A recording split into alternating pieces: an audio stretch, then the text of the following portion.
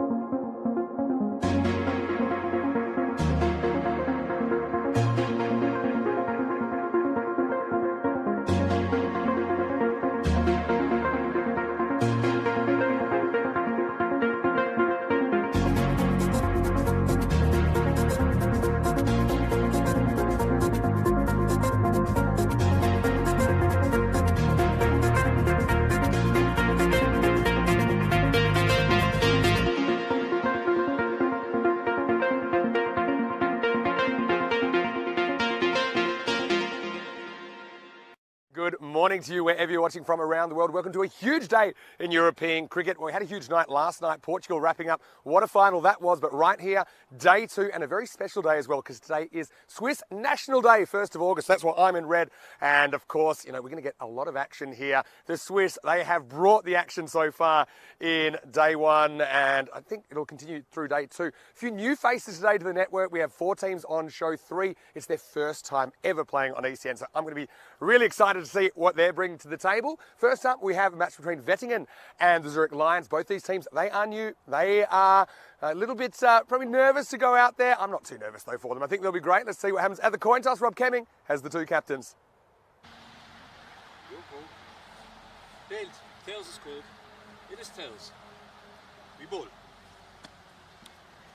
So Zurich Lions have won the toss and they've elected to bowl first. I'm not too surprised about that. I think new teams to the competition, often they all just want to get out there at once. They kind of want to see how the pitch is playing. We know that was a bit of a factor yesterday. But I just think with 2 teams that are new to the competition, it's a blank slate. We know there's 11 teams in this competition. Only 5 will make it to finals day. So it's important to get off to a good start. We saw yesterday the defending champions, the Nomads, walking away without any points. That's despite putting 152 on the board in the first innings of the tournament. Alton ended up going through undefeated. But Power CC, they looked really strong as well. I just hope all the players this morning, they just go out there, they bat freely, and really just enjoy the experience of ECS cricket, because remember, we have not been here for 3 years. And well, let's talk a little bit about the conditions. We have a bit of drizzle this morning, so that's a bit of an issue. We know this outfield is not particularly quick to start with because it's a football ground. We know the pitch was a little bit tricky at times yesterday, just with a little bit of movement underneath, but I think that'll be a lot better today. People working really hard on making that happen. Anyway, I've been wanting to make this happen for quite a long time. I've got a special guest in the commentary box, and you'll see who that is very, very shortly. But for now, let's go up there with the news from the toss here in match 6 that the Lions, they've won the toss. They're going to field. Morning to all of our wonderful viewers, wherever you're watching from around the world. Welcome once again from the central commentary position. Have a look at this ground, the Grundermost Stadium here in St. Gallen. It's about an hour out of Zurich. And today is a very, very special day in Switzerland because it is the National Day of Switzerland. It dates back all the way to the 1200s. It's been celebrated regularly on the 1st of August since the 1890s. So it's a big holiday here in Switzerland. We're expecting a few people down as well, because it isn't a working day, but we will be working. We'll be working hard to bring you the cricket. And yesterday was certainly very, very entertaining. Let's go through the 5 matches yesterday. Now, this was crazy. It actually was the 8th biggest chase in ECN history. Alton chased down 153, and they did it with 14 balls to spare. Incredible stuff. Hassan Ahmed with 74, but it was countered by Roshanth Karunamurthy on ECN debut. 70 off just 19 balls. And we realised we were in for a special tournament when we saw that go down. And then the second game, Nomads, hard to believe they walk away with no points from day 1, because then they post 125 against Power CC, who narrowly missed out in the finals last time around in 2020. But Power, They powered to victory with 5 balls to spare. Asad Mahmood coming home with a wet sail, and they did it with 5 balls to spare. Katil Zabiullah with a pretty good-looking half-century in the first innings wasn't enough to get Nomads any points. So the defending champions on the bottom of the table at the moment. Winterthur, they appeared in match 3 for the first time. First time we've seen them once again since 2020. Karanagadagi was the only batter to really fire, although Fonseca got some runs late, and they were only able to manage 74. Early wickets, that was the big problem, as we saw Alton getting on top, and made kind of hard work of the chase, ended up 10 and over. They make the 75 in 7.3, so it looks comfortable. There are a few little hairy moments for Alton that chase. They went 2-0, then powered onto their second win of the day. Winterthur again, no luck, struggled with some early wickets, couldn't get their openers going. The captain sent himself to the top of the order, run out in the first over. Jagdeep Tawana, a.k.a. Boom Boom Vicky, who a few people will remember from 2020. He tried hard. They got close in the end to the target of 131. They ended up on 113, but really that game was over a lot earlier than the last ball. And then, battle of the undefeated teams in match 5. Alton were held to 107 in the 10 overs, and it was a topsy-turvy chase. Really, the fielding of Alton made the big difference with Murali Nanasekharan with 2 direct hit run-outs in the 4th over.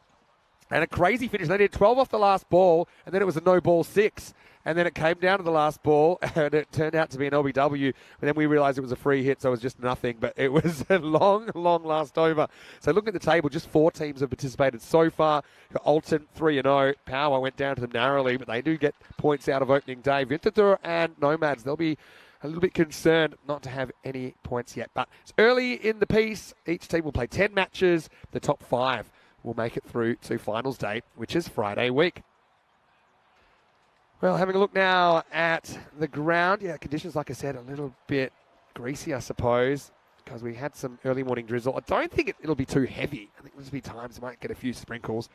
But this ground certainly looks very, very nice. And having a look at what we got first up this morning, Wettingen taking on the Lions. I'm excited about this because both these teams, it's their first match ever. And I think all of the players, it's their first match ever on ECN. So, yeah, we've got a few firsts happening today. Lions winning the toss, electing to bowl. Most teams will do that, I think, just to get themselves out there as a team, all kind of soak it up, the cameras and the attention. It can sometimes be a little bit, cause a little bit of tension in the team. So you'll share that burden. And so, yeah, looking forward to seeing Wettingen and what they can put on the board. They've listed Thangadival at the top of the order. And there he is, number 26, Naresh. And that man looks like he hit the ball a long way. So I know he would win a wrestle between the openers, I think, between Thangadival and Nagendran Kantaseelan. So it is the first game for all of these players out there. But I've got someone with me that's joining me for day 2 and will be with us for the next week or so. And I know that he has a little bit of ECN experience as a guest, but we want you to settle in and feel at home.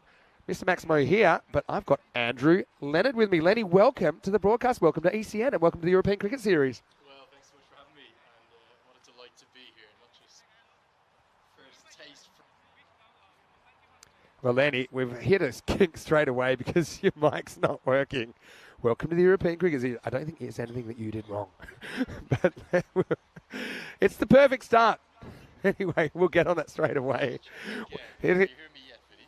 I believe we are not hearing you. Why don't you talk into my microphone? Just say a quick hello, but this might be the only bit you hear from Lenny for a little bit. Well, a very good morning, Vinny. Great to be with you here in beautiful Switzerland on Swiss National Day. It is Swiss National Day, so yeah, really looking forward to seeing how things pan out. Like I said, not as much sunshine as yesterday. And the thing is, Lenny, our crew from String Productions, they are so great. They will have your microphone up and going. You didn't cut the cord or anything before we started, did you? So, anyway, I guess I thought I'd have some company. I mean, luckily, last time we were here, it was full pandemic, so I don't think we could have gotten as close as we did to share the microphone then. So why don't we get going? It's Lakshmanan to get us going for the Lions. And he starts with a no ball off the pitch. He literally bowls to his field. And if you're with us yesterday, you know that this pitch, it's a temporary pitch because the football ground here, they essentially don't allow a permanent cricket pitch here at this stage. So it's put up and down every day. It's been relayed today. Let's see how it holds up. Another no ball off the pitch. It's off this side of the pitch. So Lakshmanan getting some good movement there. That means the free hit will continue. I want to give a warm welcome to all of our viewers watching on Fan Code. And how about some welcome messages to Lenny? I mean, it's a bit rude of us to roll out the red carpet. This is out the free hit. This wouldn't have been out anyway because can't be stumped the free hit. Probably not a bad thing for Lenny to get a sense of this first because it's been pretty hectic stuff in Switzerland. Probably the only new location I think we've been this year in the European Cricket Series. It's not really new because it was a new one for me. I wasn't here in 2020, but it was one of the first European Cricket Series that we did. Anyway, I think he's just blown his helmet strap off. So, all right.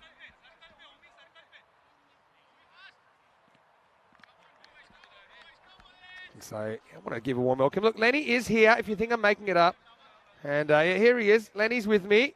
And Andrew Leonard, you can put it on for show, but it's not really working. Why don't you say a quick hello to everyone? Yeah, very good morning, everyone. Nice to get up so close and so personal with the great man, Mr. Maximo himself. I'm loving the Swiss flag in the background as well. We've got a bit of stuff that's just turned up as well. Anyway, this is not a free hit, but the next one will be, because another one's off the pitch. Lakshmanan must feel like he's bowling on a popsicle stick at the moment.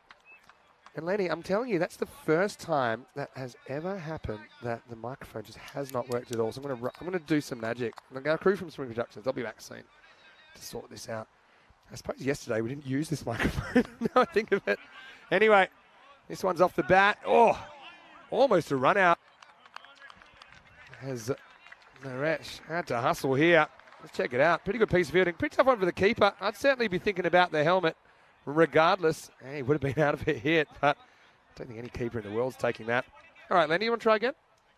Well, let's see if it's working now. Not yet. Lenny, tell you what, wouldn't mind a coffee. If that's all right. But yeah, Lenny is here. And Matthew Hodgson, he's one of many Irish viewers we've got, Lenny. He's very excited to have you here. Probably not thrilled that we haven't got the headset working yet. But anyway, we'll work on it. Maybe Al can fix that. He fixes everything else. That's well bowled. You can see that Lakshmanan gets some good movement, and it is cloudy today. You know, typically we'll see the ball swing a bit more.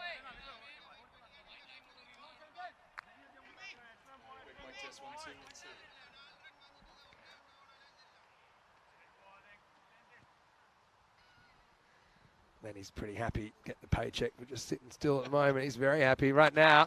Well, we thought Naresh might bring the power, and there's a sign of it. He goes bang, and he gets it away from the sweeper on the leg side boundary.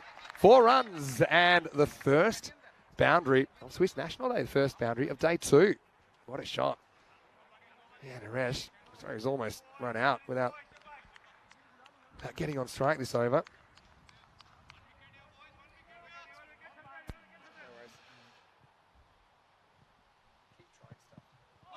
Big swing and a miss, and I think, hello, Vinny, I've just found the magic button. It was that There's little one there. I've never even seen that button. I've done about 2,000 matches on this console. Well done, Lenny. So you're not just a commentator. You are a problem solver. Well, Vinny, I heard on the ECN you have to do it all. So that's a warm welcome. Great to be here.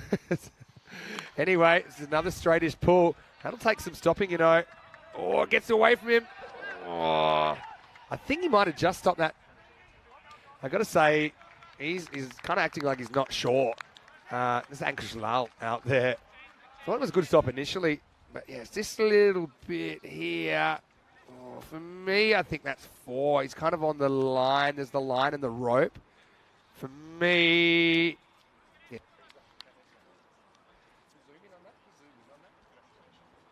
Yeah, I don't know. I feel like that's 4. And look at his foot. His foot's on the rope as well. So that's a great shot from Spring Productions. So I think that will be 4 in the end. And you can see Spring Productions are not only fixing microphones, although typically you did that in the first over. But yeah, I think that will be 4 to finish the over. As, well, all happening so far. Once again, I want to welcome you into the commentary box. Vinny Sandu here, Mr. Maximo, with Andrew Lenny Leonard. And yeah, it's great that you're here. And I'm even happier now that your microphone's working. It is great to be here, and first for something I've obviously watched a huge amount of, primarily through your Twitter feed, Vin, as much as anything else, and all the clips that are sent so viral. But what a setup it is here. Beautiful cricket ground, massive football stadium in behind, and on Swiss National Day. Really looking forward to what I believe is going to be action aplenty. I think you are absolutely right. So, yeah, we've got the red on. We've just seen a few things appear as well, so watch out. The next time we see us on the camera, we might be decked out. Anyway, it's going to be over number 2, and it's Akakel Ahmed, who gets flicked away off the leg side. Just a little bit too straight from the bowler. And this is turning into a pretty good start for Wettingen. Yeah, really good start. So yesterday, just was tuning in, actually, not only in the airport, but also on the train coming up, Vinny. Runs aplenty, and runs that came at great rates. I couldn't quite believe that scorecard. What was it again? 145? Yeah, 152. Yeah, 152 was chased down. It was the 8th biggest chase ever, and that was in the first match yesterday. It was the fact they had 14 balls to spare, though, Vin. Oh, yeah. Oh, it's pretty close. Does it straighten enough? Umpire has a good look, and meanwhile, Naresh, the more things change, the more they stay the same. He would have been run out again. Yeah, let's have a look. I mean, I quite liked that. I got to say, maybe we can get it from this angle. Yeah. You can make an argument. It did come in a bit. Might have been missing leg stump. If it was by a whisker. Close. Very, very close. Akakil Ahmed, I reckon he fancied that to go on a crash into leg stump. If it was a BG song, it would have been closer than close. Anyway, this one is up and it's travelling, and it is all the way. Maximo! And Naresh, we said he's built for power. He hasn't wasted too much time sprinting so far, but he has belted a couple of boundaries. This guy looks like he's going to be fun to watch. Yo, that's a big hit. And what a way to get my entry into the commentary box going here, Vin. Maximo's aplenty, and that one has, well, it's gone a long way, hasn't he? He's powerfully built. Naresh gets the long levers out, gets it well over the ropes. That's a 6, basically on any ground you can imagine. Yeah, the boundaries here, ECN standard, kind of 50 from the centre of the pitch. And watch out, because a few balls are still on the roof from yesterday. This guy looks like he could do it as he launches this one, and this comes on even further. Back-to-back Maximos as Thangavadevil rolls the dice and comes up double 6s. Well, you gotta love it. It's not even 9 a.m. here in Switzerland. It's National Day, and the long levers are coming out from Thangavadevil. That is a big hit. It's gone more aerially than the previous one. The first one was longer. This one was higher. And Wettingen off to a flyer despite having been inserted to bat. In for a run fest on National Day. I think we might be. Yeah, that was crazy what we saw yesterday. 152 not standing up. They're on that kind of pace right now. A bold. I like this. Although non-striker backs up a little bit too far. Gets back, gets away with it.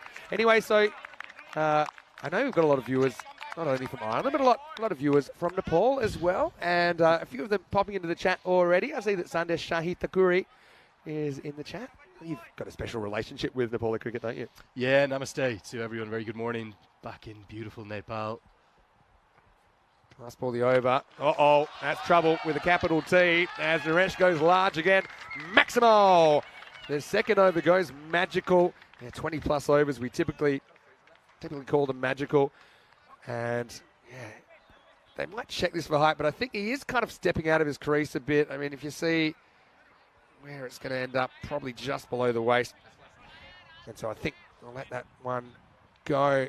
But the over goes for 23 in the end. It's 33 without loss. I think already you're finding the pace is pretty frenetic here in the European Cricket Series. Well, 10 over cricket, you got to love it, don't you? Baseball style there, not able to hit the pitch, so dispatched into the deep. There's the 2-11s for match number 6, day 2 here. We've got 11 teams playing 10 games each. Top 5 are the key spots, and certainly yesterday's action was anything to go by. We saw an unbeaten Alton side get off to a flying start, 3 wins from 3, but Wettingen and Zurich Lions trying to get their entry into the European Cricket League going well. Yeah, for sure. It's going to be a ride, so strap yourself in. And yeah, change of pace, don't mind this. This is Saram Nakuma Subramani. And we didn't see a lot of leg spin yesterday. This is more of an overspinner. For the pitch being a little bit unusual, actually played pretty well yesterday. I think the batters enjoyed it. Well, just for me, Vinny, it certainly shows cricket can be played anywhere. And you talk about the growth across the continent of Europe, more than 30 countries you guys are now bringing the game to. And really, we're in essentially what is a football stadium or the back of a football stadium here, the reserve team ground. And what a job they've done to get this wicket down, and certainly consistent bounce thus far. Yeah, not a lot of bounce. We saw the odd bounce yesterday as a bit of a surprise tactic. This one's slightly misfielded, but they won't get a run. Yeah, we're just talking about highest chases before, and we have seen some big ones lately. 159 was the record for ages, but lately we've seen some big ones. That was crazy in Hungary when the home side chased down 174 in 8 overs. So that's the only one I could really compare it to recently. At the bottom of the screen, you see Alton getting on the list yesterday. This is a little inside edge, and he is handled in the circle. Naresh, once again, having to hustle. Vinny, those graphics are right. A run rate of 21.75, surely not. And that's not even the highest run rate of a completed innings ever.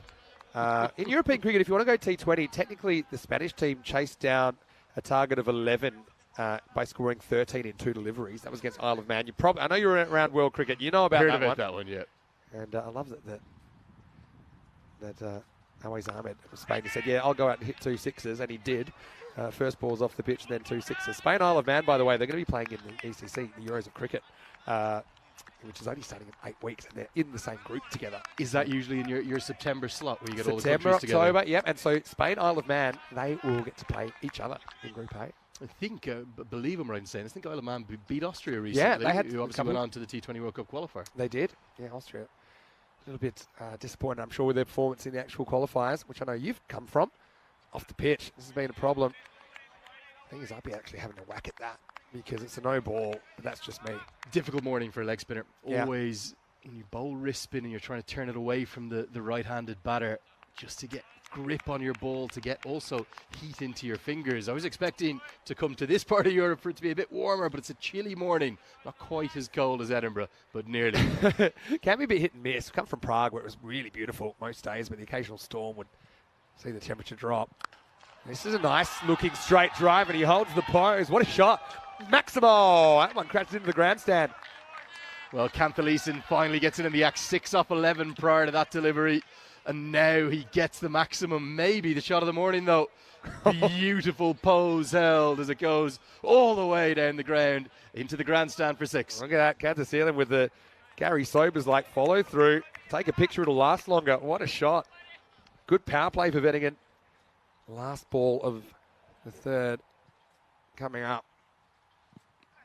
Well, clever. Keeper likes it. And I tell you what, Subramani's peeling for a catch, I think, to the bowler's end umpire, but this is worth a look. Oh, this is looking close to me. Does he get it down? I think he's going to be... Oh, I think he's just gone. Yeah, for me, he doesn't quite get down in time.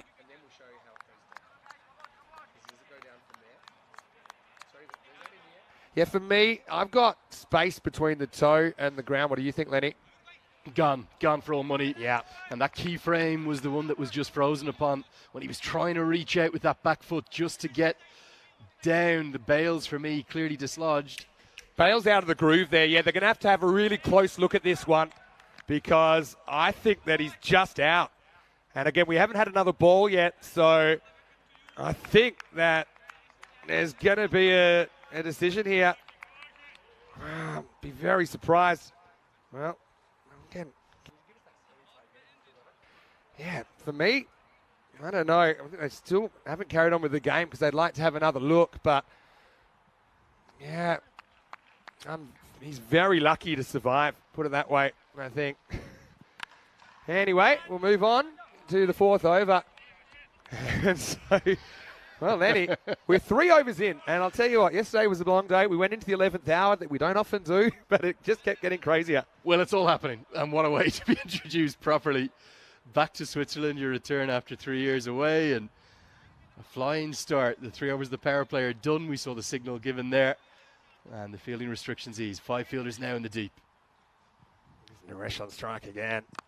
And this is up, it's in the air. Fielder should take it, and he will. Nice catch in these conditions. That's Kanishk Shah, the skipper, who is going to pick up the first wicket for the Lions in their ECN journey. And Wettingen finally lose one. Naresh, well, what we'll say, it's more runs than he scored in the whole series last time. He scored 7 runs in 5 games back in 2020. So at least he's had a good time so far. But this isn't Naresh that's out. It's Pacton ZMI, the first man to fall, and Wettingen 43 for 1. Good catch. Get your best fielders into those key positions. Long on is the highly trafficked area, and the captain takes it comfortably. Ends what was a mixed day at the crease. Did see that one beautiful maximum down the ground, but he is gone, dismissed with the score now. 43 for 1. Yeah, so maybe they can work their way back. I think par here, it's hard to say. When we were here in 2020, different times, of course, in more ways than one, but the average run rate was 9.9, so 99 par. Don't think that's holding up too many times based on what we saw yesterday. For me, it's a bit more like 120. Vinny, across the network, obviously conditions play a huge amount, but what are you looking for in 10 over cricket? Yeah, I think the average score, if you want to look at it across the board, is about 105 to 110 across all venues, across all matches. Places like this, I think it's probably a little bit more. I think the batters are pretty comfortable because the ball is not really testing them upstairs. Good example there as that's lifted up over leg side. Maximo. There's 6 more. And Selvin Nagayan not wasting any time getting into his work. Well, what a way to start. First ball, smash it out of the ground. Don't even attempt to run, just watch. With a bit of a strut, there was a little bit of Caribbean flair to that follow through. I've enjoyed the strut factor this morning from both sides, actually. Considering they're playing their first game on the network. Bit of off spin. This pitch did take turn yesterday. Yeah, I was a little bit surprised. It is basically a wooden underlay, so big flat wooden boards with carpet rolled over the top. For me, it's genuinely inspirational to see how you can create a cricket ground, a cricket facility, really from nothing. Obviously, a football infrastructure here. And this is hit straight down the ground. It's going to beat the fielder. It's been surprisingly quick, this outfield. I saw it yesterday. I know they gave it a bit of a haircut. And this ball was hit so hard. It's just a bit of a flat bat. And Naresh, like I said, 7 runs in 5 games in 2020. He looks like he's wanting to make up for it, and he's doing it so far. Well, he spent 3 years waiting for this, waiting to get back to the big stage. And Thankavadivel has started magnificently. Strike rate nearly 300, Vin. Well, in the air, and it might be all over for Naresh. And he's gone. So they've caught pretty well the Lions. The 50s come up during this over, but the Lions have something to shout about. It's a fast-paced 30. And it will be the second wicket. It's 54 for 2. Well, good contribution. Well held. Catch taken by Akash Wadwa. Just almost the one that doesn't turn going on with the arm. Yeah. Maybe that little bit of rain that we've seen just skidding on. And he certainly threw the kitchen sink at it, but that's what you want, a contribution from an opener. Thankavadivel has gone for 30. Wettingen, they're 54 for 2. Still think he gets cult figure status, though, for those big bombs that he provided in the power play. And he's provided a great platform for Wettingen with 6 overs still remaining. I know a lot of people who are watching from Nepal and they're coming in. I thought they would as well. I know that Suvash is watching from Canada, but he's a hashtag Nepali fan. And also, we've got lots of people from Ireland watching. They want you to inform me a little bit about cricket in Nepal. So I know you've told me a little bit. I know you've been involved with the Everest Premier League before. Obviously, they've had a good run in international cricket recently. It's pretty exciting over there. It's an area I'd like to visit one time. It is a very special place, to say the least. It's really the passion for cricket over there. Never seen anything like it. As Nicholas Salonen is going to come in to bowl the 5th over. Just approaching the halfway stage of his first innings. Yeah, the passion for the game there, very special. So Dandavad, which is thank you for all the kind wishes this morning, and namaste to wherever the Nepali diaspora watching on from Canada, Australia, America, all around the world. It's Nicholas Salonen who's going to bowl the next over. So over number 5. And starts being dabbed down. But yeah, probably look like we're going to have a nice little cross-collaboration here. Of course, you've been all over the world with your commentary. Yeah, the air miles are clocking up, Finn. I won't lie. I think somebody actually tweeted me recently, and they'd somehow done a little tracker. And just really? Since January, I think they told me, I don't know this, but they told me I've been around the world 3 or 4 times already. So all happening, lots of time in airplanes. I believe you, on all continents. Anyway, this is a good ball from Salonen. It's a good Yorker. Again, direct hit, I think would have been really tight. Well, what a delivery, right into the block hole. Hits the mark, has a bit of style, a bit of flair. The ponytail bobbing out the back. I'm jealous of that one, Vin. Yeah, I tell you what, I was going to say, I know that you're known as Takludai, which loosely translates as bald older brother. No, probably a bit younger than me. It would have been out on direct hit, by the way. It's Oh, dear. That's been delivered a little bit too high. It's been no ball for height. They'll come back for 2. Nobody's home at the keeper's end. Doesn't stop him throwing. Oh, another free hit coming up. The extras have been a bit of a problem. You would expect that in these conditions, though, Andrew. Yeah, shake of the head, disappointment. Clearly over waist height, this one, so definitely going to be given as a no ball. The free hit will income. Good decision. 2 umpires working together as they always should, and the lasso comes out over the head. In comes the free hit. What can Akhtar do with it? Salon's been really good so far. That one just got away from him. Maybe a variation gone wrong. So here's the free hit. And it is hit. And the fielder trying to make the angle. Can he keep it in the field of play? He does. And he does very well to keep it to 1. What a rocket arm that is from the boundary. Gun arm. I tell you, Salonen has a yard of pace to him. Impressed.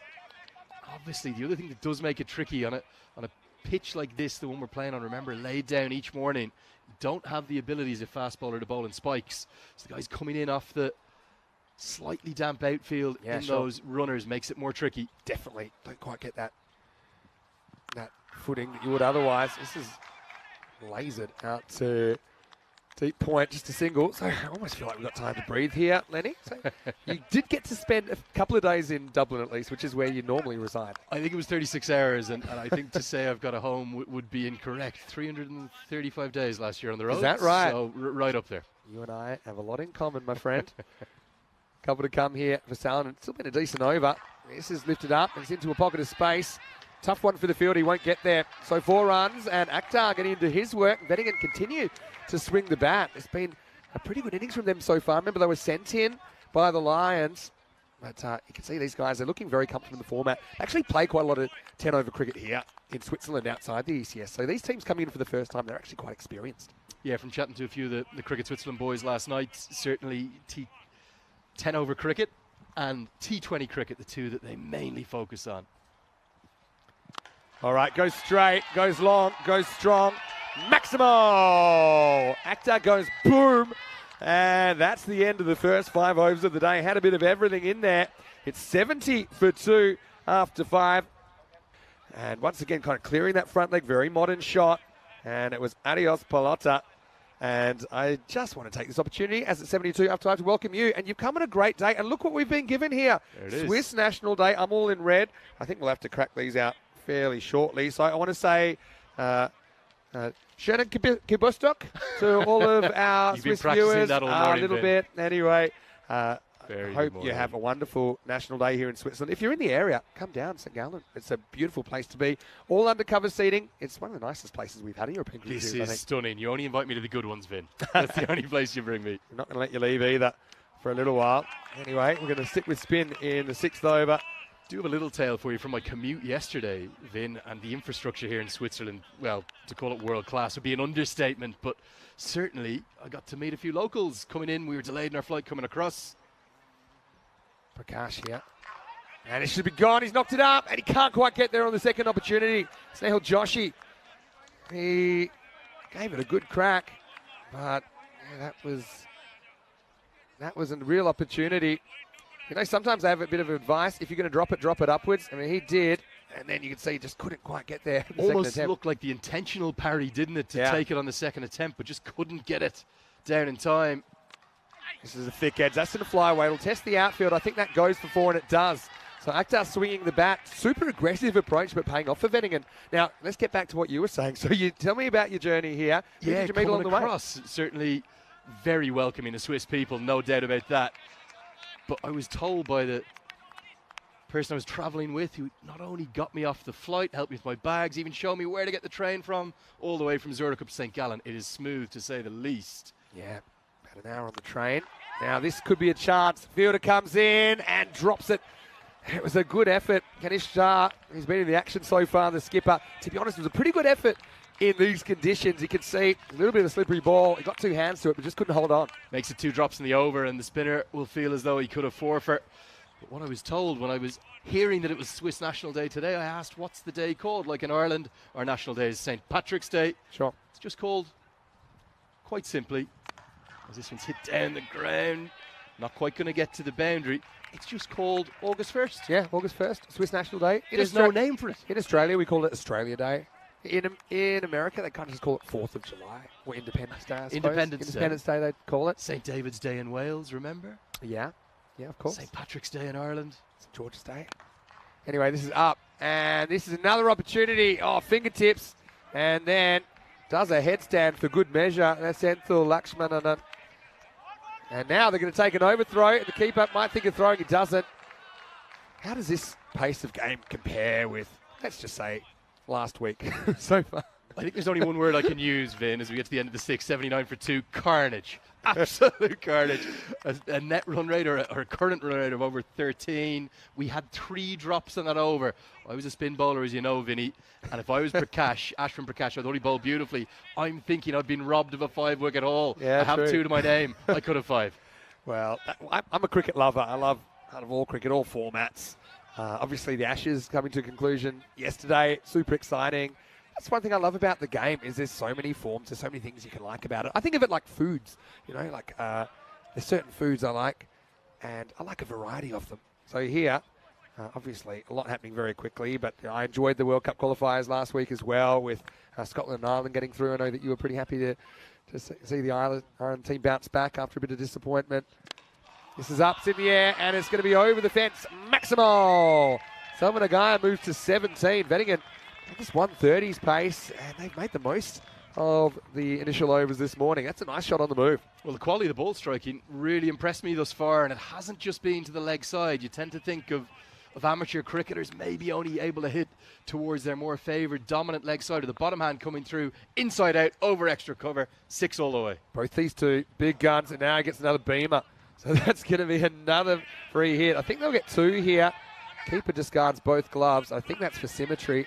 Still continues to puzzle me why they let both gloves go. I suppose it's a bit like ballast over the edge of the ship. Maybe you can run a little bit faster, but another free hit, and these extras starting to add up for the Lions. Not sure that was the greatest piece of running, and what was he thinking?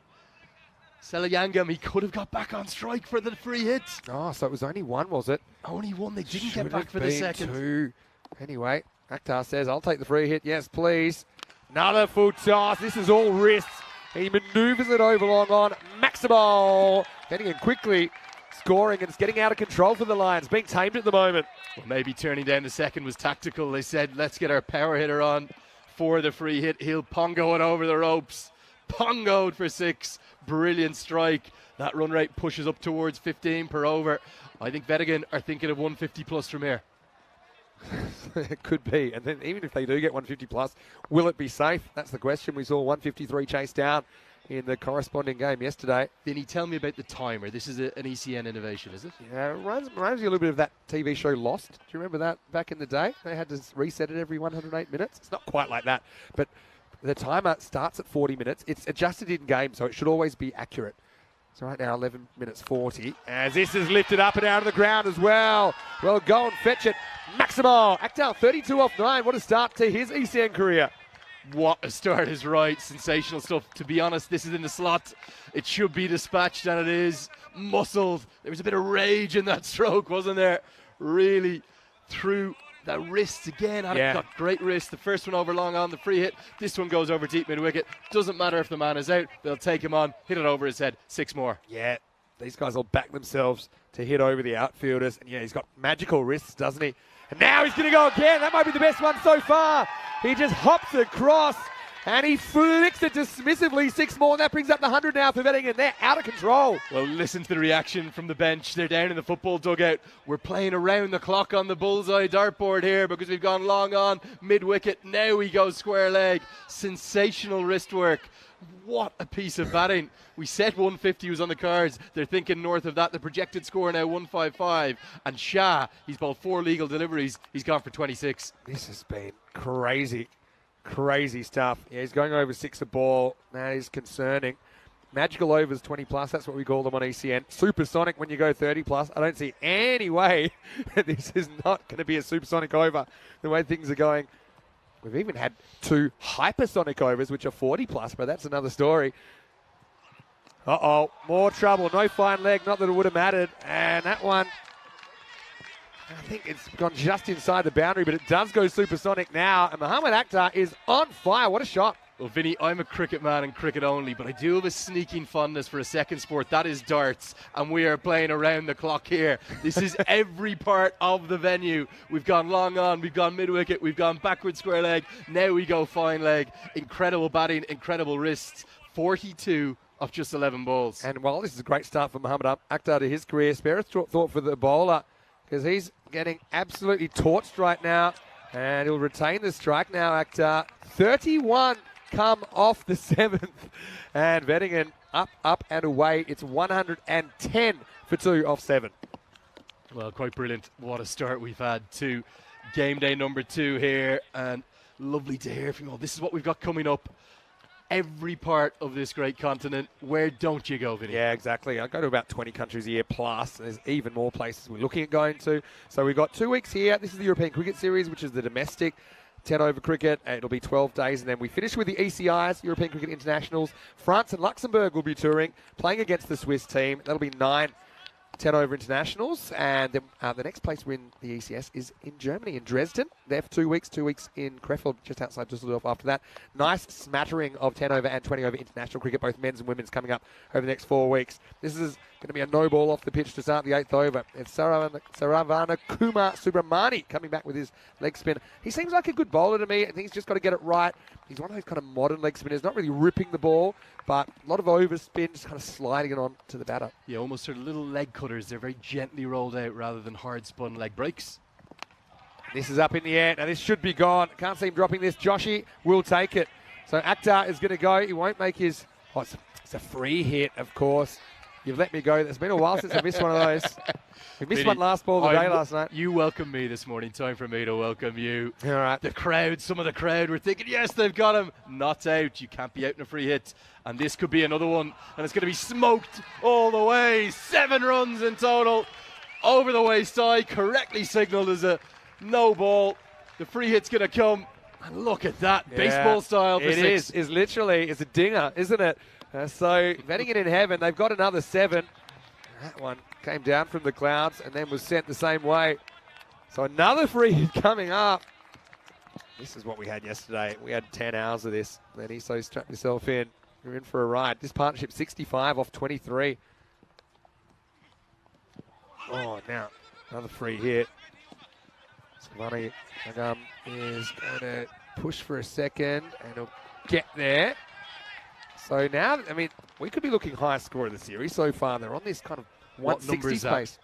Yeah, well, the chase yesterday, the successful chase was the highest score, 154, which they scored in 7.4 overs. Well, of course, they run for a lot more. For me, it's going. It's going. It's already gone. Yeah. Matter of time. It's coming in. I'll come back to the clock, which you asked me about 5 minutes ago, but we'll get to that.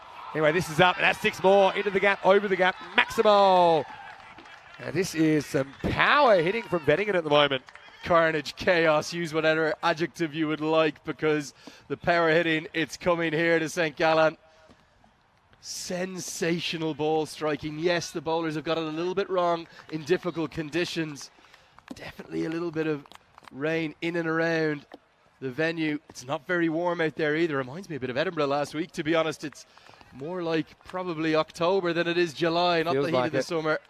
But the scoring is red hot, and 170 may now be on the cards. Maybe it's another silver 6. Only halfway through this over. Wants to go again, and he does, and put this with the rest. Maximo! Selwyn Yakum is going absolutely bonkers here. In fact, he's got Akhtar in his sights now. Again, I want to talk about the quality. The ball striking. Inside out, over extra cover, one of the hardest places to go. Yes, it is a little bit into the soft, probably a bit too full from Subramani, whose first over was outstanding, kept things nice and tight. But the Zurich Lions bowlers, well, really, they've lost their radar, and everyone now going the distance. The run rate, it's over 17. Selvan has another go. Wants to go again. This one, a little bit late on it. And just be one.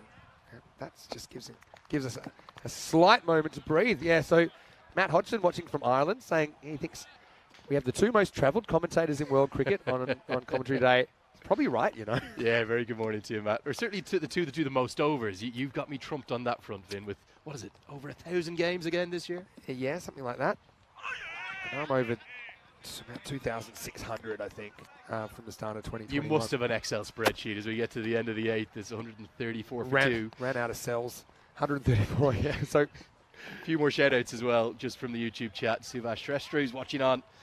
Nepali, living in Canada, very good morning to him. Rob Thompson, very good morning to you. Matthew Hodgson asking, how cold was it in Edinburgh, Lenny?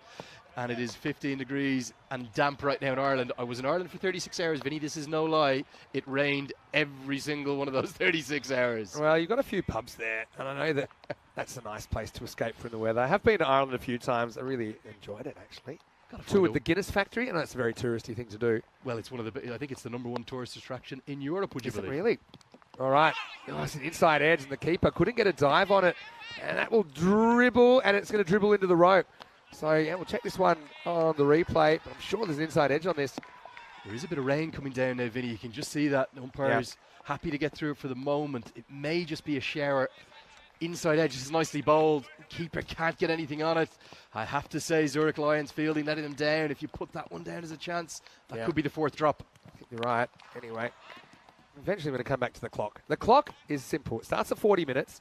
You can trust the clocks. This is what makes us a bit different. It's very transparent. The clock will be adjusted if there's injuries, if things happen. For example, every wicket after the 5th, there's a 1-minute allowance. Yeah, lost balls, which happen all the time.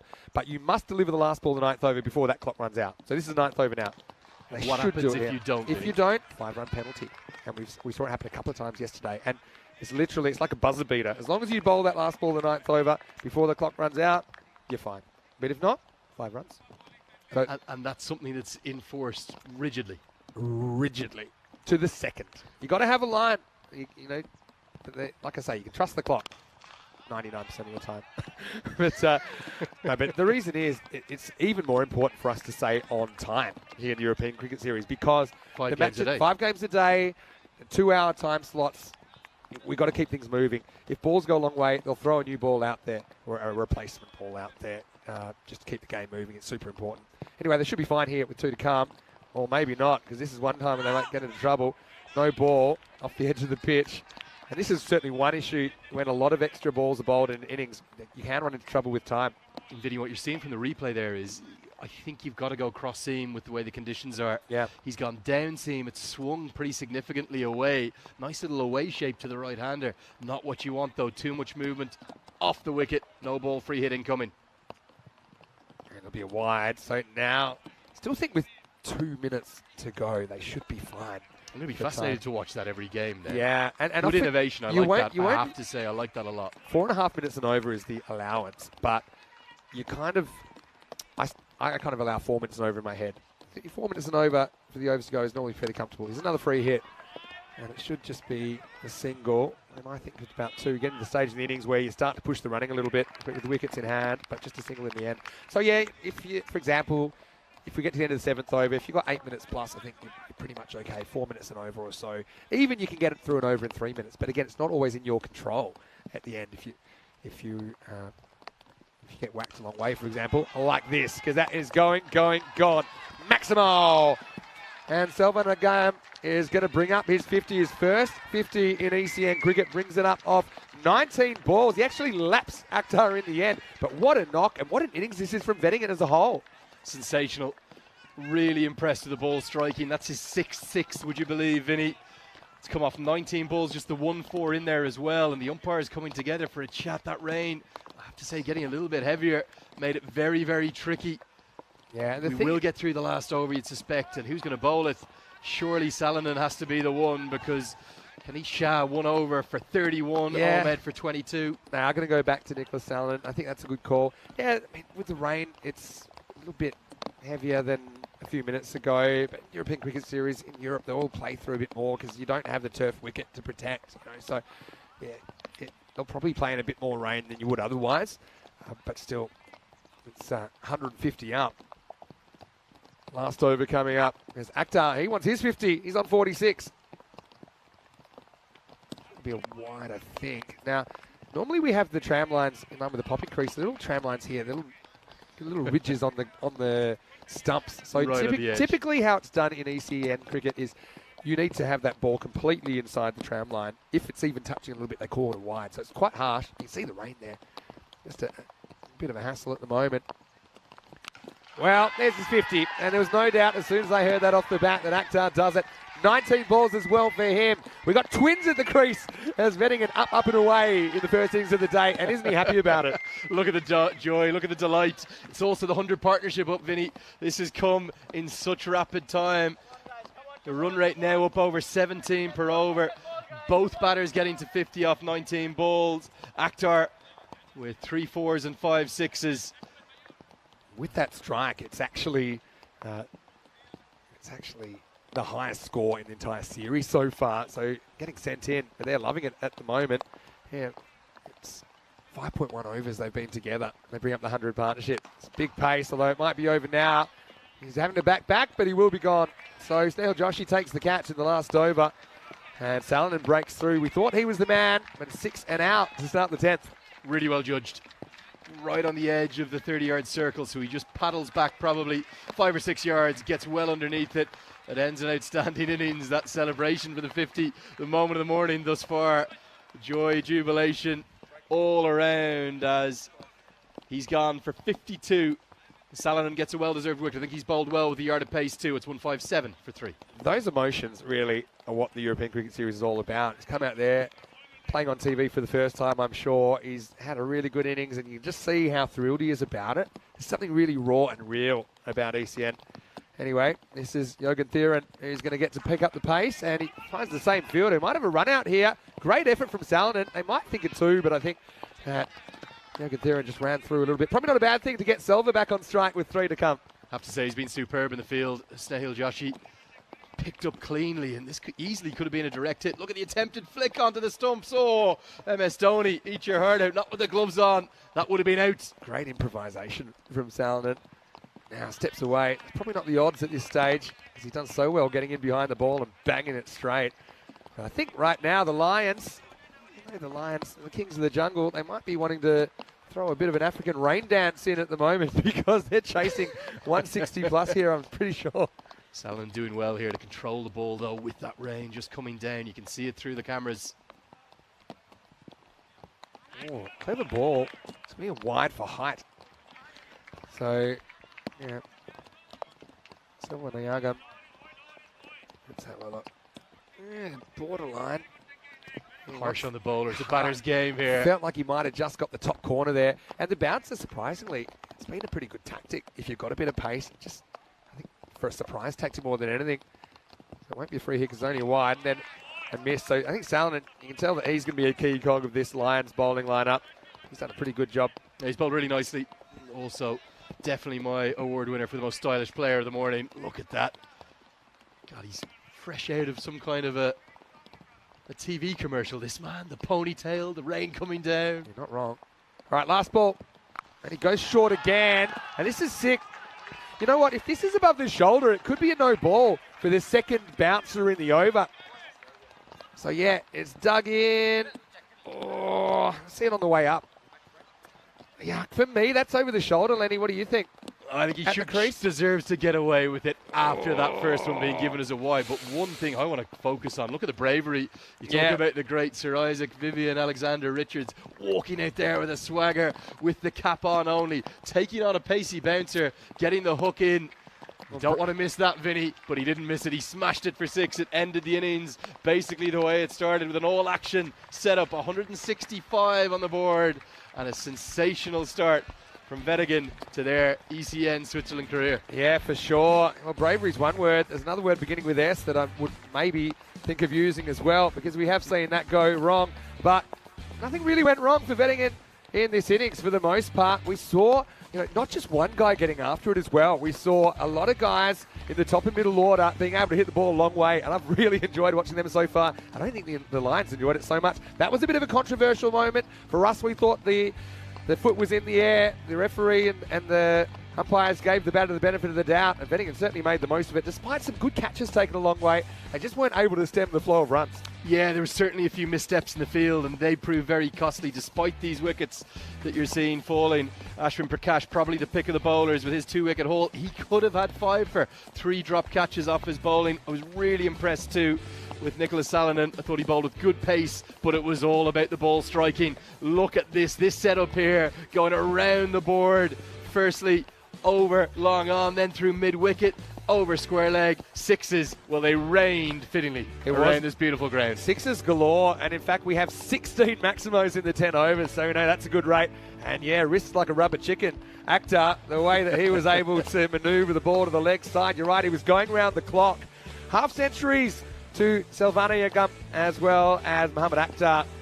As you can see, just the thrill of these guys being out there despite the constant falling rain that was pretty persistent towards the end. They end up getting up and away. I thought maybe they could have had a free hit last ball. That's just my thoughts, and they might have gone 170 plus, but still plenty of runs on the board. It is the highest score so far in the series. 165 for 3 as Thivagaran, he was able to lap Akhtar in the end. 57 for him, 52 for Akhtar, but setting up the innings was Kanthasilan and Naresh Thangavadevo with 30 off 12. He was very good. We saw Yogan Thiran at the very end. 13 extras, including a few that missed the surface. That was a bit of a constant pain for the Lions. And there's a bit of pain in there, but you mentioned Prakash, 2 for 21, as well as Salonen, 1 for 31. So I think Lions, they took the gamble to send in Wettingen. It didn't really work, but who knows? We haven't seen them win the bat yet, and who knows what they're going to bring. Maybe they could be on that highest chase list. They could be, but they're going to have to bat brilliantly well. The main thing in their favour, those slick conditions, difficult for the bowlers. They're going to really have to be at their very best to defend even a total as high as this. So we'll take a quick break, back in a few minutes with the second innings. The rain is persistent, but it's not too heavy. Pretty optimistic that we'll be getting underway again to see if the Lions can get this 166 target or get close to it. Vinny Sandhu here, Mr. Maximo, with Andrew Lenny Leonard. That's just one innings. There's 9 more to come today. Vinny Sandhu to bring you the action after the break, right here on the European Cricket Network. You're watching the European Cricket Series.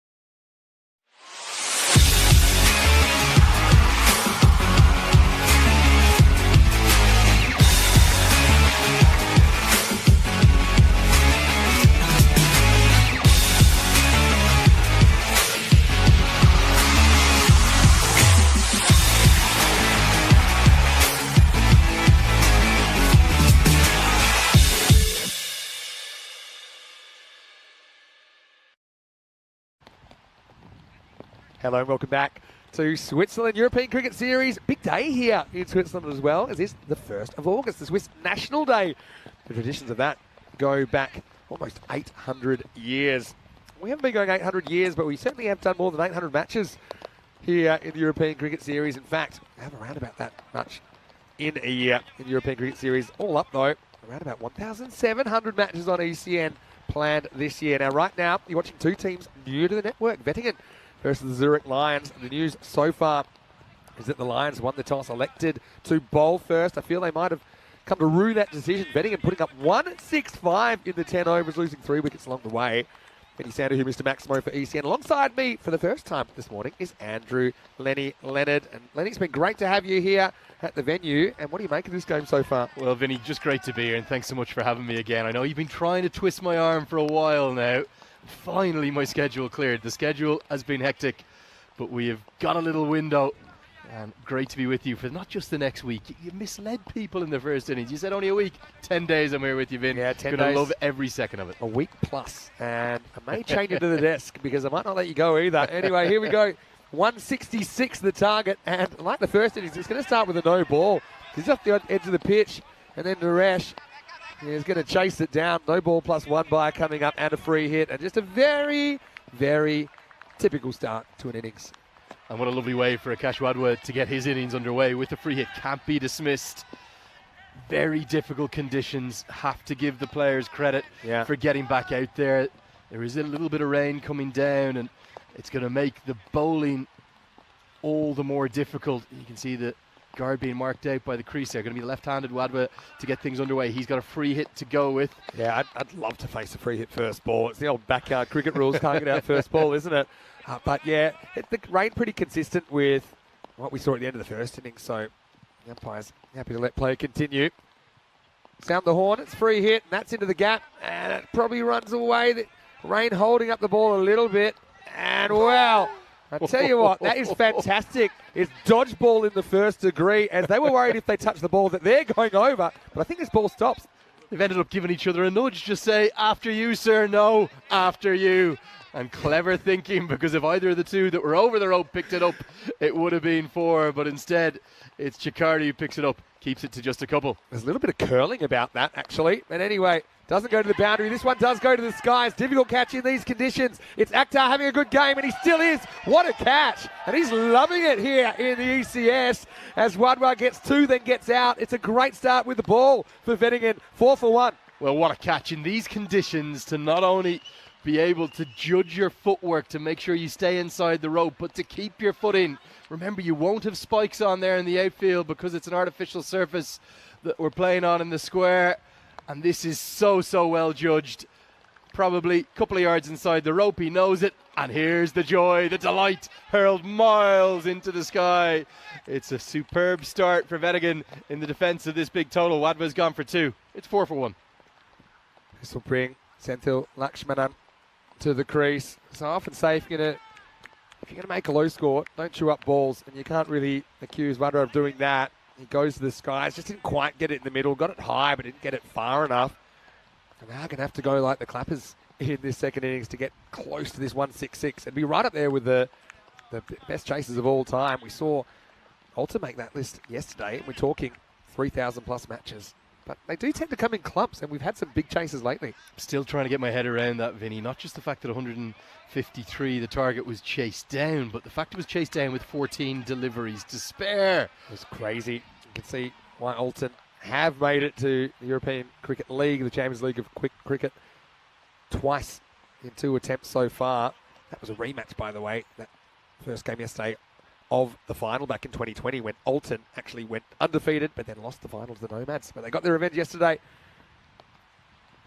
Lakshmanan pushes, runs, and he gets off the mark.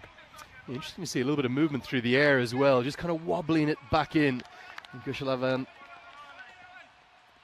definitely getting something through the air. And when you've got more than 16 runs required per over to defend, all you need to do is do the basics right. Make sure you close the game out. You want to start with a win. Remember, 10 teams, 10 games each for the 11 teams here in Switzerland. Oh, he throws the hands at this one, gets it high. This one's going a little bit further, I think, and it will just get over the line. 4 runs as Lyle gets off the mark. Yeah, certainly a heavy outfield here. Just had enough momentum. You want to take the Maximo route. This one doesn't go all the way. It goes for 4 instead. Throws the hand at it. Hands at it. Too much width. A good start from Lal. He gets his first boundary. You really can't afford a batch of, 2 or 3 deliveries even without a boundary. And you want to capitalise on this power play. The first 3 overs, remember, just 2 fielders allowed outside the 30-yard circle. A very straight long on and a deep extra cover in place. I've been impressed with the way the ball has been struck through that region in the first innings. Yeah, they've hit through the line really well, haven't they? Just a lack of pace there. Could be a chance at the bowler's end, but he kind of airmails it over the stumps. It'll be a leg bite. Yeah, leg bite signalled. Keep an eye on that run rate required per over. 16.82 now. To have any chance of chasing this down, the Zurich Lions, they need to get off to a flyer in these first 3. Remember, you can see the bowler drawing the ball every delivery. Rain is easing off a touch, though, which is good to report. Means we will get a result in. Vin, what is it? 3 overs in the second innings to get us a result? 3 overs is the minimum for a completed game. Looks like we'll get there. You never know, though. All right, well, that was a cracking hit. That was like a bullet out of a gun. Maximo! And I'll tell you what, I've seen a lot of cricket. Don't judge it too early, Lenny, because the Lions, they are out there. They want to roar, and they kind of get what they need out of this first over. 16 for 1 after 1. Listen to the ping off the back. It echoed around this beautiful grandstand here. We're in essence at the reserve football stadium of the St. Gallen FC, a top-flight football team here in Switzerland. That one, if we had a full-length football pitch, it would have gone over the corner flag. It was a massive hit. 69 games, fittingly, since a golden ball. And you've got to talk me through this. Am I going to get one my first time here at the ECN, Vin? You haven't lived till you've commentated a golden ball, Lenny. And I've commentated quite a few. We've actually had 48 golden balls now on the European Cricket Network. I know it's crept into a couple of other competitions around Europe as well and around the world. So 69 matches since the golden ball. Do you want to know when the last golden ball was? It was last Saturday. So not the Saturday just gone, but the Saturday before. But that's 69 games ago. Yep. Anyway, it's going to be wide down the leg side. First up, I don't think this gets anything. I think the batter hits his pad. And so Chakari has come on, left arm slinger coming around the wicket. Yeah, Mabadullah Chakari coming in with his left arm seam. Interesting to see him come around the wicket, Vinny. I felt maybe over the wicket would be a more natural angle, get it to skid on, go through to the keeper, but in he comes around the wicket to start with. Yeah, it's a very kind of end of the innings approach, actually. And this is the risk. He's going to go right into the hitting zone outside the front hip of Lal, who turns around the corner for 4. Lions making a decent start in this chase. And particularly with his action, look at how round arm it is. It's quite slingy like you described. It means that your margin for error from around the wicket is very, very small. And over comes the captain, Jürgen Thieren, to give a little bit of advice to the young quick. I just wonder, is he better off coming over the wicket, Vin? Naturally, yes. It's going to angle across and be more difficult to hit. We see a lot of round-the-wicket bowling in Europe. I don't always think it's the best way to go. And once again, just creating an angle that the batter's loving. In fact, that's gone all the way. Maximo! And Lal having a very good start. Ankush getting something he likes. Doesn't have to do too much. Just makes contact, goes with the angle, gets 6. It's a free hit, Vinny. There's nobody in the deep on the leg side. The field completely wrong. The angle of attack, I think so too. We said the Lions had to get off to a flyer to get into this contest. They're ahead of the required rates. One thing, I just think that some bowlers just really are comfortable bowling around the wicket. Maybe from a take ball background as well. Pretty common. Guess what? This is a little bit of ad nauseum here. They say insanity is trying the same thing over and over again and expecting a different result. It's the same again and again. Maximo 6 more. Lions, they're in the mix here. At the minimum, a field has to change. Deep extra cover, long on in place. I'm not sure the ball can be hit there because everything's angling in, and Lal is cashing in quite simply. Free hits. The ball flying everywhere, well ahead of the rate. 33 runs, just 9 legal deliveries bowled. Yeah, so they're going well. Just going to put that up there for a second, because if they could chase this down, it would actually be second all time. Pac Riders, they held the record briefly. They chased down 164 in Vienna in similar conditions to this. So have a look. All those top 3 are very recent. all coming this year, Vinny. Are we going to add a fourth to the list? Yeah, Get up there. Not just this year. 2 were on the same day in consecutive matches. And match 6 and match 7 in Hungary. Uh-oh. Sound the alarm, because it's a full-blown emergency now. Chikari's gone magical in 4 balls. And this power play is just getting away from Wettingen, getting some of their own medicine here in the second half. Well, this over has gone wide. 4, 6, 6, 6. Good ball striking, yes, but you have to question the tactics. They have to change something, and now there's a full-scale conflab in the outfield. The keepers come out to the skipper. Surely deep backward square has to go out, maybe deep fine leg. But instead, for the moment, Vinny, somehow the field is staying the same. Chikari and indeed Wettingen not learning their lessons. Don't think this round the wicket's working between you and me. Anyway, 2 to come. More, this time off the toe of the bat. It'll run away. They should get 2. They'll take the same batter back on strike, Ankush Lal. And you can kind of see in Switzerland they play a lot of T10 cricket. So this is one thing that's a bit different. Often teams come into the European Cricket Series, they've come from 20 over or longer forms of cricket, and they find it hard to kind of just throw the kitchen sink at the bowling. But these guys are looking very comfortable. It is amazing how big a difference it is. You think 10 over cricket versus T20 won't be that big a difference. Massive difference in approach needed. Last ball of the over. Better. And it will be knocked down. They should get the single, but they decide against it in the end. It's Naresh. Finds himself in the action. That one was into his gravitational pull. Ended 2 overs. And the score is 41 for 1. Well, he's already my folk hero, isn't he? Naresh Kumar, thank you for devil, alongside Nicholas Sallin. And they're the 2 who've stood out for me. Get them up in the pin-up boys, the poster boys of the ECN. That's the standings, the state of play. We see 4 new teams come into play today. Yeah, so we'll get to see Pacton ZMI in the next match, and then we'll see the crickets later on today. Still teams we haven't seen yet. Sometimes that's for logistical reasons. So, for example, Costanay will just see them on Saturday for the first time, because often these guys are travelling several hours to be here. So, remarkable. So they'll probably have their games clumped together a little bit to get the 10 games in. It's such an experience. It's a festival of cricket, and I know that all the countries we go to are always super excited when they get the 2-week slot here in the European Cricket Series. Yeah, I think one of the things I love about cricket here in the continent, the growth of it, it's just the background stories. There's one of the main men, Sam, who has been busy at work, hammers and tongs aplenty to get the pitch in each morning. I have to say, it's played pretty well, Vin. I've got to say, we thought we'd seen improvement, and we have seen improvement. And that pitch has held together really well so far.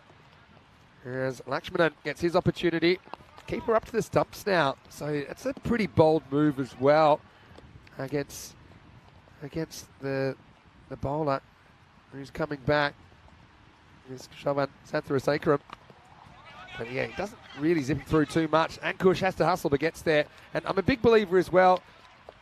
We talk a lot about rotating the strike in long forms cricket, but sometimes it's nice to have the same guy, if he's dominating, facing a lot of the deliveries. And right now, Ankush is red hot. And good news as well, Vinny. That rain has eased off in a big way. And credit to the umpires for just saying, we think it's going to ease off. It did look like all those beautiful mountains we can see in the distance are coming back into view. This is hit down to long on. And it should be just a single, so they don't have to deal with Ankush Lal for the moment. Yeah, certainly you can't afford a tight over. When you need 16 or 17 per over, you need as many big ones as you can, particularly in the power play. Flying start for the Lions. And Wettingen will be feeling very much under the squeeze a bit. The required run rate hovers around 16 per over. You break that down, Vinny, you need at least 2 maximos if you can. Now, inside half of the bat. This will probably run away, and it will get there just. So, Lakshmanan, again, wasn't particularly convincing. But if you're chasing 166, you need a big power play. You're kind of looking 50 minimum. Right now, they're on track to do that. Yeah, definitely not where he intended. Maybe a little bit mistimed too, but gets enough of it. Again, the effect of the power play is seen here, Vinny, because you're only allowed 2 fielders outside the circle. He's got short fine up, and he's also got square leg up in the circle. Squirts away. Just has enough momentum to kiss the rope for 4. It's him getting across and going leg side. There's nobody back at square leg. Instead, he goes straight, he goes long, he goes strong. And this one is flying into the grandstand. Well, that's 2 rows back. Maximo as the 50 comes up for the Zurich Lions in the power play. And big smiles there from Jay, one of the ECN staff. He knows that was a good strike. Again, I'm really surprised, Vinny, by the quality of the ball striking, not through the leg side, but through the off. I would have been tempted with the movement of the bowler here to step across and kind of flick away, but he's happy he can deal with the in-swing and still go straight. That was a cracking shot. He's also got a little bit of a unique style, Vin, because there's a split grip. When I say a split grip, the bottom hand is quite far away from his top hand, and that's actually what's powered that stroke through over the offside. Got more than enough of it for it to crash into the grandstand. Some of the fans coming in to enjoy the Swiss National Day action are getting treated to a run fest to start with. Almost a dangerous souvenir there for the spectators. Still 2 to come in the power play. Keeper's gone back now, swing and a miss. There's a batter he reminds me of with that split grip. Tilakaratne Dilshan of Sri Lanka. Very similar, short in stature and good down the ground. Will he get the dill scoop out? Will he go for one over his head? Or are the Lions just going to keep throwing the kitchen sink at things? I think we both know the answer. Yeah, I mean, there's not really value as well for those shots, but we do see them a fair bit in the European Cricket Series because the outfield not particularly quick here. But Adam Gilchrist probably the other style would have his hands together perhaps towards the top of the grip. Now he does turn on it. This one doesn't really come on. This isn't going for 4, I don't think. But they should get to, again, ball holding up. A little bit of a heavy outfield because of the persistent rain we've had this morning. And the Lions, well, they make sure we've got a contest here. They're 55 for 1 at the end of 3. Well, if you break it down, Vin, they're a third of the way there for what would give us a golden ball. 3 more 55s. They haven't even used a third of the overs yet. The reason why, look at that power pack start. The second over going for 25. We did have carnage outside of the power play in the first innings with that 31 run over. But certainly the Lions very, very much in the hunt. And here comes the big man, Naresh Kumar Thangavedeval. Here he is. He's already my favourite player. Yeah, we saw it with a bat. What can he do with the ball? We love Naresh. Yeah, 86 runs came in the last 4 overs in that first innings. They were 79 for 2 after 6, and you thought, okay, around 13 and over. What are you talking? 130s here, and it really blew out. 160s is what they're chasing, and it was only this year that we first ever saw a successful 160s chase. Since then, we've seen how many? I think 4. I think we've seen 4 since November 2022, maybe more. We'll have to check. Anyway, here's Naresh. Oh, I had a feeling he got something on this. I'm going to wait for the signal. Maybe not. Maybe I'm crazy. But he almost caught up with it. I think it'll be wide because the umpire's going to signal something. Yeah. So 3 bonus runs. That run rate continues to climb. There was a noise, Vinny. I agree with you. Maybe it was just the bat speed. I reckon he hits it. I reckon the umpires missed that. It'll be great. It's actually better for the batter because it won't count as a delivery. They get an extra run for it as well. Actually went around the keeper who went too far. This one's going too far as Wettingen are concerned, and they are under attack as the Lions swing their way into the 60s. And listen to the noise their dugout is making at the moment. Well, my first Maximo that I'm going to call Vinny, because that again is the wrong angle. Naresh Kumar is not learning the lessons of Mabadullah Chakari. Again, it's a different style of bowling. It's right arm over, but the angle is incorrect. There's no one in the deep behind square on the leg side. This, in essence, is a free hit. 6 more. And right now, the Lions, are they favourites, Vinny? I won't say favourites, but I'd say they've got a very good chance. Probably runs on the board for me, still standing up at this stage, over 100 required. And now here's a chance, because with great reward comes great risk. And this one is dropped. Now, you might look back at that moment. That's Chakari there. He's having a bit of a shocker. Lal dropped on 35. Well, he's having a disaster. His first over went the distance, and I have to say, Vinny, this one has to be held. Got into a right position, slightly slippery ball, and the juggling hands come out. Pops out, down it goes. I think the Lions, they are favourites from here, Vinny. No doubt about it, but there's a lot of runs still to be scored. Look at the difference, Vin. One week or 2 difference can just change things very quickly. Don't get carried away, Lenny. I'm already too excited. It's only my first game, my first taste of the action. If you treat me to a 330-run thriller in game 1, in the very first game I do here in the ECN, is that a sign of the things to come? Is that a sign of the entertainment, the Maximo-loving style of cricket here all across Europe? In a word, yes. Anyway, here's Naresh. We'll have to break through here. Had that one missed. This one isn't going to be caught by anyone. In fact, that's almost gone all the way. Well, right now they are doing it, and they're doing it handy. Every ball seems to be going to the rope. Too much width, short, wide, carved away. They just changed the field. And that could well be all the way for 6. We're going to get a boundary check. I think that, I think it might be just 4. 4 in the end. Good camera work from our crew at Spring Productions. We've got Martha, we've got Valentines, we've got Elsa here doing a fantastic job. Yeah, great to meet the crew. And Vin, I have to say, blown away really by what a crew of less than half a dozen can do. Really high quality pictures being beamed all around the world. All right, this is a miss hit, and it's gone. So they do get the breakthrough. It's Lakshmanan that's going to have to go. He scores 24 of just 9. And it's Naresh who does get the breakthrough. Had one drop, now gets one caught. Lions lose the second, 69 for 2. Well, how they needed it, because Lakshmanan was doing it easy. He was scoring at a strike rate of over 300. This time the angle just cramps him for room. Simple catch held. Look at the delight. Finally, they get that breakthrough. And it means that the game swings back into the balance again, Vinny. What a contest we're seeing. The required run rate around 15. But one thing is for certain, that is the second one to fall as we lose Lakshmanan for 24. It's 69 for 2. Yeah, and the catch was taken there. Kayam Sharifzai just held up nicely. Anticipated it well. I mean, you can understand you're on your back foot sometimes when you see the big swing of the bat. But he made sure that he took it cleanly.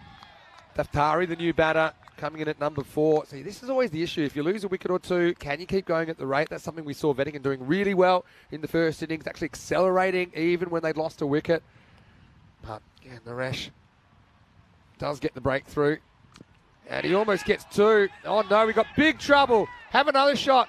Well, Naresh can't get down to terra firma. This is a little bit of nerves here from Daftari, who just takes off on the inside edge despite the ball being fielded by the keeper. Well, it wouldn't have been a catch because I think it went into the ground, but great work. Probably a time to whip the glove off and maybe have a throw properly. Instead, the throw goes over and wide. Shades of Johnny Bairstow yesterday in the Ashes there. And even if he didn't get the glove off, he had more time to set himself. I suppose he didn't know that. So Daftari eats a couple of dots into the 4th over. Naresh strikes back. It's 69 for 2. Do you have time for an ebb and flow within a 10-over contest, Vin? It certainly feels that way. Even just in that over, there was an ebb and a flow. You do, and this is one of the things that probably surprised me the most when I first started doing 10-over cricket, how many momentum shifts you can get in such a short game. So having a look at the Worms, you can see they were actually ahead of that rate. 16.5 was the rate in the first innings, but now pretty much sitting on that red line. Of course, if they're above it at the end, they'll win. If not, they won't. And if they're right on it, we'll have a golden ball. Well, what a start that would be. What would we have? Nearly 330 runs. In fact, we'd have 330 exactly, and the golden ball to come. 165 the target they're chasing down. They need 97 more off 36 balls. 16 and over needed.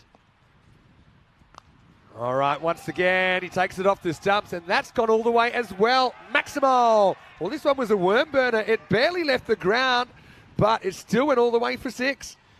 Well, you'd have to say if the Lions are going to get there just from an initial look at Daftari, you'd think that Ankush Lal is going to have to get maybe the vast majority of these runs coming up. He is striking them so cleanly, so beautifully. 42 he's made off 13. We saw 2 19-ball 50s in the first innings from Wettingen. Selagayayam and Akhtar both getting to that mark after 19 balls. Can Lal go past them? He's well on track to race to that landmark well in advance of that.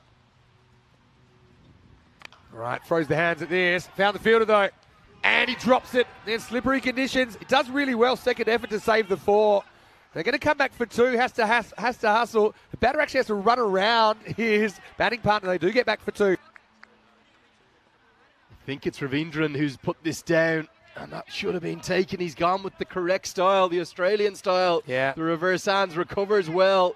It's not a boundary, and they're going to get back for a couple. The back getting stuck in the pitch. It's all happening. It sure is. What you didn't see there is that Ankush had to run it around his batting partner. That's why there's half a chance for a run out. Now top edge, but he's going to get away with it. It's probably plugs. We'll see if it runs on. It doesn't. They'll get back for 2. No one taking the responsibility at the keeper's end, and they will get back for 2. It's carnage and chaos here, first game of the day. Well, you're welcoming me in grand style, Vin, and I'm not going to forget this game. What we missed off screen as well. Mohammad Akhtar, when the catch went down, he sunk to his knees. He pounded the turf in frustration. They know it's all on the line. It might just be the first game for both of these sides in the ECS Switzerland, but they both want to get off desperately to a winning start. Selvanagam doesn't have a wicket yet. You see the Swiss flags being lit up in the background as well.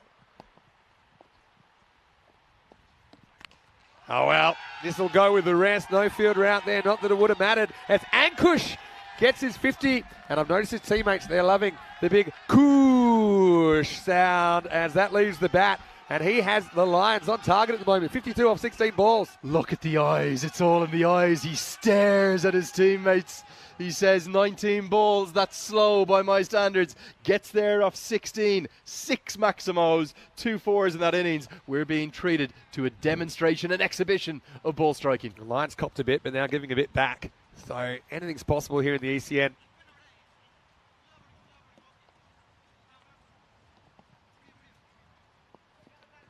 Look at that, very leg side dominant, but that's where they've bowled to him. He's going to go this way again, sends his partner back. Oh, that's really quick work by the bowler. I think if it was a direct hit, it would have been out, but how's the hands here from Selvanagam? Goes bang. In these conditions, that's a great take. So time to breathe for a second. Just, Finn. Only just. Last ball of the over coming up. I think if Lal is still there in the 10th over, this game is only going one way. Yeah, we're ahead. And now no ball. This is a bonus. You've got to run 2. You've got to run hard. I tell you what, you've just got to outrun Naresh. And he's not going to get back for a second. No ball plus a bye. Both teams have had some issues just keeping the ball on the surface this morning. Can this get Daftari going? Oh, it was only 2 balls that he faced, but 2 dots chewed up. He has the free hit to work with now. His job here, 2, 4 or 6. Lal must face strike in the next over. Yeah, well, he hits it pretty well. Picks out the fielder. He'll get 1. But, I mean, that's a sign that he can hit the ball, Daftari. He gets his first run in European cricket as we get to the end of the 5th, and it's 88 for 2. I want to say a very warm welcome to you wherever you're watching from around the world. Vinny Sounder here, Mr. Maximo. And I'm here with Andrew Lenny Leonard. And what a great day for you to come to Switzerland for the first time for ECN cricket, because it's Swiss National Day. What a day, what a way to be welcome. Very welcome along to the coverage. Great to be here. 10 days I'm with you. Managed to find a little gap in the schedule. Thanks so much for having me, Vin. Great to be here. My pleasure. And I want to say a special warm welcome to everyone watching live on Swiss Sport TV. We are live around Switzerland as well. And also, as usual, a very warm welcome to everyone watching on the European Cricket Network YouTube channel and on Fan Code in the Indian subcontinent. Festivities just getting underway, and I cannot wait to see what the rest of the day brings. What's that? 3 Swiss crosses in one shot. You can't beat that. Come on, guys. Welcome along to the coverage. Going to be a great day of action here on Swiss National Day. And if you are watching outside of Switzerland, do the right thing. Maybe have a piece of chocolate or a piece of cheese. Right now, it's a piece of cake for the fielder out there. And we saw one go down before. This time, no problem at all. Lifted up and away. So Daftari does get off the mark, but he doesn't last much longer. He goes for just a single. It's 88 for 3. Well, not an innings one that he'll want to remember. His ECN debut, 1 of 4 deliveries. And I know it's only 4 deliveries, Vinny, but when you need 16 plus and over in a chase, everything has to go your way. He trudges off a man very discontent with his efforts. The Lions, 88 for 3. And you're right about that. It's only 4 balls, but it is 4 balls. And so that's certainly a little bit concerning, but only a little bit. And sometimes if it's not happening for them, not necessarily a bad thing to get someone out there that might just come out and bang it. I've been really impressed with the ball striking of these two teams, considering they haven't played in the European Cricket Series before. Having said that, there's over 30 teams in Switzerland now, so we're kind of seeing the top 11 in this series. And you can see there's a lot of confidence out there. Definitely been impressed with the quality of cricket, Vin, I have to say. Particularly in the conditions, just how difficult it can be. Tossed up and skied. Well, this should be another one. The bowler calls for it. Jogan Thieren, and he takes it 2 in a row. It's a golden duck for Salonen. And suddenly we got a hat-trick opportunity. And like I said, the game can change really quickly. Just need a couple of wickets. They haven't got Ankush Lal, but they do get 2 at the start of this 6th over. And Selvanagam lifts him into the air. What a start. What an impact. 2 and 2 from his very first 2 deliveries. A nicely flighted leg break coming in from that really curved angle. The curved approach. He says, I don't want you catching that. Give it to me. He gets a bear hug for good measure. Salonen was good with the ball, but he's gone for a first baller, gone for a golden duck. The Lions, 88 for 4. And that's Golden Derek making an appearance, Derek the Duck. And you will see a fair bit of him normally on the European Cricket Network. He's a well-travelled duck as well. Is that inspired by the wide world of sports from the 1980s in Australia? He's a loose relation to Daddles the duck, if you want to go back and plot the family tree. These are the hat-tricks we've had so far in 2023. We've had 22 of them so far. And the last time we had one was the 23rd of July, so just over a week ago. Let's add Switzerland to the list. Come on. Well, This game's had it all. We need a hat-trick now. Kanishk Shah, the captain, does not want to be responsible for getting the bowler on the list. So here is Jürgen Thieren. It's skipper to skipper. And a hat-trick ball. Oh, so close. Just bounces over the off stump. Jürgen Thieren, 2 wickets in his first 2 balls that he bowls on ECN, and almost 3 and 3. Well, he lands these leg breaks beautifully, and this is just a little top spinner, probably angling on. The extra bounce stops it from hitting the stumps. What a start. 2 wickets and a dot. It's a bit shorter, but he can't quite time it up. Shah's off the mark. Lal's gone cold a little bit as those wickets have fallen. Let's see if he can keep the Lions on track. He just hasn't been able to get the strike, has he? And critically, we said that final ball of the previous over needed to be 2, 4 or 6. It wasn't. It was a single. Back-to-back wickets. A dot and now a single leaves Lal with a lot to do. Yeah, he kind of yorks himself. I've liked the pace Jürgen Thieren's bowled here. He's kind of tossed it up. He's challenged the batter to make the pace and just thrown off their timing a little bit. You saw that with the wicket of Stalinen. Just kind of went straight up in the air. He's kind of too flighty to refuse, isn't he? Although this is another mistimed shot. Well, it doesn't really get up as much as Ankush thinks. That's the end of the over, and what an over. In the context of this game, it takes 2 for 1 in the 6th, and it's 89 for 4. Yeah, sensationally brave bowling as well. Is that a match-winning over? When you're chasing down high totals, everything needs to go your way. You can't afford to have a bad over, and that's what has happened. 1 run off it, and on a day where almost every other bowler is going at economy rates of double digits, in fact some of them are going up in the 20s and 30s, to go for 1 and an over, that could be a game-winning over. He's got 1 more to bowl too. Obviously that's the cheapest over we've had in this game, but the second cheapest is 9. So it really shows you how much that has swung this game, and now they're needing 19 and over. Now he tries to get funky. He'll get a wide here. Now here's the thing in the European cricket series and all ECN cricket, it's very simple with the wides. If it's down the leg side, if it misses the line leg stump, it's a wide. So the profile wides don't exist? No, so it's a lot less judgment. I think it's a lot simpler for the players. No real complaints there from Naresh. He knows that's missed the leg stump. This one hasn't missed the leg stump though. It's hit the leg. It's a very poor LBW appeal, as it probably was missing by 6 or 7 stumps, but it's a dot ball more importantly. Well, I think surely the captain Shah has to recognise the situation of the game here, Vinny. He's got to find a way to get Lal on strike. Yeah. Lal's striking at the best part of 300, over 250. What he must do is get 1. I'm not sure the ramp or the scoop is the way to go. Pump it anywhere in the ground. Get your opening batter onto strike. Hit it and run. He does hit it, and he's going to run. So there's only one man, I think, that could possibly bring this back, and that's Ankush Lal. Not often we see the required rate go past 18 and over and come back. I'd like to call it the point of no return, because once it goes above there, it rarely comes back. But maybe Ankush can do the unusual. And this will help, because this will be a no ball. I wouldn't be running on this. Got to say, for me, just 1 extra run here or there isn't going to make a difference. You need a bunch of boundaries, and I think Ankush does the right thing staying on strike for the free hit. He needs to find a way to get a string of 4 or 5 balls in a row faced, and 4 or 5 going over the rope. Here comes the free hit. And he does hit it, hits it really well. That's probably about 6 rows deep.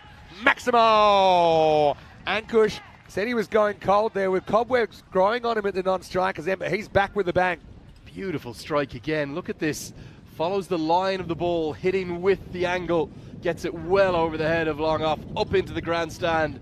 Take cover up there, 6 more. The Lions still scrapping whilst Lal is there. I reckon they're in time trouble as well. 7 minutes to get through 2.5 overs. And this is going to be out of the ground as well. Well, can he bring it back from the beyond? Because Lal swings his way into the 60s with another Maximo. Brilliant batting. Outstanding ball striking once more. To be honest, it's into the slot. But the quality of the power. Look at how far this one's gone, Vin. Another one up to the corner flag.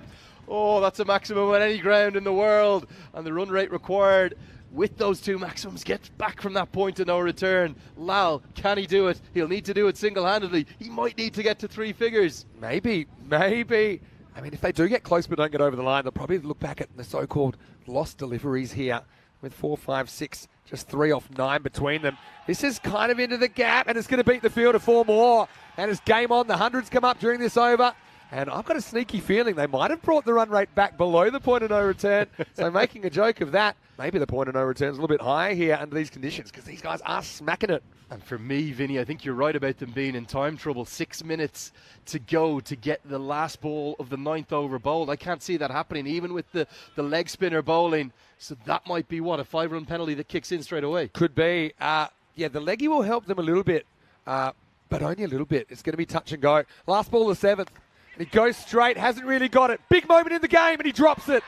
And he drops it. Can you believe what you're seeing? Pacton ZMI, he had perfect position. There's no easy catches out there today. You can see he is devastated because that could be the game. Long way though to go. It's 109 for 4 after 7. Well, the game was in ZMI's hands, wasn't it? All he needed to do was hold on, and surely that would have been that. The despair, hands over his face. That's what we've got coming up for match 7. The Zurich Lions will be in action again. Keep your eyes if you're picking your fantasy dashboard. There's the man, Ankush Lal. He's got to be in that starting team. Yeah, I think so. And you've got to get him up the top. I think that's where he's batted here, and that's what they'll do again. Pacton ZMI, their first game ever on ECN coming up. And this game will start in approximately 30 minutes from now. And it means that the Lions will get their second opportunity out there. But yeah, right now, basically 5 minutes bowled, 2 overs. So a lot on this one. And it's going to be smacked away. Can't see this going. Oh, it's made me laugh because he's going to get him to the 70s. Again, he's hit that so hard to get it along the ground for 4. And Ankush Lal has torched this bowling so far in the 7 overs we've seen. Great use of the depth of the crease here, Vinny. He's recognised that the ball is not coming down at much momentum, so he's not going to try and hit it down the ground. He's going to try and hit square the wicket. He starts with a boundary. First time we've seen Jürgen Thieren. And now he uses his feet. He's thinking about getting back for 2 here. He doesn't want to risk it, I suppose. He doesn't want to run himself out at this stage, although it did seem he wasn't going to the danger end. I just wonder, could Shah have turned and gone for the second, knowing that there'd still be 5 wickets in hand, even if he ran himself out? I think Lal would have got home because the throw was looking like it was going to go to the bowler. What can the captain do? Can he get in the act? Well, yes. Short answer, yes. And that's why he doesn't want to run himself out. He said, I'm not going to sacrifice myself because I got a bat in my hands. I'm not afraid to use it. It's game on here in St. Gallen. Very much, and you saw the difference between the two sides. Just 7 runs in the margin. This one a little bit too full. Again, brave bowling, nicely flighted leg break, but the slog sweep comes out, and all the deep mid-wicket fielder can do is turn, look over his head, and look in dismay. Again, look at the timer. We're watching 2 things here. We're watching the clock. 9 balls to bowl in a little over 3 minutes. More Maximos are going to help the Lions, both in the chase and with that penalty. Oh, gets it again. It's not an easy shot to come out there. It's drifted up. He's saying, look, take me on. I'm challenging you. Shah's up to the challenge. Back-to-back 6s. Well, what a finish we're in for. This is going all the way now, Vinny. They've come back from the point of no return. You're just teaching me how this 10-over format works. It's my first time experiencing it in person. And I think right now we are in for a final ball finish, whichever way it goes. Hard to breathe, but only just. Oh, better ball. Slightly big now. Half a run-out chance. The throw is wide. And then there's people flying around everywhere. They do get a single in the end. Well, there was tandem diving, wasn't there? The keepers dived into the air, and just as Shah thought about coming back for the second, he lost his footing. He went belly up, but's landed safely. Under 3 minutes now to bowl an over. They've used the quick fast bowler as if it's in the spinner. Fast getting through his over. They've used him up here in the 8th. This will be 1. Lal, 3/4 of the way to a ton. Wouldn't this be a memorable way to start his ECN career? It's the end of 8 overs and the score 128 for 4. Let's have a look at the worm, Lenny. And I'm curious to see where they're at. Let's just say they're pretty close to where they need to be at this stage. Well, the Worms are enjoying the wet weather, aren't they? Because they're all tight together. Finn, how many hundreds have you had in this 10-over format? Surely, if Lal gets there, he will lead the Lions to a victory. Yeah, we've had a few. I'll tell you in a second. I think we're around about the 17 mark in the hundreds this year. Tell you what, if they can do this, this will be the second best chase of all time. And funnily enough, it'll actually not Alton off the bottom of the list. It'll be the shortest amount of time in the Hall of Fame ever. Yeah, these are 100s this year. And that's just page 1. Wow. Here comes page 2. And Sher Ali, he actually scored the fastest 100 ever on ECN, just 25 balls in Sweden earlier this year. He scored 200s this year. Sibratullah, the new bowler. And this is going down the leg side by a mile. It's going to be a leg by as they scramble through. Well, a real chance for redemption for Sibratullah. Remember, he's the one who dropped Lal when he was looking certain to hold on to the catch and swing the game his way. Loving, I think that might be the Afghan-inspired headband. A little bit of Hamid Hassan there. There's seen a couple of those. We saw Safi with one yesterday. All right, got to go. It all happens in the 9th, as we say on ECN. He tries to get funky. He's going to get a wide here, though, but he's super lucky. I think he needs to put this one away. Really not sure the scoop or the ramp is the right option. Even if he gets bad on that, it's probably not going for 4, Vin. Maybe 2 at best. He can hit it for 6. We've seen him pongo 2 out of the ground. Do the same. Hit down the ground. Stand and hit. No, he's going to get in trouble. Now he's not even going to get a run here. So with only 11 balls left, balls are precious and they waste one there. Having said that, keep an eye on the clock. They 45 seconds to bowl. I think 3 deliveries now. They've got to deliver that last ball. Just let go of it before the clock runs out. When does that penalty kick in? It's added immediately. Straight away. Straight away. The end of the 9th. Oh, what a game. 36 off 10 now. Goes up and over, and this will fly away. It'll go for 4. So burns the ball, but then uses the next one.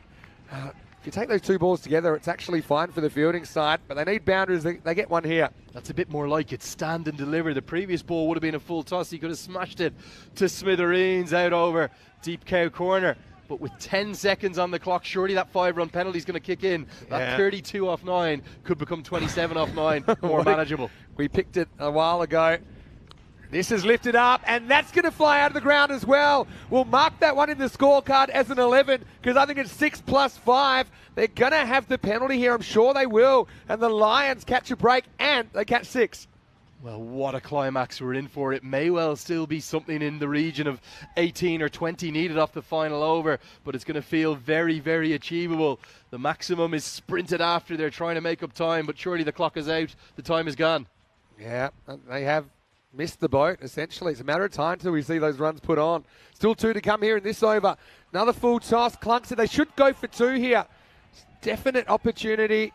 It's well handled out there by Jürgen Thieren, the skipper. Perry does stop the boundary, but he can't stop the 2.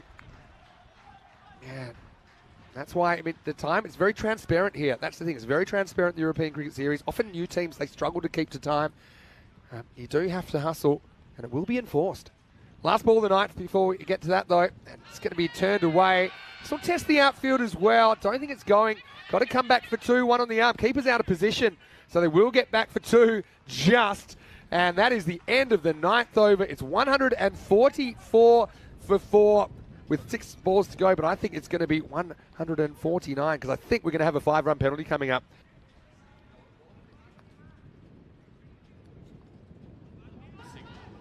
So, yeah, I think it's a matter of time. Yeah, and here, there's the signal, actually. I'm just seeing it now. You see the umpire, much to the chagrin of the fielding side, but we knew it was coming. So that's going to go on the total. So here we go. If we get a golden ball, if it is tied, then it will be 2 to win for the batting team off 1 additional delivery. Anyone can bowl it. Anyone can face it as long as they're not out in the innings. Yeah, you want. We're on century watch. There's a lot of things going on. I don't see him getting to a century from here, but... Well, he might need to level the scores and hit a Maximo just to get there by the Bears to margins. It's going to be 17 to win now off this final over. We're definitely on the hunt for what would be the second highest total of the year, chased down. The second highest total of all time, in fact. Yeah, all time. Unbelievable, really. What a great initiation for you, Andrew. Guess what? Still 4 more games to go today and plenty more days to go. Let's go to the 10th, though. Adding it up, they need 17 off this over, and he doesn't land in his stride very well, so he bails out. So 16 for a golden ball off the last over, 17 for the win. And with Ankush there, on strike, anything's possible. Which is pretty much the rate they've required all the way throughout. I think Lal, for me, tips it in the favour of the Lions. What a finish. What a start to my ECN career alongside you, Vin. Great to be here. Let's roll. And he could be gone here. And he is gone. It's full, it's straight. And it's Manika Vasaka who comes on in his first ball in ECN cricket, is a huge wicket. Lyle goes for 75, and the worm turns. 149 for 5. Well, an inspired change of bowling. In comes Nirajan. Gets it right on the money, and for me, that is salmon, trout. That's out. The finger rightly goes up. Probably going to go on and cannon into middle and leg, maybe leg stump. A fist bump. It's been an outstanding knock. The 75, would you believe, has come off just 30 deliveries. It's come at a rate of knots, 8 sixes and 4 fours in that innings. But with his departure, is that the game towards Wettingen? The Lions, they've got Lal to thank for. It's 149 for 5. You can feel the energy in the teams as well. You can feel the team spirit, how exciting it is for these guys. We haven't been in Switzerland for ECS cricket since 2020. June 2020 is the last time we were here. It's a long time between drinks. And Ankush can be very, very proud of himself. But it looks like we're going to get Saravana Kumar Subramani. We saw him bowling a few spinners early on. Looks built for power. 5 balls to go. 16 for the tie. 17 for the win. You've got Shah at the other end. He's looked pretty good when he's actually tried to hit the ball, not deflect the ball. But yeah, dot ball here. It's kind of forward run. I think you're pretty much running on anything. Just think Subramani's got to get a single. Give his captain the task of getting 16 off 4. Well, he probably will have to settle for 1 here. I think you would go for 2. And oh, with a slip. Now they think of it and they're going to take 2, but he's going to have to hustle. He's going to be run out. It's going to be a golden 1 for Subramani. And strategically, I don't think the run helped him that much. But they decided to take it. They didn't have long to think about it. The fielder slips, but he slips onto his feet and ends up with a run out, 150 for 6. Well, if this was intentional, it was genius from Gushlavan Santhikarasegaram, because he has slipped and he's actually just parried the ball as he slipped. The throw went right in over the top. He was never getting back for the second. The modern style, the keeper flicks it back onto the stumps really nicely. Why did they run a second, Vin? It would have been 16 off 4. The captain on strike, Shah. Instead, it's a new man coming to the crease. In comes Ashwin Prakash. I just wonder, is that game management, that little bit of game experience missing there for the Lions? That tilts the scales massively back towards Wettingen for me. Tell you what, this form of the game, it does hone your decision-making under pressure. And I think that was just strategically the wrong thing to do. But no one was really expecting a misfield there. And so they're forced into just having to make a decision. Bit of panic, I think, as well. Anyway, it's probably a wide, and they'll get 1. So that's actually a decent result. So that kind of counteracts what happened on the last ball, because you see it does get Kanish Shah, the captain, back on strike, and they get a bonus 2 runs as well. It's a dream result is what it is, Vin. You couldn't script it any better for the captain of the Zurich Lions. He now has the chance to be the hero. 14 off 4. If this one goes over the ropes, if this goes for a Maximo, it's very much game on. Has to be a big one. Can he get there? Over 300 runs. And he's going to get something. I think that beats the fielder. It's 4. So the game stays alive. And they're just potentially 2 hits away from victory. Cricket Switzerland logo in the background looking fantastic. Those fences have been needed. That stops the ball, but the fielder can't. 4 runs. Well, I can't think of a better cricket logo than that one. The magic, the majesty even of the Alps, with the cricket wickets in the foreground. This is where we are. We're in the foothills of the mountains. It all comes down to Shah needing 10 off 3 balls. Can he get one over the rope now? Not yet. Not yet, Vin. You can see what makes this European cricket so addictive. It's different to anything else. You can't compare it to anything. People say, oh, what's it like? You just need to watch it and see with your own eyes. And these guys, it's their first game on TV, and what a show they put on. Love another boundary here. Shah's got to keep the strike as well. I'm running 2 here. You've got to run 2, and he should make it back, even if it means there's a run out the bowler's end. He will be run out, but I think that is smart play strategically, as Prakash is going to have to fall on his sword. And so 1 and a run out, 157 for 7. But it does, I suppose, make the equation slightly easier with 9 runs required off the last 2, or 8 for a golden ball. Well, I think this is good game management. We were critical earlier in the over about them taking on the second. The reason why this is a good second to run, despite fielders slipping and clearly the non-striker never getting back, it's really the only way that you can be keeping the man on strike in the modern game. Now, if you can't have the crossing with a ball hit into the air, Vinny, they've run back for 2. He's run out at the non-striker's end. It means that Captain Shah is still on strike. We've had it all in this final over. A 6 and a 4 will do for the Lions. 2 4s. We're off to that magic of the golden ball. But what it also means is you need at least 2 here to kind of keep the game alive for a 6 to tie for the last ball. So you're kind of going 2 no matter what, except if you get some wides or something like that. And once again, the bowler loses his run. Wow, what a game, says Matt Hodgson, watching from Ireland. And I know no matter where you're watching from around the world, it's a great exhibition of Swiss cricket. Hello to everyone again watching on Swiss Sport TV. What a way to start Swiss National Day. You can see the keeper motioning outside off, outside off, outside off. Shah needs to find the fence, and he won't, but he's got to go for two.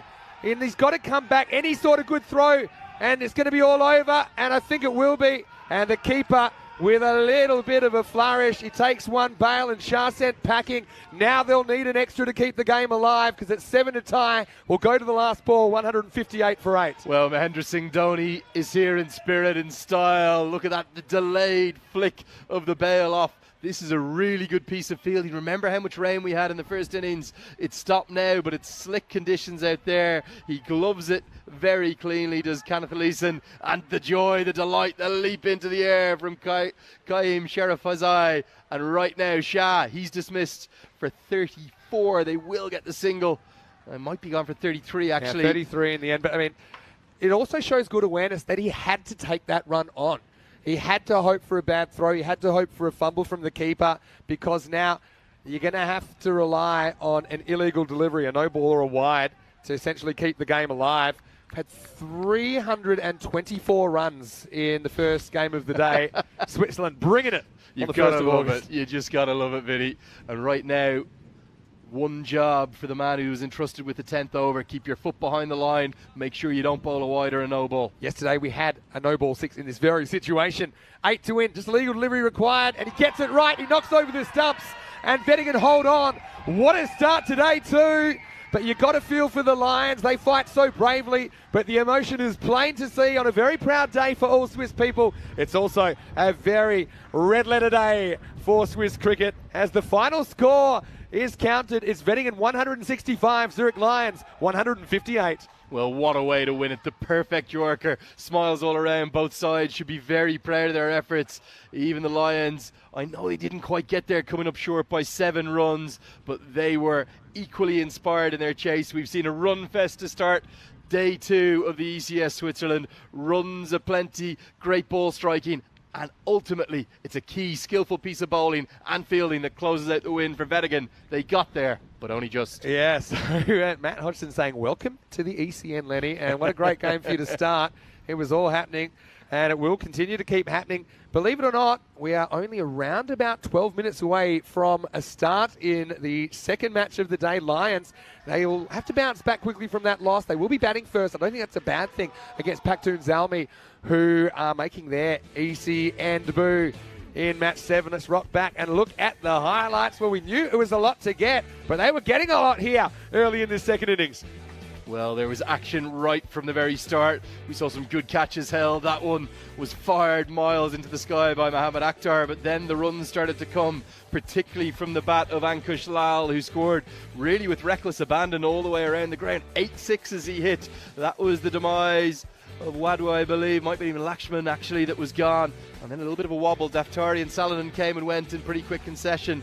And Ankush Lal had to just show everything that he had. 8 sixes, 4 fours, and a 50 that was celebrated with great vigour. The runs came, but so too did the wickets. 8 of them fell in total. Indeed, those 2 and 2 deliveries had Jogan Thieren on a hat-trick at one point. He took that good caught and bowl before he was lifted into the sky. It really was a great contest that ebbed and flowed. Lal did so much, the top scorer of the day, but he didn't quite do enough. Yeah, and that guy, he was dialed in, Ankush Lal. You could see it. He had a look of fierce determination on his face. Bit of a revolving door of partners through the middle overs. And remember we said if they get close, they might look back at that little period where they kind of wasted a few balls, couldn't really get going strategically. Some of the shot selection maybe wasn't the right choice. But then we knew that it was going to be a long way back as Lal was dismissed LBW in the first ball, the last over. Then, yeah, this one, I'm not sure you go back. Even though it worked out okay, did get the strike back in the end. And they didn't really run out of wickets. They ran out of opportunities as the balls were ticking down. And this is the one here where I think strategically this is smart. They get 1 run out of that. But he needed back-to-back boundaries to keep the game alive. He wasn't able to do that. This was to come back to make a 6 tie for last ball, and the keeper, with a little bit of panache, knocks off 1 bail, gives him the stare down. No love lost between these two teams in the end, and that was the last ball. And have a look at that.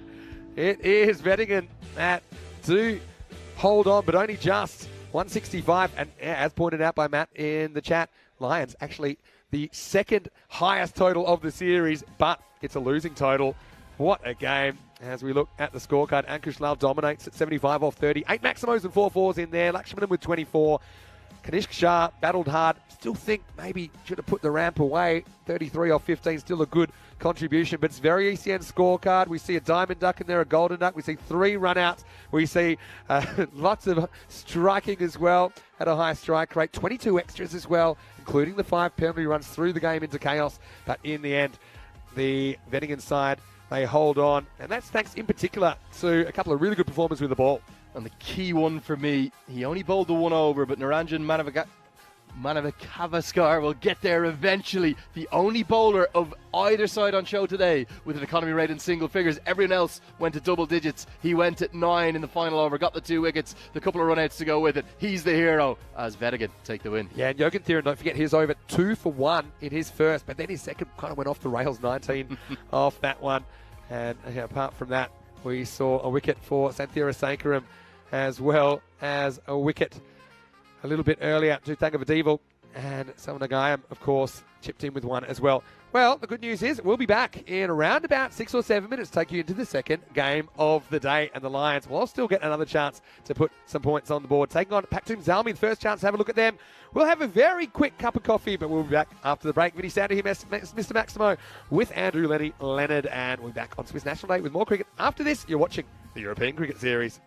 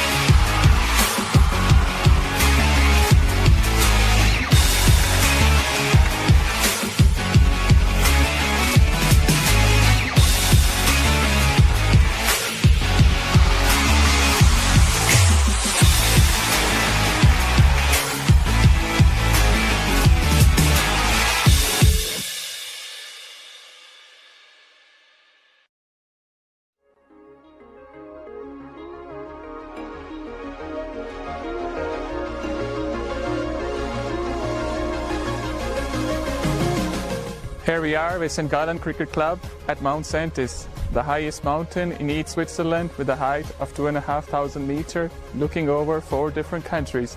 What an unusual place to play cricket.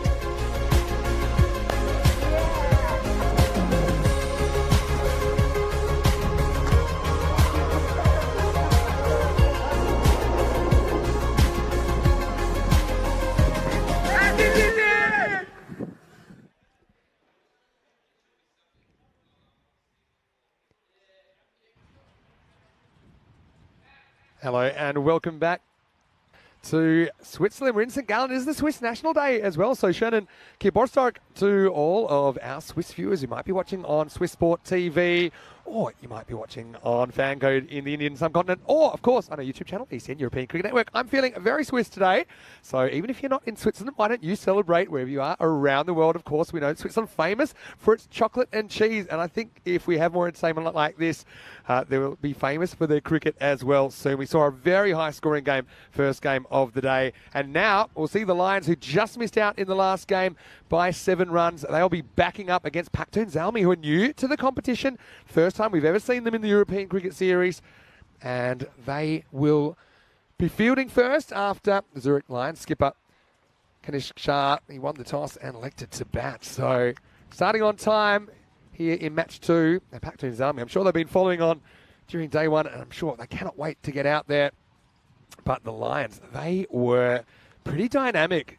They do score 158 in their first ever ECN innings, but it's not quite enough, as they were chasing a target of 166 victory, but we barely had time to compose ourselves before we roll into the second game of the day. So I want to say a big thank you to everyone in the chat that's given my colleague, Andrew Leonard, a warm welcome.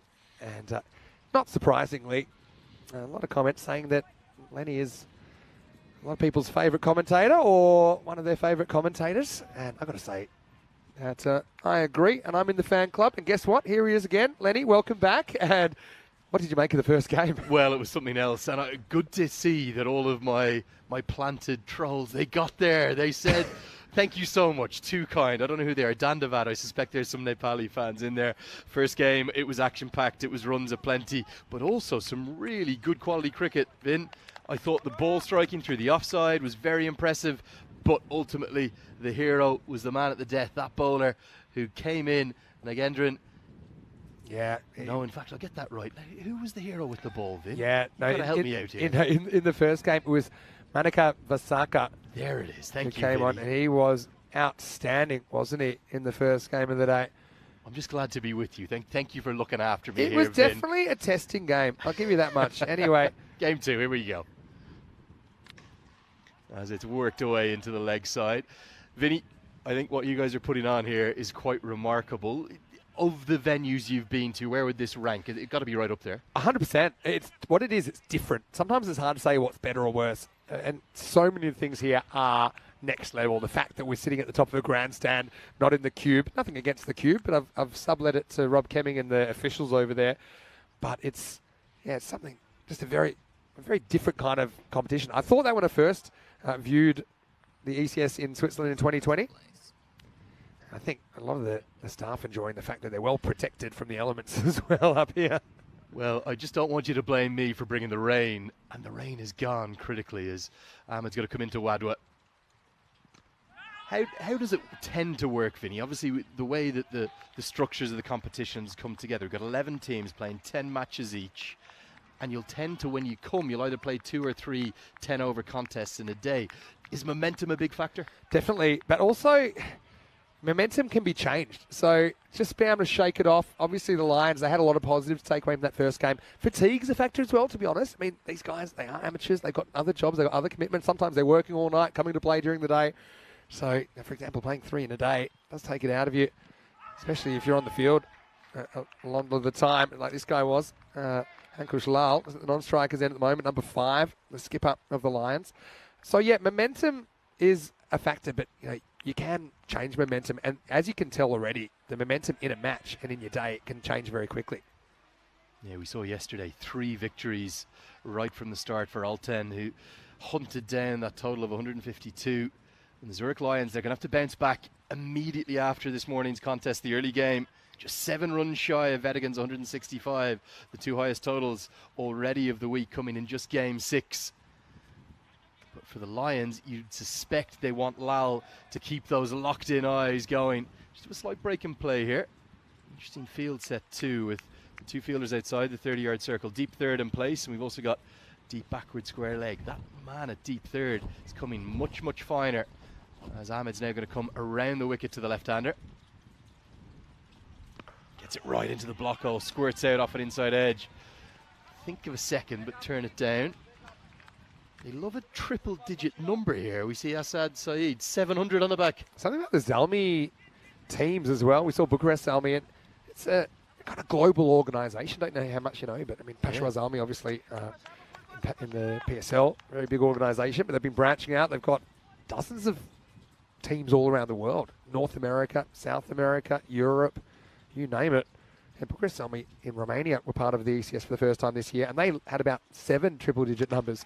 Anyway, in the air, over the top, and it's going to be Lal that gets his first boundary of the contest. Well, right into the slot, pumped away. And Lal looks locked in. He looks like the player to watch, maybe not just for the Zurich Lions, maybe throughout this ECS Switzerland. If you're getting your fantasy teams in, he's the one to get at the top of the sheet. He's on fire, Vinny. He really is. On fire on a slightly drizzly day. We're not dampening his performance. I will say that Zalmi teams, they love a contest. That's something I've noticed. No matter where you are, what country you're in, they got the big gold uniforms on. And I'll be hoping for a golden performance here on their first day of ECN cricket. Now long off has gone out. He's going to come in underneath this and takes the catch. Oh, massive moment. Hamad Khan is the one who clings on. Celebrations aplenty, even a hug for the batter on his way off. And Lal, who was so good in game 1, looked to repeat the dose, but the field change has worked for the Zalmi, and Ahmed strikes in the very first over. Yeah, sometimes captains can, I suppose, follow the ball a bit. We saw one go over mid-off, forces the field change. They put the man back. He takes him on again. You can understand that because of how well he's hit the ball today. But that is a big moment early, isn't it? As things can change very quickly here in your day. And that is the first over complete, as well as we look at the counter. 55 days to go until the ECC. Now, I know you've been to the ECL, which is the Champions League of European cricket. It involves the best clubs from each country.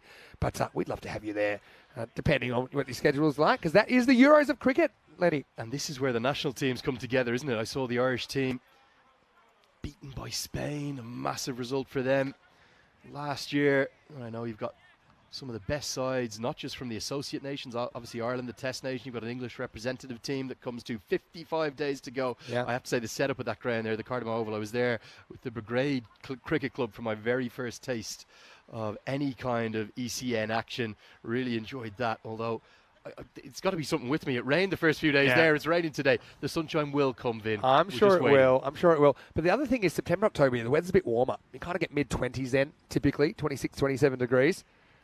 Anyway, 6-for-1 the score after the first. Here's the start of the second over. It's up in the end. It should be another wicket, and it's been dropped. Well, sometimes too many cooks can spoil the broth, and 3 fielders gathered round that, but they can't hold the catch. Yeah, should have been taken, to be honest. Gone miles into the sky. Don't think they made particularly good ground. They almost couldn't decide amongst them who was adding the ingredient. And the simplest of catches goes down.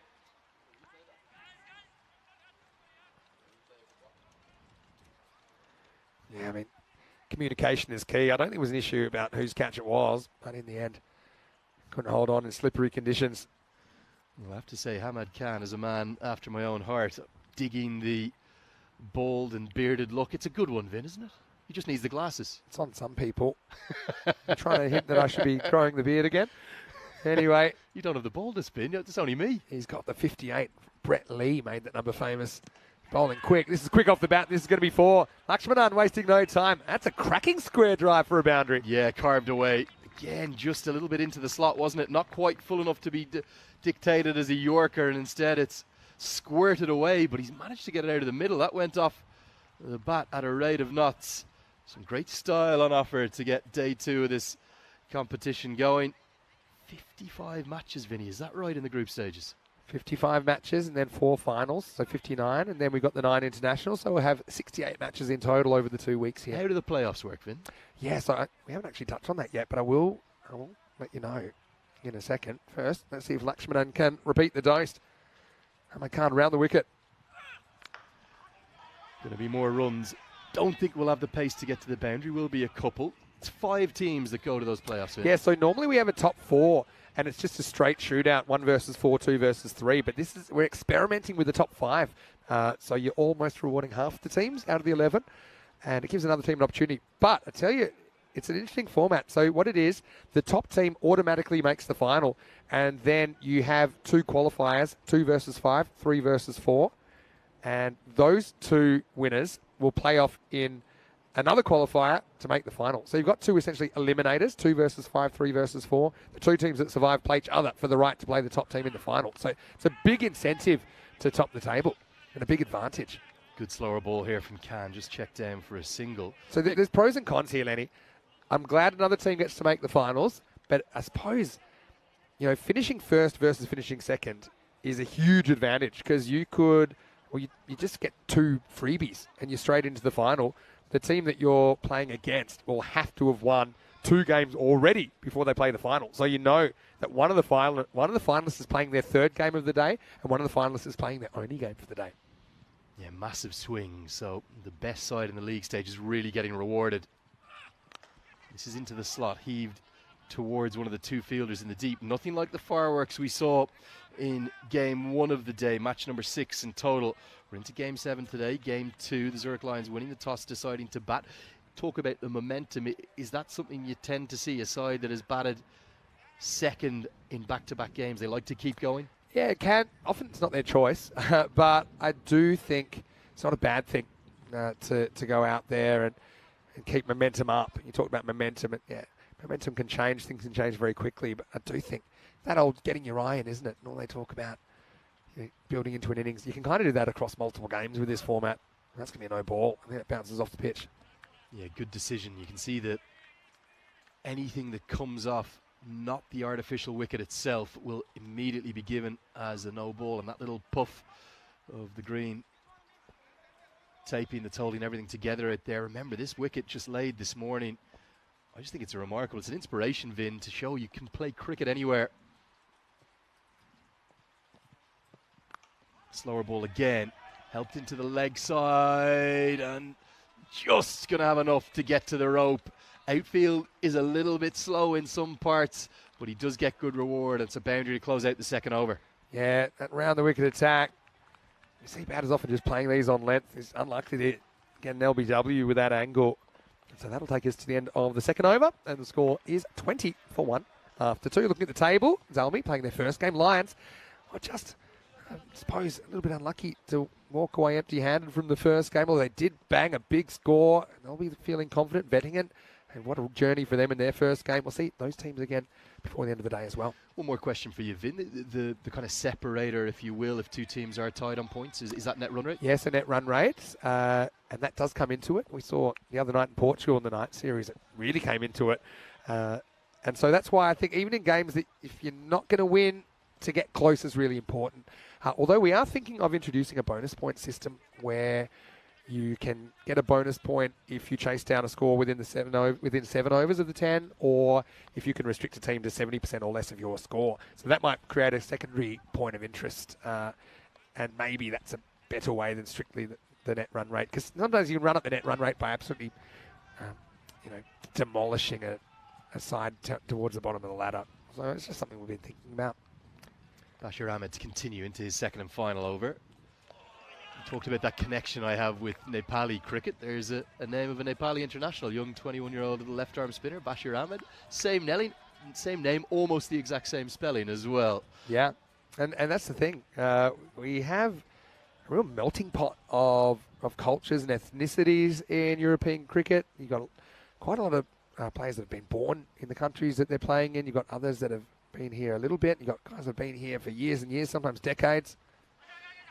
So he's just helped around the corner. Again, I don't think it's quite going to get to the rope. They should pick up a couple. And it looks like it's going to be given as runs just to an inside edge. In fact, it will be given as leg buys.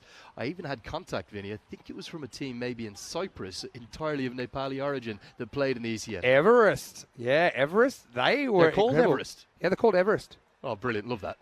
Absolutely love that. They're great. They were really great. One of the best catches of the year, actually.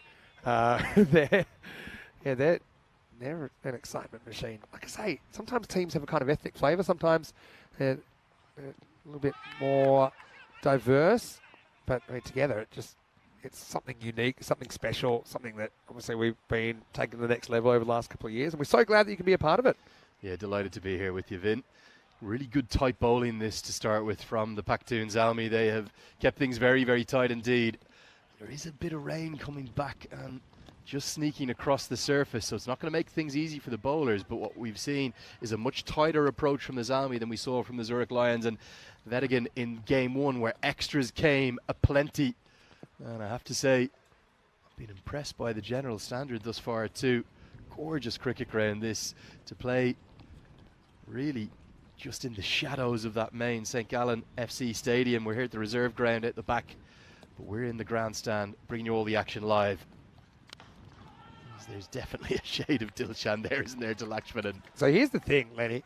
A lot of people that may be very casual observers of European cricket from a distance, they will only really see the bloopers because they get shared quite a lot. But we're doing such a big quantity of cricket, an unprecedented quantity of cricket, that you will see everything. I mean, we saw one of the catches of the season yesterday, but you're going to get chaos. And chaos spreads because that's probably the unique thing. You'll get great catches in lots of cricket.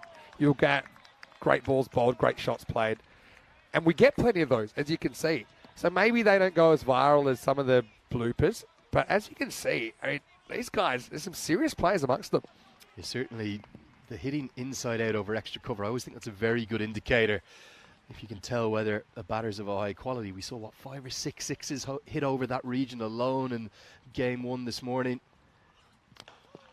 That one's driven.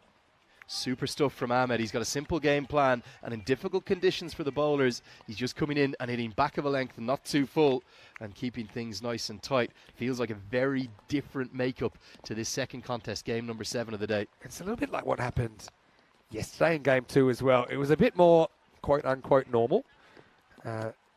We saw kind of 125 posted and then eventually chased down. Pretty tight contest between the Nomads and Power CC this time yesterday. It surprises me actually the ball's flying so far in these conditions because that drizzle has persisted. Well, we have a tradition in Ireland as we get to the end of the third over. The score 25-1 on St. Patrick's Day, which is 17th of March. That's our national day. We're here on Swiss National Day. Yeah. It rains every year, no matter what. It's just a tradition. Maybe I've sadly brought that little bit of an Irish tradition here to Switzerland. Well, typically I'm in Spain, in Malaga for St. Patrick's Day. In fact, Brigade were there for St. Patrick's Day last year. Were, yeah.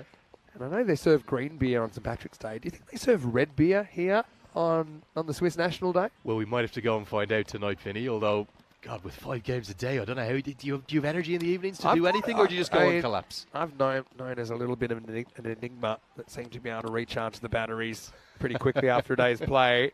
I have a fair idea that you will be staring at the back of your eyelids pretty soon after the end of the day, the way things are going. I think certainly you compare it to, it was just down at the ICC Men's Cricket World Cup qualifier. I think we had 6, sometimes 7 commentators on a game. That was an ODI, so you might have been there for the day, but you might have just had 2 or 3 7-over stints or 30-minute stints per innings. Here, it's me and you all the way, my friend. And great to be with you. I did make one condition of coming. I said, no, only if you're here, Vin. Guess what? I'm happy because I'm here and I've got you, and I didn't have you here yesterday, and it was even more chaotic. We had the pitch bending. We had the last over that went for about 45 minutes. At the end of the day, not that long, but it was about 15. Here we go. This goes into the sky. Could be a chance. Point comes around and holds on. Well, you felt that the cover fielder had a much more natural line to it. Well, that's an excellent catch held, and everything has gone the way of the ZMI. Nice catch. I mean, there's a little bit of everything in here, but it's been called a no ball. I wonder what this was. No ball. Yeah, so it's not out, and that had everything. It had a no ball call, skied ball, had some mind reading, as Asad Saeed seemed to realise that Mohaz Butt wanted it, but then, yeah, my only guess is it had to be a no ball. Could potentially too many fielders outside the circle. I actually think, Vinny, it might have been just for clipping the edge of that. Oh, was it? The green kind of matting that we have holding it together, because it wasn't a front foot no ball. We saw that pretty clearly. Then with the wide that's followed it up, it means that the next delivery will also again be a free hit. The catch was excellently taken, but it's not going to count. Good controversy. Spot. Great spot. And an in-swinging Yorker's well executed. It should have been the second wicket. He deserved it, didn't he, Reza?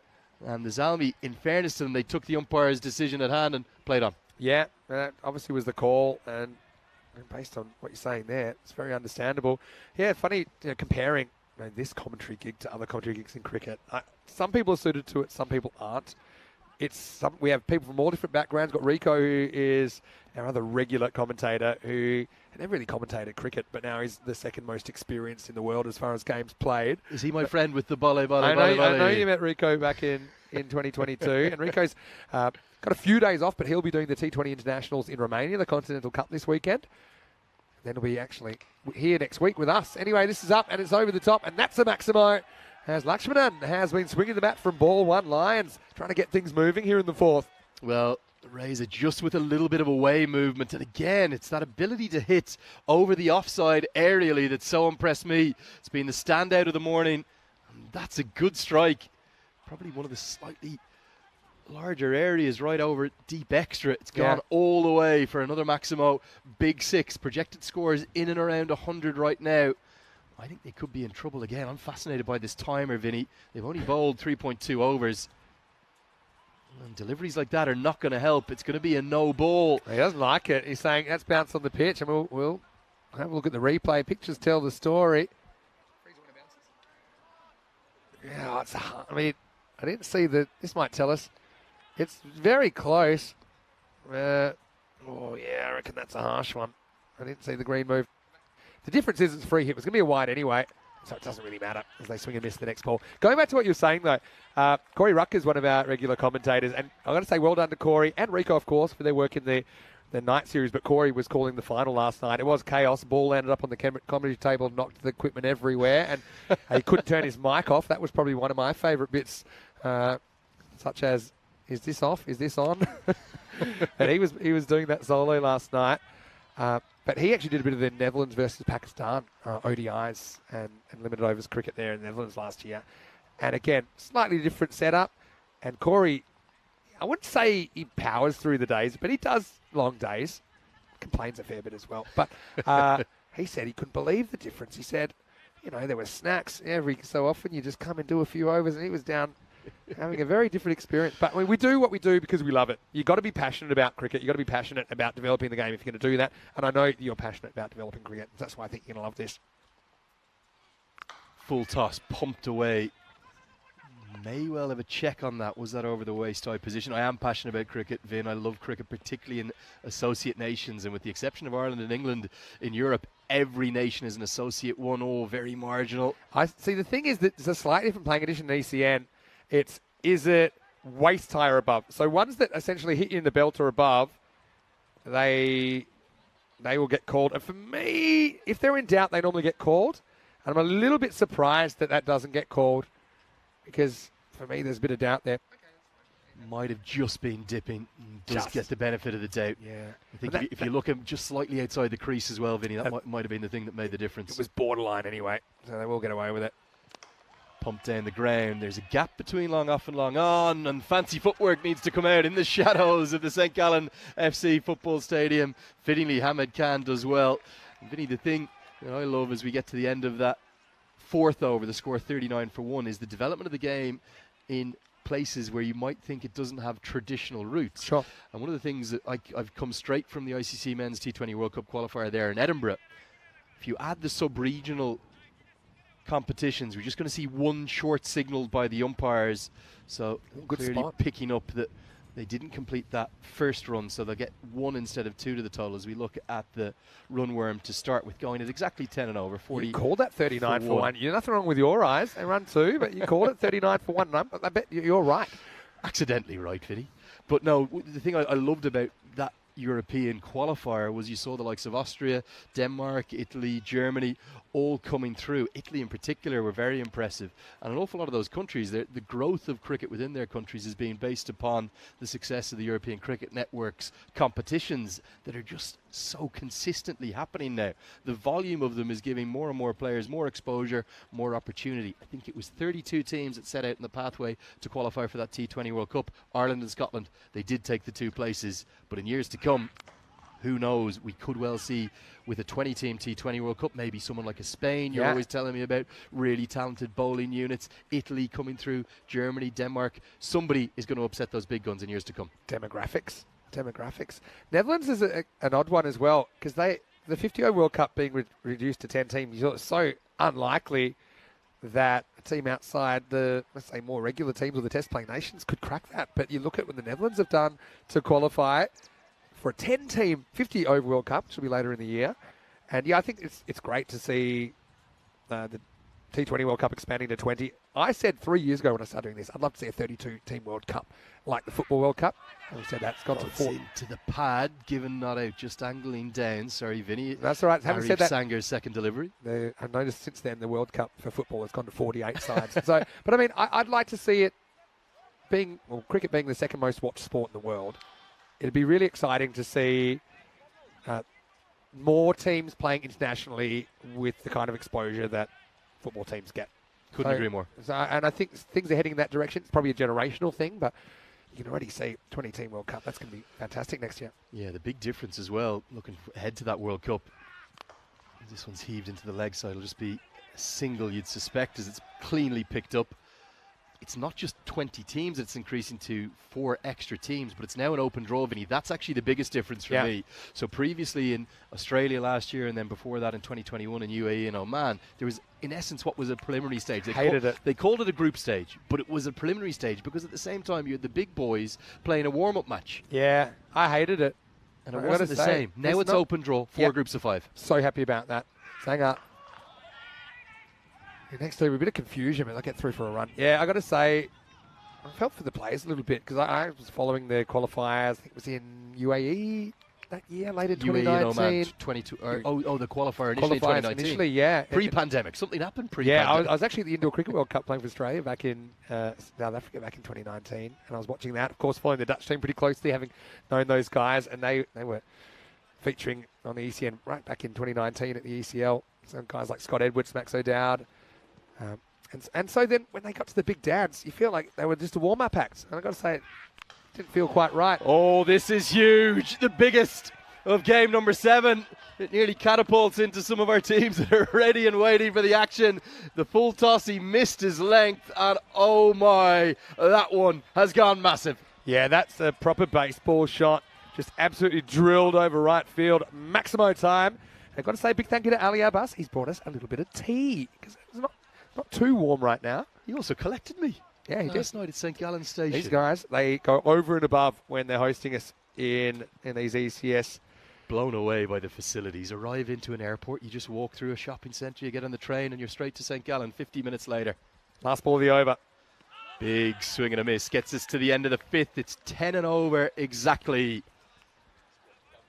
Yeah, so I want to say a big warm welcome and happy Swiss National Day. It's Schönen Geburtstag to all of our viewers. August 1 traditions date all the way back to the 1200s. And I'll have to ask our tournament referee, Rob Kemming, what it was like when they first formed, I suppose, the origins of this country back then. 5 Swiss flags in this shot. We've got the T-shirt. I've actually put this one on. Can we do more? We're going to try and How are we getting more of it? 5's got to be enough. I can't count to more than 5. I know Roger is watching. Roger is our CEO at European Cricket, and I've told him, we've got this gear, we like it, but we would like cheese, chocolate. Oh, chocolate. Got to be chocolate. The other thing is, he said, St. Gallen bratwurst. They are famous for it. So, come on, ball's in your court, Roger. We're here all day. We got to go for that. We know you've got the day off, but we're here. We need supplies. It's going to be raised at a bowl. His second over. 10 and over at the moment. Probably thinking about maybe 110, 120, something like that. Plenty of wickets in hand. Maybe not quite the same strike rates as we saw in the first game of the day. Game number 6 into game 7. What can the Lions get to, Vin? Yeah, I mean, 100 seems a bare minimum. I still think with wickets in hand, here you're looking kind of 14 and over, maybe 15 and over. I have to say the Zalmi have looked well drilled. They probably bowled to a better game plan than we saw either of the two sides do in the morning game. And they've just kept things simple. The rain again, which was coming down very heavily about 3 overs ago, has now, I believe, stopped completely, Vinny. I'll tell you what's interesting is some of these really big chases we've seen. You saw the Pack Riders chase, which is, I think, second on the list. That was in Austria. Similar conditions. And normally in these conditions, it's kind of tough for everyone. It's harder for the bowlers to control the ball. The ball gets a bit soggy. The fielders, obviously hard for them to catch. But the batters, with the ball getting a bit heavier, find it hard to hit further normally. But we have seen plenty of runs in these conditions this year. That one's going to be a no ball, I think, and a free hit to come because it's landed off the wicket. For me, this might be a wide if they look at it, because if it bounces after the... Yeah, you see here, it bounces after the stumps. So actually, I don't know whether they spotted that or not. If you're going to be technical, that to be a... I think they're just going to... because it bounces after the stumps, it can't be a no ball for off the pitch. So I'm not sure if we'll see it again, but... Yeah, it now has been called a wide. So all these situations, they come up so many times. I know you're probably wondering what I'm talking about. But, yeah, by the laws of the game. If it's a full toss past the stumps. So it's only no ball for off the pitch if it's off the pitch before the line of the stumps. Well, this is massive again. Almost an action replay. And Wadwa finally warming up.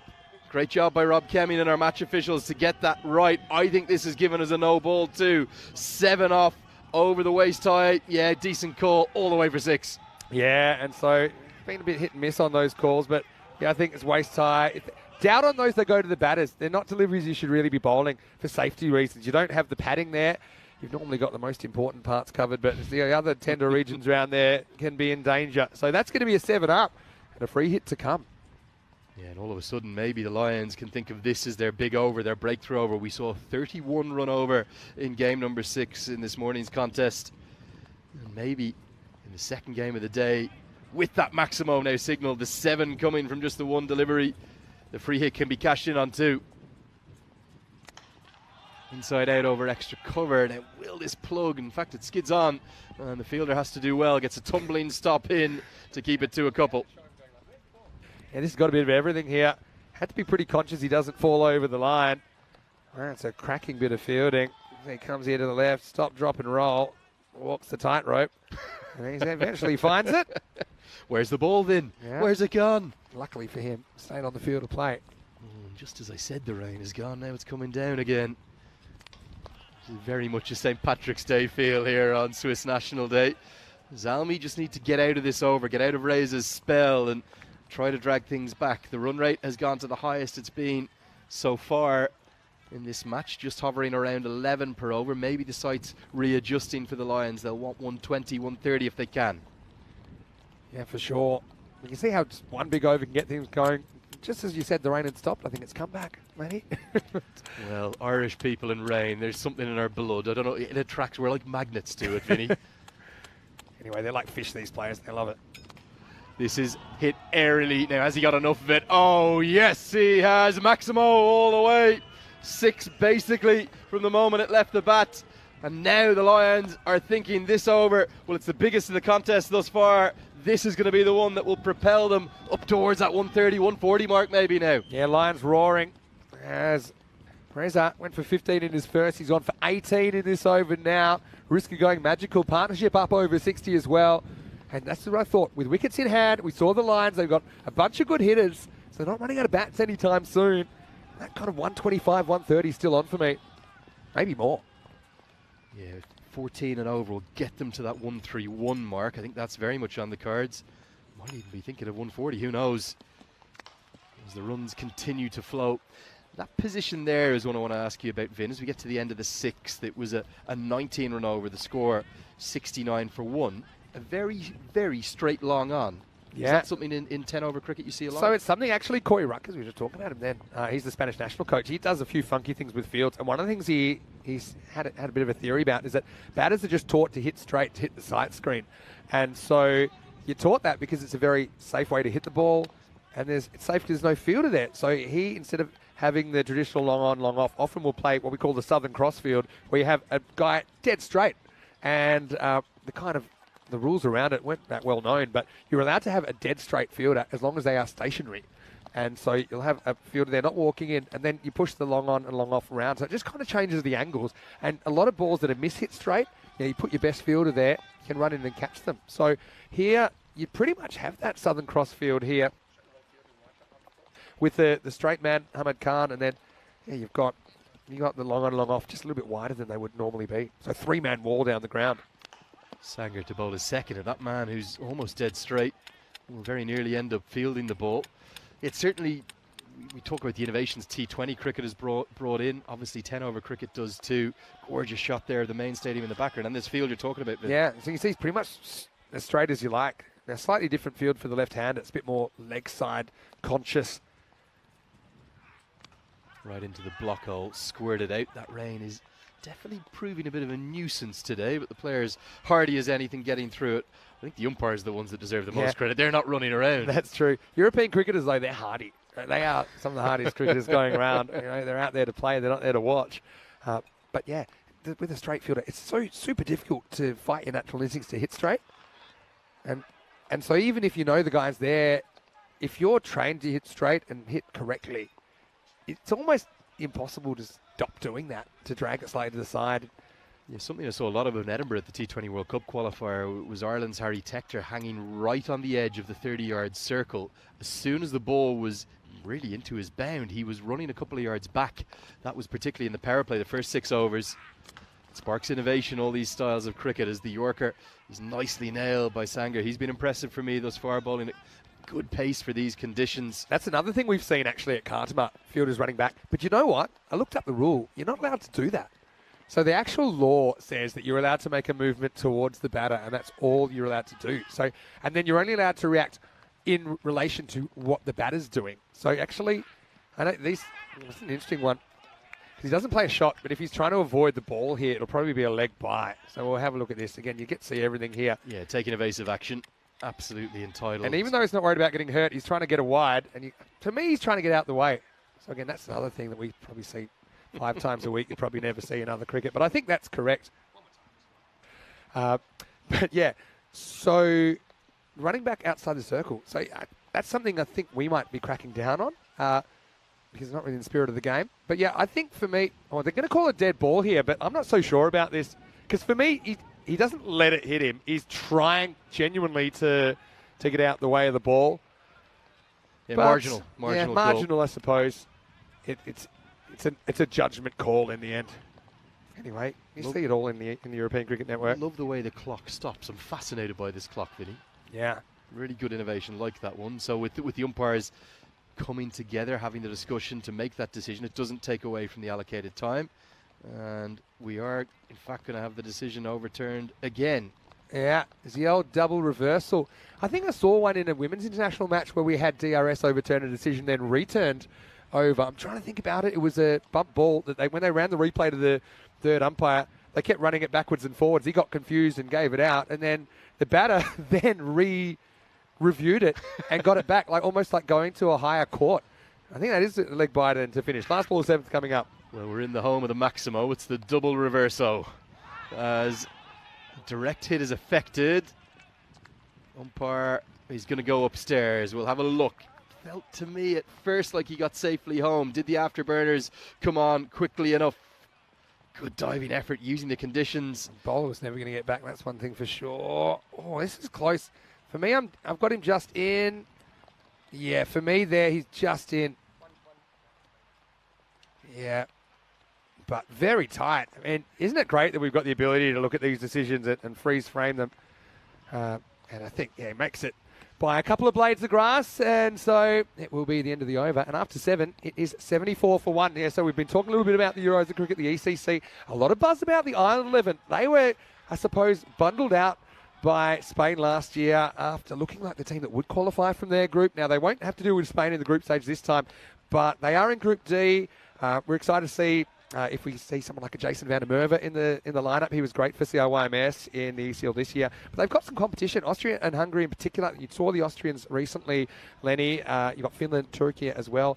What do you make of that ECC draw? Well, look, just great to see, and I suppose naturally the sides at the top of the list are the ones that will catch your eye. Spain, Jersey, Italy, Scotland, Ireland. But keep your eyes too on the likes of Belgium. They've been making good strides. The Netherlands, they love their ECN cricket, don't they? They've so many stories. Vivian Kingma, one of my great icons of the world game. I love a bespectacled fast bowler. Yeah. Any kind of bespectacled cricketer, but one who comes in and bowls nearly 90 miles an hour in his specs. I love that. As Shinwari comes into the attack, that one's probably going to angle down and miss the leg stump. I think the Zalmi have just battled back nicely over the course of the last 8 or 9 deliveries. It's a 68-run partnership, but is it coming quickly enough? Yeah, that's the question. That's a good decision by the umpire. I think it's just sliding down. Not too far away, though. If Viv's the real character, I still can't believe he bowls with his glasses on. I think it's the rubber sides, he said. The rubber sides. They're very sable. And there's a bit of chat about the Netherlands side with them qualifying for the 50 over World Cup, what that Netherlands 11 will look like, because the two do happen at the same time of the year. Now, this surely is going to be a no ball. Immediately signals, so we'll have a free hit incoming.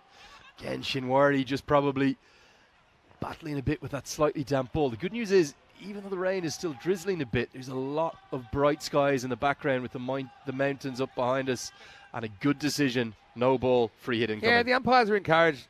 The way the playing condition's written, if they're not absolutely sure it's below the waist, they're meant to call it, and that's correct, I think. Free hit coming up then. Heaved away to the leg side, all the way over the head. There was a man out there. Even if he took the catch, it wouldn't have mattered, but he gets enough to get a Maximo, and the Lions on the charge. Yeah, nicely hit. Got a bit of a gift. Attempted Yorker, I think, gone wrong. The Lions on the prowl here after a slightly pedestrian start by ECS standards, but they're on for a decent score. One thing I think is going to come into it, though. Tick-tock, tick-tock. Well, watch that clock. I don't think they're even going to be close. I think I'm a magnet for this. I think we got 5-run penalty on the cards again. 4 minutes to bowl 10 deliveries, or 9 at least, and get that last one in. This is going to be a no ball again. Yeah, that clock is going to run away. Free hit incoming. Shinwari is looking for the block hole, not able to affect it. It's another no ball, and another lasso will be signalled by the umpire. Free hit again. Yeah, that's not even close, really. Easy call. And just FYI, we haven't seen it for a while, but let's say that you can't even finish the 8th over before the clock runs out. You've got a 10-run penalty coming. Is that the way it works? Yeah, so you can have it. Has that happened before? Yeah, I think the most we ever had was a 15. And this is the thing.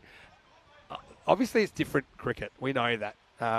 And the other thing is, that might be a final warning now. I think that's the second one he's bowled. If it's the third one, he'll be off. But I think that's second and final warning. That team that had the 15-run penalty, they must have had show back-tar bowling off the 50-yard run-up. Yeah, either that or they just had a few accuracy issues. I think they probably did bowl 9 overs, but just not 9 legal overs. Free hit coming up again. Pumped down the ground. It's going to go all the way for 6. Well, the runs are really starting to come.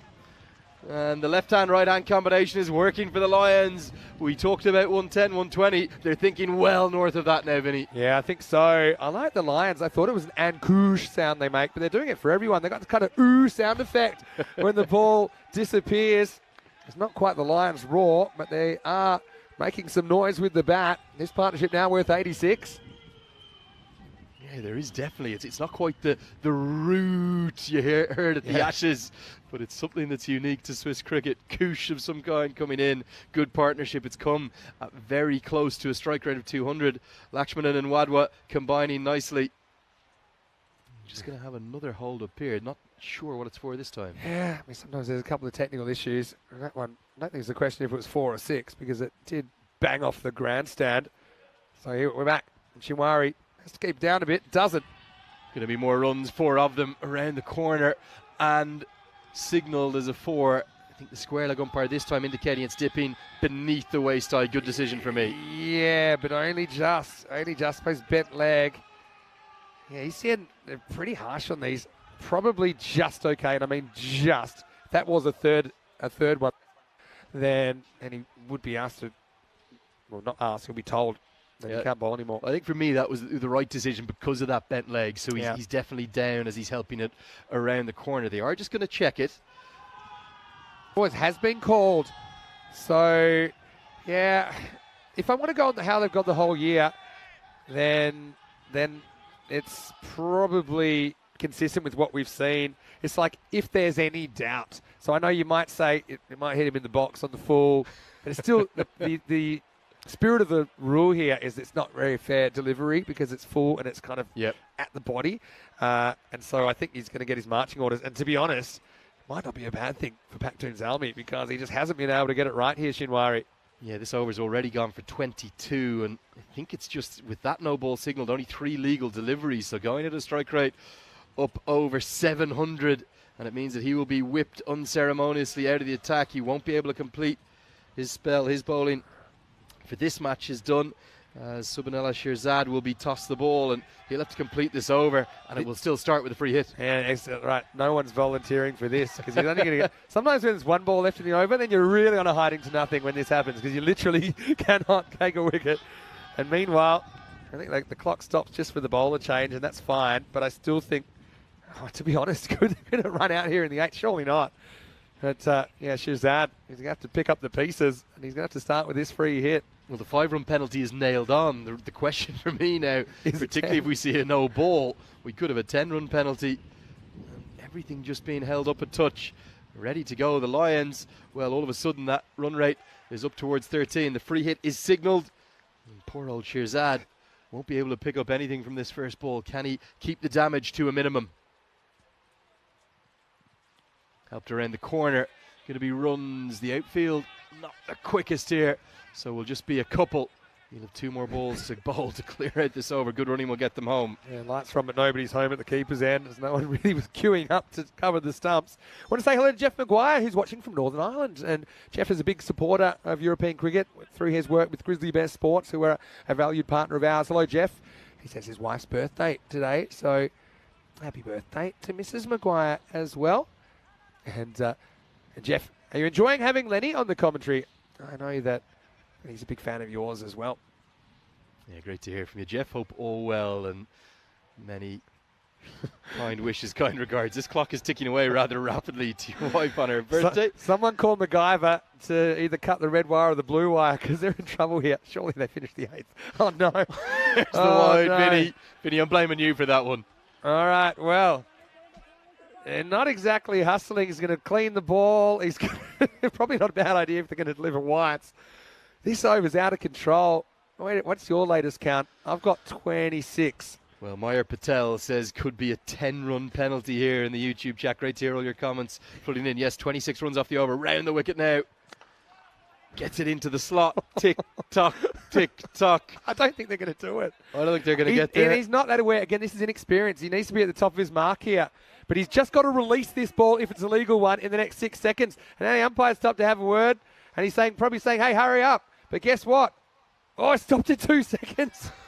I don't know what's going on. Who's running that clock, Vin? How does that work? It's in conjunction with the official scorers, the timekeepers, and the officials.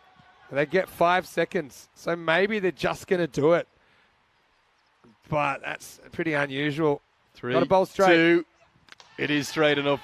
It's helped away for what's going to be a boundary 4. We're going to have either a 5 or a 10-run penalty to go alongside this. End of the 8th, 105 for 1. To be honest, I think the reason that they stopped the clock, it was the umpires initiating that conversation, probably saying, look, you're out of time. We'll put 5 seconds on the clock, but to say that if this isn't a legal delivery, then you're going to run out of time. Well, you already have in a sense, but I think it'll just be a 5er. I think that's the communication. And one of the really important things is the communication between the officials and the teams and all of these moving parts working together in harmony. It's an essential part of the European Cricket Series to make it happen with this quantity of games. Over has gone for 31. The last 3 have gone for 55 as everything's really starting to go horribly wrong for the ZMI, who were so impressive for the first half of their entrance into this competition for this year. And we've got a change in bats. I think we're going to have a 5-run penalty. It's not going to be the 10-run. Yeah, well, I think it's just the 5, just the 5, which probably makes sense. There were a few things that were a little bit out of the fielding team's control, you could argue, although you could argue they caused the situation by bowling 3 high balls in the over. Vinny, I have to say, I'd actually love to see that law introduced in international cricket, not the fielding restriction one. I don't think that's really a big enough punishment. I think runs are what count. 5 runs if you get it wrong. One thing that we'll have a longer conversation about is what we've learned from doing such a lot of matches. So, yeah, maybe we'll get to that if we have a quiet over here in the 9th. But good luck with that. Hamad Khan to bowl his second and final over, squirts away off an inside edge. Oh, he slips. Won't be a couple because the non-striker has gone down quite badly. Let's hope he's okay. I think just his dignity and his pride hurt, nothing else. Yeah, luckily it's a soft landing. And we see this really in all conditions, but particularly today you do have to be careful turning, and hopefully it's not too serious. We'll check it out in the replay. Little bit nasty, and let's hope he's okay. The 100 partnerships come up though, strike rate exactly 200. Yeah, incredible stuff really. Well, it gives an opportunity maybe. I might have a retired hurt situation here, because I think that given the situation, it's a long tournament, and so it's Lakshmanan. He's on 48 though, so probably wouldn't be rushing to retire hurt. Maybe just needs a little bit of the magistrate. In fact, looks like he's going off. Yeah, I'm going to pry the bat out of his hand. Well, that's not what you like to see. Just must have fallen on the shoulder. Both feet went at the same time. That was the issue there. So there won't be a wicket, but it will be a change of batter here as Maya Daftari is going to come out. And yeah, 1-1-1 for 1 the score. Yeah, the rain really has got a bit heavier all of a sudden. Maya Daftari 1 off 4 in the first game this morning. All the ones on the board, 1-1-1 for 1. This goes a long, long way up. It's the heaviest bit of rain we've seen. This is going to take some catching. And in fact, it's just going to fall almost with 3 fielders staring at each other. Not yours, not mine, not yours. After you, sir. Welcome to the Bermuda Triangle. And I know you've been around the world. I've got to say, though, this rain has gone up a notch, hasn't it? And I do think it's probably getting to the point now where if it stays like this for any length of time, I think we might not be able to finish this innings. Anyway, let's find out. Helped around the corner, no fine leg in place. And the outfield is somehow miraculously going to hold it up. Yeah, that rain is really as heavy as I've seen, Vinny, today. You'd think the 2 umpires having a look at each other. They're saying, maybe should we get through these 9 balls and have a look? You're right about the umpires being hardy, though. They're probably hoping they can get through this last 9 balls, which probably isn't a bad thing for Pacton ZMI. Because if you extrapolate, if you were to kind of do a Duckworth-Lewis here, the fact that the Lions got 9 wickets in hand, it's going to give them a little bit of a boost if it is reduced. Heave towards the man and held. Oh, an excellent catch in the rain. He's got the bucket hat on fittingly as well. Really good catch. And that is the 2nd wicket. Yeah, Syed Reza, the catcher. Do you know what I mean when I say that I think we have some incredible fielding in the European Cricket Series? At any level of cricket, this is in the driving rain, is belted at him flat, and he just takes it clean as a whistle.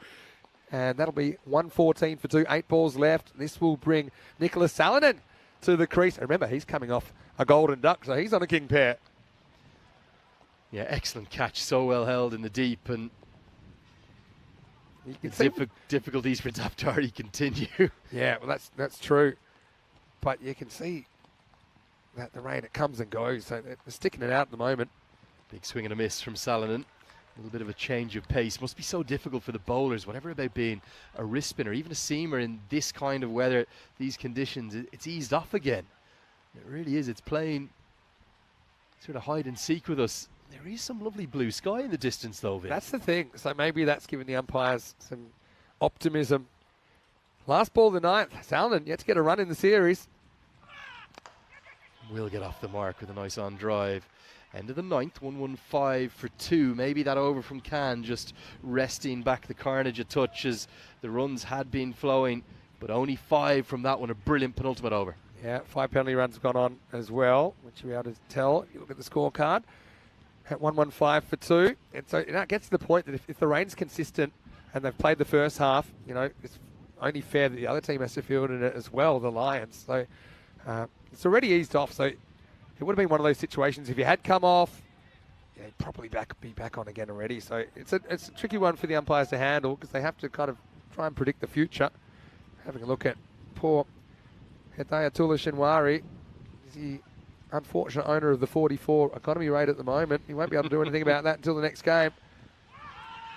This is Shirzad to bowl his, well, second half over. He could only bowl 3 balls to round out that one, and he thuds that one into the pads, leg by signal. The Lions just not getting any momentum later. That's true. There's been a few interruptions as well. So they did get the benefit of the 5-run penalty. When we get an extended period of time, we'll talk about maybe what the ICC can learn from how we keep to time here in the European Cricket Series. And that's not quite the same. But in summary, you've got to have consistently enforced penalties that matter. Anyway, probably don't have time to talk about it now. Instead, we've got another ball which is hit out towards an outfielder, just pitches short of Ahmed Khan. We saw Major League Baseball bring that in this year. I was going to talk about that. That's the one. We've had this conversation a few times. But, again, we'll get into it when we have a quiet moment. We don't have time right now. Not right now. In Major League Baseball, they have penalties that aren't huge, but they're consistently enforced, a bit like parenting. And the problem with Test cricket, you end up 45 minutes, an hour behind, but it's actually all the little things adding up. And then it seems like the laws are somewhat strangely applied as this one's kicked over the rope. We've seen some pretty good fielding actually from the Zalmi. This time there's a fumble, and it's Arif Sangar who bowled nicely, but he's almost kicked it over the rope. Yeah, he has. He's knocked it away from the backup fielder who, if he just stayed put, probably would have gone to him. But, yeah, I don't know if he was trying to beat the offside trap or what, but it does result in the boundary. Nearly a nice pass. It was nearly the 1-2. Exactly. Instead runs away. Change of angle now for Shirzad. Doesn't like round the wicket anymore. Change in the field too. 4 fielders on the off, 5 on the leg. Only 1 in the deep on the offside. This one goes an absolute kilometre up into the sky. Can anybody hold on? Oh, no! Not even a hand on it, Vinny Sandhu. Yeah, well, certainly wasn't any danger of breaking a finger there. I think he liked the idea of moving forward for it, Saeed, and we saw him take a catch that didn't count earlier. And actually, 2 occasions we've seen him in the action, but that one just plonks in front of him. 1 run scored. Salinan, he's pretty happy about it. I think they got back for 2, did they? Maybe not. I think it was just 1. And when they did get back for 2, I think they did sprint back for 2. Good game awareness. Again, it went that high. They were able to run back for a second, and this time they scamper through for what's either going to be a bye. It is given just a little bit delayed as a bye. We'll leave just 1 delivery left. Can the Lions get to 130? They'll need a Maximo to get there. So we'll put that on the list to talk about when we get a spare moment about how we can improve time. Final delivery of the first innings. Game number 7, the second game of the day here in ECS Switzerland. We've had that 5-run penalty applied. Can they get up to the 130 marker? Not quite, but it's going to be 1 bounce 4. Splits those 2 fielders in the deep. That will round out the first innings. Maybe just above par, 128 for 2. Some good ball striking to finish. Yeah, the P was for placement that time, and they do get up to 128. Kind of said that earlier in the innings. It felt like the second game yesterday where we saw the Nomads get to 125. Turns out that wasn't enough. It was chased down. Of course, we haven't seen Pacton ZMI with the bat yet. We'll see them after the break. Their first ever innings on the European Cricket Network. But now, let's go back and have a look at the highlights. One thing I've loved about the new teams, including the Lions, they have not been afraid to swing it from the get-go. And they're not afraid to continue to be aggressive, even when they lose wickets. And they lost some key ones early. Yeah, certainly. It was that second wicket partnership after Ankush Lal was dismissed, the hero from the last game. Good catch held. There was a couple of good catches, but also some brilliant big hits. Akash Wadwa made 42 not out. And Lakshmanan, he retired not out on 48. 3 6s and 3 4s for him. Some big blows, particularly from the left-hander, who got good ball striking out. That one, well, it went as high as it went long and miles over the rope. Shinwari, he found problems with landing it, and in fact he's ended up with the rather unceremonious figures of 3 balls, none for 22. That's 3 legal deliveries, no balls and full tosses aplenty. This was as heavy as the rain got. That's true. And what a catch held by Sadraz in the deep. That was a great catch. Yeah, it just had this bit where they kind of were on track, Zalmi, and then the wheels came off. In fact, the doors were falling off and everything. In the end, coming home with a wet sail, no pun intended, in some lightly falling rain at the end. The Lions smashed their way to 128. Well, it was that second wicket partnership in the end that was worth 105, and unfortunately it was ended when Lakshman had to retire due to falling slightly awkwardly, turning for a second run, and just a couple short of his half century. So you certainly hope that that's more precautionary than anything else. They were in a good position. They had batters to come. We'll see if he takes his spot in the field a little bit later on. Wadwa was very good, though, with his 42 not out as well. 24 extras though, Vinny. That is what really hurt the Pacton ZMI. You take those away, particularly the no balls. Maybe the run rate penalty wouldn't have applied. 5 runs there. Good efforts though, particularly from Bashir Ahmed, who shares the namesake of the Nepali international left arm spinner. 1 for 8 for him, and a cutting rate of 4. Doesn't get much better than that. Sanger, impressive too. Scary thing about the 24 extras, it could have been more. If they were 2 seconds slower, it would have been 29. Nowhere near the 54, though, which is our record here on ECN Cricket. We'll take a break and we'll be back in a few minutes. Game on here. Pacton did like what they were dealing, although they had a few ups and downs. 129, their victory target to secure their first points in their first match of ECN Cricket. Vinny Sandy here, Mr. Maximo for ECN, alongside Andrew Lenny Leonard. We'll see you after this for more European Cricket Series.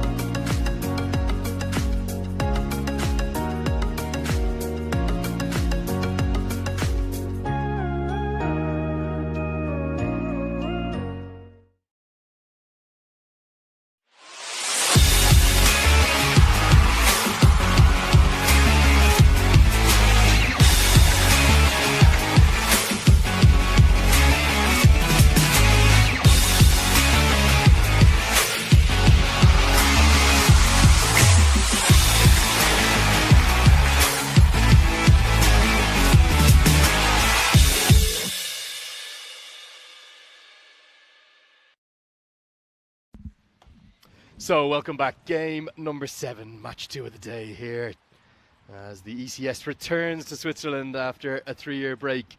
With a little bit of mixed weather, I have to say, on what is Swiss National Day, but we've managed to play every single ball so far. The umpires very much the heroes of the era, staying out there, as we've seen a topsy-turvy first innings, as the Zurich Lions have posted 128 with the ball, meaning that the Pacton ZMI will need, in their first match in this year's competition, 129 to win.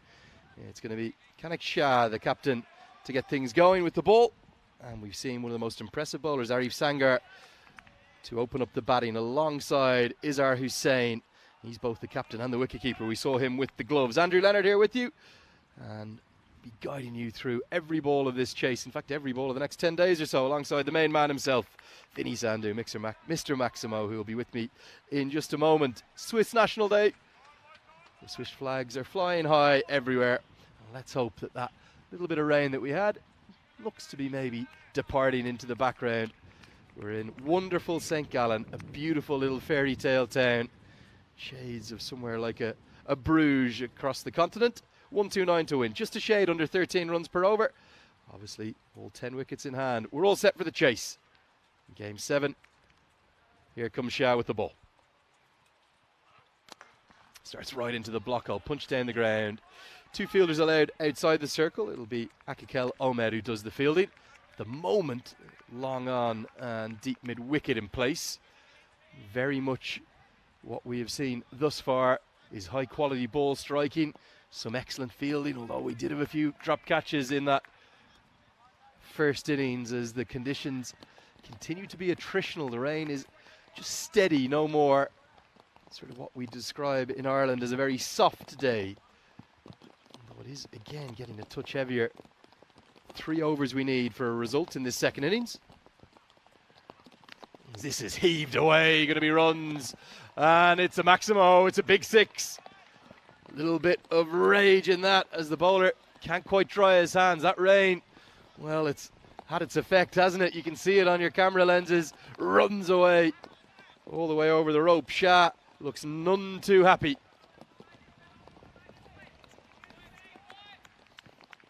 We do even see a few umbrellas going up down on the dugouts. Dugouts are well placed. It's been a strange day as I welcome Vinny Sandu to say good morning still to you, mate. This is quite heavy now. You know what? I'm pretty happy we're undercover and I'm not in the cube right now. Oh, heaved away. Back-to-back 6s. 2 balls faced. 12 on the total. Strike rate 600. Thank you very much. Doesn't miss the block hole by much. Right into the slot. Helped away for another maximum. The thing is for the Lions, okay, yeah, it's uncomfortable for them in the field. But to be honest, ZMI, there were periods where they had to field in this as well. So that's the way it goes. This is European cricket. We've got an artificial pitch. You know, unless it becomes very, very dangerous, you know, they'll stay out there. Many sports where obviously rain's a factor. Anyway, just saying, loving life at the moment. Oh, 6. 6. I'll make that 6 more. What an unbelievable start for the ZMI. They need 13 and over. Well, they might be doing this chasing a canter if he keeps going. Plays a bit of go fetch there, doesn't he? It was outside the off stump, and he gets every piece of that, and it's 19 off 4. And he's 128. Decent score, but with hitting like this, it may not be enough. I know that Jeff said it's his wife's birthday today. Well, if you tell me her name, Jeff, and she's saying that she's a bit of an ECN fan, I'll give her a special shout out a little bit later in the day. But very, very happy birthday over there in Northern Ireland. Here's the next ball. Well, that will be surely flirting with the wide line. The umpire had a think. Twitchy arms, Vinny. I mean, there's a couple of issues here. I don't think the umpire sees it. And so he's saying to the bowler, can you get out the way? There's a little tram line there. It's a big wide that he's missed, basically. So bowler catches the break. Nicely struck. A mix-up between the 2 batters, but they'll safely get home. It's attritional conditions for all involved. A couple of the Zurich Lions fielders actually in their hooded sweatshirts as well. I think only a direct hit would have done here. The scoop onto the stumps, not clean. The keeper had a lot to do, didn't he? So we do get to the end of the first over. 20 without loss. A magical first 70 matches since the golden ball. This counter, we've got back to golden ball 0 only, what's that, 10 days ago now. 10 days ago. What's the highest that's ever got that you remember? I'm so glad that you asked. And it was around this time last year. It finally went off during the night series in Portugal. It was 405. Wow. 405. That was about a 3-month period, I think, without a golden ball. On average, it's around about 82 games per golden ball. So that's an average. That's if you divide the total games divided by the amount of golden balls, you get something in the 80s. Yeah, you would think with just even the likelihood of how close shortened format cricket can Sure. be. We're playing 10 over contests here. Let's hope none of them have to be a bridge. That rain again is disappearing.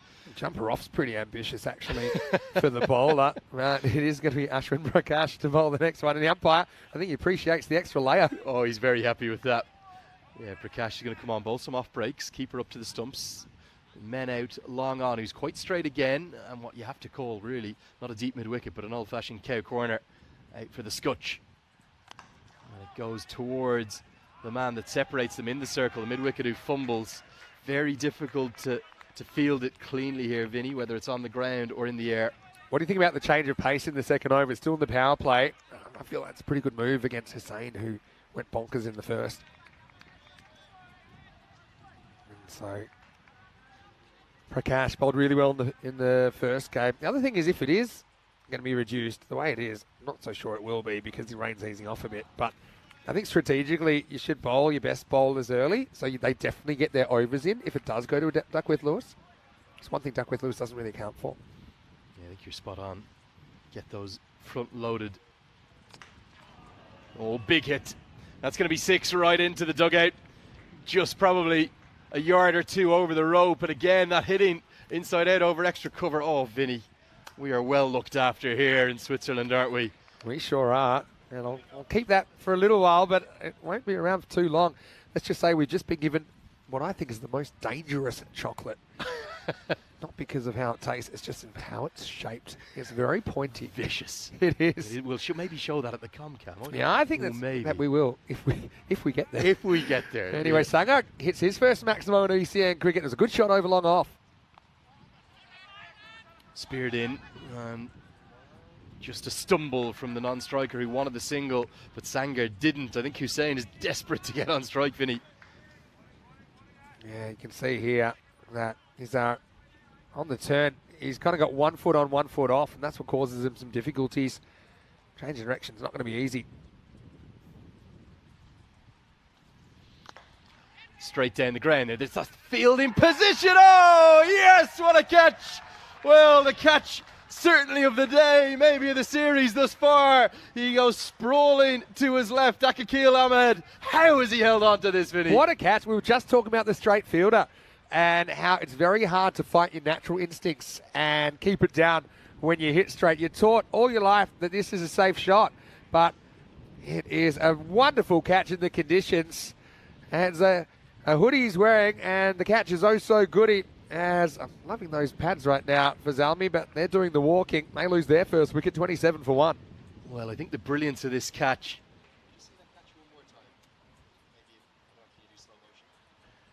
The brilliance of it, it's the conditions. It's been hammering rain for much of the morning, Vinny, and he uses those conditions to get the slide in and also not allow his elbow to hit the ground. That's exceptional from Akakil Ahmed, one that he's going to remember. Take a bow, sir. The hands nicely warmed as out comes Abdullah Hamdard with the backwards baseball cap on. Style of plenty on show here in Switzerland. I think that cap will stay backwards for approximately 2 seconds. And there you go. This isn't some sort of Simpson-esque venture. This is cricket. Some traditions will stay. I wonder as the keeper had a word there. He said, "What are you doing, mate? Come on, turn the cap round." Has angled down the leg side. Hasn't made contact with anything. Maybe just a bit of thigh pad, something like that. Yeah, cramped him for room, didn't he? Prakash has been really important for the Lions. Yeah, I like the fact that he's bowling this second over, changing the pace and getting the breakthrough. Big swing and a miss, and quick thinking from the keeper will flick the ball onto the stumps, but I don't think we're going to go upstairs as he's so deep in the crease that at least one of the feet was kept in at all times. We had a bit of a glitch in the space-time continuum yesterday when we realised that the creases weren't matching up with the movement of the pitch anyway. We'll have to go back to the drawing board, but I think today it's a lot better. Never thought I'd see double creasing. But anyway, Pacton ZMI searching for their first points in the series. Lions, could they be the nomads of day 2 to play some really good cricket but go away without any points? It's certainly a distinct possibility here.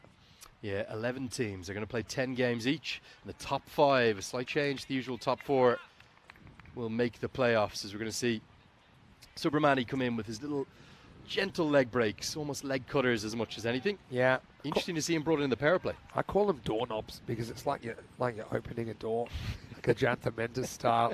Anyway, bit of Bollywood dancing about it. Here he is. Vinny, I'm going to have to ask you about that, because which way do your doors open? Is it not the off brakes that open the door and the leg brakes that close them, or does it work differently in Australia? Yeah, I'm from the Southern Hemisphere, so everything's backwards. One of my favourite things to do with kids, and I meet so many youngsters around European cricket, and a lot of them really enthusiastic to cricket, some are new to it. I like to tell them a few tall tales. I've got a trick where I'm really good at catching the ball in the back of my hand. So you throw me one, catch on the back of my hand, flat. And I tell them that because I'm from Australia in the Southern Hemisphere, that's how we catch, because everything's backwards. So I was like, yeah, practice it. And you don't mean the reverse hands here, No, Vin. I'm You talking literally about mean where your knuckles are. Just I don't have a ball on me, but yeah, I'm really good. Yeah, I catch it on literally the back of my hand. Like solid. Looking forward to seeing that, mate. Maybe in these conditions be a little bit difficult. Anyway, I'm done. Certainly out there. This one's pumped away. Going to be a long, long way. He can jump into the air all he wants. Akakela Ahmed, who took that excellent catch, but Subramani, it just sat up to be hit, didn't it? Another Maximo. Yeah, you've got to be bold. This is another one. It's kind of like a back spinner, really, and just picks it up, gets enough, and third time lucky for Hamdan as he gets off the mark with the Maximo. Yeah, it was almost just really the sort of seam up delivery, wasn't a leg break. Now he goes back to something, a tempting one, but the result's going to be the same. Back-to-back sixes. Well, the ZMI, they really only seem to know one way, and that is throwing the kitchen sink at everything. I've been really impressed with the depth in all the sides we've seen in this ECS so far. Different countries, you got different levels, you got different ranges of abilities within teams, but I've been really impressed at how it's not just the openers that are doing the damage like we see in some countries. It's already 3, 4, 5, 6, and even lower, all really confident going for their shots. Loses his shape this time, and a slip-up ball. This is surely going to be a chance. Direct it would have been gone. Oh, now they're going to get an overthrow or two. I'm going to say probably just the one. Tell you what, I saw that slip before it happened because I knew Hussain was going to get sent back before he realised, and we already know that he fell over a second ago in this exact spot. So they're trying to stop on the actual surface. It's a tough one where to run here because if you run on the grass, then it's very hard to slide your bat. It'll just plug. But then if you run on the surface, it's probably a bit slipperier. I don't know. Good luck. There's no way in the textbook that you'll find that decision. Last ball of power play coming up. I think Subramani was so frustrated, wasn't he, that the throw didn't come on the bounce. That's the way he wanted it.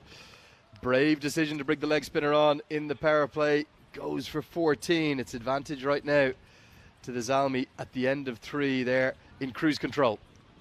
Kai has got a great question. One thing I love about European cricket, and I've done so many games, and I mean so many games, there are still situations that come up that I haven't seen before. We had a potential 7 buys last week that went a bit viral, but it was only 3 because they only needed 3 to win, but it was the 3+4 overthrows off a ball that the keeper fumbled and kicked and then got missed again and again. Anyway, his question is, if the ball lodged in his hoodie, is it an out, like catching the ball in your cap? Now, I know the answer. If he's wearing the hoodie and it's not deliberate, then it's out. Because if it lodges in a article of clothing and he's not taking it off, as long as he hasn't deliberately done it, I think it's out. If he was to discard the hoodie going after the ball, which I don't think he would have time to do, then I think it's illegal fielding 5 runs. But it's something that I've never seen before. Imagine if he fumbles it into his hoodie behind him. It's like if you catch the ball in your shirt by accident. It's just, since the 1970s, that's pretty unlikely. They used to really have those loose V-necks. Anyway, here's Salonen. Here's a bowler we've got a bit of time for. He's coming on to bowl the 4th over.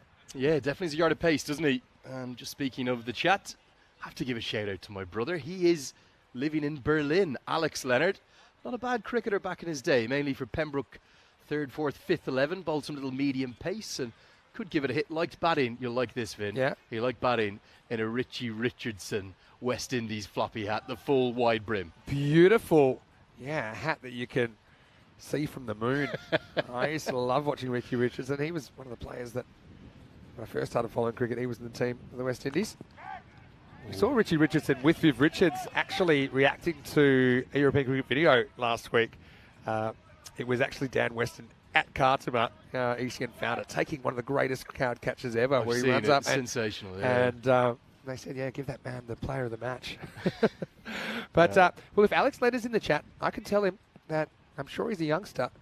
There's over 300 clubs in Germany, and there's many in Berlin. We're going to see them in a couple of weeks.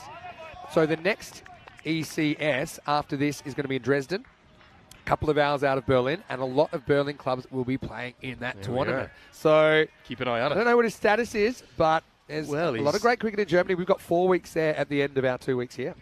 I did bring him to the Lord's Test with me. It was my brother and my dad. Very special day for the family. I was wondering how Special long before you bring this up, by the way. I didn't bring it up. I know that you just sidestepped into that one. Good pace. Good pace here from Salin and 4 dots. Nah, I've brought it up now. You've taken a catch at Lord's. Tell everyone the story. I'm sure a lot of our viewers know already. Tell us about what that was like. Go on. Does it count as a catch at Lord's if it's in the crowd? I'm not so sure, but I think it does. Certainly a pretty surreal moment, Vinny. Curtis Camphor slog sweep, and I happened to be invited by a very close friend up to the president's box for the day. So Stephen Fry was, as the MCC president, hosting us for the day and chanting "Bravo" rather loudly over my right shoulder, as I couldn't believe I managed to hold on to one up in the crowd. A moment I'll never forget for sure, Vin. Yeah. Either it came straight to you or you had to muster your way over a couple of rows to get it. Was it straight to you? Is that what it was? You were just the lucky one? Or I had to lean down actually over the hoarding and go to my left a little bit, but I couldn't believe it stuck. As soon as he hit it, I said, I've got a real chance on this. It was nowhere near as skillful as Dan Weston's one. That was next level, but just purely for the occasion. It was sensational. I've never taken one at Lord's, but I'm going to show you something in a second. But we'll just have to wait for this last ball of the over. And in fact, it won't be bowled. But I haven't taken a catch at Lord's, but I've taken approximately 17 in the commentary box. You have not. And actually, 17. I've never dropped one. And one day, when we can cut our 2 catches together, if you send me the video of yours at Lord's, and I know I'm just showing you one from the recent one. Dan caught his one-handed. So, yeah, don't worry. I'll call this ball, and you can see. Well, maybe we can put them back to back soon. Anyway, this is the last ball of the over, and it's a screamer. It's going to go past the right hand of the fielder, and so Allen doesn't get out of the over unscathed. It was a good one up to then because it went ... one, but then a boundary off the last, but still very good over in the context of the match. 4 overs down. It's 46 for 1. So anyway, we'll definitely cut those together for the viewers, and I got to say that.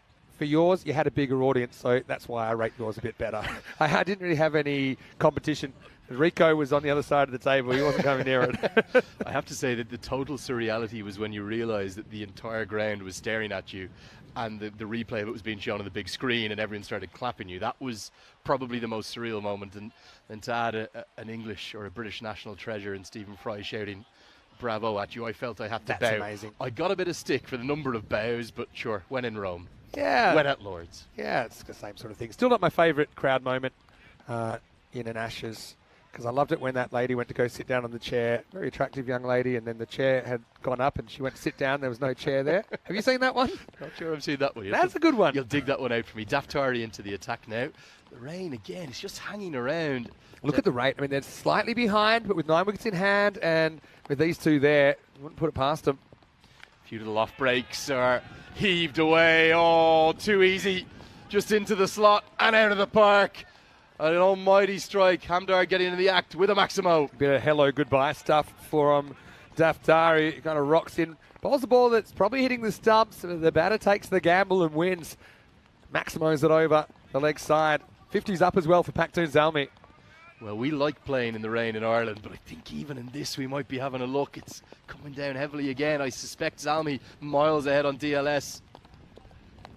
This one goes a long way up. Now he hasn't got it out of the middle. The man who took the catch, Ahmed, nestles underneath it and puts it down. And oh no, That's burst through his hands. I think that's maybe made contact with his face as well. Just burst through the hands, and yeah, they'll take a moment here to just check he's all right. But that's just one of those situations where their hands are together, but they're not quite perfectly together. And with the greasy ball, it kind of burst through their hands. And yeah, hopefully it's not too serious. And everyone out there straight away, this is just the nature of cricket. It is a hard ball. It's a tough catching day, no doubt. But we might have a slight delay here while he gets the attention that he needs. Well, it's not the greatest moment, but we will welcome you once again into the commentary box here. It is Swiss National Day today, so hello to everyone watching from around Switzerland. The National Day origins go all the way back to 1200s when I suppose the origins of the Swiss country or the Swiss nation were sown in early August, but since around the 1890s, the first day of August has been used as the day, and it's been made official now in the last couple of decades. And I called for chocolate. We got chocolate. Very famous. Like I said, is that upside down? There you go. Shaped like the mountain, isn't it? There you go. Yeah, you're right. And so we've got the Toblerone here, triangular prism. And I always said I like my Toblerone. Don't get me wrong. I love the taste. Crunchy almonds. What do you reckon on that one, Vin? Oh, you got crunchy almonds. Is that the regular one? I think that's a variation, Okay. but I'm happy with Could it. be the variation. Toblerone are known as an airport chocolate as well. You know, they'll have the big ones. I'm in airport. I think I've taken 150. I'm a bit like you. I've taken, I think, 150 flights in the last 2.5 years. I've seen people walking around with some monsters. Some they did 20 kilos, and I'm just thinking, number one, how are you getting on the plane? How much did it cost? I might actually find out next time. They've probably got them here. But I'm pro Toblerone, but what I'm going to say is that I feel they're a dangerous chocolate. If you bite into one, if you get the points on a part of your mouth, it can actually do a bit of damage. How do you like these anyway? What's your favourite chocolate? Not a big nut man, to be honest. Okay. So this one I could be donating, but I'm sure I can find someone to give it to. And Right. look, the way the girth is going, you know what it's like on the circuit, Vin. Keeping these blazers closed, not easy. Not easy. Well, Not maybe easy if at you're a big nut man in the chat, maybe tell us what your favourite nut is. I'm a cashew man myself. Oh, Vinny, come know? on. Surely not. Do you have any nuts? You sure I'm not you a just nut man. I just don't eat nuts. just Nuts and nut- mushrooms. You don't have an allergy or anything? No, We're not going to kill you else. if you have nuts. I pretend to, just so I don't have to eat them. That's But no, actually- anything but nuts and mushrooms, and I mean anything. That's actually Anything else. really clever. But anyway, big thank you. And it looks like the power side have donated these Toblerones. Very so. cool. And the Mood Brothers might have we are had getting a little well bit of looked after here. a say in this. Swiss National Day, you remember, guys. Only the 3 flags we've got going now. But that's enough. Do you know what I'll I've say? had to wrap up, get an ECN top on. It's chilly up here, mate. Do you know what I'll say as well is that if you do come down to the ground today, you're going to see some great cricket, and you are undercover. So You do. we've got plenty of space here We've got the brilliant grandstand. at the Grundemos Stadium in St Gallen. So it's nice to be here with you, Lenny, and You too, mate. probably an unfortunate break in the game, but a necessary one. How's your day so far? It's been really good. I just most importantly hope that player is okay because he took such an outstanding catch. Akikel Ahmad, he's actually gone off now. I think he's getting some treatment. It was an impact injury, which is something you never like to see. And in essence, as he went to take the catch, it's just burst through. Usually in Australia, I think the way you'd have been brought up, certainly the way we were brought up, was that if you get your 2 hands up above your head, it usually doesn't burst through them. Yeah, well, that's the thing. I think he gets in a pretty good position, but if you don't have the hands kind of interlocking, then there is the risk that the ball, especially if a slightly greasy ball, can kind of burst through the hands. So I think it gets almost in the right position. I've even seen it in Australia with people catching that way. I was always taught, catch in front of your eyes because it's a very good incentive, but it's just that slight crossover. It's not really interlocking, but it's just the crossover between the 2 hands. I think that's the key. And he didn't quite get there. It's a slight misjudgment. Obviously, our thoughts going out to him right now. Hopefully, we see him again pretty I soon. think it might have been the nose it's made contact with, but they are allowed to get a subfielder on, of course, with it being an impact injury, and the rain is playing a little bit of a part, there's no doubt. The umpire's happy that things are okay to keep going. It's a hard ball we play with. It's a non-contact sport, but occasionally you're going to have impact injuries. Most importantly, let's just hope that Akikel Ahmad is okay. Yeah, obviously, we're really concerned for his welfare. Safety is really important. It can happen, like I say, anytime. And it's just one of those things. And you're right, that game's played with a hard ball. And hopefully he gets lucky with where that hits him. But certainly it was a bit of a concerning moment. But we are going to continue. And right now, on the Duckworth Lewis, I'm not super sure that which team's ahead, to be honest. Because we've got 9 wickets in hand. And yeah, pretty much on the rate at the moment. I reckon I'm a bit of a connoisseur of the DLS without knowing, without having a sheet in front of me. Zalmi by 6, that's my guess. You just taking my guess? Oh, was that your guess? Well, I was actually going to say Zalmi by 5, being honest. I was debating 5 or 6. I reckon they're definitely ahead, though. I think Look we've got up 9 wickets in hand. Look up Divergent Evolution, because we have evolved to have quite a similar brain. We've taken very different paths to where we are today. We both love our cricket, Vinny. Quantity gives you those kind of those instincts, and I agree with you. You were asking me earlier, Vin, about the difference between the kind of differing styles of cricket I've covered, and really lucky to have been at the ICC Men's Cricket World Cup qualifier last month, doing that for ICC, global broadcast, working with Ian Bishop and Pami Mbangwa, Carlos Brathwaite, all these guys. But trust me, I've done it all in terms of lower level cricket as well. We started streams in Ireland with really just one camera and a marquee if we were lucky in the field. And also been to places like Papua New Guinea, Argentina, Toronto, all the way through the Caribbean with cricket. You see it all. It's still the same sport that we love, though, as now the umpires are happy that Daftari can continue. Subfielder on the pitch. And immediately the action continues. That one onto the roof, and listen to the bang and the bolt. A big maximum, maybe the biggest of the day. Hamdard gets the maximum. Zalmi, they're definitely ahead on DLS Definitely. And make that 11 ahead now. I mean, this is your first roofie. That one has absolutely banged. And it probably would have gone over our heads. That is probably the biggest hit of the day. Yeah, massive blow. That's got to be, 85, 90 metres, something like that. Big thud off the roof. I'm not sure the little off breaks from Daftari are the way to go. No, this time better. Gets it out of the hitting arc full enough into the block hole. They need 13 and over still. Never a foregone conclusion. The game does ebb and flow. Do you know a good time for a Yorker? Always. And if you can get it right, it's very tough to get the middle of bat on it. That's going to be 6 more. Out of the park again. Doesn't matter the boundary length. That's probably an 85, 90 metre job up towards the corner flag of this football ground. And really, the ball striking I've seen here this morning, Vinny, mind-blowing. It's nuts, actually. It's almost like they're playing with a golf ball, the way that it bounces off. The umpire almost got whiplash following that one out of the ground. That was a great shot from side on, wasn't it? Good partnership this, 39 of 19 now as we approach the end of the 5th over. Yeah, you do feel for the bowlers here, Vinny, with this wet ball and just being unable to get the control they'd like in it. Yeah, this has gone a long way up. Has it gone far enough? Dropped over the rope. Oh, I think it might be Ankush Lal, who's had such a good day with the bat. 75 in game 1. That should have been taken. Instead, it's 6 to the total. Yeah, it's the double whammy, isn't it? Again, gives him some length to work with. Doesn't quite get it out of the screws. It goes back. And what's worse, it goes backwards off the fielder. So this over has gotten out of control. 26 come off it in the end. We lose the ball to the roof. And the score is 72 for 1 after 5.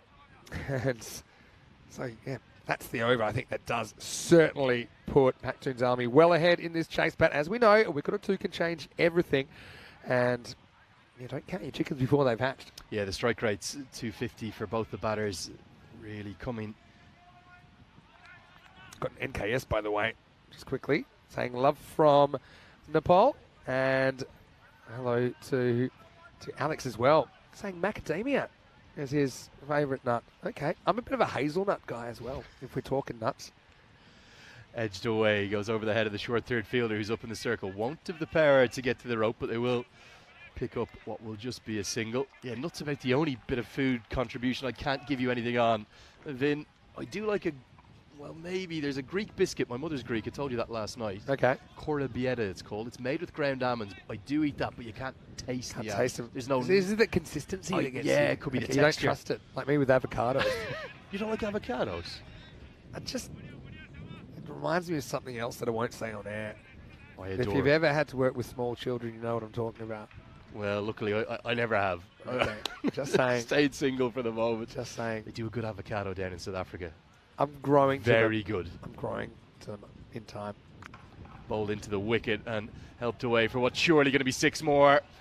Into those St. Gallen advertising hoardings. Well, the runs keep flowing for the ZMI.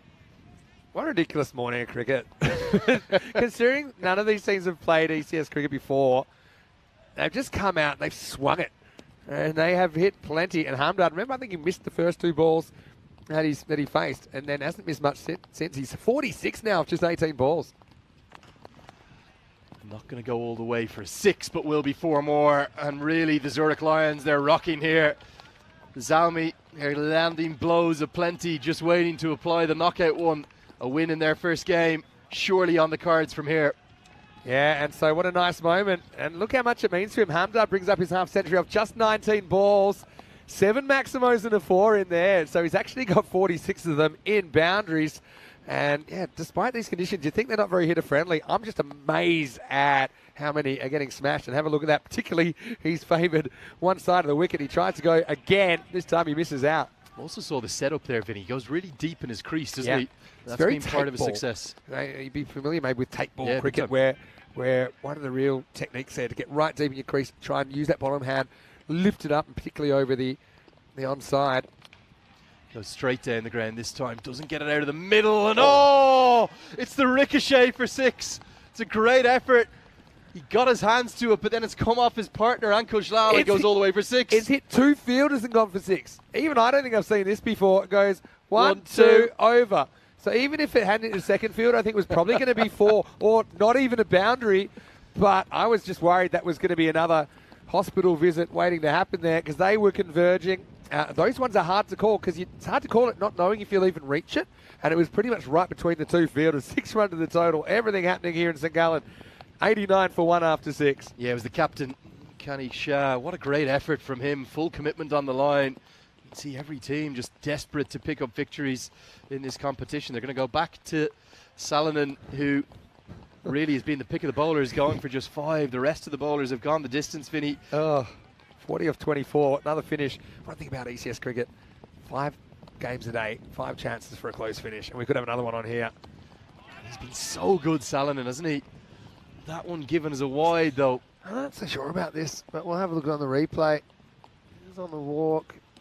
For me, it's a harsh call. But the bowler not happy, Vinny. I think he's right to be not happy. And if Salonen was batting, it probably would have hit him in the ponytail. But anyway, he'll have to bowl it again. So still 6 to come in the over. He's impressed me, Salonen.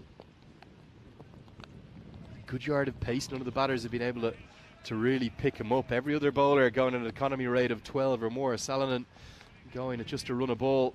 I think he might be asking for new gloves. Hussain, the conditions, well, they're having an effect to say the least. Just seen a cyclist go by, Vinny. They make them hardy in Switzerland. Yeah. Shorts, T-shirt, cycling away in the driving rain. We were getting told there was snow here last week as well. So that can't be true. It's crazy. It just can't be true. Anyway, Salonen, let's see if he can get his team out of a tight spot here. Goes to the block hole. Just helped away for what will be a dot ball after a little bit of a mix-up in the running between the wickets. One good over with the ball can always drag you back into it. Yeah, definitely. But still, a lot of cricket left here. But with the big hitting we've seen, I think these two stay together. No doubt who's ahead in this game. Now that's going to be 6 more just as the momentum swung towards the Lions. Salonen missed his length for the first time. He's generally been back of a length. I think that one is on the roof. Well, actually not quite. It deflects off the seats into the officials' tent, into the cube, which is normally my house. But right now Rob Kemming is living in it. And that one takes an unorthodox route. Don't know if we caught it on the camera or not, but 6 more. Salonen just kind of rocks up balls, one into the slot.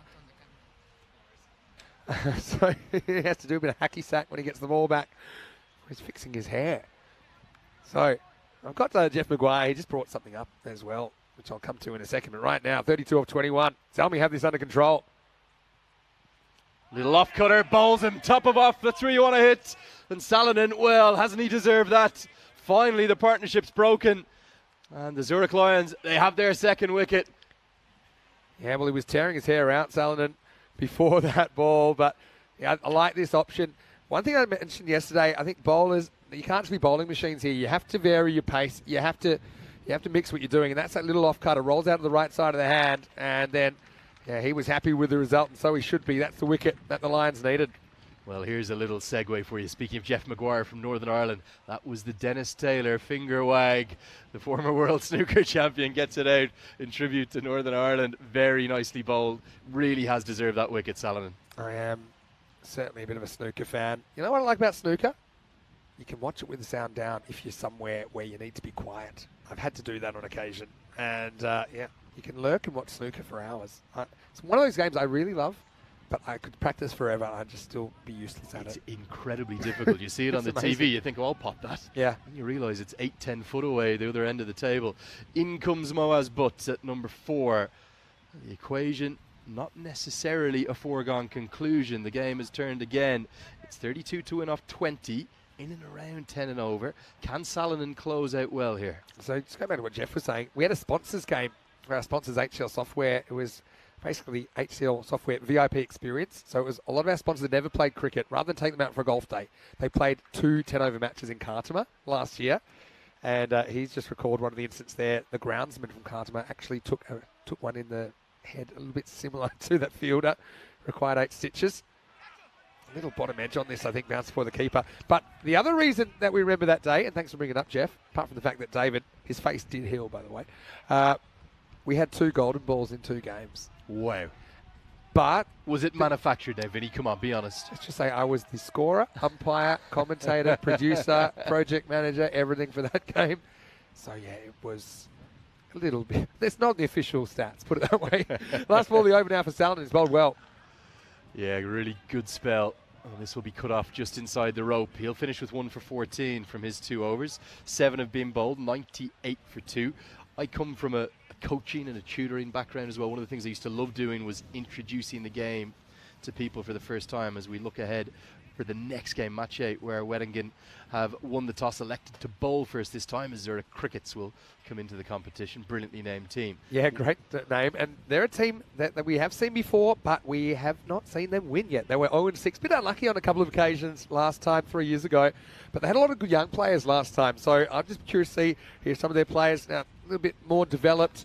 And we will see them batting first. So Wettingen, we saw what they could do this morning. Weren't they impressive as they racked up 165 in their first innings in ECN cricket. Having said that, they needed them because they did concede 158 to the Lions in the second innings. That game, by the way, is 20 minutes from beginning.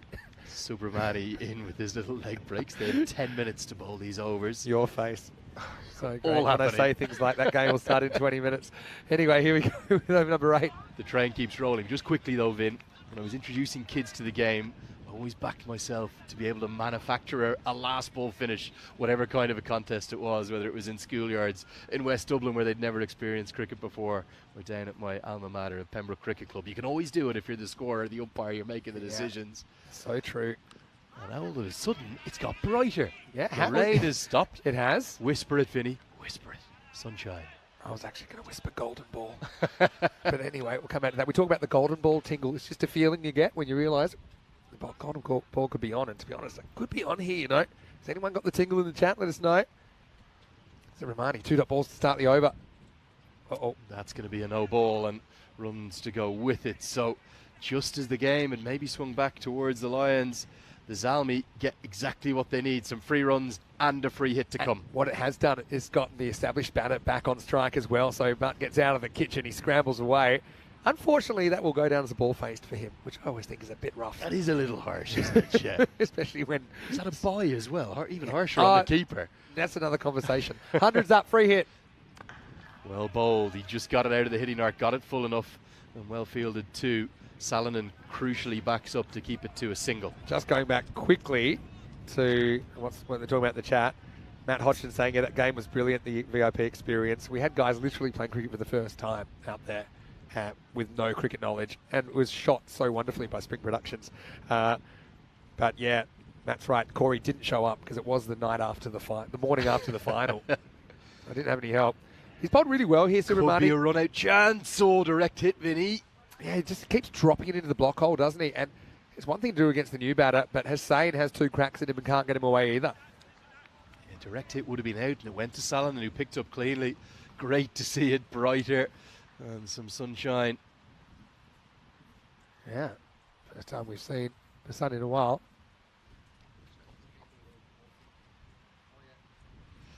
Oh, that's beautifully bowled. How's that missed? It's missed on height and nothing else. I think it's going to be given as a bye. Think so, yeah. So, the keeper just not really covering the lines. Not a big side spin of the ball, Subramani. So as a keeper, you're supposed to just try and keep it in line with your eyes. And there we go. You can see, unfortunately, the situation there. He is at least walking, Vinny, walking of his own direction. So certainly might just be a little bit of a facial injury. Maybe they can patch that up. A couple of stitches could be needed. Again, it's the lack of spin that does the job.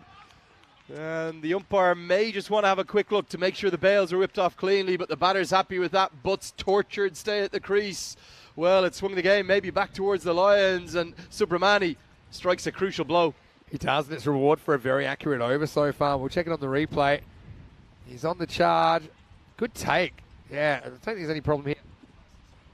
Yep, it's one of the harder ones to take. It's between the batter's body and the stumps. So next to the one that's down the leg side, I think as a keeper, that's the hardest one to track because you've got a lot of distractions. You've got the batter, you've got the batter's body, their bat, you've got the stumps. But after a slightly substandard piece of keeping the ball before where he just missed a straight one, that one was a lot harder. And unfortunately, Butt has figures of 2 for 7 as he stumps Zafraz Ahmed, able to execute that chance. But having said that, with so many wickets in hand, it might not be a bad thing to change the batter. It'll be Hamad Khan out there. End of the over, 103 for 3, but Hussain will be on strike. Have you had a retired out yet? A strategic retired out? Not. We've had about 50. Oh, 50? Probably originated Give here. or take.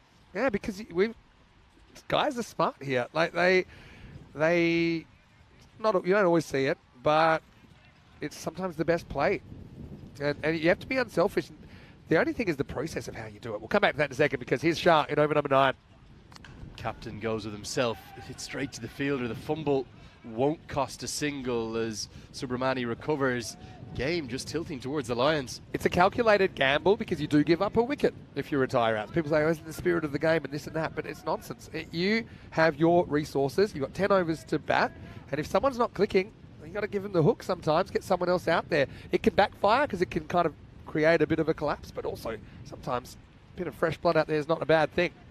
Pressure on Hussain, and right now he's feeling the weight of it, not able to pick up anything more than a single, and all of a sudden that golden ball maybe moves closer into view. If anything, the Lions moving ahead in the contest. How have the Zalmi got themselves in trouble here?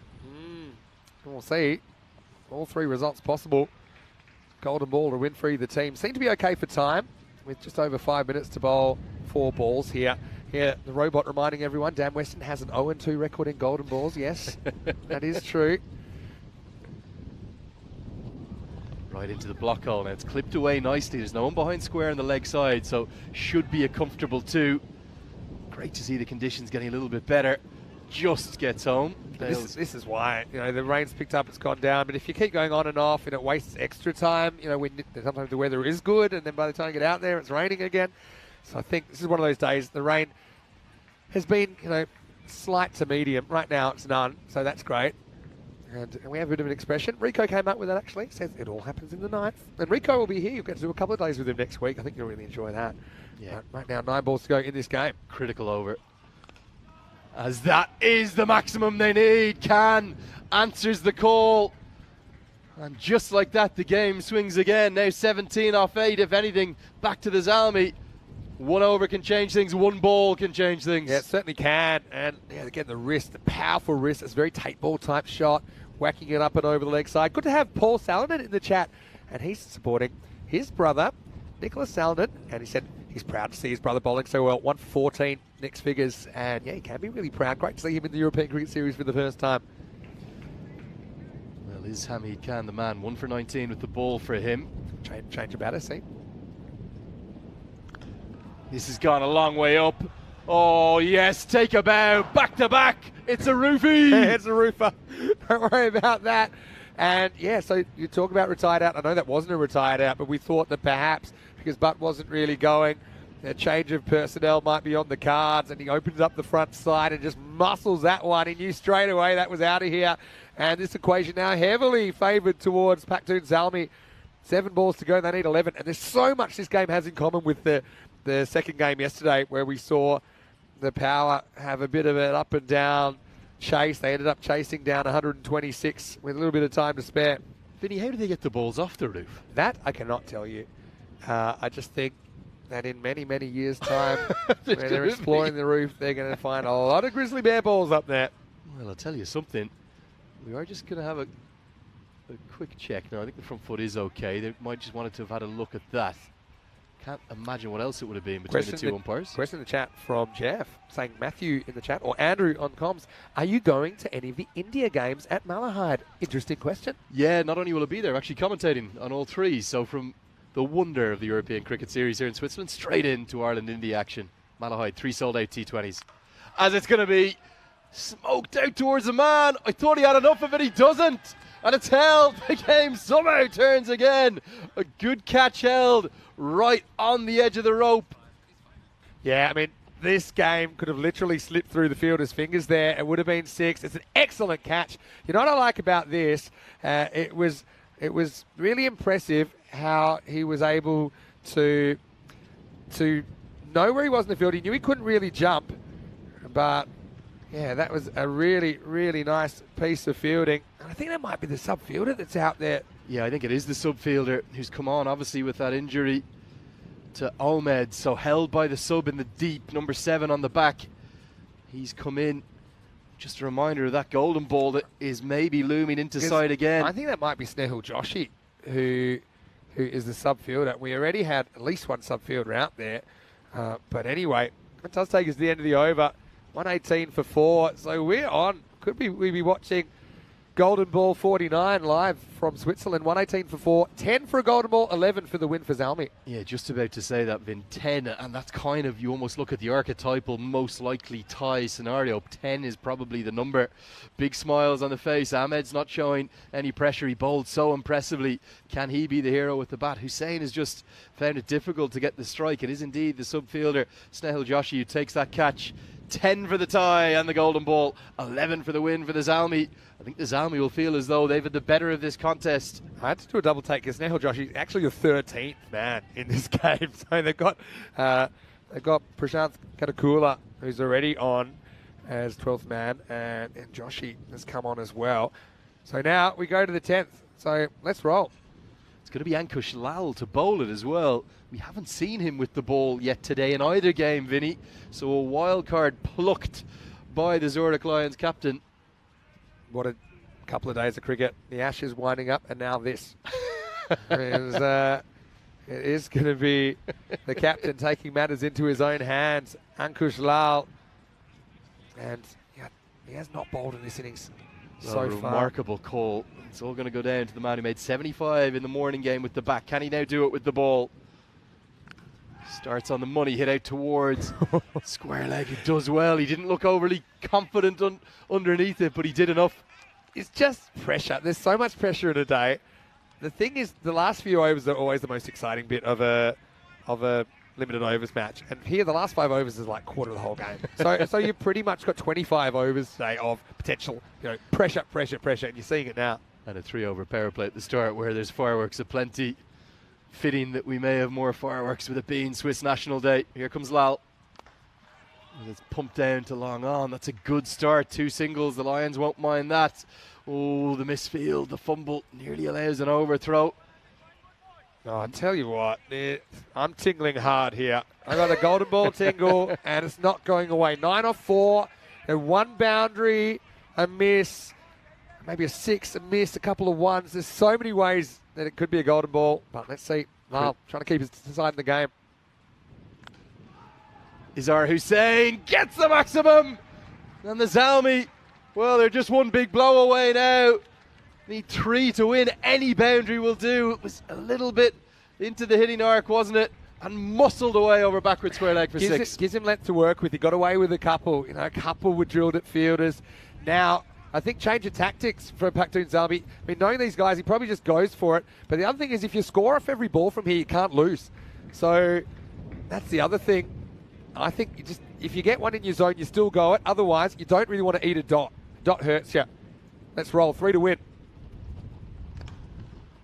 Will be probably a single if it's cleanly collected. It is, and good intelligent fielding. Just under him and in, no ball. It's hit the edge of the pitch. This is what I was going to think. We won't actually see it here.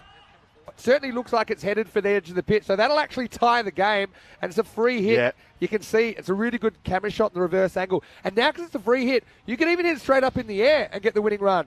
So I think the Lions are the new nomads. They've played so well this morning. They played their hearts out, but I can't see them winning either of their first 2 matches. Any score wins it for Zalmi. Yeah, there it is. Game, set, and the match. It'll be a boundary four to get there. The Zalmi, well, they made it difficult at points, but they've done enough. And in the end, they've actually got there with a couple of deliveries to spare. They'll win by 6 wickets and get their ECS Switzerland competition off to a winning start. It's been absolutely crazy action so far. And, yeah, you've got to feel for the Lions because they have played through the conditions. They played some really good cricket. That's the last we'll see of them here on day 2, but it's not the last we'll see of them in the series. They certainly look like they've got a lineup that can climb their way up the ladder. So having a look ahead, I've got some breaking news. This third match of the day, match 8, has been delayed by 10 minutes, so it won't start in 6 minutes. It'll start in 16 minutes. That gives us plenty of time to grab a bite to eat. But Wettingen are taking on the Zurich Crickets. First game for the Crickets, Wettingen winning the toss and sending in the Crickets. But high-class entertainment. Again, you've got to shout out to the Lions there. They have played their hearts out. They go away empty-handed. But I've got to say Zalmi. I'll tell you something about Zalmi teams. I've seen them all around the world. They love their cricket. They play hard, but they play fair. I think they'll be thrilled to get the points here. And they started in some pretty heavy rain, and the scoring was pretty heavy as well, Lenny.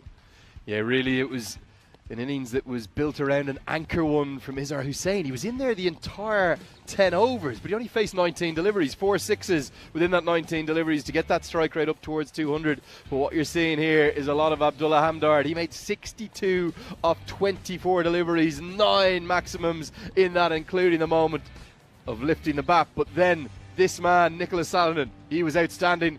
Probably deserved more than that 1 wicket he got. The Dennis Taylor finger wag came out, and also good stuff from Subramani, who really deserved that wicket. The stumping of Moaz Butt, who dragged the game back towards the Lions, 2 off 7, and then a flick of the wrist from Hamad Khan, 2 sixes for him. It all went down to the final over, and we had all 3 results possible. That was his second maximum. Remarkable to think that Hussain only faced 19 balls. In fact, that was his dismissal, call in the deep by the sub.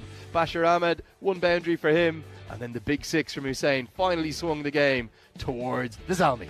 Yeah, for sure. It's tough to see teams go down after they've really left everything out there on the field, but still, Lions, they must be buzzing after such an initiation to the European Cricket Series with 2 really tight matches. In the end, that 120 score doesn't hold up, Lenny. No, it doesn't quite. And give us a little bit of that warm weather, will you? Give us that sunshine. It's bathing beautiful St. Gallen in the background. The 2 standouts, no doubt, is Hussain and Abdullah Hamdard. Look at the maximums they shared. 13 between them. Overall, 16 in the innings. You add that up, 96 runs from just those 16 balls. The extras count much better, only 5, but the critical one was the no ball, bowled by the gamble of Ankash Lal right at the death.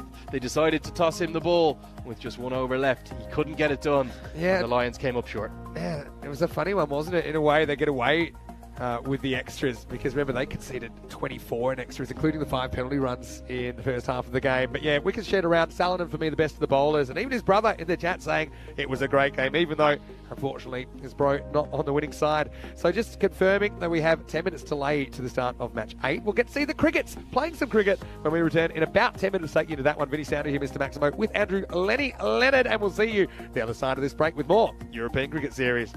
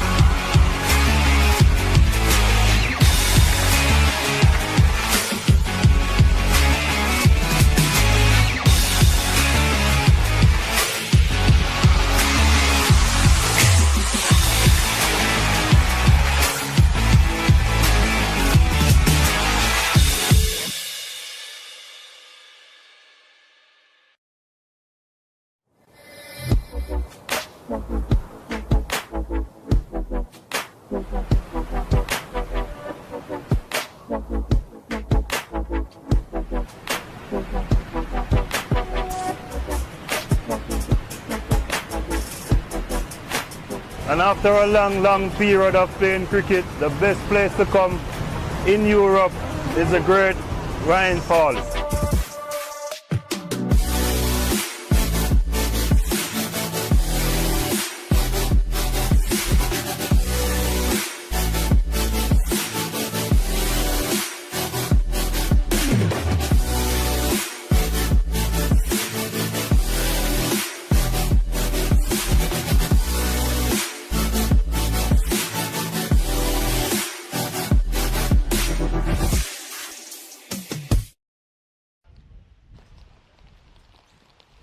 Hello and welcome back to the Grundemes Stadium here at St Gallen. Big day on the calendar. It's day 2 in this European Cricket Series, and this should be a cracking game coming up. Vinny Sander here with you, Mr Maximo for the European Cricket Network. Now, we were meant to start in a couple of minutes, but we just had a bit of a crazy windstorm hit the ground, so there's just a few things that have had to be fixed up. In particular, I think the wind affected the cube where the officials are, and so we are going to have another 5-minute delay.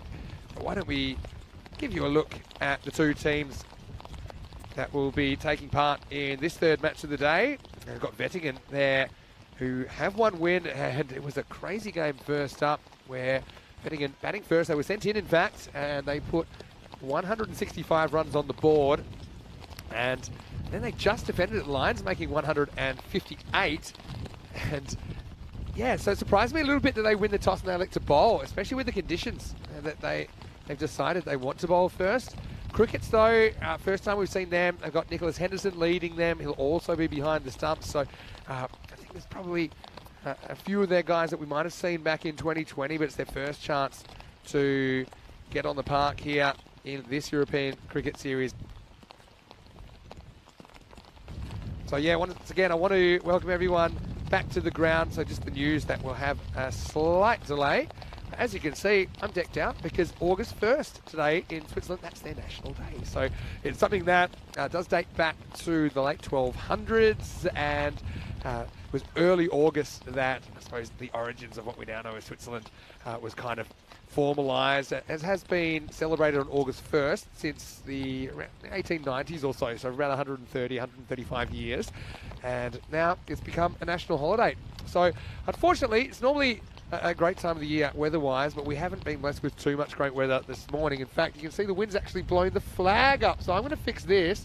Feel like that's the right thing to do. So hello to all of our viewers. And yeah, it has been pretty crazy, the pace of the game so far today. So we will bring you the game. We'll be starting in about 5 minutes. Now, one thing that we have been looking forward to for a while, and I might just touch on it again, the ECC is coming up, and the groups are pretty fascinating. I know that we have the 7-team championship week for the first time, so we have more countries involved than ever. We've gone from 15 countries involved in the original in 2021. We went to 21 countries last year, now 31 countries getting involved. So maybe in a moment we'll be able to get to show you those groups as the flag takes off again. But Switzerland, they're in a pretty interesting group. They are going to be in there with Malta as well as Romania and Cyprus. They've got England 11 in their group as well. But I think the Swiss national team, and we will get to see them in some 10-over cricket at the end of this 2-week adventure in the ECIs. And so it'll be a great chance for them to have a bit of a hit out, taking on France and Luxembourg. Anyway, right now, I think we are seeing the players go onto the field. Like I said, it's been a bit of a hassle with the weather this morning. But having said that, it's more the wind than the rain that's caused the issues, and it's caused a slightly further delayed start to match 3 of the day, which is match 8 in the series. Just want to welcome everyone in the live chat as well, ECN European Cricket Network. Hopefully you're enjoying the action so far. Again, shout out to the players. These are European cricketers. I think they're probably the hardiest cricketers in the world, because cricket's not really designed for wet conditions, and that's just what the players have had to deal with so far. But European cricketers, they'll get out there and they will continue to go out there and try and get the points for their team. Now, this wind, like I say, it picked up pretty dramatically, and it's pretty much coming from fine leg to mid-off. So from the top right of your screen there to the bottom left. So I think guys that are comfortable hitting through the line He can have a pretty good time with this breeze. You'll even probably notice around the ground some of the hoardings have blown over. But we're almost going to get going here in match 8. I think the Cube didn't have a great time with it either. But Wettingen, they have elected to bowl. Like I say, they've gone out there, but it's their choice. It looks like Sahil Tadakil is going to be out there to face the first ball for the Crickets. It's Gokul Das who's there as well. Both these teams pretty similar with the strips. But yeah, Zurich Crickets, great name. But did not win a game back in 2020. They finished 7th out of 7 with an 0-6 record. It's going to be Santhira Sekaram to open the bowling. We saw him earlier on. Of course, Wettingen did play in match 1. Santhira Sekaram, not the worst figures, given the match run rate. He took 1 for 28 off his 2 overs. So, we're all ready to go. Live from Switzerland on Swiss National Day, 1st of August. Third game coming up. Tarakil on strike. He lifts the first ball up and away from the fielder. Good effort. Oh, and he slams into the boards. I hope that's a soft landing. But you can see the effort. Oh, I'm loving that. Wettingen. Yeah, and they've taken this like a duck to water, so to speak. And even though he's already touched over the boundary, so yeah. Well, one of them is already knocked over. He almost knocks the other one over. Tarakil off the mark with 4. Pitched up, and this is just inside, I think. Tell you what, it's good incentive to get through your overs. The quicker you can, the quicker you can get out of there. Just light rain falling, as they call it in Switzerland. Well, we have had snow before. I don't think we'll get snow today, but you never know. This is ECN. Santhira Sekaram.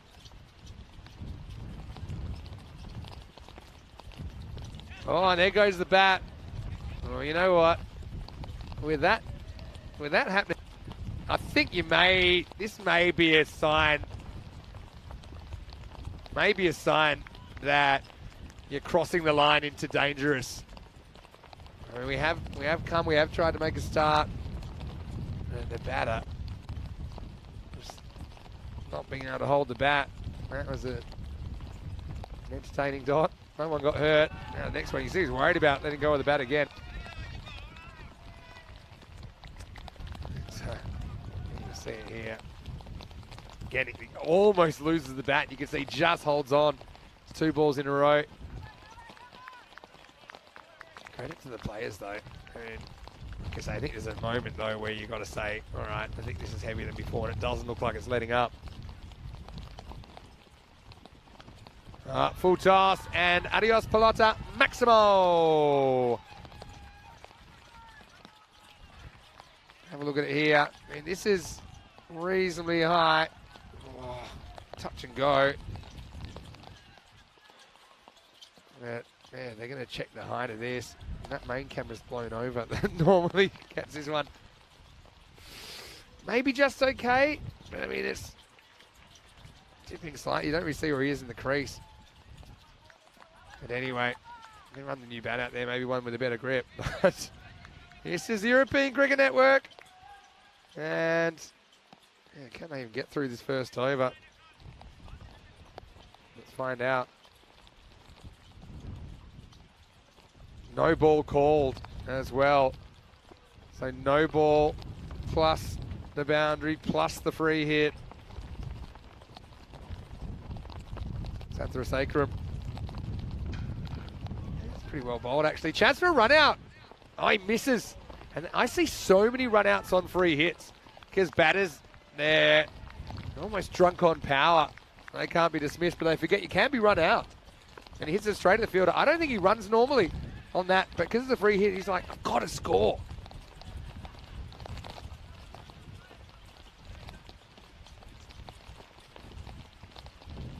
Yeah, Crickets. Somehow, despite having been in the European Cricket Series for 3 years, they don't have a win, whereas Wettingen do. This is lifted away to the side. There goes the bat. And See, Kokul having similar problems. He's out in the replay.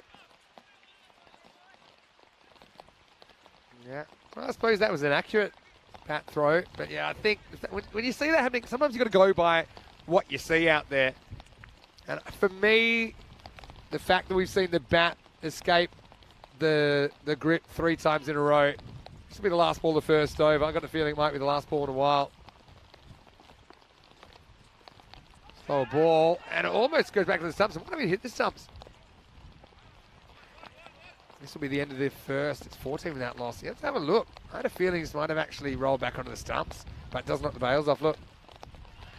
Yeah, it hits them, but it doesn't knock off the bails. That will be the end of the first over. It's 14 without loss after 1. Yes, the umpire's having a long chat, and I think it's a chat that will end with them coming off the field because just for safety reasons, you know, I know all the players want to play, and that's for sure, but sometimes I think the umpire's got to take the matters into their own hands.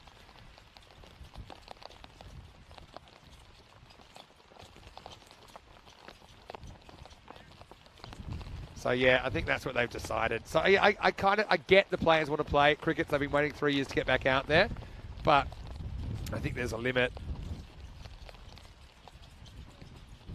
And so, yeah, I think that's the decision. So 14 without loss after the first over. And the players are going to come off. And yeah, it's disappointing, of course. And again, it's the wind as well. It's a bit of a factor. So you can see we've got the summary there, just 1 over in. So what we will do, we'll go for a quick break and we will let you know, say in around about 10 minutes, exactly how we're travelling, and perhaps once we've got an update, we can let you know whether we're going to restart play or whether maybe we'll go to an ECN Classic. But for now, it's Vinny Sounder here, Mr. Maximo for ECN. We'll see you shortly for an update here in the European Cricket Series.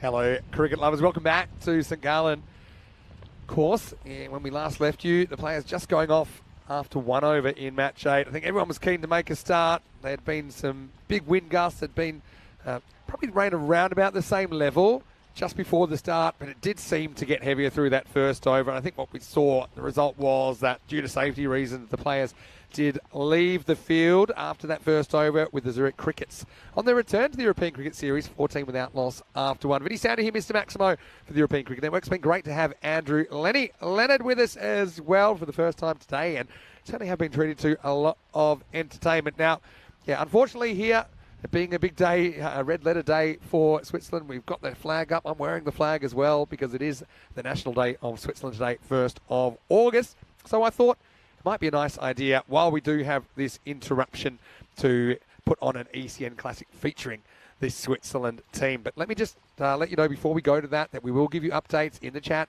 ECN European Cricket Network. Also follow on our website, europeancricket.com, and we'll give you the latest. If there is an update here, it will be straight back. But for now, I'm going to take you back in time to the 3rd of October 2022, and the first match that the Switzerland team ever played in the European Cricket Championship. It is the Euros of Cricket. It is Group D, and Romania, they are batting first in this one against the Swiss. It is going to be their openers that you'll see next. Gohar Manan opening the batting with Mohamed Moyes, so two players we know really well on ECN. Ashwin Vinod will be opening the bowling for the Swiss. So we're going to take you back in time to 2022. So just last year's Euros of Cricket. But like I say, hopefully we're back here soon with some action. But for now, enjoy this ECN Classic.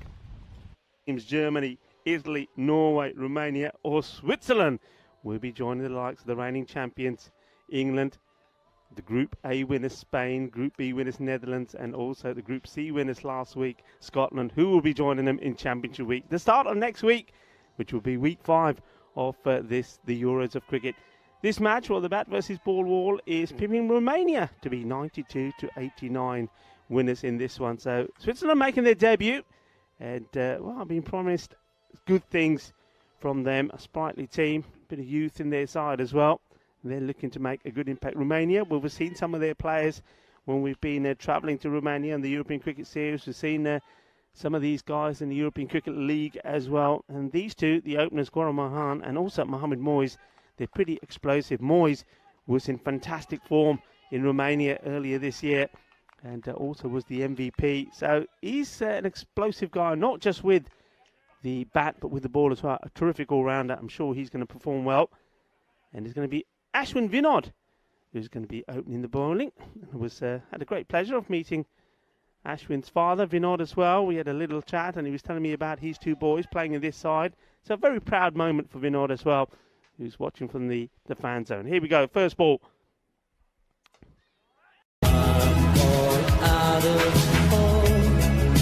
One more bad break could bring a fall. And they'll take a single straight away. He's hit out to mid-off. Good backing at that, well done, boys. Take a single straight away. Loving the contrast of the colours here. The bright red of the Team Switzerland kit and the yellow, the canary yellow, you've got to say, of Romania. Looking pretty dashing. And the red pads sort of complementing the red of the Swiss. Very good morning to you, Rico Full here. We're in the dream box. And hit hard, fingertips, almost. This was travelling. And, Fletcher does really well here. This is really motoring. I think he does well. That for me is stopping 4 runs. You can see he's jumping high up in the air. Have a look at this. Yeah, he gets fingers to that. I think maybe you have to say it goes down as half a chance. The bowler, well, he was excited. He thought, well, maybe. It wasn't to be. So Moyes gets off the mark, but only just. And, this one is a big swing and a miss.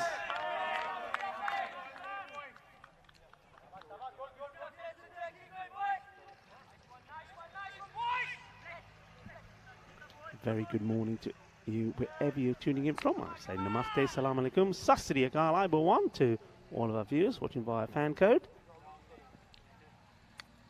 Vinod, bit of width this time, and that's been capitalised on, and this will go all the way.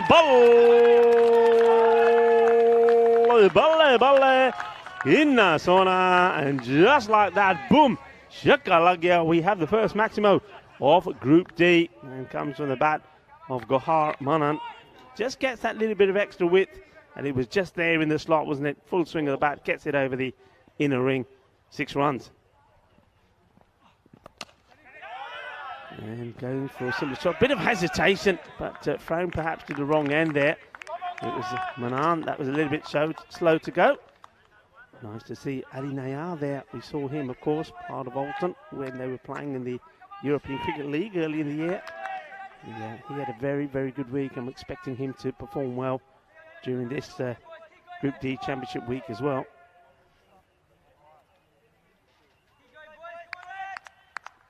Umpires out in the middle. Stefan Gooch is at the bowler's end, and Tyrone Peters just adjusting the stumps as he makes his way back to square leg. Our man in black. Yeah, as Vinny said, slightly overcast conditions over the Cardamom Oval at the moment here in Malaga, but I mean the sun will burn that away soon. It's going to be hot and muggy, about plus 30 degrees. Slower ball, gets it wrong, and this has been blasted. I get the feeling this probably just bounces before the boundary. Yeah, good hit. I mean, it's not a good delivery. Slower ball goes wrong, and let's just see. I suspect it just bounces just before. Yeah, I think that's 4 runs. But, just watching that, keeping an eye on what the third umpire says about it. Yeah, I'm sure that just dips. So here we go, and yeah, 4 runs. 4 carreras, and we'll see that signal now from Stefan Gooch. He will say, that's 4 runs, 4 carreras. A nice hit. So, good way to start the over. Hello to everybody. It's me, Rico Full here, and this man here is Vinny Sandu, who's doing a little bit of work on his computer at the moment. But he'll be with us pretty soon. Look, this is what Championship Week is looking like at the moment. England, the reigning champions, Spain, Netherlands and Scotland, they are the ones that will be there. And one team, just the one team from this Group D. 13 off the first over, so that's a nice start. Both batters hitting boundaries, and now it's time for Jai Sin to come to bowl. He gets the first one short and a little bit of width for the batter. Maybe not the correct shot to be playing there by Manan. See this, the left armer bangs it in, trying to go across. I mean, this is one that you're looking maybe to be hitting in that gap between point and the third man, both inside the circle. The old uppercut, if you like.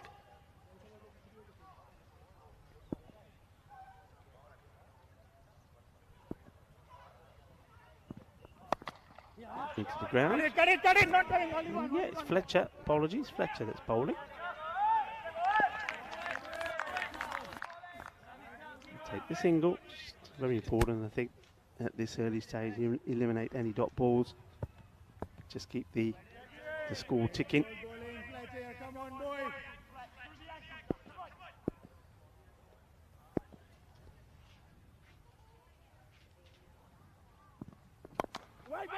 Another miss hit, and having a little shy there, liking this from Switzerland, liking the field set.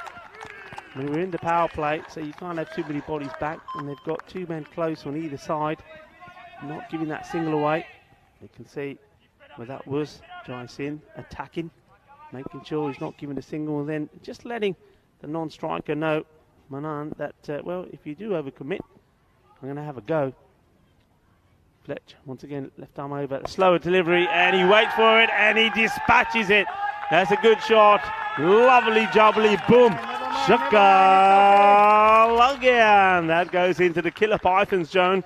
Well, that's the first one that's in there today. Well, I can tell you this, there's going to be many a ball that's going to be fighting with the Killer Pythons out there.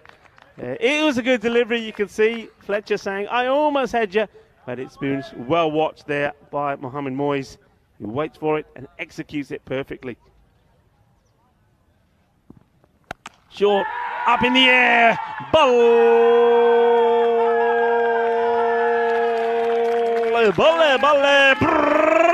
Shaka, don't bowl it there.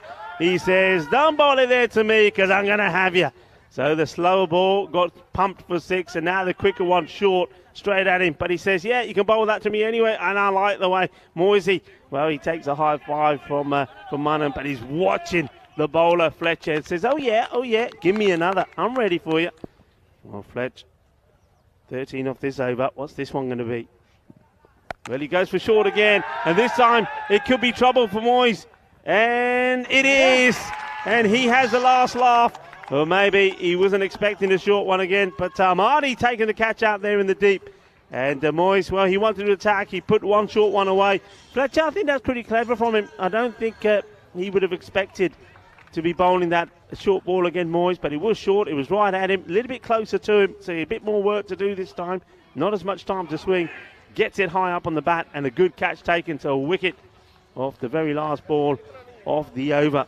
Means that it's 26 for 1. Mohamed Moyes is the first batter to go, and the first wicket to be taken in this T10 international format for Switzerland is from Fletcher. So well bowled to Fletcher. Remember the team on debut here in this Dream 11 European Cricket Championship. Well, Moyes, yeah, he's going through the motions. He said, yeah, I should have put that into the Killer Pythons as well. But wasn't able to. Well, he's giving some running commentary about his shot there, but they're still giving him a good hand because, look, one thing we know about this format of the game, it's a case of go out there, hit big, and really don't worry too much about giving your wicket away. It's all about getting runs on the board quickly. And Romania, they've got plenty of batters to come. Well, the man that comes in now, Ramesh Satheesan, he's their captain, and if he can get going, well, what a good, clean hitter off the ball he is. Makes stack loads of runs in Romania and for his team at the international level. So one good attacking batter replaces the other, and that's all because of the wicket of Moyes, caught well by Amadi of the bowler of Fletcher. 17 for Moyes, 17 of 6 balls. He'd be pretty happy with that strike rate. Hardly thumped down the ground, and it's not that far away from the man at mid-off, but he's been hit so hard and so powerfully. I think before he takes 2 steps, he's already gone past him. Good clean hit of the ball. Yeah, good swing of the bat right through the line of it, and well, it's about the placement as well. Well, that's a thunderbolt as it crashes into the banners. 4 more runs. So Manan, he's not looking to ease off. And he's gone. And I'm not sure if there's a little bit of an inside edge on this or not, but Nazir has picked up a wicket. So once again, we see a batter thumping the ball to the boundary and then losing his wicket. He won't like this shot. Won't like to see this again with Gohar Manan. Just plays all around it. And we'll see if he does get a little bit of something on this. Let's have a look. Yeah, I think he does. He just plays it right onto his stumps. And I get the feeling this was perhaps a slower delivery. I'm pretty sure it was. I think he holds this one back. That probably is what froze to Gramanan there. So clever bowling from Nazir.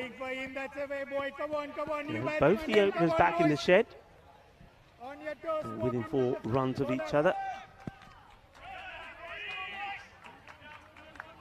Manan goes for the unlucky 13. Off his 8 deliveries. Yeah, it's another one who comes back. He's shaking his head, but no commentary from Gohar Manan. He just knows he probably got done by the slower delivery. But one good performer, as we've seen in Romania, comes out and replaces another. And well, loving the kids here from the British School of Marbella, and love the way that they sort of welcome the players onto the Field of Dreams as they come on. I think that's a lovely touch from them in the mornings, and they're out there now enjoying watching some of the cricket, and they'll be playing a bit of cricket a bit later. I think they're just having a bit of a drinks break. So the British International School of Marbella, one of many schools that we'll see this week. It is Vasusani, a good all-rounder that comes in to the number 4 position.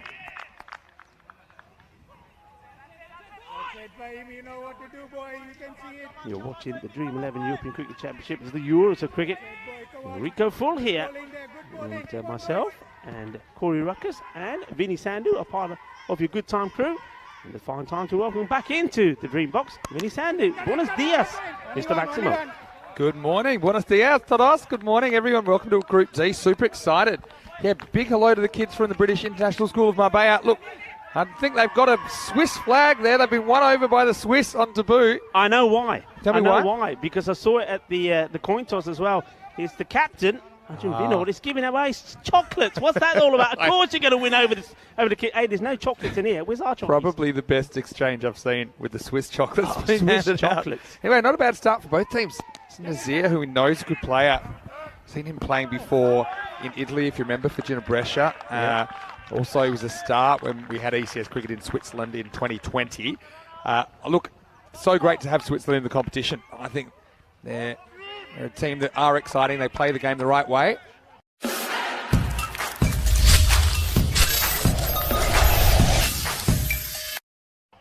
I also want to say a big hello to our colleague Andrew Ryan, who's actually in Brisbane at the moment, and he's watching with his 4 nephews, Kaya, Rio, Cade and Jarvi. Hello to you guys. They're cheering on Switzerland all the way from Australia. Well, this one, has he got enough of it? He has. I mean, there's no man back on their square leg boundary. I think if there were, this was catchable. But they've left it open for this particular reason, I think, for the batters to take the gamble. And Wasani, he gets this beautifully right, doesn't he? He's perfectly timed shot. Doesn't try to hit it too hard.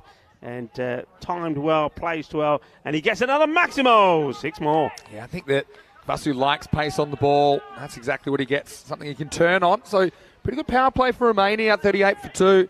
Romania, we kind of associate them as a very destructive batting team. I suppose the issue last year, sometimes some of their players probably found it a bit tough going against the bowling that's next level up compared to what they would receive in Romania.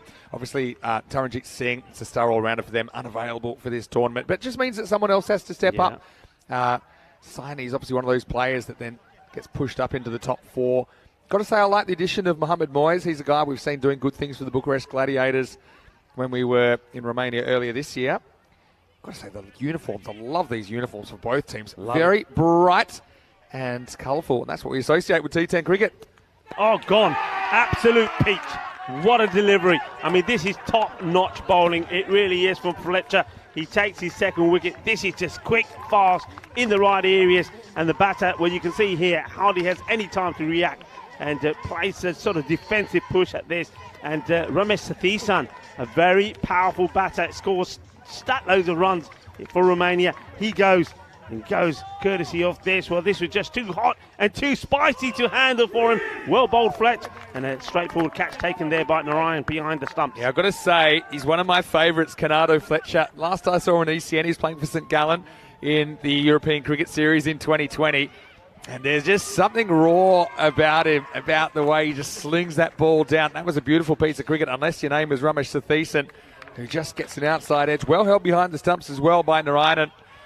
And so Romania, good run rate, but some early wicket trouble here in match 1. It's 38 for 3. Yeah, that's a big wicket. I mean, if you can get the likes of Ramesh Sathisan out before he starts playing any big shots, well, you've done well, and they have done well.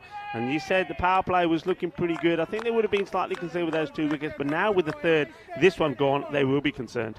As a keeper, you love these. It's fancy, but not too difficult. It's a healthy edge because he's quite a long way back there. Satya gets a good look at it. Knows he doesn't have to do anything too crazy. Just watches it into the hands. And Fletcher, he's got his tail up 2 for 13 now. Just starting his second over. And this is nicely played, and he's going to get 4 runs for it. The third man is very wide, and therefore anything played, any little nudge like this into that area and that zone, if it's fine enough, is going to go all the way. But they're pretty happy at the moment. They're cheering on the Swiss team, but be careful, those kids are going to be as high as a kite a bit later on, because they are stuffing themselves with Swiss chocolates. I'm scared because I've got to go down there in a minute at the halftime break. I don't know if I'll survive. I don't have any chocolate on me. Okay. Bring us some chocolate. Satwit Nadagodlo, speaking of keepers, very good player for Romania. Starts with a confident push for 4. This one's more at him, and this short ball is one that Fletcher seems to be relying on, and he's had most of the batters in trouble. And Moyes hit one for a big, huge 6 in that Killer Python area, but it was the one that outdone him in the end, and it's the short one outside the off that got Ramesh Sathisan, and that one there also, Neddy Gotler didn't deal with it very well. Got to say a quick hello to Sama Mahmood, who's watching from Switzerland. And I know they'll all be saying, Hop Schwiz. That's what you say in Switzerland when you get excited for your team. This one, Wissy's passed.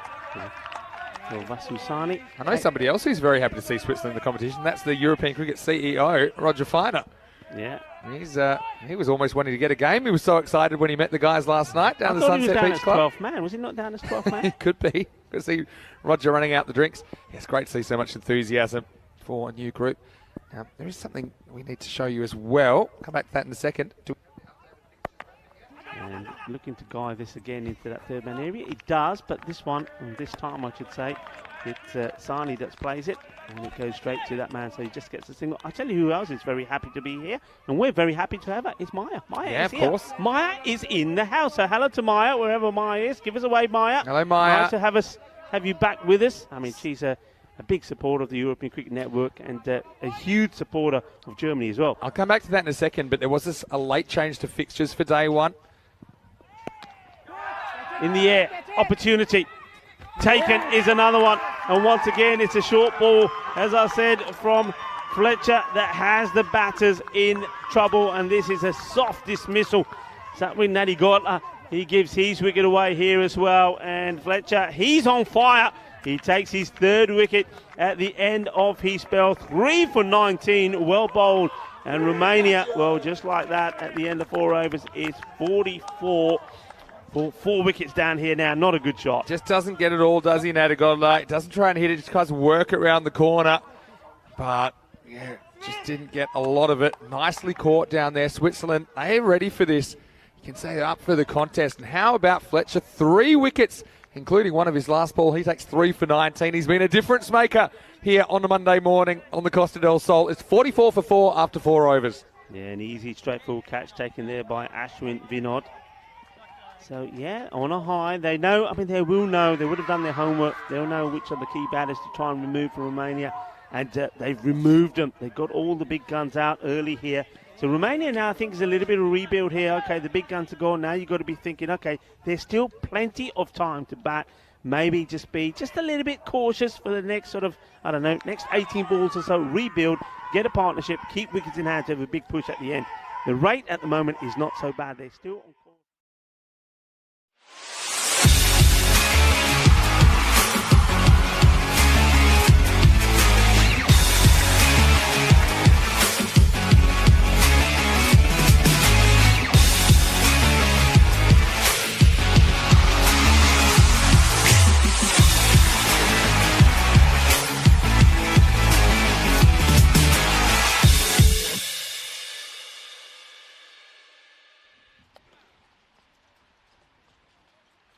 So welcome back after what was probably about a 30-minute rain delay, something in that vicinity. We saw great efforts from both of the teams to come together and get the pitch covered, and also the rain has just relented well enough at least. It's still a little bit mizzly out there, if you will. If you're wondering what mizzle is, it's a bit of rain, it's a bit of drizzle and a bit of mist. It's all combined here on Swiss National Day for match number 8 of this European Cricket Series. Switzerland, day number 2. Wettingen taking on the Zurich Crickets, and there are the adjusted playing conditions. We're going to have a 5-over match with a 2-over power play, just a 1 over per bowler.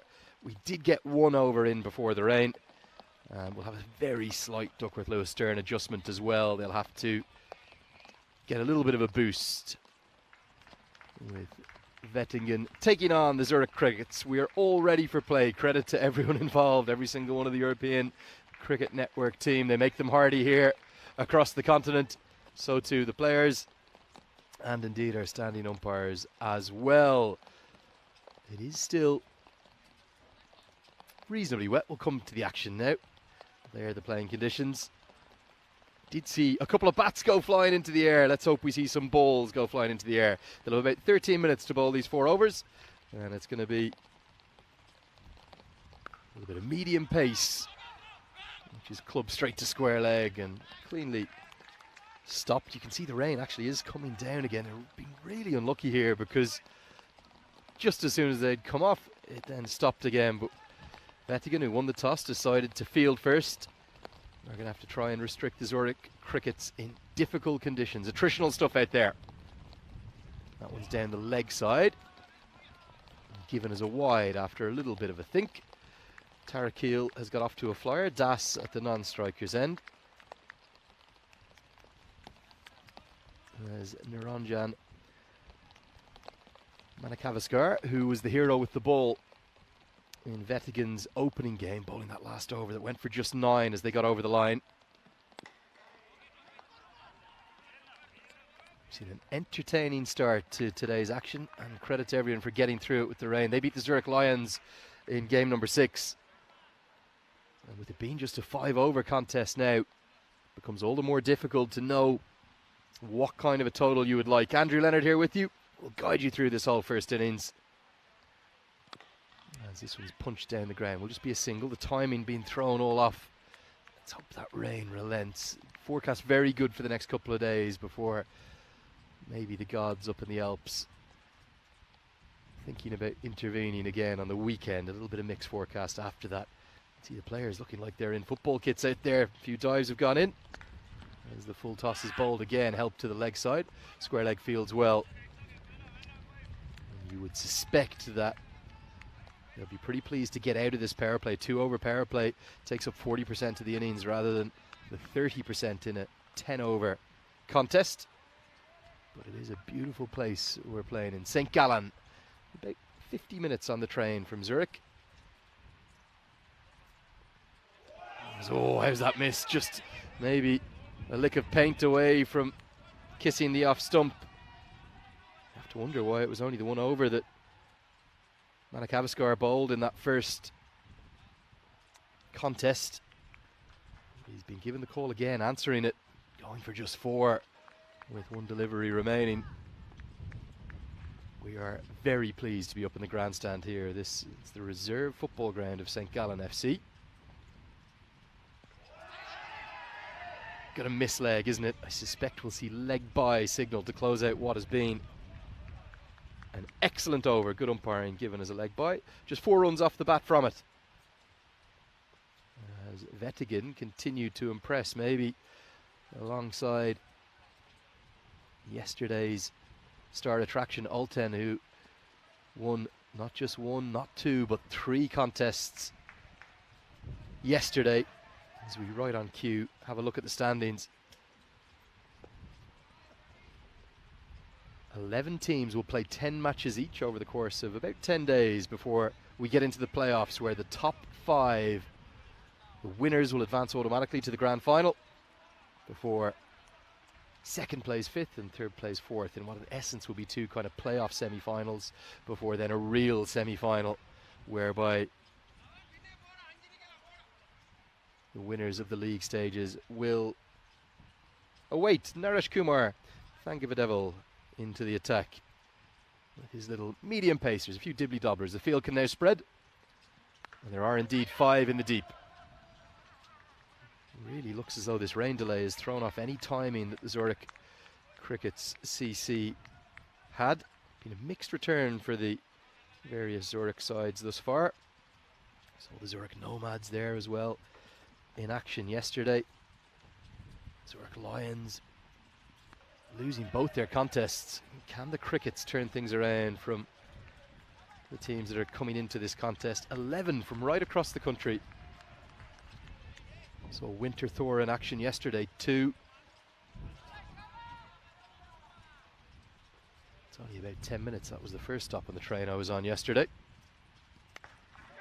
Really, the timing's been thrown all out of kilter, isn't it? Since this rain delay. Remember, 10 wickets in hand. You would suspect that the Crickets are going to need something and need it quickly. 5 overs. Maybe you're just watching cricket for the first time. Remember, an over, just 6 deliveries, so it's only 30 balls that both sides have to work with. 30 legal deliveries anyways. This one's well fielded. Direct hit. Oh, would have been gone. And gone for all money. With good backing up in the deep. From Gushlaven will keep it to just a single. And yeah, look at how far. Well, he'd given up, hadn't he? Just wonder, could the bowler have got back there? Naresh Kumar. That is going to be given as a no ball. I wonder, is that actually a wide as it's pitched past the stumps, a law that Vinny Sandhu was explaining to me. Yeah, very marginal. The umpires just going to have a look at that. It's clearly going to be off the width of the pitch, and indeed it's a reverse decision. Good umpiring. The guys down in the box working alongside our two standing umpires, as it will be given as a wide instead. Get a little bit of leeway when you go too full like that. Better length this time. Not really conducive to running twos, so it will just be a single. The boundaries, well, they're nowhere to be seen right now. And you have to say, to get into this contest, the Crickets are going to need some. Can't think of anything short of 50 being enough. Oh, the bat's gone flying again. The third time, twice in the opening over. This one a little bit less dramatic, but it's clearly proving a bit hot to handle, a bit slippery. Throwing everything at it. There it goes. Oh, yes. End of a very tight over. And the Crickets struggling. 26 for none. Remember, if you're just tuning in, this is a shortened 5 overs per side game. We're seeing a bat run on. If we come back, just see a bat be run out by the 12th man. And the non-striker it is who's had a change of bat, Tarakil. They're really just unable to get anything going here. The Zurich Crickets, it'll be Slovan Yagayam to bowl his 1 over. Remember, in a shortened game, just 5 overs per side, it is only the 1 over each bowler can bowl. He starts with a dot again. Das nearly losing the ball. They're losing the bat even. Slippy handles thus far. Great to have you all watching with us live, both on Facebook and of course here on the European Cricket Network YouTube channel as well. And do drop us a message, let us know where you're watching from. Always nice to hear from everyone. Some Irish fans in, keeping me feeling at home. As this goes a long way up. Is it going to fall safely? The bowler goes towards it. Oh, that's a great catch. He's done really well. He's adjusted very, very cleverly. That wasn't easy. Salvan Yagayam takes what was a brilliantly judged effort to get the first wicket. Critically, it's another ball with no run scored off it. And Wettingen are looking ever so good to make it 2 wins, well, in a hurry. They won this morning the 8:45 a.m. contest where they triumphed over the Zurich Lions by just 7 runs, but they made 165, scoring at a run rate of 16.5. So you think that whatever the Crickets can manage from these remaining 9 deliveries won't be enough. They need to find some boundaries. And the new man to the crease, in comes Ahmadi. And that's more like it. There's the first maximum, over the rope, dug into the wicket. Not really the length you want to bowl here. And what a way to start for Noorkhan Ahmadi. Just sat up to be hit, didn't it? Gets a good piece of it. And fittingly decked out in that red helmet to celebrate the Swiss National Day that we have here. I think it's actually an Afghanistan cricket board helmet, isn't it? It's the Afghan flag on top of it. So you can tell Ahmadi's roots, like so many cricketers now in the continent. Here, having made journeys from Afghanistan, and that one is going to skew away for 4. Again, the outfield's very slick with all the rain we've had. Not where he intended it. I think he was looking probably somewhere over deep mid-wicket. But it's a top edge. Third is up in the circle. And it runs away for 4 more. That's more like it for the Crickets. 10 from just 2 balls. Where's Ahmadi been? It's definitely an Afghanistan cricket board helmet that he's got on. Lovely to see. And a little bit of a bandana on underneath it too. Oh, what a start. Much more like it. 6-4-6. And the Crickets finally get something going, giving their bowlers something to defend, and don't they love it? They're on their feet down in the dugout. A dance down the track. Oh, he's thrown everything at that. Great bat speed. Out of the ground. 6 to the total. And as if from nowhere, all of a sudden the score moves to 43. Another swing, another ebb, another flow. 14 runs come from the over. But yeah, great to hear from you all in the YouTube chat. And a couple of people saying, Dave, saying the bat went further when the ball. Lovely to hear from you all. Wasim Ahmed, Ridwan Ahmed watching on, Matthew Hodgson, Jeff McGuire too. And there's the leg breaks of Wettingen Innings, who starts with one short and wide outside the off stump. Kind of gets away with it, to be honest. But maybe, just maybe, for the Crickets, that's the best result, because it brings Ahmadi back onto strike. He's on 16 off just 3 balls. Strike rate, it's over 500.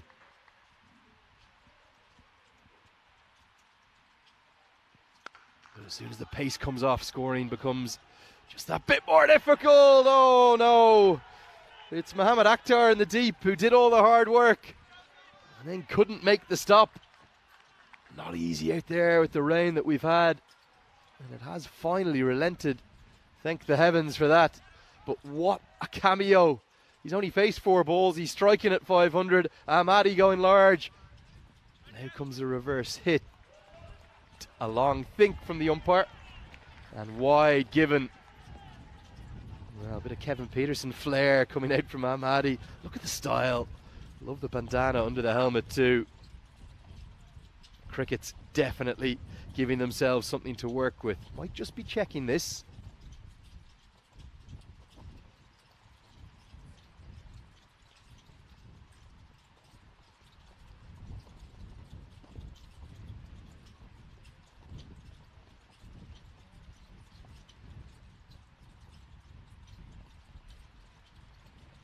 No replay check, just a slight break in play.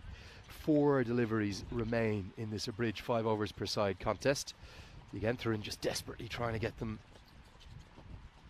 bowled without too much damage. That's okay. They'll try to get 2, I suspect, to get Ahmadi back on strike, but he's slipped, and oh, maybe they'll get it now with the overthrow. Throw goes to the bowler's end. Oh, they might think of another one, but I think Ahmadi, he wants strike. He'll keep the strike. He gets 2 runs. He's the power hitter.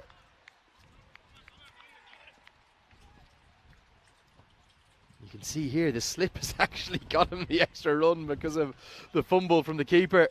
Maybe could have done a bit better. And it really is difficult. I have to remind you, the players, of course, not able to wear spikes because we're on an artificial surface. So with all the rain we've had, it's been almost unrelenting this morning. Very slippy, very difficult conditions out there. This one's helped down the ground. Long on in place. Takes an excellent catch. Well, that's very well judged. It's Pacha Sibratullah, who has gone maybe 9-10 yards to his left and opened up his body really pleasingly. That was incredibly well judged. But he gets a big ovation for what's been a sparkling innings. Look at this catch. Oh, yes, superb. Really good effort, particularly given the underfoot conditions and the wet ball. But what an impact Noorkhan Ahmadi has had. He's only been in for 6 legal deliveries. He's made 22, 2 6s, 2 4s, and that it's just given the Crickets something, just something to work with. And with 2 balls left, in comes Nicholas Henderson, captain. Big swing and a miss. We'll also see him keep wicket in the second innings. Last thing you can afford now is a dot ball. If Wettingen Innings can get through this final delivery without a boundary, he'll very much feel as though that's job done. Not sure whether 50, 55 even is going to be enough given the quality of the ball striking that we saw from Wettingen in that morning game, the early one, the 8:45 a.m. game. That woke us all from a slumber with nearly 330 runs. Bowls him. Well, it's a great over. Straight through. Henderson can't get any joy. He's cleaned up for a second ball duck. Not an innings he'll want to remember. Very difficult with it being just 5 overs abridged because of the rain. But Wettingen, look at them. They are fired up and they think very much that they've done enough. Nice piece of leg spin bowling. It's really just skidded on, no turn at all. Actually has flicked off the thigh pad as well.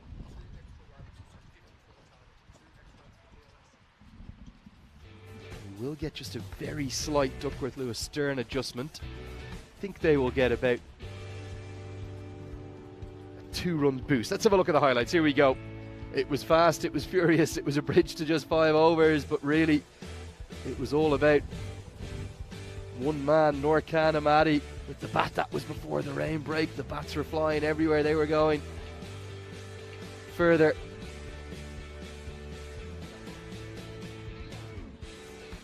And the ball in some cases, and what we definitely saw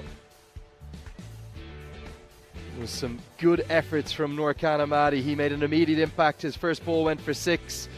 And then he went for a huge one. This one went quite literally almost out of the complex, maybe 85, 90 metres plus, and then trying to repeat the dose. It was an excellent catch held by Pacton ZMI down at long on, and then the leg spinner Yugen Thiran, he got good reward, and the umpire got the finger up for good measure. You can see there the deflection off the inner thigh pad.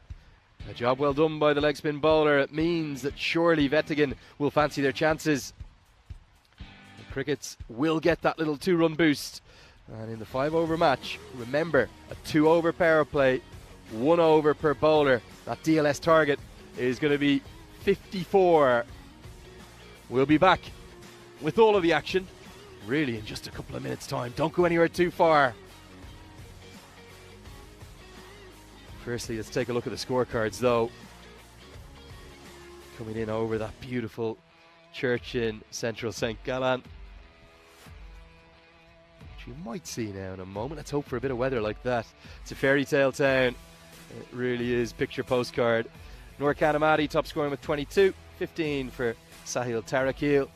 And the pick of the bowlers for me, the leg spinner. Do love watching my wrist spin. Pairing a palm, Yugen Thiran, who picked up 2 for 8. We'll be back with all the action. I think this chase is going to get going in less than 5 minutes time, so don't go anywhere too far. For Wettingen to make it 2 from 2 on the day and stay unbeaten. They'll need 54 to win in 5 overs.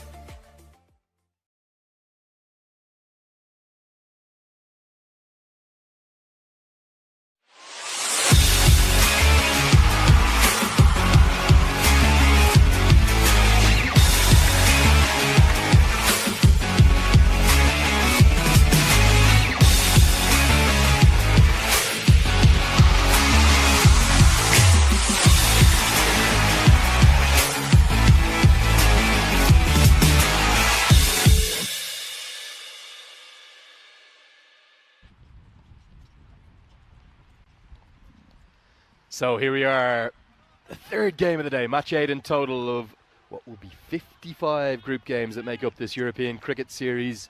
Switzerland, the return to Switzerland, and how fitting it is that we're here on the Swiss National Day. Can Wettingen make it 2 wins from 2 on the day? There's the exact equation. It's a 5-over game, reduced because of some quite heavy rain and a few concerns for the player safety as well, with bats flying everywhere. As I'm really glad to report that the rain is a bridge. 54 it's going to be to win for Wettingen to make it 2 from 2. They won match 6 in a thriller, a barnstormer. Nearly 330 runs were scored and it went right down to the wire. 165 only proved 7 runs too many. And the quality of ball striking that we've seen so far in this Wettingen lineup, I think they're favourites. Andrew Leonard here with you. Be joined in a few moments by Vinny Sandhu to guide you through this chase. Just a fraction under 11 runs per over. And 2 overs of power play will really be the key ones. Interesting field as well.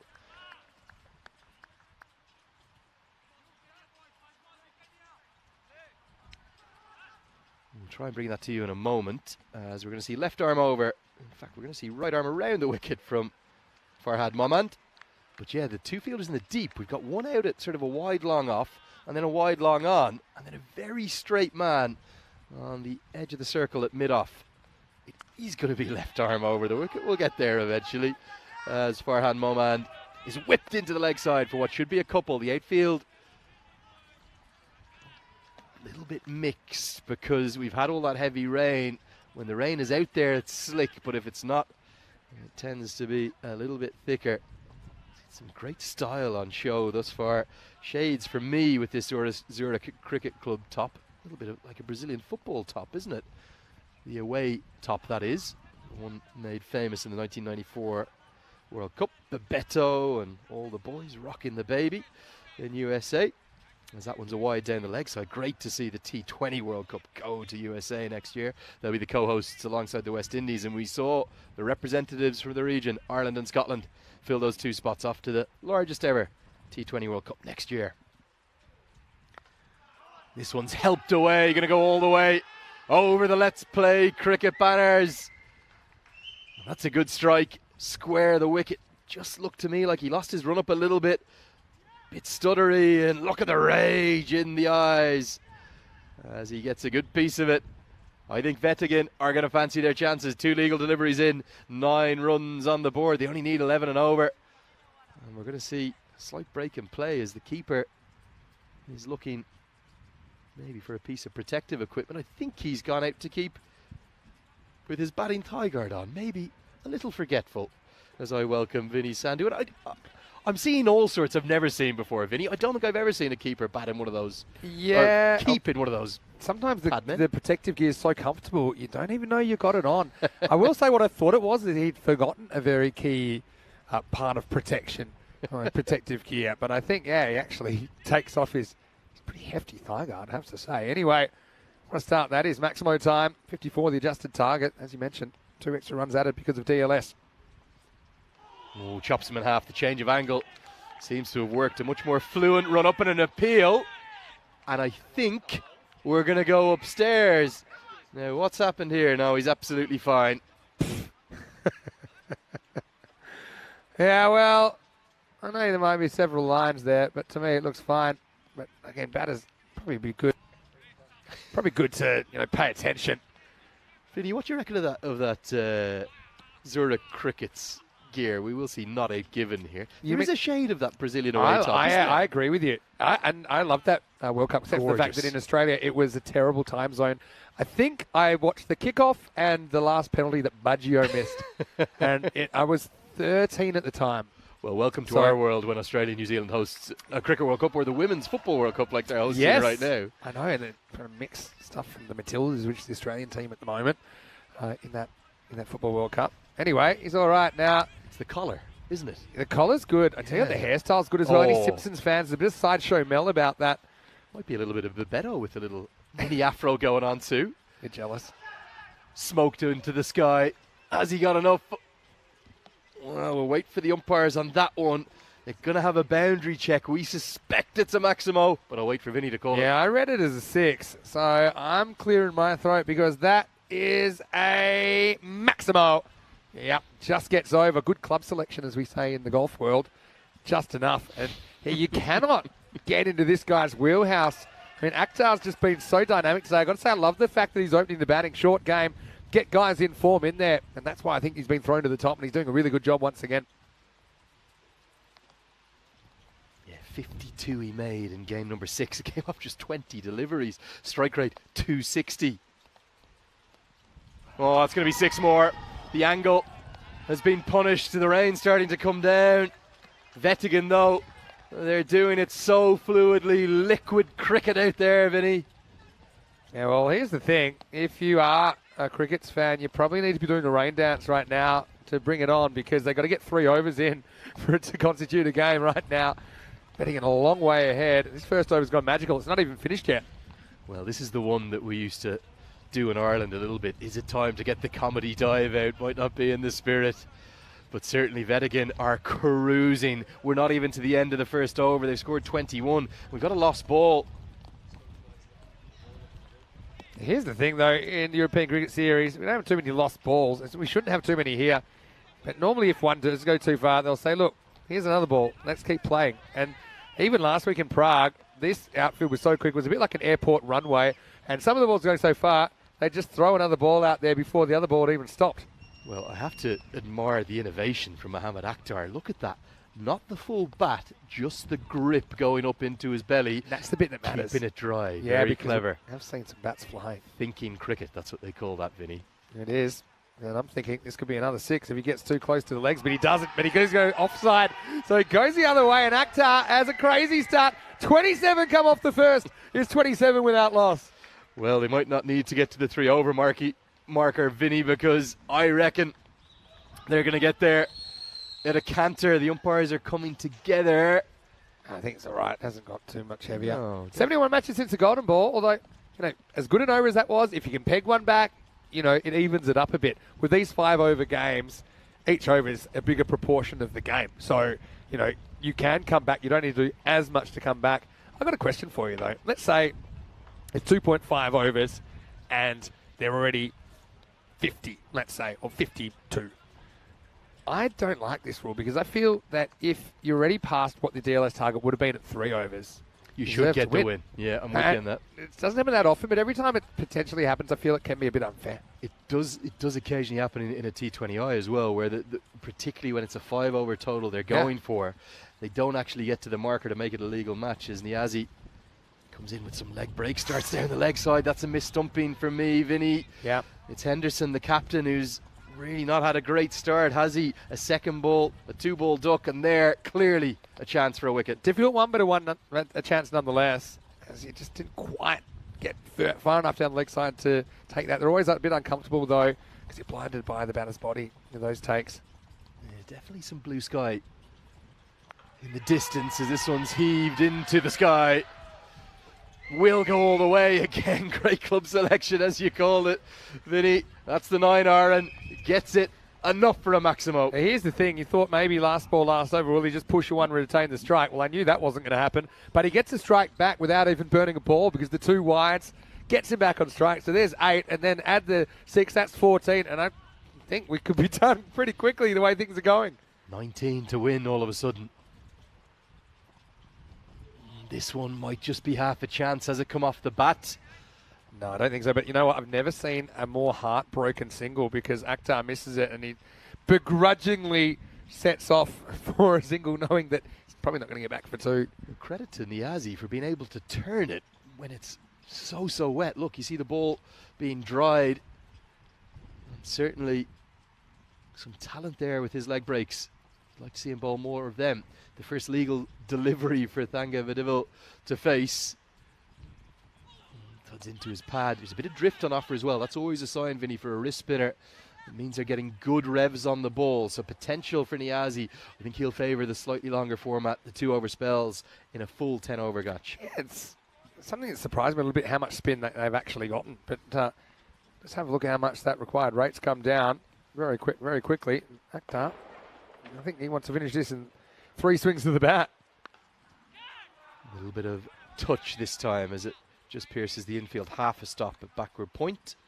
Yeah, the Crickets, you have to feel sorry for them. They couldn't quite find any timing, could they, with the bats? And since then, Vinny, it's really been all Wettingen apart from that blitzkrieg, a smashing innings from Norkan Amadi. 20 off just 6 balls. Again, the drift. Should be a chance. The man nestles underneath it and takes the catch. It's a good one held by Firdaus Rahimi.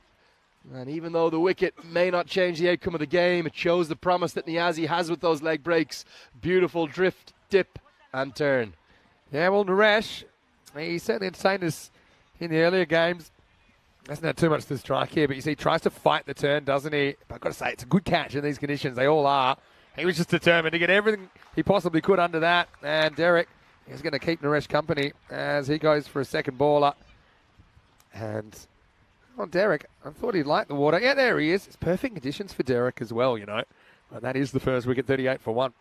No golden colour this time, but certainly a duck nonetheless. It will be Selvin Yagayam who comes in at number 3.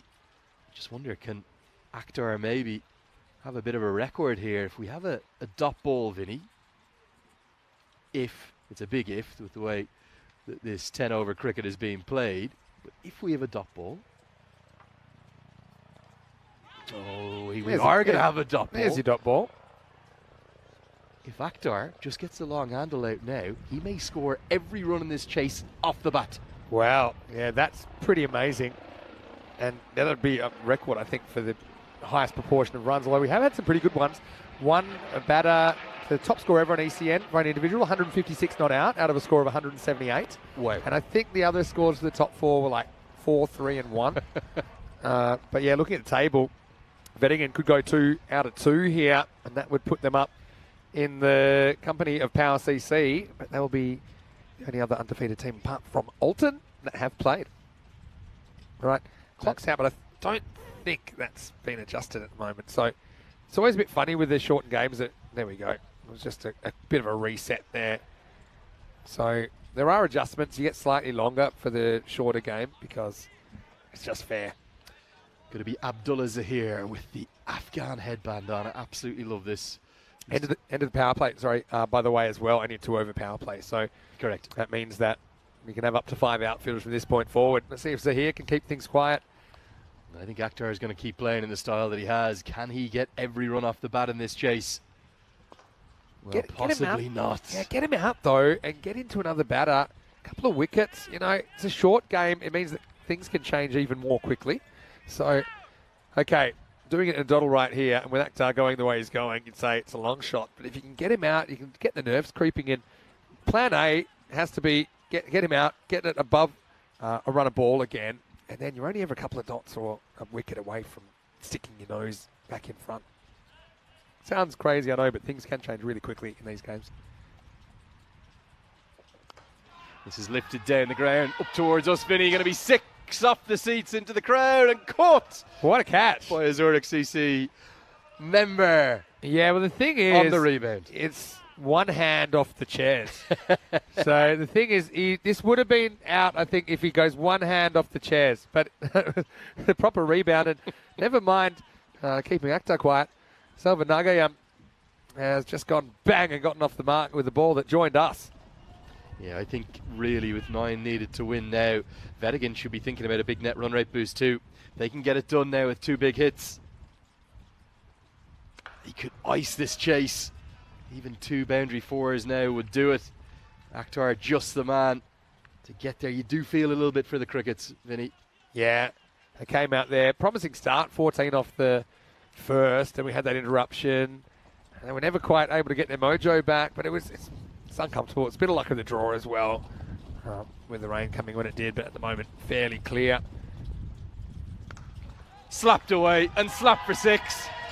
And the crowd, well, they're on their feet. I think we've got Wettingen supporters into our left here. They're dancing. This is an almighty strike. Yeah, what I liked about him is he's not a one-trick pony. He's not always to that leg side. I mean, that's just unleashing the wrist at the right time. Yeah, they're loving it right now. Might need to get your catching gloves out, guys, because this game could be over within the 3 overs, because just 2 runs required to win. And I'd say this could be the last ball of this match. Well, it's not going to be in the way that he would have liked to do it. It's a top edge, but it still goes for 6. Massive net run rate boost. This chase, would you believe it, has lasted just 17 deliveries. And it's all W's. WW for Wettingen. Crazy stuff. And Akhtar, for me, is the player of the day. He's come out 2 games. I've loved the way that he's clearly thrilled about it, and why shouldn't he be? Cricket's like, you've got to feel for them. But we'll see plenty more of them during this series. Don't you worry about that. In fact, we'll see them in the very next match, because the Cricket's taking on Pacton ZMI, match 9, and that should start on time. 25 minutes until the next game. So you've got a little bit of time to compose yourself, because that was a game that finished a little bit early, shortened, but no shortage of action. Oh, there he is. Mohammad Akhtar, the hero of the hour. Who doesn't want a hug from Naresh Kumar Thangavadivil? I do. I'm just kind of relieved that Resh doesn't play that innings, because I don't know how many players it would have taken to carry him. But anyway, let's go into the highlights. It was short, but very sweet for Wettingen. 46 he's made from 12 deliveries, Mohammad Akhtar. 7 sixes. The only thing he'll feel robbed of is a chance to make back-to-back 50s. And that was the 1 wicket to fall. We'll see more from Khalid Niazi. Looking forward to see his leg break straight the competition. That was Thangavadivil, who was caught for a second ball duck. This one pumped down the ground. The only 6 hit by a batter that wasn't Mohammad Akhtar. These were the winning moments. Top edge going over the head of the keeper, over the head of the short third, all the way for 6. And there you go. I'll tell you what, with your Taekwondo, he gets a little bit of a congratulations. And this is what it's all about. I mean, the players say they're some of the toughest cricketers you'll come across. You know, the conditions they're having to play in today. Okay, cleared up a little bit towards the end, but there was no slowing down that innings. They end up on 205 pace as they make 58 for 1 off 2.5. 46 of those runs from Mohammad Akhtar. And he's having such a great day. Loves the wet. Just the 5 extras in the 2.5 overs. You've got to feel for the bowlers as well. Not easy for them. They were just smashed all over the place. Well, I will say, Khalid Niazi, there's good signs from him. We'll see more of him, I'm sure, in the next game. He takes 1 for 9 off his over. We'll take a break, and we'll have a slightly extended break this time. We'll be back in about 20 minutes, and it will be the Cricket's getting another opportunity against Pacton ZMI, who do have a win already in the series. So stay tuned for that one. Until then, it's Vinny Sander here, Mr. Maximo, with Andrew Leonard. Back after this with more European Cricket Series.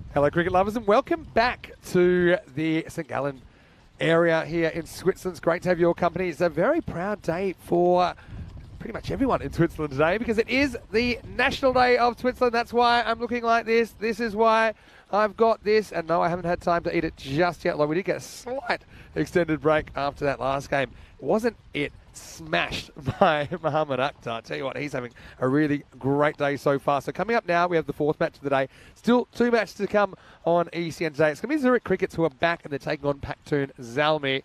And yeah, Pacton ZMI started really well in their first game on ECN. Like most ZMI teams, they love to take the game on. Zurich Crickets, though, I've got to say, I kind of like what I saw from them, even though they didn't have the best of it. Their innings was interrupted with the weather after 1 over. It turned out to be a 5 over game. They're kind of blasted by one guy, but maybe we'll get a better idea of where they're at as hopefully we'll get the full 10 overs in here. Have a look at the two teams, the news from the toss. The Crickets win the toss and elect to bat. So they were batting first last time, but like I said, it was interrupted, but I did like a little bit of what I saw early. Tarakil likely to open up again for the Zurich Crickets. And Pacton ZMI, though, I think that they have had a very confident start to their ECN journey. 1-0. They'd love to make it 2-0. And, yeah, for both of these teams, still in very early stages of the tournament. But ZMI, they still play back-to-back matches here in matches 9 and 10. So it plays out there in the middle. And it looks like it will be Nurkan Ahmadi to open up. And the Crickets, like I said, they were slightly interrupted, but I like that they've moved Ahmadi up from 3 to number 1 here because he did hit 22 off just 6 balls in that abbreviated innings. He was able to nurse his team up to 51. A couple of bonus runs thanks to DLS adjustment because their innings was interrupted, but still wasn't nearly enough as his effort was counteracted by Mohamed Akhtar. 46 not out of 12, including 7 Maximos. They chased the target down in 2.5 overs, didn't hit a single 4. Wettingen, but they did hit 8 sixes. So Wettingen are a side we'll see again in the last game of the day. In fact, they'll be taking on Pacton ZMI as well. So big program, as it is every day. Without the night series, though, feels a little bit light on. Just the 5 games, 10 hours of cricket. Anyway, we'll survive. Here we go with the first ball. Bashir Ahmed. Low full toss first up. And worked away for a single. Vinny Sandu here, Mr. Maximo for ECN. Once again, it's been a great opening day for Andrew Leonard in the commentary, although we are in today too. Certainly, I think you've enjoyed it. Keeping warm at the moment, Lenny. Loving every second, Vinny, apart from the weather. And look, when in doubt, blame the Irishman. I think I'm the only Irishman here in person. I may have brought the weather with me across from Ireland. I apologise. I have no problem doing that. Low full toss again, worked away, and this should just be a single. Yeah, maybe the best thing, Vinny, for the Crickets is to get straight back into action. Yeah. Realistically, they were beaten out of sight. ZMI will be full of confidence. Resplendent in their sort of almost lime green and what's that, a canary gold? I really like seeing so many teams and their uniforms. Just seeing different things. I don't think I've ever seen quite those shades. A little bit of the lemon lime about them, but they've got the black numbers as well. Unusual combination, kind of a Jamaican combination actually. Anyway, inside edge is this onto his kneecap, and that means he can't run, which means the other guy's in trouble, and he's almost run out. Well, that's classic ECN for you. As this was a ball that misses the pad, I'm pretty sure. And well, Lenny, what do you make of this one? That's going to hurt. I'm telling you now, he's in pieces. Back he comes, direct it would have been gone, but God, we've had so many near misses for runouts today, Vinny. Yeah. Good angle, that one, poor old Nurkan Ahmadi, who smashed it everywhere in the 5 over abridged game. Limping round, stumbling round, no way that Tarakil could call him through for the single, and Tarakil it was nearly run out.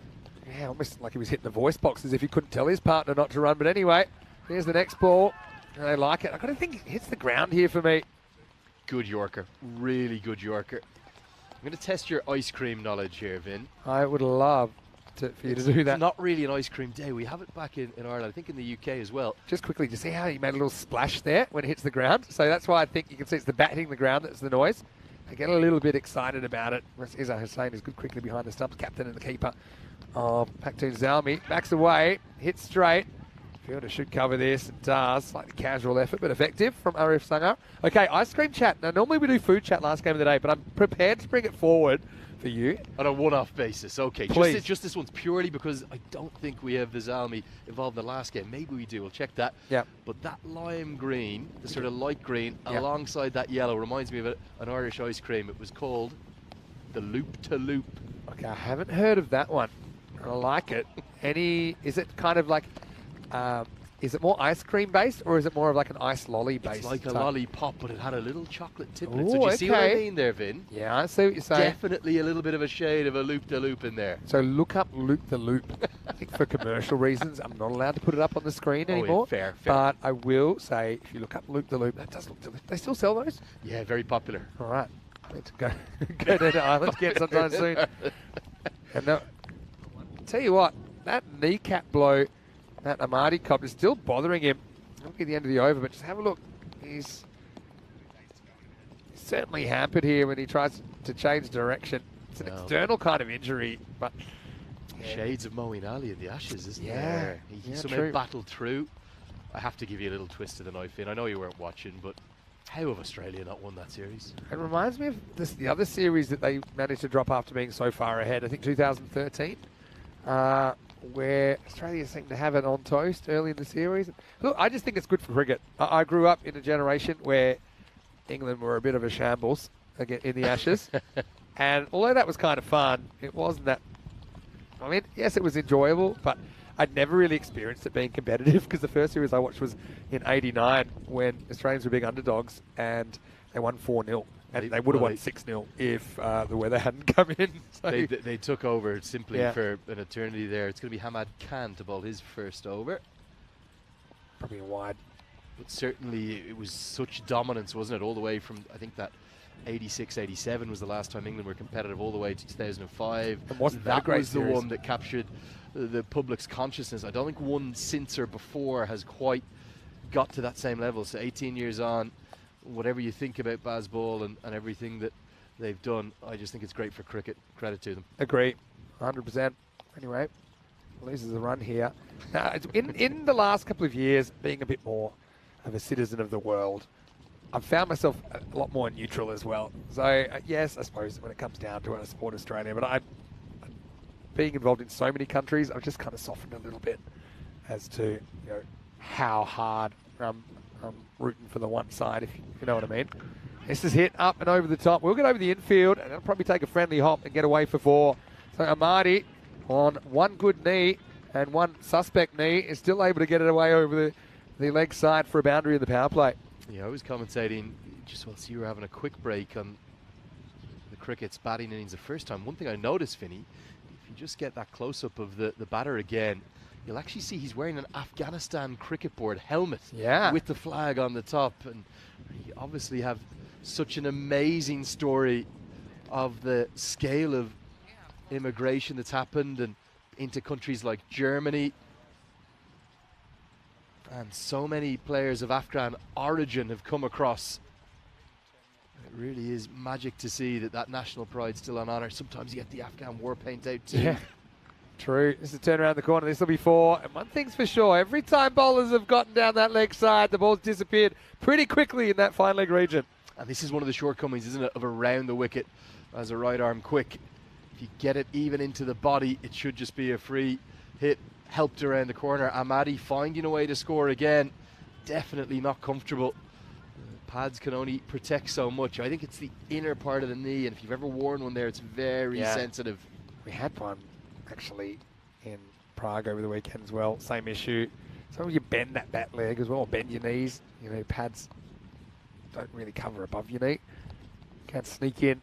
Anyway, can't. Got to get in the off stump. Does. Just like change of pace as well, beats the bat. So my question is to you, as an Irishman, who do you support in the Ashes? Well, actually, historically, it's anything but England. That's certainly what we're raised. I'm aware. It's funny that there's so many countries where that's the rule. Well, I think for historical reasons in Ireland, 800 years and all that, we'd no option. But look, for me, I've gone, particularly 5 years now in the circuit commentating, I've gone much more neutral like you. Oh, that was quick. Look at this. This is taking out the keeper now. He's got a busted thumb. So it's carnage early here. I think He might have even worn it up close towards his shoulder. I thought he got the hands on it. Maybe I'm Definitely wrong. an effort ball. Bit of both. Yeah. Here's a good view of the keeper. But look at that just explode off the surface. Get big on Izzar, who's a genuine keeper. Almost knocked him over. But yeah, certainly for me, I occasionally get little bits of banter on social media saying, oh, you just want Nepal to win, or you just want Ireland to win. Nepal, my adopted home, of course. Goes up and over the leg side. Fielder coming around. He's going to go back to the wall. He can't do anything about it. Maximo Amadi with another 6. He's continuing his good day despite his troubles physically throughout these first couple of overs. Got this really well, right out of the screws. And despite the driving rain that is, again, just coming down, it's been such a strange day of weather, Vinny. Every time it looks like it's done for the day, another belt comes in somewhere. There's a big bright patch off to our right.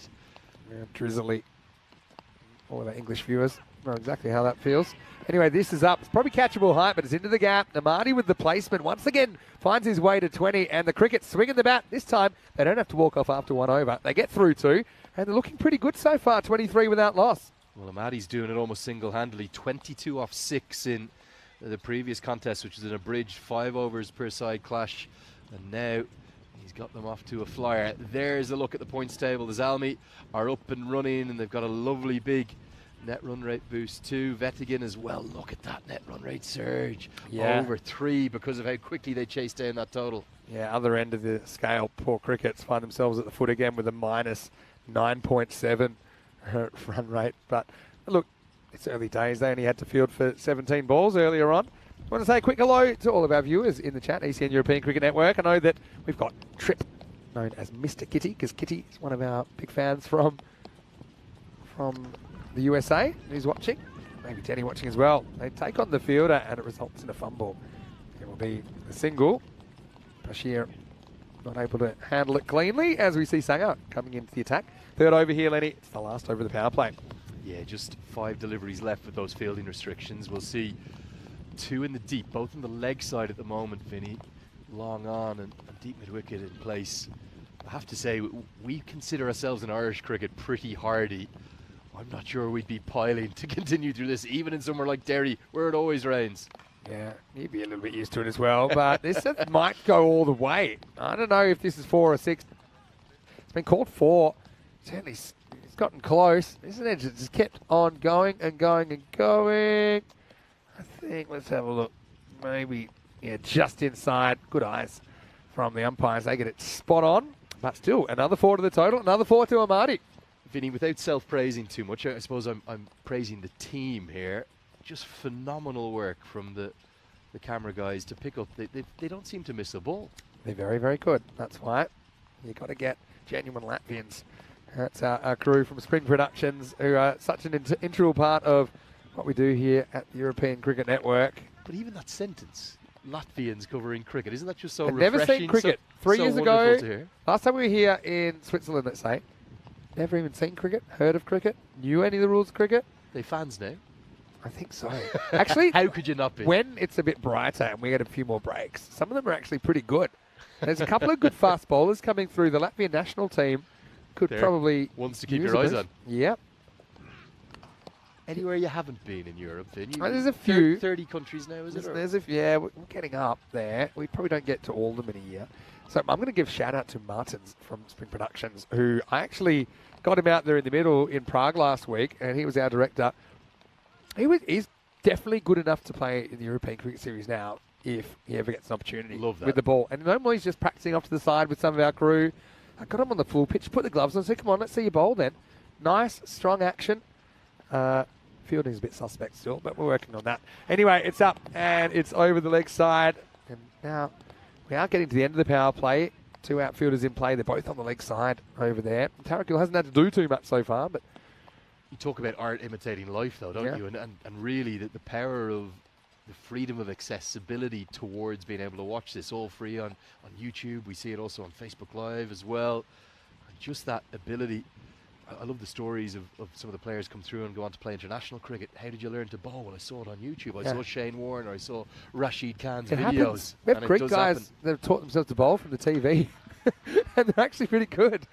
As we get to the end of the power play, And yeah, cricket's, I think there's a wicket, maybe a touch under par, but still, who knows what's going on today with these conditions. It's a bit hit and miss. Right now, Amadi's been dominating. It's 31 without loss after 3. Yeah, really, Amadi is the one who's carrying the weight of the run scoring. That 19-run second over, just followed by a tighter one with 8 runs coming off it. Zalmi certainly a side to watch on what has been a bit of a day for the Ducks, really, on the Swiss National Day. Let's hope we don't see too many more ducks out there. Not physical ducks, cricketing ducks, that is, Vin. Yeah, that's right. Although, if we do have any physical ducks, I do think they may find their way to this cricket ground today. And like you see all the places I've been, there is one ground where ducks will interrupt the play. It's the Sporting Alfaz ground in just out of Alicante in Spain, where there's a duck pond right near the ground. And we actually had a fielder colliding with the duck in one of the games a couple of years ago. Just ECN things. Anyway, this is in the air but doesn't carry down to Hamad Khan. And yeah, during one of my introductions when I had a young child with me, actually, I think it was Olivia, who is the daughter of one of the captains, was on with me, and yeah, I was getting attacked by a duck. These actual trousers were attacked by a duck back in 2021 in my introduction. So yeah, we do have it all happen here.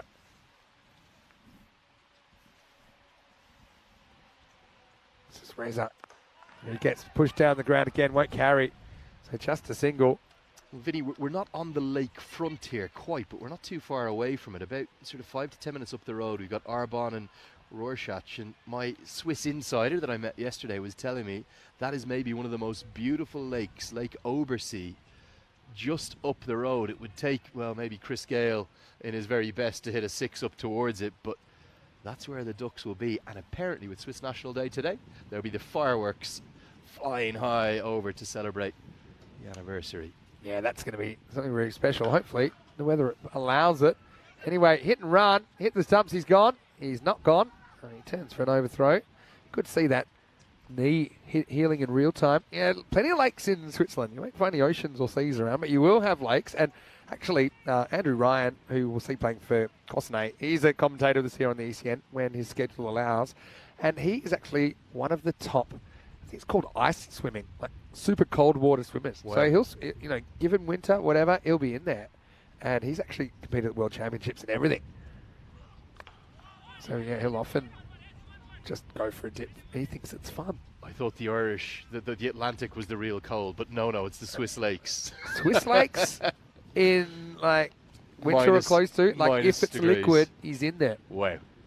Yeah, so look that up. And I'd look up, yeah, ice swimming. It's like they basically have a pool, but it's carved out of the ice, and then I've heard of ice fishing. Laps. Well, I've heard of ice fishing. You get the you cut through with the circular saw and you get down and maybe catch some fish, but ice swimming, that's hardcore. I don't mind icing my cold drink, but that's about the end of our relationship. Anyway, this is in the air. This one should carry. In fact, it's going to carry over the fielder.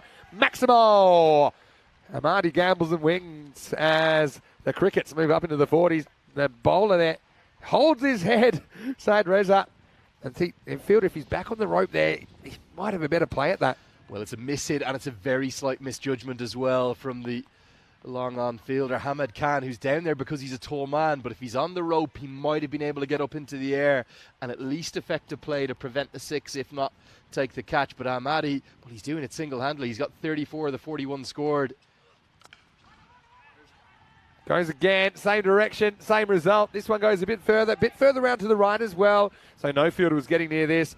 And Reza, well, whatever hair he does have, he may be pulling it out by the end of this innings, because that is back-to-back Maximo's. Ends his over, 16 come off it. It's 47 without loss. And really, it's a one-man show, isn't it? We saw Noorkhan Amadi get it all right in the first innings, when the first game of the first innings, the 5-over contest that preceded this one.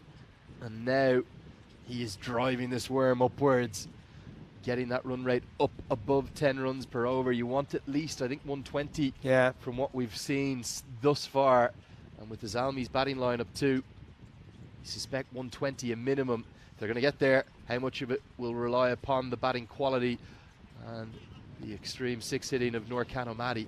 Zurich Crickets of 47, he's got 40 of them. Yeah, dominating the scoring. Something really interesting I'm picking up from the chat. I'll come to after this, because Bashir is going to come back. What a good first over. Full straight just a single. Quite a few Irish supporters are also English supporters when it comes to cricket. I got to say, there's times where you do things that are a bit surprising. So for me, I kind of like the English football team. As an Australian, I'll support the English football team. I can't get behind that. Because I definitely can't get behind that. Part of me also kind of likes seeing, a bit like I like seeing South Africa getting knocked out of Cricket World Cups in bizarre ways. Apparently shootouts in England don't really go hand in hand. But yeah, that's interesting. Jeff is one of them. Matt Hodgson in the chat as well is one of them. Yeah, I think a couple of reasons for that. One, obviously, our beautiful island. You've got two countries on it, Northern Ireland, where a huge amount of cricket's played up in Belfast, Yeah. Derry and Coleraine, and in and around those two main hubs, the northwest around Derry and then the Northern Cricket Union in and around Belfast. Uh-oh, this is trouble. This could be a no ball on height. I think it has been called, and for me, it's even worse because it's gone to the boundary. Yeah, that's a clear call. Would have been a wide anyway, but it just means the next ball's going to be a free hit. I've got to say, they made a law change a little while ago. It used to be any balls that weren't hit off a no ball that went for runs were called no balls. So there'd be 5 no balls. Now, I think there was a meeting where the keepers were not invited, where suddenly union. that goes down as 4 byes. Harsh You can one. have 4 byes that just goes over your head on the full. You can't even reach. I think it's a bit rough. But anyway, that one just got away from Bashir, who was tight in his first over. Right now, he's going to have to deliver the free hit. And, well, just straight away. The outfield doing the work and slowing that one down. Yeah, I feel like now his figures are none for 8, but I feel like he'd be held civilly responsible for those 4 runs. So in my head, he's gone for 12. Does well off the free hit, though. Gets it into the block hole. And Tarakil just taking a while to get going. 7 I don't know off if 10. Tarakil realised that was a free hit, because it wasn't a free hit kind of a shot. Amadi is going to dig this one out of the block hole. But for the most part, I think Bashir's been pretty good. Slight fumble. And they think of 2. It's not quite on. Yeah, but just to finish that point on why some Irish fans do like getting behind the English cricket team, also historically Ireland never had a side that could compete at the top level. So True. growing up through the 1970s, 1980s, 1990s, when a lot of Irish cricket fans would have been exposed to cricket due to it being free to air on the BBC, they naturally would have got behind England. Yeah, I've got something to expand on that as well, as this one beats him outside the off stump.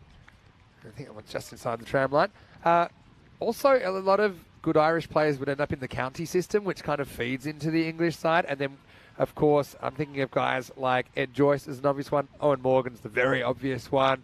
But even guys like Boyd Rankin is another one that comes to mind that have been given opportunities to play for England. And I suppose now with Ireland being a full test nation, there's also opportunities for them to represent their home country. Anyway, this is a slight miss hit leading edge. It'll be a tough one to catch. It's a really good effort there from the bucket hat special. Oh, they reckon this is out, you know.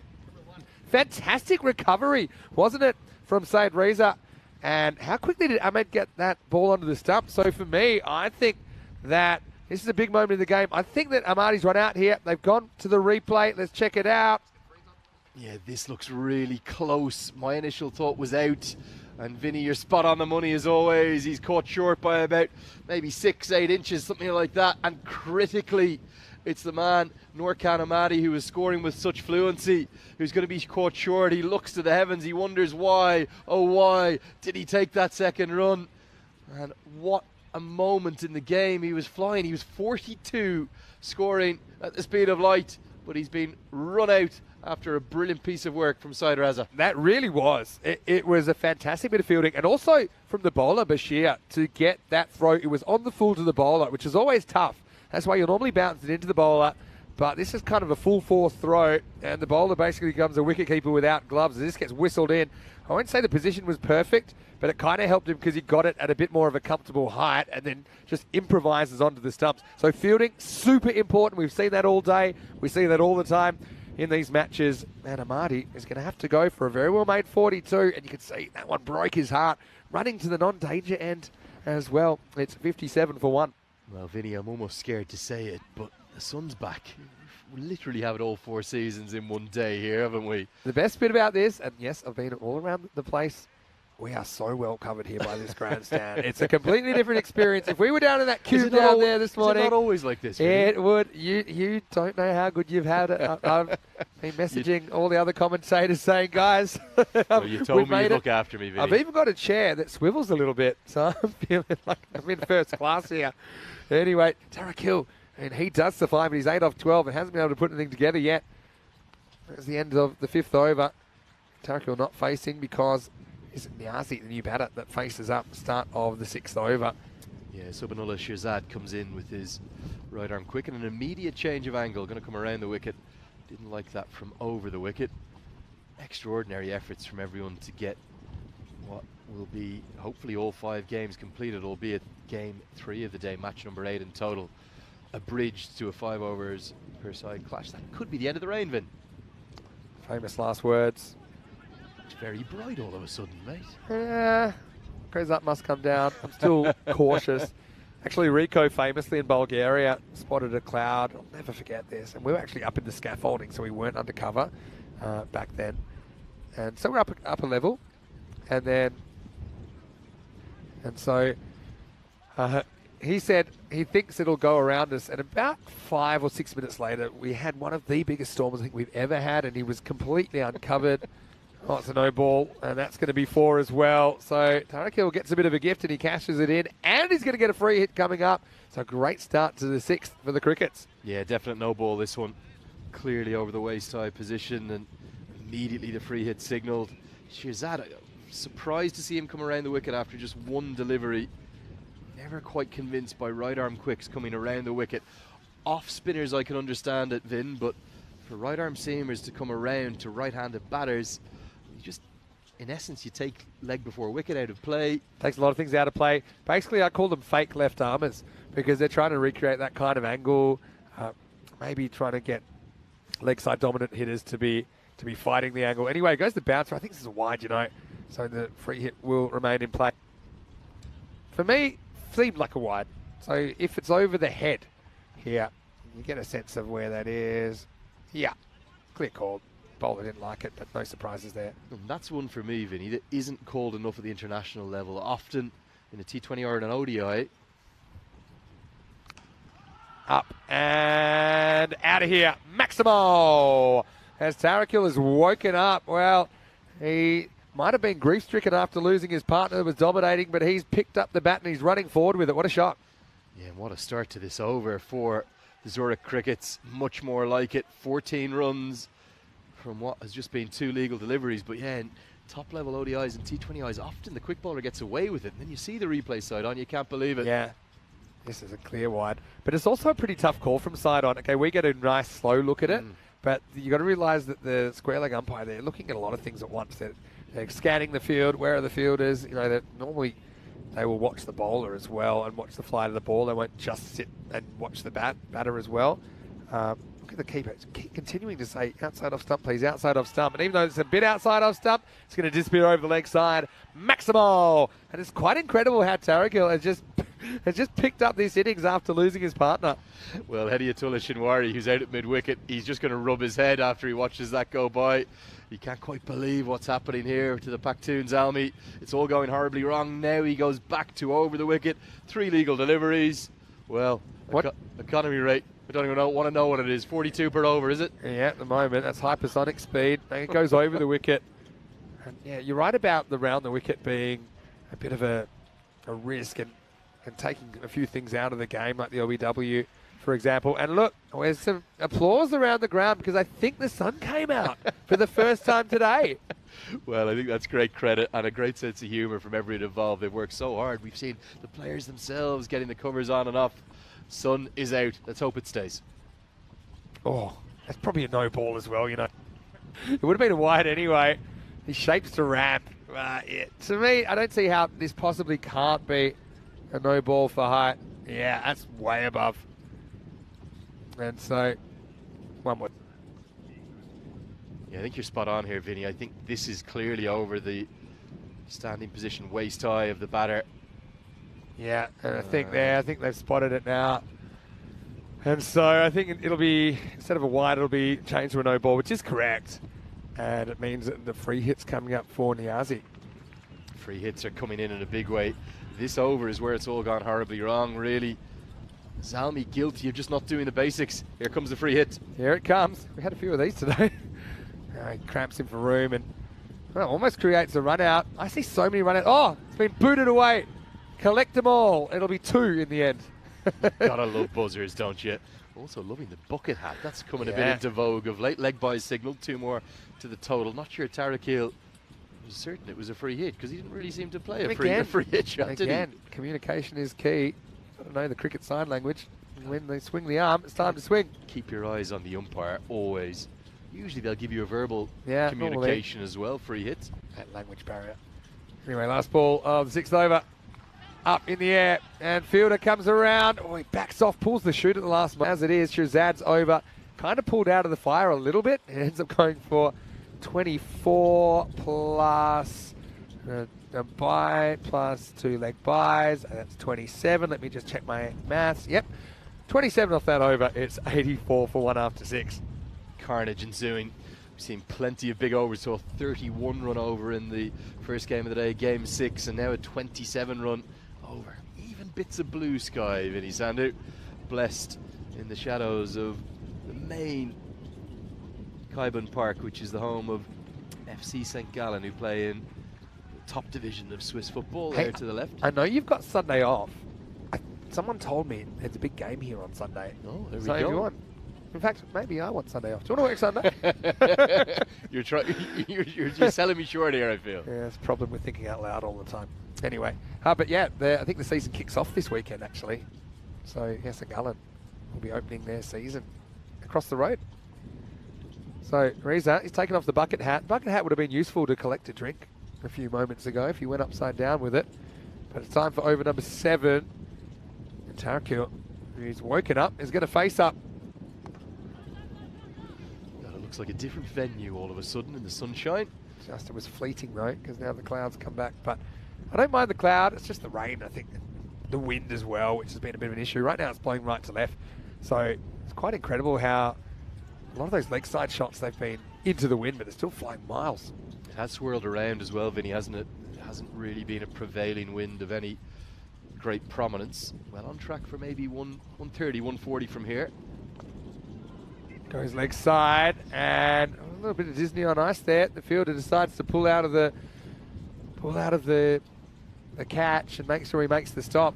So I had a question from Maya. Was that his 3rd high full toss? But there were only 2 in that over. The 3rd one, which actually happened before those 2, was actually Bashir in the over before.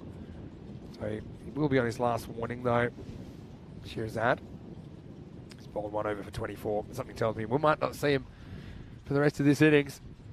Full toss, whipped away. This will test the outfield as well. They're all after it, but the ball is going to... Well, I thought the ball wins the race. It stopped. But, yeah, the umpire wants to have a check. This is one of those ones that even the replay won't really tell you because the ball stops. Now, does it stop on its own or is it because it touches the rope? And... I think... Is there a kiss? Is there just a kiss of the rope there? It seems from like the leather? it. And even when he boots it, I don't know. To me, it's still a bit inconclusive. It's been given 4 in the end. Yeah, so I think a kiss, just a kiss. It felt like it, a but Swiss kiss on Swiss National Day. You might get a Swiss kiss on, who knows? National Day. Who knows? Play your cards right. Yeah, I suppose it didn't look that way. I won't put it that way. Anyway, this is hit down to long on. The Crickets have suddenly exploded to life, and suddenly they're on high 130s pace here. Yeah, good partnership. 34 it's worth off just 12 deliveries. It's come in good time. And Reza just trying to get out of his final 2 deliveries. Get out the sunscreen, Lenny. It's back. Do we want to be down pitch side now? Yeah. We don't want to be up in the stand, do we? And we'll see if Rob wants to trade the cube down there. Anyway, couple to come here in the 7th. Here's Reza. Another full toss. There's been so many. This one might just be okay. But one thing that isn't okay for Zalmi is it's been smashed to the boundary. Ken, we'll check it out here. Oh, yeah, it's probably just okay. But we know that they're very harsh on these. We have seen them called. In the end, I think that one probably just under. Yeah, I think that one's okay. For me, certainly that's dipping down into sort of the thigh region. Should get away with it, but I've been surprised by the number of full tosses. I think it's predominantly been because of the conditions certainly all of that rain around has made the ball very slick, and it's mainly been the fast bowlers who've got too full. Last ball, the over.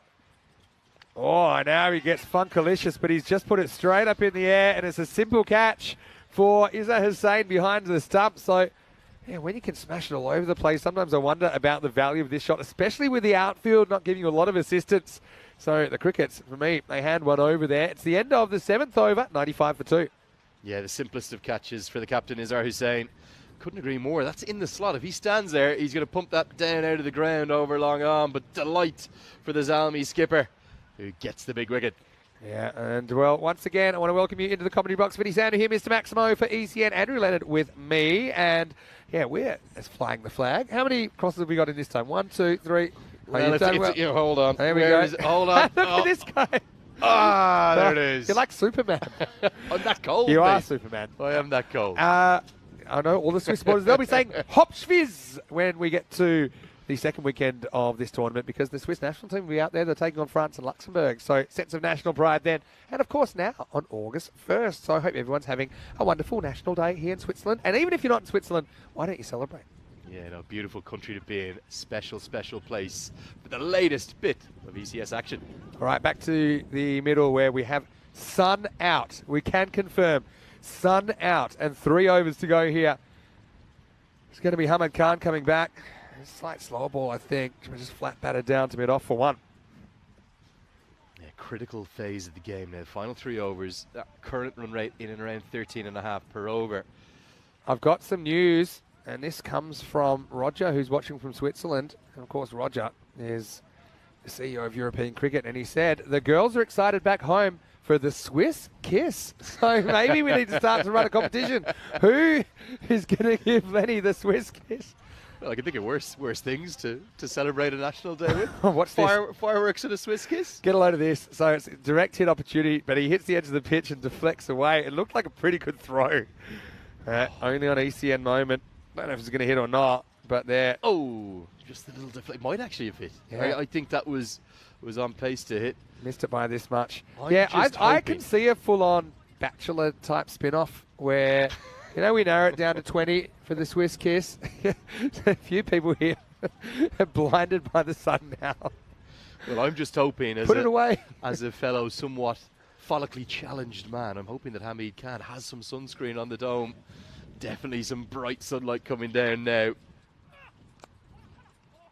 This is down the ground. And yeah, I see a scenario where we get 20 finalists and then we narrow it down and see who gets the Swiss kiss. Well, it's funny. I think the only country where that would be a successful story might be in Nepal.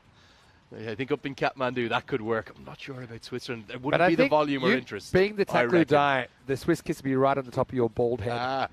Anyway, here's the next one. It's a bit of a walking wolf from Tarakil, who's kind of gone through phases of hibernation in this innings, but with some action in the middle. I do love the nickname Taklu Dai. I'm going to have to tell you, Vinny, because it's both complimentary and derogatory at the same time. So the bald elder brother, I just think it's a beauty. I love being called the Taklu Dai. Yeah, I like it. I like it as well. Tell you what, you might have some competition here from the bowler, Hamad Khan, but this is hit, and it's hit high. All right, it's been called by... he's lost it in the sun. You wouldn't believe it, Lenny. You would not believe that the sun has come out for the first time today, and the ball's gone straight into it. Well, where's the cap? Where's the sunglasses? Surely you should have had them on. He's just blocked it out. New batter was already halfway out there thinking, this is it. And then, how unlucky can you possibly be that for the 7 seconds the sun's out, you get a high ball? No cap on. You always wear a cap in the field, Vinny. All right, this is going to go in the same direction. Great fielding, though. Well, what he could see, he fielded well. Well, redemption from Oaz, but that's outstanding work. It might be gone. It might be a bat plug. Watch this. This is typical ECN. The issue is sliding the bat here because you don't have a square. So he slides his bat, but it jams in. So check this out, and we'll see here. Oh, for me, that's out because look, the bails are gone there. So, for me, you can see the foot's just short of the line. Yeah. Let's have a look. For me, what are you seeing? I'm seeing out, but you tell me what you think. It's difficult, isn't it? I think certainly the bat jam, as you've described, into the turf is the thing that's going to cost him his wicket. It's in rather remarkable circumstances, but credit to Moaz Butt. A Superman-esque piece of fielding down at long off has palmed it away to his colleague at long on, who gets the throw in, and it is indeed out. 2 brilliant run-outs from Zalmi, and the hundreds come up, but it does cost him that 3rd wicket. What about the initial stop, though, from Moaz Butt? Because that was heading for 4, but he launched himself, even with the sun in his eyes and all, and then it was hurled in to the bowler who does the rest. So 100 for 3 off 8. Yeah, 2 to go now. Action aplenty. You're going to have to get this over in reasonably quickly. I'm fascinated by this clock. I want to see this brought in T20I cricket. Yeah. I think it's the way to go. Again, when we get a quiet game, which is probably never, we'll talk. I've got ideas based on baseball about what I would do if I could choose. And it involves small penalties that are throughout the day, a bit like baseball.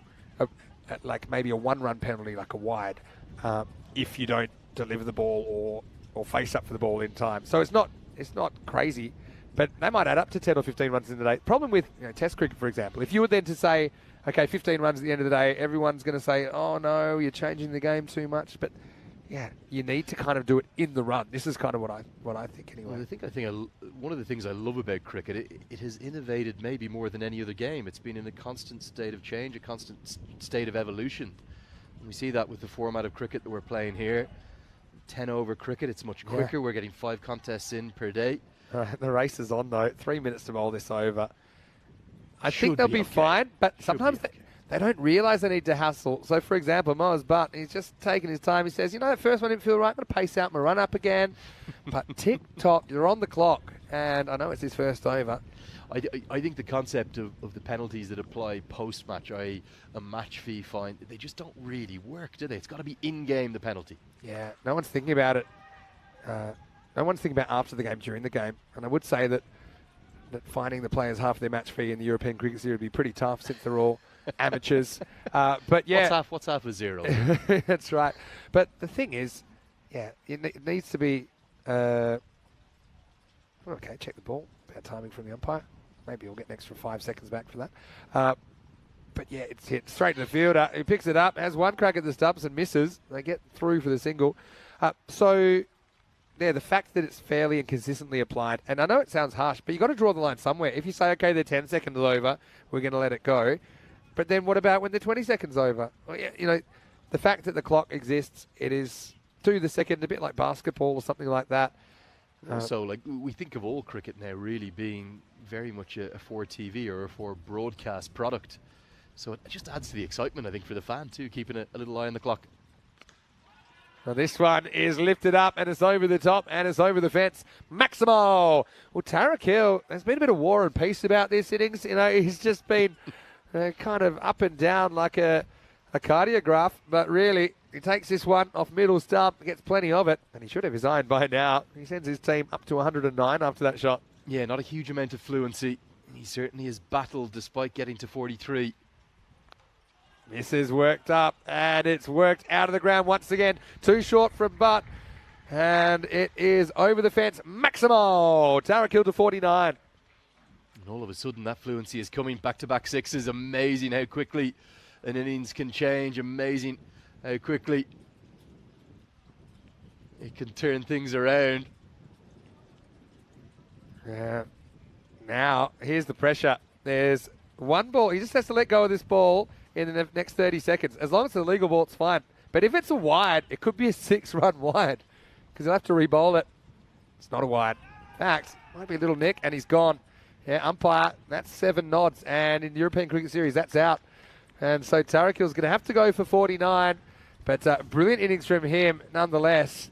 And yeah, Butt does get some reward in the end. The score 115 for 4 after 9. But Tarek Hill, I mean, when you look at his strike rate at the end of the day, he does a good job for his team. Well, it's almost been the picture-perfect finish to an innings that just could never really get anything quite going. He finishes with 6, 6, and then out. Yeah, I mean, it's a good way to finish, isn't it? boom, boom. And so I tend to think the 120s is par. This might be what we're headed for. I think Sangha probably comes back for the last over. He will. He only went for 8 in his first over. Got to say, Bashir, excellent work without taking a wicket. None for 10. And so we'll go to the 10th. And it's going to be Barakzai to get us going. Strap yourself in. Time for over number 10. Big swing and a miss first up. And here's Zalmi. Remember, they did chase successfully the first time we saw them at all, actually. They chased down 129 against the Zurich Lions in match 7, which was the second match of the day. Yeah, and really from here, you suspect the Zalmi will be thinking, close things out well, keep it under 125. We're very much going to back our batters to chase that. Well, good points for bat speed, but it's a swing and a miss once again. Like the way they're running now, the timer is no longer Yeah, in play. timer's off. Do they know that? Meyer actually in the chat had a question I didn't get to before. It's why do we turn the timer off after 9? I think because in the 10th over, especially in the second innings, you want to allow them as much time as they like because it can get pretty tense. Oh, brilliant bowling this, Finn. Yeah, it's really good. But I tell you what, he's let the batter off the hook because he scampered as a non-striker, Zen Barakzai, after strike 3 in baseball. You a bit of a baseball fan? I certainly knew nothing about it before I lived in America, and then I moved to Chicago. Okay. Back in 2005, a long time ago. We lived 1 block from Wrigley Field. Is that right? Got Cubs to fan. about 16 or 18 games that summer. Loved every second So that's of it. uncaught third strike where the batter can run. I actually played semi-professional baseball after I finished playing cricket. So I'm one of the, I won't say few, a handful of people that have played semi-professional cricket and semi-professional baseball. But I didn't play a baseball game until I was 33. The one thing I'd say about it, and again, pardon my ignorance, it felt to me like a lot more luck was involved in baseball. You had broken bat singles and accidental miscues that you went for doubles and all sorts happening. No, I think it happens in cricket as well. Okay, guess who wants to strike back despite missing 3 so far? And here's the problem: you got to get over the rim. That's the issue. Hey, it's hit the rubber stumps, isn't it? The base, and it just flicks into the air. I think he might have got home anyway. I'm not so sure. I think it would have been out. It wasn't even the rubber stumps. Yeah, the rims cost him there. But anyway, couple to come. 118. And he's bowled. I think this actually flicks off the back pad. I mean, I like the confidence of Barakzai, sporting the strike rate of 20 to get back on strike and prepared to risk his wicket to do so. I suppose he does get that run, but he won't get any more. Bowled off the penultimate delivery, 118 for 5. Well, in any cricket, 1 off 6 is not a good result, but in this 10 over format, to get 1 off 6, a strike rate of 16, it can just stunt that momentum. It'll bring out for the 1 and final delivery the captain of the Zurich Crickets. Out comes Nicholas Henderson, who did battle himself in that first 5 over game. Is 120 going to be enough? Maybe, but it'll be tough. I still think runs on the board.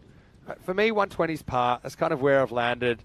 We've seen some crazy above par stuff, but I do think that 120 in the European Cricket Series, no matter what the venue, if you can hold your catches, if you can create opportunities, if you can take opportunities, I think with it drying out a bit, touch wood, that's, it might be a little bit easier to field as well and make the most of those opportunities in the second innings here. So last ball, it's going to be Henderson just to face the 1. And seatbelts on. He digs it out well. Probably take on the 2 here, even though it's been fielded. This is why you take the 2. Now they might be out anyway, and I think he is. Yeah, that's inexperience for me. It literally doesn't matter if you're out. And don't worry about the average, don't worry about anything like that. We'll check it out on the replay. But if he runs the second straight away, at least you force him to make the out as it is. I think he's gone. And I think he would have got home comfortably if they'd immediately ran the 2. The throw went over the keeper's head. Gets back and clearly catches him short. So we'll just be 1 run to the total as the attempt for the second goes in vain. Again, I don't know why the keepers throw both gloves off when they're just there to receive the ball. I don't see how he needs to throw that. But anyway, we'll be gone. And they're going to finish off 119 for 6, setting an even 120 for Zalmi. Well, they chased a similar score earlier on, but yeah, right now they've got it ahead of them. I fancy them to do it, but the Crickets, I didn't get to see that much of their bowling. We only saw 2.5 overs last time they were defending, but yeah, I think an interesting game set up, and I do think it's a defendable score, but they're going to have to do a very good job in the field if they're going to defend this. I think we could be in for a really good contest. Again, it was all about Noor Kanamati here for the Zurich Cricket CC. What a start he's had to the tournament. Strike rate 221, 4 4s, 3 6s, and boundaries all around the ground. That was the start of the innings when we still had rain, and now the sunshine is out and blazing across this beautiful ground. Some good ball striking, particularly given that he got that blow to his inner leg, which was definitely affecting his running. Sahil Tarakil was the other one. This was the end of Fordi's Rahimi, though, who was run out after a marvellous piece of work. In fact, that was the run out of Ahmadi. Plenty of run outs in this innings, 3 of them in total. That was the scoop shot attempted, and a good catch, simple catch held by the keeper, the captain as well. And there were some good strikes down the ground before this outstanding piece of fielding affected the second of those 3 run outs. With the bat getting stuck in the turf as he looked to scamper back for the second, he got caught short. Runs continued to flow, some maximums into the leg side, 7 in total. Sahil Tarakil had an extraordinary end to his innings, 6-6 and then out, and this was the very final delivery of the first innings as they initially turned down the second, but when the throw went over the keeper's head, they said, let's have a crack at that, and they ended up never having a chance. So 1 run was from the final delivery, and it's left the Zurich Cricket CC with a total of 119 for 6 from their 10 overs. The 2 openers, by far the stars of the show, 42 and 49 for Ahmadi and Tarakil. The rest, not much to shout about. 19 extras in total to go alongside it. As we'll also take a look now at the bowling figures. The standout for me, probably Arif Sanger again, who's had back-to-back good performances. 2 overs, 1 for 11 for him. And the standout economy rate alongside Bashir Ahmed, who is very economical too, for Subhanallah Shirzad and Moaz Butt, and even Hamad Khan, expensive. So that means we'll get to the end of the first innings. We're back with you. 10 minutes time for every ball of this chase. Can the Pacton ZMI get there? To do so, they'll need to be at their brilliant best again. They will need exactly 120 to win at 12 runs per over.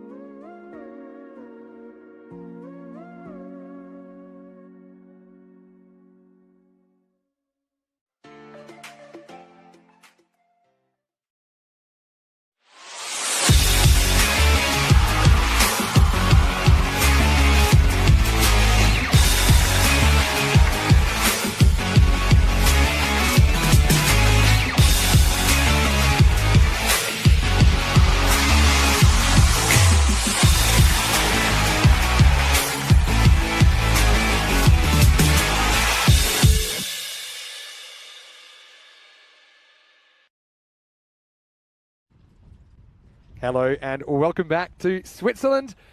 Weather's cleared up a bit, which is good news as we head into the second half of match 9 between the Zurich Crickets and Pacton ZMI.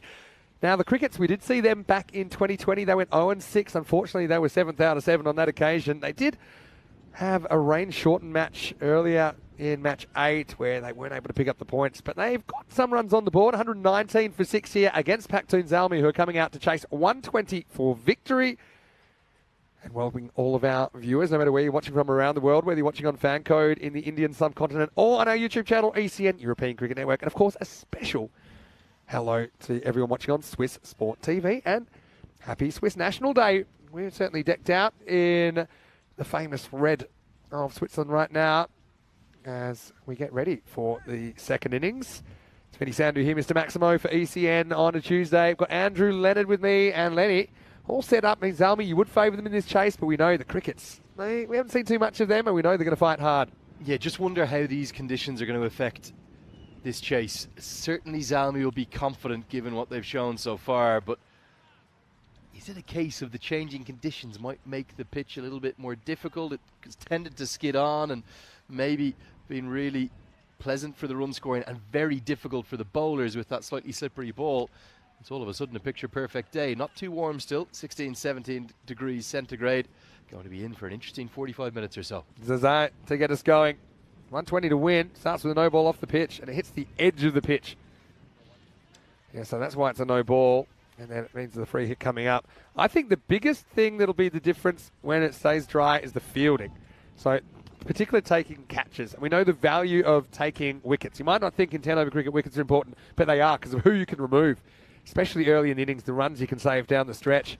Anyway, this is blasted away off the free hit as Sangha goes the other way. That was power with a capital P. Maximo ZMI away to the races. Basically 7 off the first ball. Well, an almighty strike. Look at this.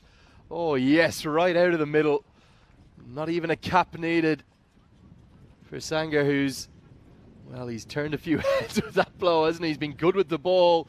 Now gets the ZMI off to a flying start. That would have been 6 anywhere, any ground in the world, over extra cover. It's been a favourite zone of the day.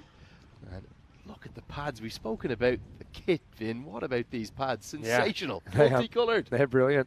Anyway, this is wild. I think this is just a wide because it's after the stumps. But we'll have to see. To me, even eyeballing it was clear. And no wonder Sangha wants to get back to the other end. It's just the standing umpire's checking with his colleague, is it past the stumps or not? And for me, yeah, definitely is. You can see it's still on the way down when it's past the stumps. So I think that will just be a wide, not a no ball.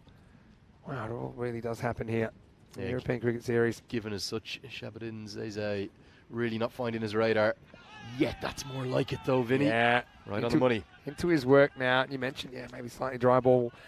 Favour the bowlers as well. I suppose the batters will be happy if the ball stays a bit drier because they can hit it a bit further as well. But now Pacton ZMI, just looking at the chat, I think the chat feels they've got the batting to chase this down. They certainly made light work in the second match of the day, although it had a few dramas. Big swing and a miss, and then probably get a bye here if they want one. Wow. Wow, jeez. That's going to be...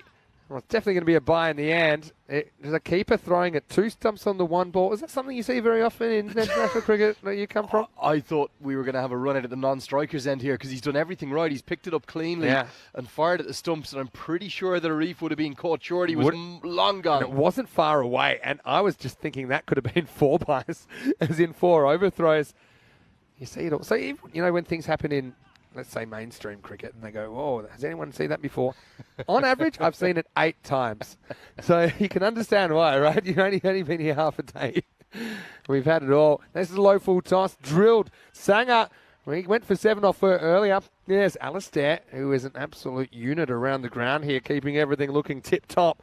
Right now, it's a tip-top start for ZMI. Well, never in doubt with Alistair out there that would have been stopped. He didn't need to because the banner did its job for him.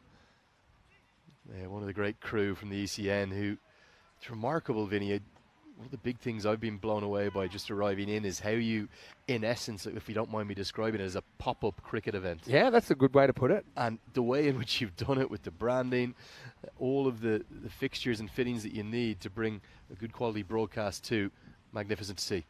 All right, pitch is up. Oh, what a shot. This one over extra cover in. Well, Sanger, this time he's come out swinging again. And look at the extension on this. And he does not move a muscle after he lets that one go. Look how far this has gone. That is huge. That's the biggest of the day. I know we've had a couple up onto the roof, but in terms of length, well, I think that's close to 100 metres plus, Vinny. That is absolutely monstrous. I think it's hard to get across as to just how big a hit that is. And if that was the Olympics, it'd probably be disqualified for wind assistance if it was a world record, because the wind is going directly in that part of the ground. Are we at elevation? I don't, maybe yeah, not. we actually are about 700 metres above sea level. Okay. That was monstrous. A little bit of Bob Beam in Mexico City coming into. Yeah, or if you're a baseball fan, it's the Colorado.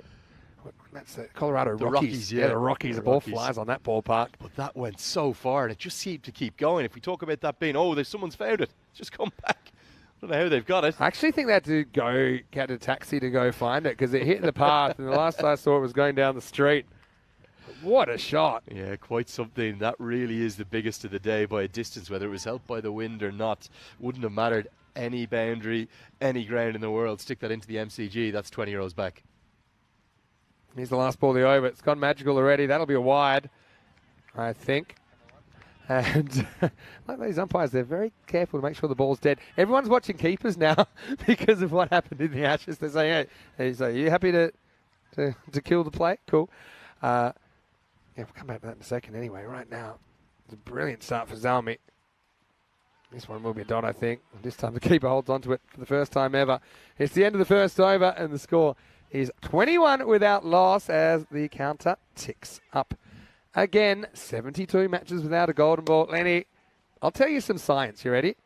Every match is one closer to a golden ball. Well, that's just factually true, isn't it? I'm going to give you a prediction. I'm prone for, well, what some people say are brilliant predictions. I'm prone to some poor ones as well, or putting the mockers on people. We're going to have one when I'm here. I can't come all the way to Switzerland. I can't find the gap in the schedule to get here without having one. Yeah. It's a banker. Which day? I don't know. All right. Maybe one when I'm not here, and you can deal with the chaos on your own. But anyway, right now, try to guess what's happening. Yeah, well, it's going to be Farhad Momand. The good hairstyles continue here in this European Cricket Series. His left arm is going to be a no ball, and it's going to be the worst one for the keeper. That's a 5, and it's going to be a no ball plus 4 byes. Again, feel this is harsh on the keeper. Well, somewhere in England right now, Jack Russell, he is going, what on earth? How has the keeper been done for 4 byes? He's done everything right. He's even reacted. That's actually one example where poor keeping and positioning would have paid off if he hadn't moved. We had a keeper yesterday who I was calling a scarecrow, Baljinder Power, who just wouldn't move. And if that was the case, it would have gone straight to him. Would have hit him, I think. Yeah, so free hit coming up. And he does hit it. And it's going, and it's gone. Maximo! Well, put that one down on your bingo cards. That's 11 off the first ball and counting. This power play getting out of control for the Crickets. Yeah, the no ball followed by the free hits, and again pumped down the ground. More than good enough to get a Maximo. As cricket on display, I'm sure, at all these events. Everyone's in it for the right reasons. That's exactly right. I mean, everyone's thrilled with the opportunity. If you said 5 years ago that the European Cricket Series would be what it is, the players would have said, you're absolutely crazy. I often wonder, in tennis, how if you get a let cord, you kind of fake apologise. I wonder if that'll come into cricket one day. This one isn't an edge, though.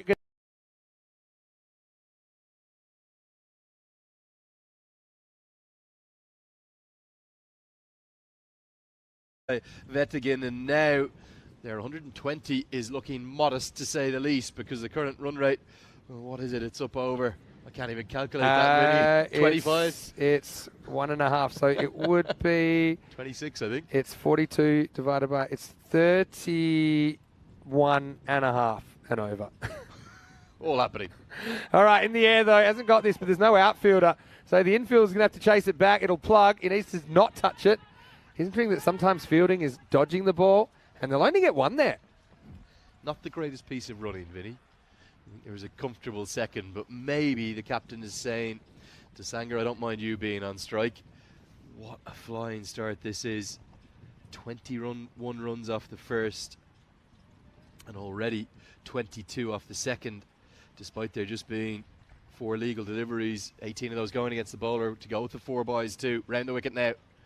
Oh, that's absolutely smashed. I think that's Rooftown, USA. Beware for the bang. Maximo. Another ball bites the dust.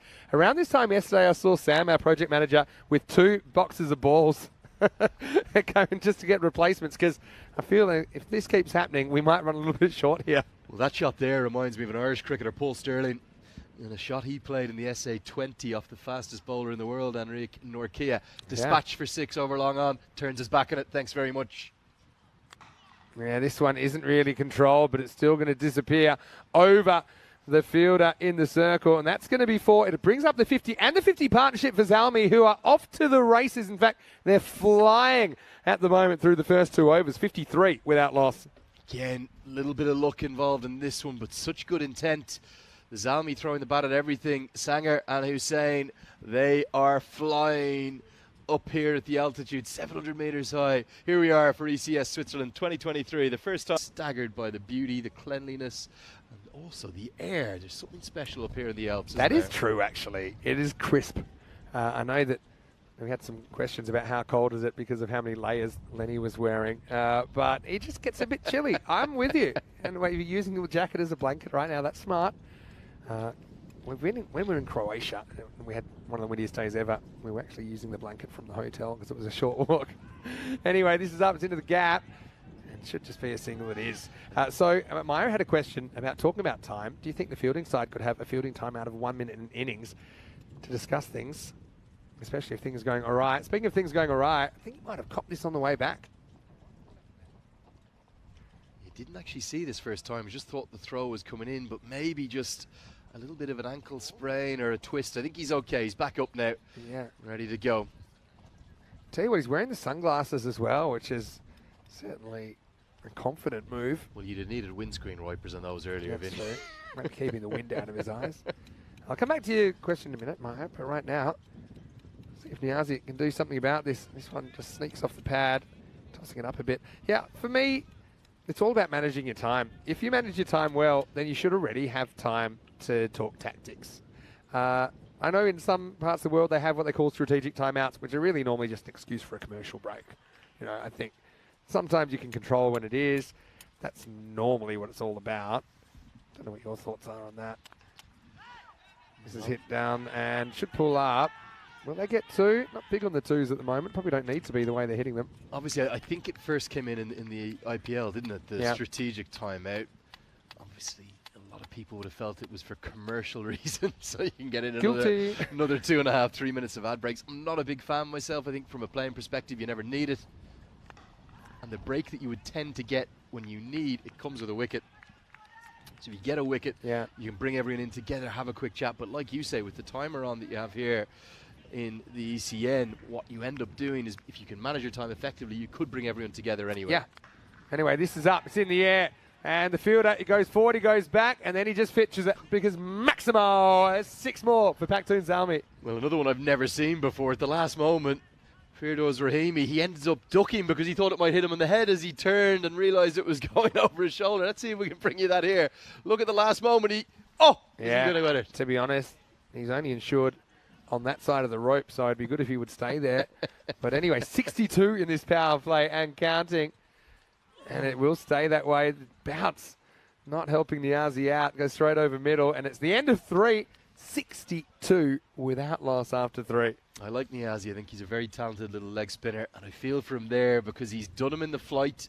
He's beaten the attempted stroke. And it's just gone through. And it's solely missed on height and nothing else. Bouncing over the top as, well, just a few dark clouds coming back over again.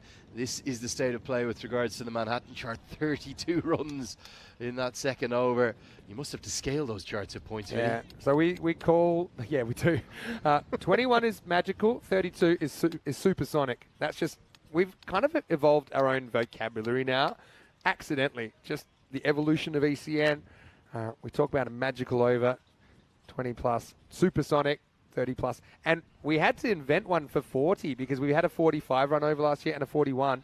And so they're hypersonic overs. Anyway, let's get into the next one. And this is going to be Rahimi to bowl. First one sneaks past. And I know you're interested in the headwear here from Arif Sangar. I don't think I've ever seen this before. I think at the non-strikers end here, we've got It's a cap I've seen in golf before. It's the visor. It's the visor, He's isn't gone it? the visor. Oh, he's gone rogue. Wow. This is the first time we've been here in a while. I've only Thing is, I don't think a traditional cap can contain that hair. It's pretty. It's got some volume to it. Put it that way. It's high quality, no doubt. A jealous man watching on from up here. Like the style, I have to say. Never seen that before. It reminds me of golfers from the 80s. Yeah. Gone with the visor. Or people doing accounting on old-fashioned adding machines. Or maybe a croupier. Yeah. Going back to your former life. Potentially, yeah. This is one of my former lives. But anyway, yeah, we've just got time to breathe now. This is a differential. Both teams hadn't lost a wicket at this stage, but Pacton ZMI pretty much 30 ahead on the comparison. Yeah, really the intent has impressed me, Vinny.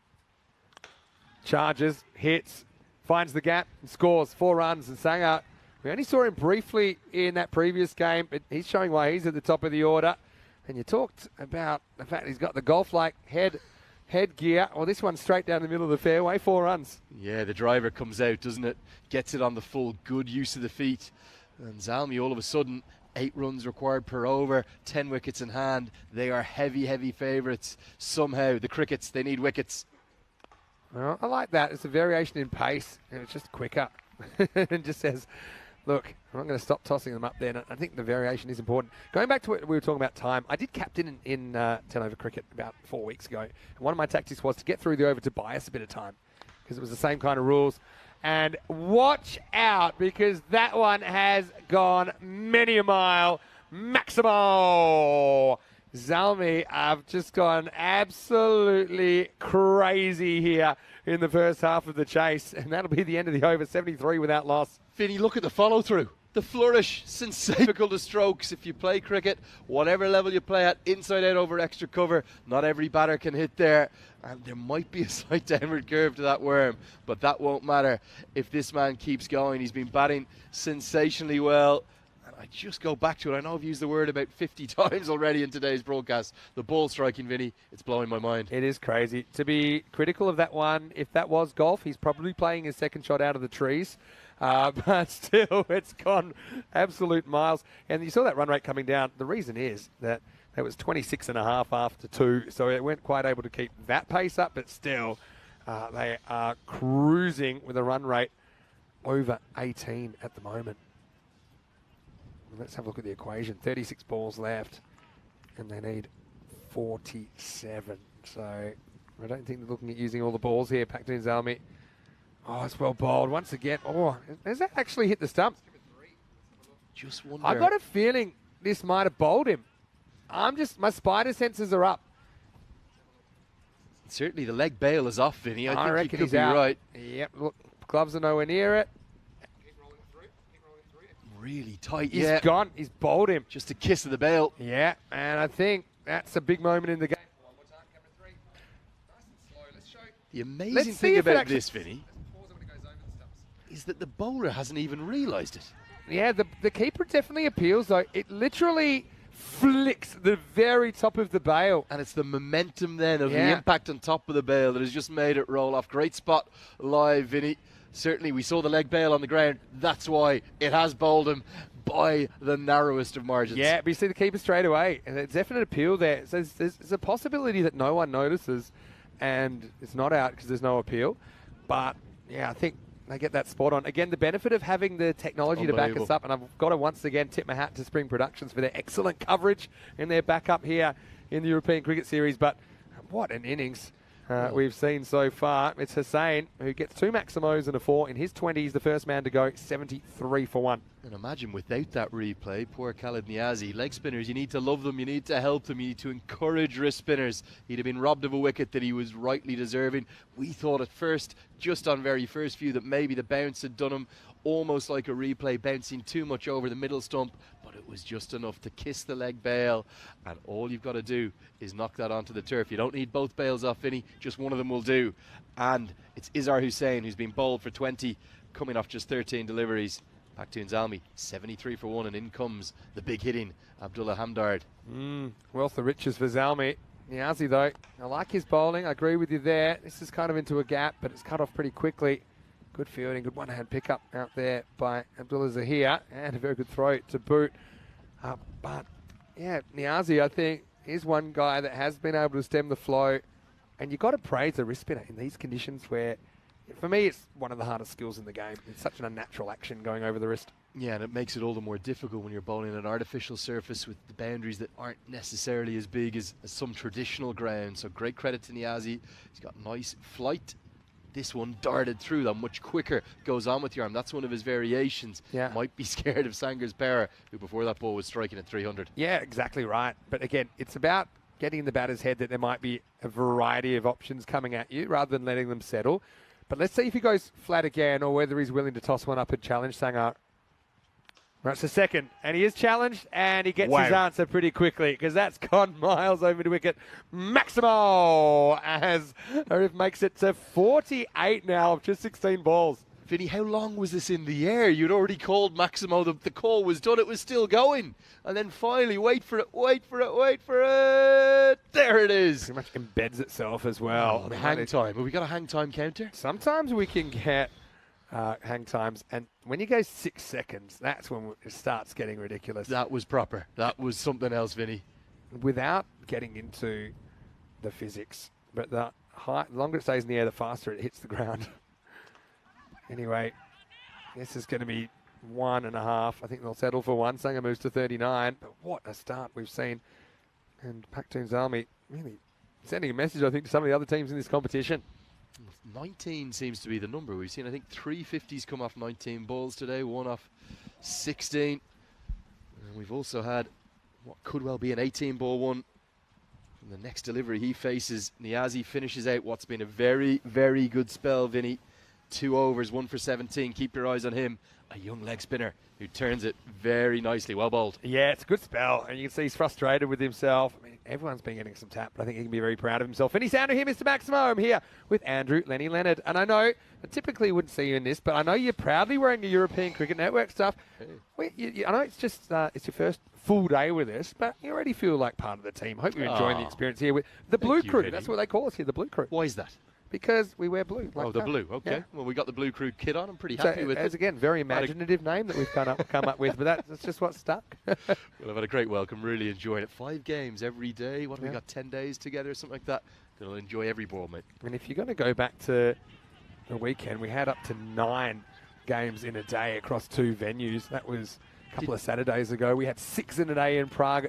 Because of the format, you need to get an extra group game in the first 11 days. So one day has 6 games. Then we had 3 in Portugal. So did you sleep at all, Vinny? I only did, actually, to be fair, I only did 4 out of the 6. I was quite clever. Come back in a second with that. This is a slight miss hit, but he might get lucky. Bermuda Triangle is formed. It falls in the middle. And eventually, they field it.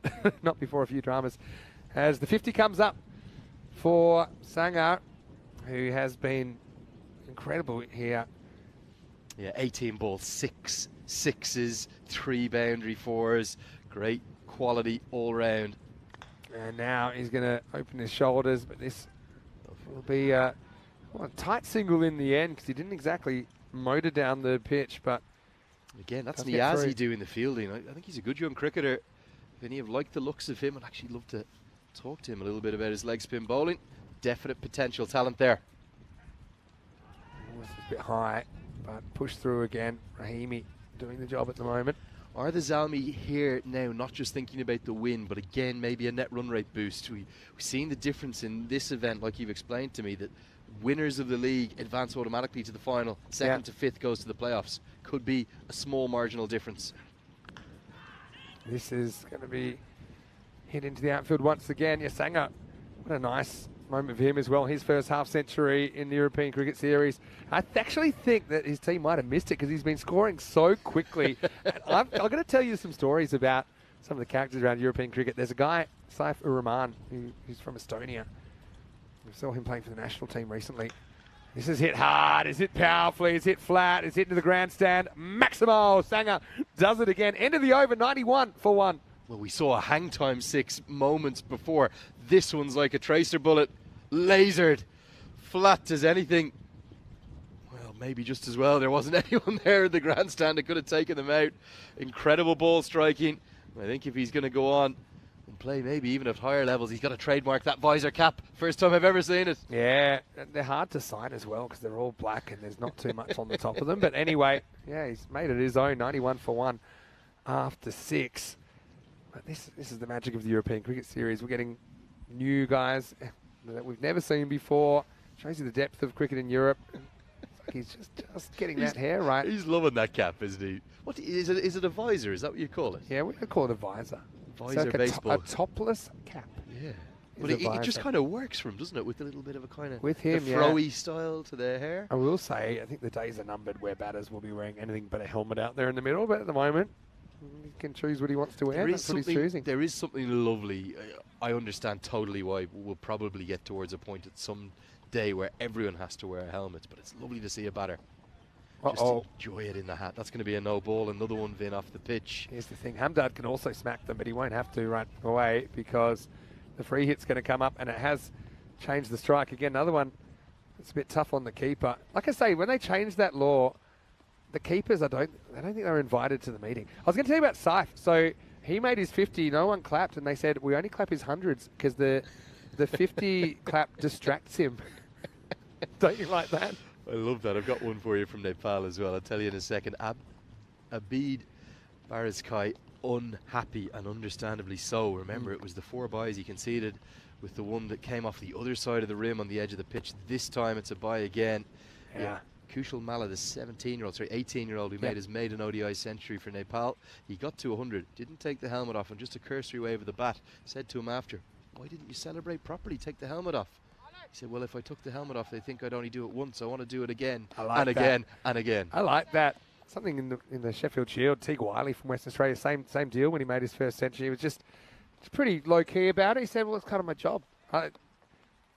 Mixture of confidence. Different personalities, different reactions. I never reached the 3 figures that often, so I was sure to carry on.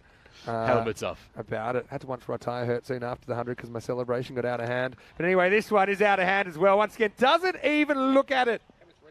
Turns his back at it, Vinny. That's his style. It hits the concrete too. That ball's going to have to be checked. This is a quite sensational innings. Look at the way he does it. Yeah, look at him. He just doesn't care. He's actually hit so many sixes now that he looks a bit bored. In fact, he gives a little wink to the keeper, I think, on the way back. Sanger to 63. And I got to say, I don't want to jinx him, but I'm on ton watch right here. It's in the 7th over. The rate that he's scoring, it's crazy. Well, wish he could get there, Vinny. I tell you something, the ball striking, he is not lacking in confidence, is he?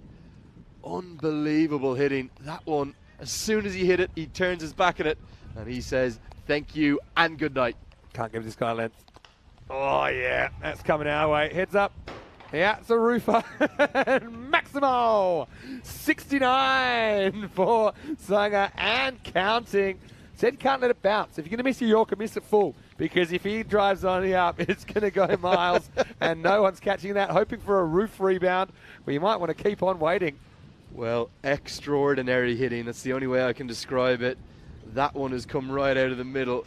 I think it's fair to say that Arif Sanger is loving every single second of this as well. As the wind gets up and it's just blowing the bails off, he is good enough to even pop them back. New balls are being run out. That is another one on the roof. Vinny, we're going to have to find a way up there. Where are all these balls? If we can train some very strong pigeons or something like that to go and find them, I don't know. What about a drone? Can we get a drone up there? Yeah. Like a little collection? Well, they have like bomb disposal robots. Can they make cricket ball finding robots? Anyway, wants to go again, and he will go again. Fielder comes around, can't do anything about it. Maximo! As Sanger swings his way into the sweet 70s, and this is one of the innings of the tournament. You're watching it live here on the European Cricket Network. Well, look at the strike rate, Vinny. He's got to 75 off just 23 deliveries. A strike rate well in excess of 300. And this game is going to be ending in a hurry. It's just 9 to win. He may well go bang, bang. Can he finish it this over, Vin? Yeah, well, I don't think we'll get the century because of the fact they only need 9 to win. I kind of forgot it was the second innings. I was hoping to see the full 10 overs here, but Sanger has made an absolute monster out of his reputation. Look at this. They dig it in. They try something different, but he's actually been pretty simple with his batting and his technique here. I think sometimes we see batters almost getting bored with the shots that are working for them. He is loving every single second out there, isn't he? 5 to win. Can he get there with a maximum? Look at that. He's was biding his time. Now he's being a good team guy, saying to Hamdard, look, I know I've been a bit selfish here.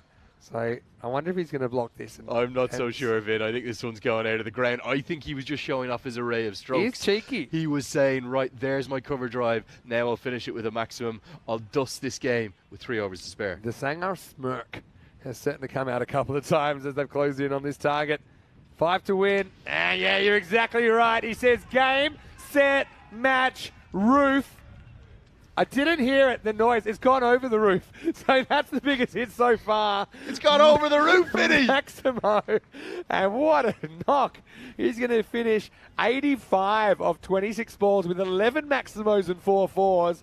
And that's one we might actually find because that goes over the grandstand. What a performance by Zalmi. They chase it down in 7 overs. Well, Ali, who has lived here for 28 years, he collected me yesterday. He helped found this ground. He said he's never seen one go over the roof. Plenty on the roof. That one, in his words, it's gone miles. We were bracing for impact and sound. It never came. In fact, it might still be in the air, for all I know. But congratulations to Zalmi. Just saw there that match 10 is coming up. It starts in around about 30 minutes. Right here on the European Cricket Network. Wettingen and Zalmi with 2 batting lineups that have really clicked today. They'll be going head-to-head in the last game of the day, 2 undefeated teams. So the setup in match 5 today is much like match 5 yesterday, where the 2 teams with 2 wins are going to battle it out. And I think there might be even more runs on the way, Lenny. Well, if Arif Sanger can keep going, the Zalmi are going to feel as though they will make it 3 from 3 and be perfect. Look at some of the shots we're going to see here. 15 boundaries in total, 11 of the maximums. We thought that was the biggest, but they just kept getting bigger and bigger, accessing the offside, getting it through the leg, runs aplenty, and some of the biggest sixes you would ever want to see. Yeah, and Meyer has some fair comments as far as the bowling. They didn't particularly have any kind of plan. I think what you learn pretty quickly is anything that bounces is trouble. Even something that's foolish. This was the wicket to fall, and it hit the top millimetre of the bails. The keeper realised what's happened and say, hey, look at that. I didn't do that. So the ball had to do it. But it didn't really slow down Sanger. But yeah, it's kind of bowling machine style at times. This one put a... That was the hang time. Yeah, put a crater in the field here at the Grundemer Stadium. But yeah, I mean, with 11 Maximos, yeah, the bowlers, I think maybe sometimes ran out of ideas. But you got to say, he was so powerful down the ground and in front of the wicket. And then, of course, he could turn on a ball like this. But for me, his hitting over the cover and straight was the real feature. He got to his half century. He wasn't finished, ending up with 85 runs off 26 balls. The runs were great, but even the confidence that he had there, you can see he really enjoyed this opportunity, especially after he got out cheaply with just 7 in the first innings. He certainly made a name for himself here. Zalmi do it with 18 balls to spare. 85 of 26 for Sanger, a breakout innings from him. And the exciting thing is we'll still see him at least 8 more times in the series. Hamdard was more or less a spectator while he was there. Hussain with 20. But yeah, quite incredible. That 120 does not hold up. Another successful chase, and it was carnage. Although one man did stand out for me for the Crickets. Yeah, the young leg spinner Khalid Niazi, remember his name, but it was all about one man this game. Number 9, the Sanger Show here in beautiful St. Gallen. Some sensational striking of the ball. It went many a mile. We've sent a search party out, Vinny. I'm not sure we're getting that one back that's gone over the roof. I might try and get this on the stream, but I got sent a video of where the ball landed in relation to the grandstand. So the good news is that's one that we will get back. We might have to get that one signed and get that over to him because that's the ball that I think he should be keeping. Anyway, we will be back, and a little break here, back in about 20 minutes or so to 25 minutes. We'll have a start at 4:45 local, which is 8:15 in India. In match 10, battle of the undefeated teams here on day 2, as Wettingen are going to challenge Zalmi in the last match of the day. Vinny Sander here, Mr. Maximo with Andrew Leonard. Back after the break with more European Cricket Series.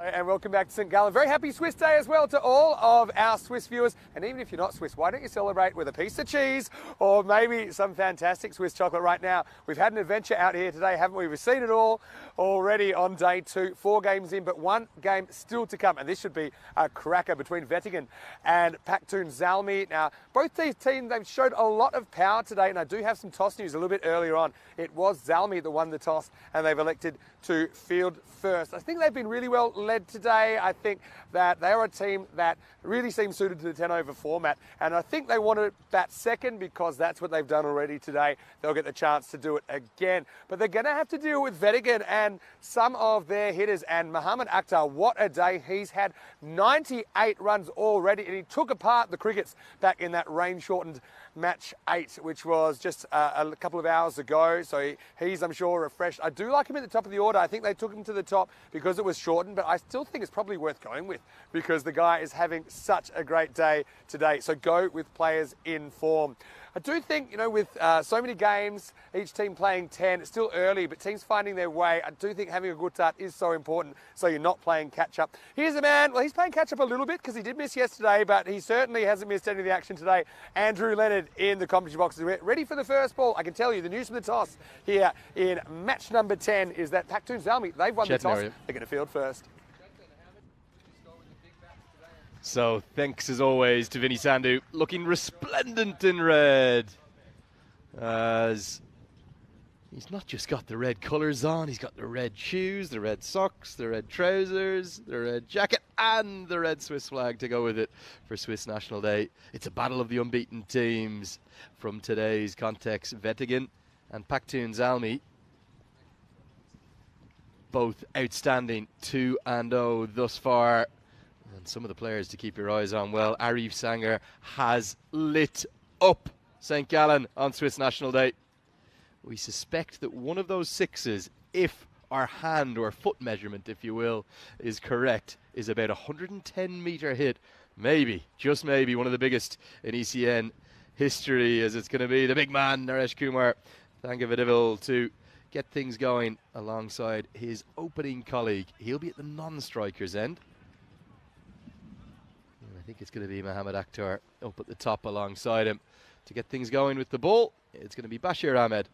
We're all set for what should be a really good conclusion to the second day of the return of the European Cricket Network to here in Switzerland. My first taste of the action up close and personal at this level, getting to call every ball alongside Vinny. Vinny will join me later in this first innings, but I am going to guide you through it. Andrew Leonard here with you. Great to be with you, and thanks so much for all the kind welcomes, the kind comments, and indeed all the love from all the way around the world. We've seen great numbers tuning in today for this day number 2. It's a great venue too. I described it earlier to Vinny Sandhu as a pop-up cricket venue.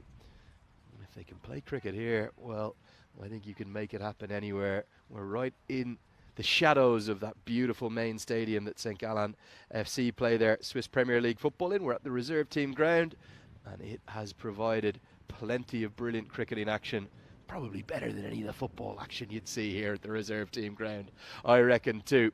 So we're all set to go. It's going to be Bashir Ahmed to come in to Mohamed Akhtar. 2 unbeaten sides. Who will it be? A little bit of shape away from the right-hander Akhtar, who got his feet in the muddle. He can't make any contact. A little bit of a slip in place. He's almost a fly slip as much as a short third. That could well turn into a catching position. Big gap between him and the keeper though. Probably about 5 or 6 yards. So an edge could flash through there too. Just so you can see his left foot on the right of your screen. There he is. And that is going to be a no ball. Well, maybe that's why the slip is in play. Keep an eye on that one. Have seen the new ball prove a little bit difficult to control, and it just squirts away. If you don't land it on the proper playing surface, the actual artificial wicket that we're using here, you will be penalised with a no ball. And like all no balls these days, the free hit will come after it. So here's a free hit, and what a way for Akhtar to get off the mark. Oh, well, that's marginal. And Akhtar none too pleased with that. He thought that this was a wide. You can understand why. Was this out of the hitting arc? He felt the arm should have been extended and re-bowled. I think for me, certainly on the margins, in and around that guideline. Good movement though from Ahmed, getting it to shape away from the right-hander. Cracked away, going to be the first. Runs off the bat, will be a boundary. Akhtar now sizing up the shape of Ahmed and getting something on it. We are in for a cracking contest. It's a 4:45 p.m. start, the final game of the day, fifth and final 10 over per side contest. One of 55 matches that's going to make up an 11-team table.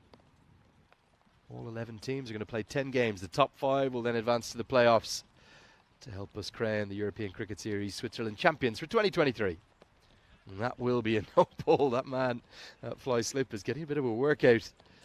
2 now have come off just a little area that kind of almost falls off, and as a consequence, Bashir Ahmed is going to come to an angle that I'm not the biggest fans of here. As well, we thought we were going to be set fair for the rest of the day, but the rain has returned somehow. Tended to be playing through this really mixed day of weather. Here's the free hit. Which again, Akhtar wants the wide. This time he'll get it. The arms are extended. Certainly that rain is falling quite heavily. Don't know where this has come from, and all of a sudden the hills that were in the distance we could see comfortably disappeared out of sight. What a way for the Swiss to celebrate their national day. This has gone down the ground, long off in place. It's that man. Oh no, juggled and put down. Arif Sankar. Well, I think he probably judged it correctly in terms of keeping his feet inside the rope, but wasn't able to hold on. And certainly for me, clearly it's a 6. It's a Maximo to get things going. Easily could have been the first wicket. And that rain, well, you can see Akhtar none too happy with the way in which it's coming down. Might need a jumper or a hoodie brought out to him.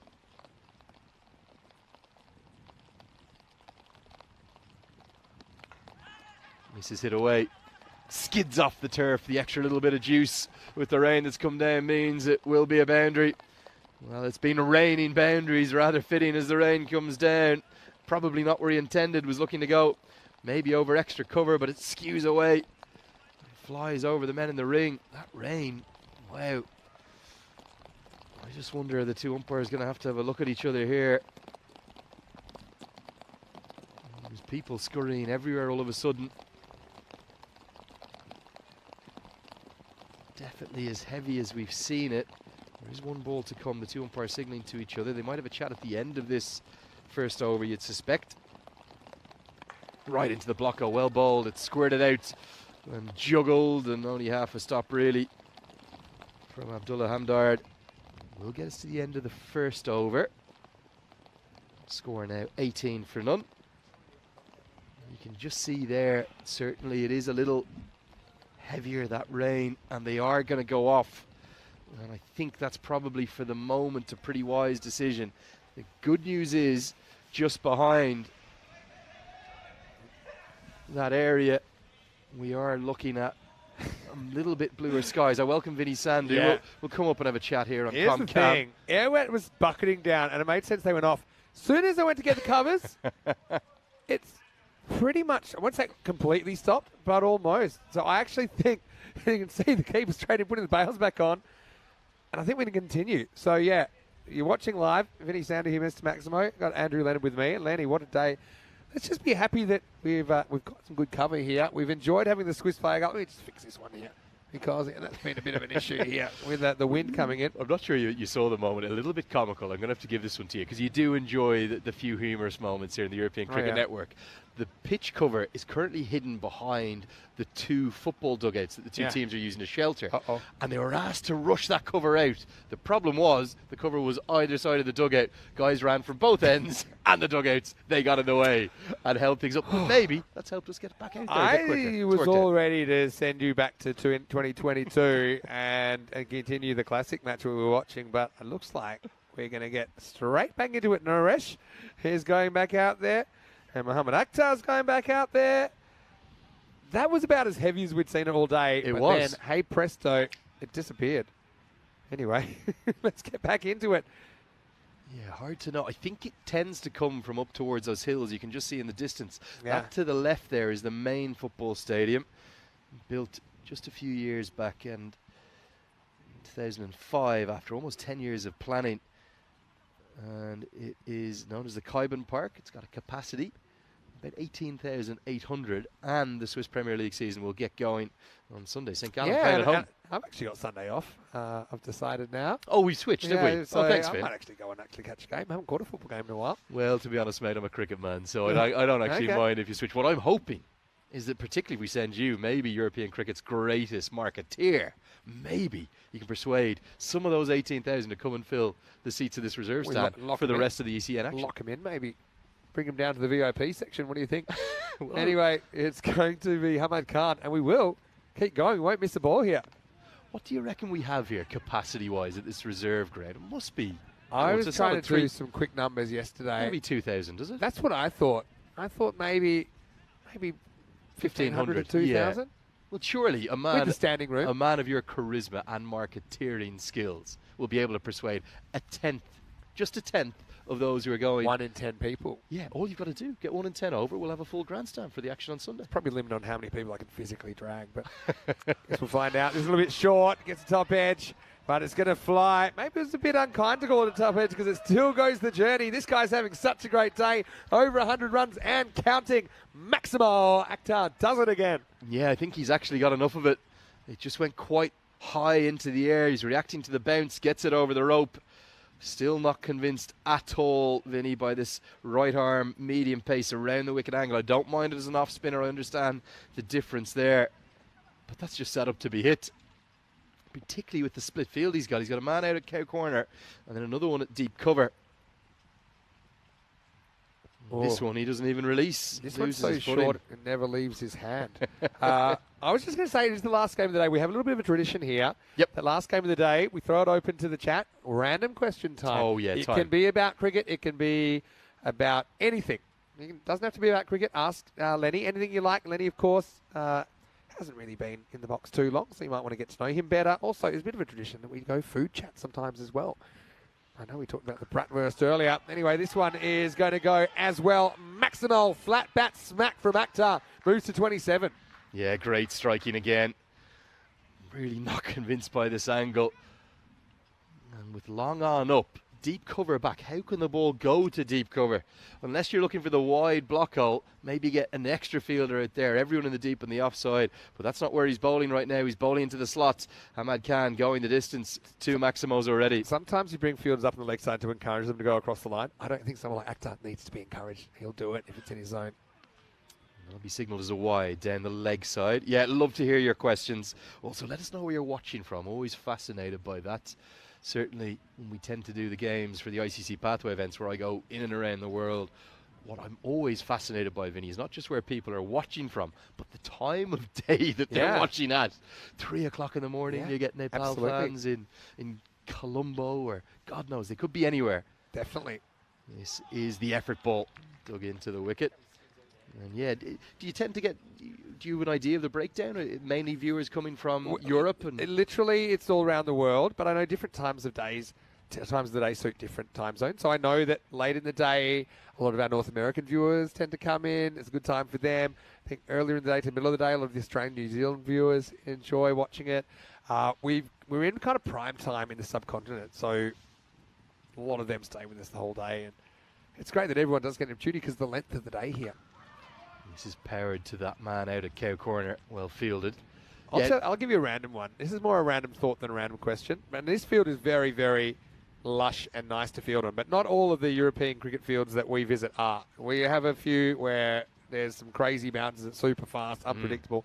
I often would like to see some of the best fielders in the world take on some of these fields because it seems a bit incongruous that, like in golf, the better you are as professionally play on harder courses. So I'd like to see like a Glenn Maxwell or something taking on what we call a Tortuga, which is a super unpredictable bounce. Because these fielders, they are so brave.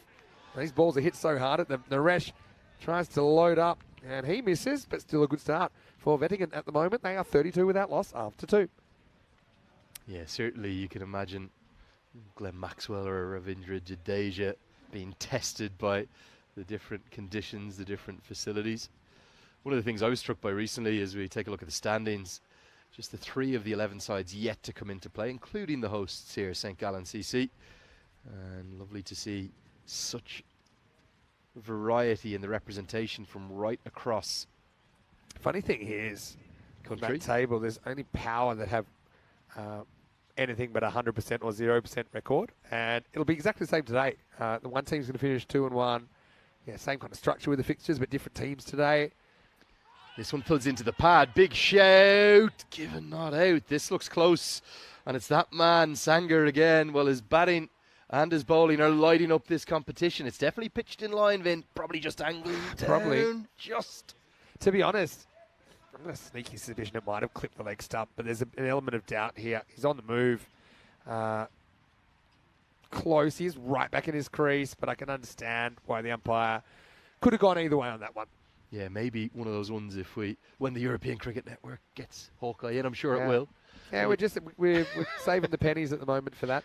One thing about that one as well, the batter's on Umpire's move call. really quickly. We saw it in slow motion, and yeah, and also when the ball just skims the pad and goes pretty fine, umpires tend to think, okay, what was that really going to hit because it's just glanced off the pad. You saw how much it missed by off the pad. Yeah, the direction of that deflection is actually usually a really good indicator. If it comes back towards the bowler, it will quite often be out as this one's dropped. Could be a run-out chance. Direct hit would have been gone.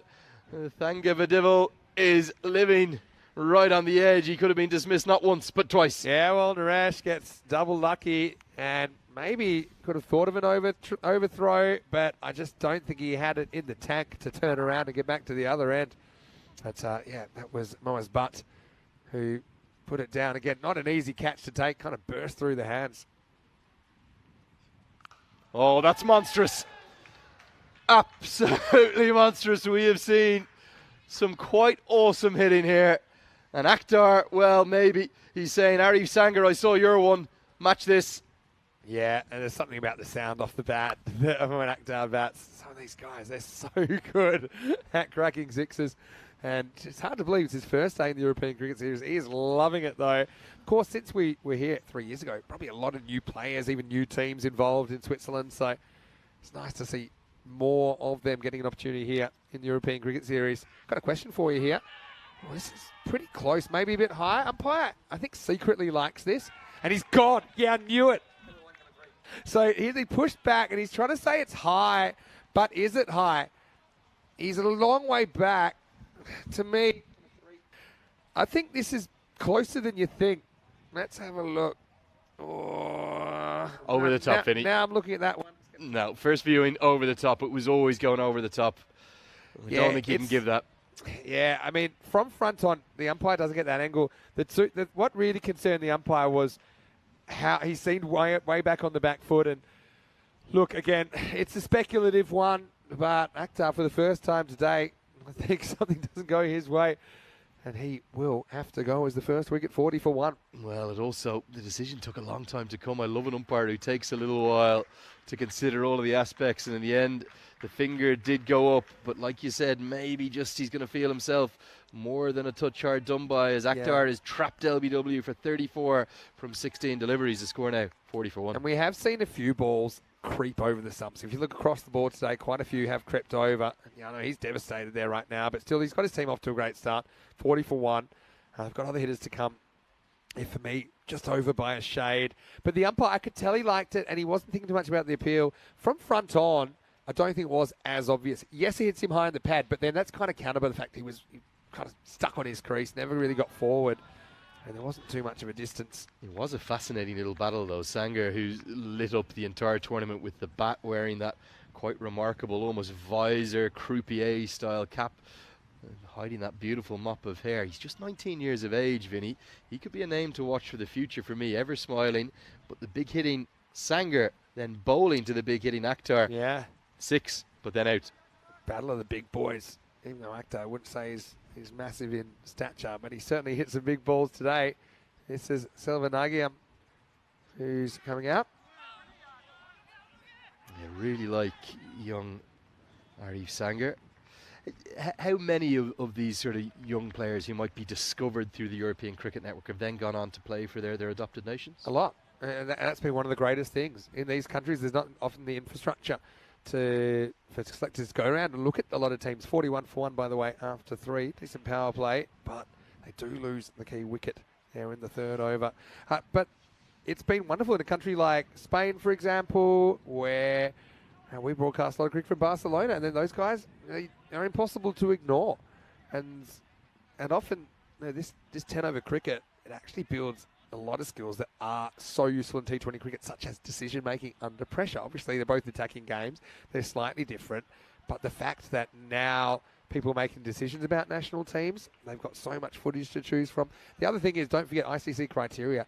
Some of the great players you see here, they might not be eligible to play for Switzerland at this stage because there's residency qualifications, 3 years where you have to pretty much continuously have been living in the country. That's if you're not a passport holder.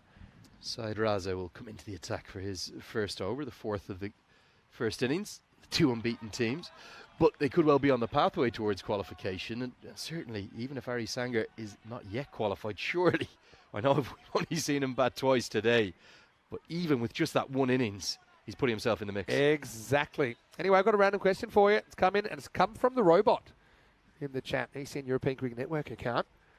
As Reza comes in again.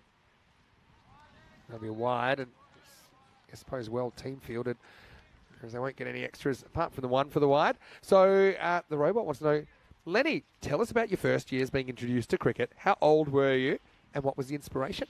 Yeah, really good question. The robot is right on the money. I can really solely thank that freedom of accessibility to be able to view cricket, in my case on the BBC. In Ireland, every single household was able to get the 4 primary English channels, the 2 BBCs, ITV and Channel 4. It is given as a wide. They were just double checking it wasn't a no ball. If it wasn't for that, I didn't really have a cricket background or family connection to the sport in any way, shape or form. This is punched down the ground rather delightfully. Going to be a boundary 4, straight as a die. Nicely played, as the bowler can't quite believe what long off and long on have almost escorted it through. Maybe their positioning not right on, but Vinny, for me, if it wasn't for watching those men from the Caribbean beat England over and over again, it seemed like the late 80s, early 90s, every time they played them they did. And I have vivid memories, particularly of Viv Richards walking to the crease without a helmet. There was no one in the world for me as cool as Viv Richards. So Sir Isaac Vivian Alexander Richards can thank him and many other West Indians for getting me into cricket. My favourite player to watch as well in that era. Anyway, this is going to be smashed, and it will go all the way. Maximo! And Selvan Nayagam has been so good, as you can just see the hitters keep on coming for Wettingen. Yeah, also what you saw there, Vinny, clearly on the replay, it's that modern technique of clearing the front leg. So even though that has gone over extra cover for 6, he's getting that left leg out of the way to allow him to access power hitting. It's the one that Chris Gale really pioneered, and we've seen it travel around the world. But yeah, just to wrap up, to answer that question, not just the inspiration from the Caribbean players, but then we used to play literally with a stick and a tennis ball in the front garden, my two brothers. I was a stick guy as well. This is powered down the ground. Going to be 4 more, 3 consecutive boundaries. Yeah, 4, 6, 4. I'm no body language expert, but Reza's mad, because if he was mad that they got bisected the first time, then he's super mad now, and he's saying, come on, that's not going to bisect you again. It was just too well struck. I think the kind of film of water on the outfield has actually quickened it up a bit in a weird way. Because it has. It definitely it's has. just skiddy, isn't it? But yeah, you've got to pinch him mid-on, mid-off. Try and create a bit of a wall for the batter to hit around. Don't let him get it through. A bit of movement in the air. Just be worked away for what should be a single. And then purely after years and years of hassling and badgering my parents, I use the word badger because I'm a bit of a badger to say the least, they said, right, when you get to 8 years old, we will bring you to a cricket club. That's cool. And I didn't know where any was, but my brother, who was in Trinity College at the time, took the Dart, which is the little train in Dublin, past a cricket club, and that was the only one you could see from the Dart, which is the local train. Pembroke Cricket Club, South County, Dublin. Went down there at 8, never looked back. Well, this could be gone. And he is gone, and it seemed like a bit of an edge. And I know that Thangabadivel never moves particularly quickly. Let's check it out on the replay. I certainly heard something goes across the line. If anything, it's maybe scratched off the bottom of the bat. Well, Vinny, for me, that was a Yorker, and he nailed it, and I couldn't even believe there was an appeal, but the finger's gone up. Thank you, the devil. I think he's going to feel himself pretty unlucky.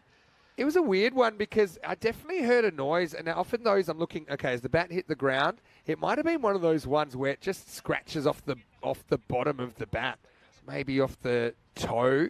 It can happen. Yeah, I totally get what you're saying. It was a slightly odd one, but I mean, that's one of those ones I think you've got to give the benefit to the guys on the field, to the umpire, who's in the best position, even better than what we can pick up on the replays. But it is the end of the kind of cult figure, Naresh Kumar, Thangavadevil, and 4 overs down. It's 57 for 2.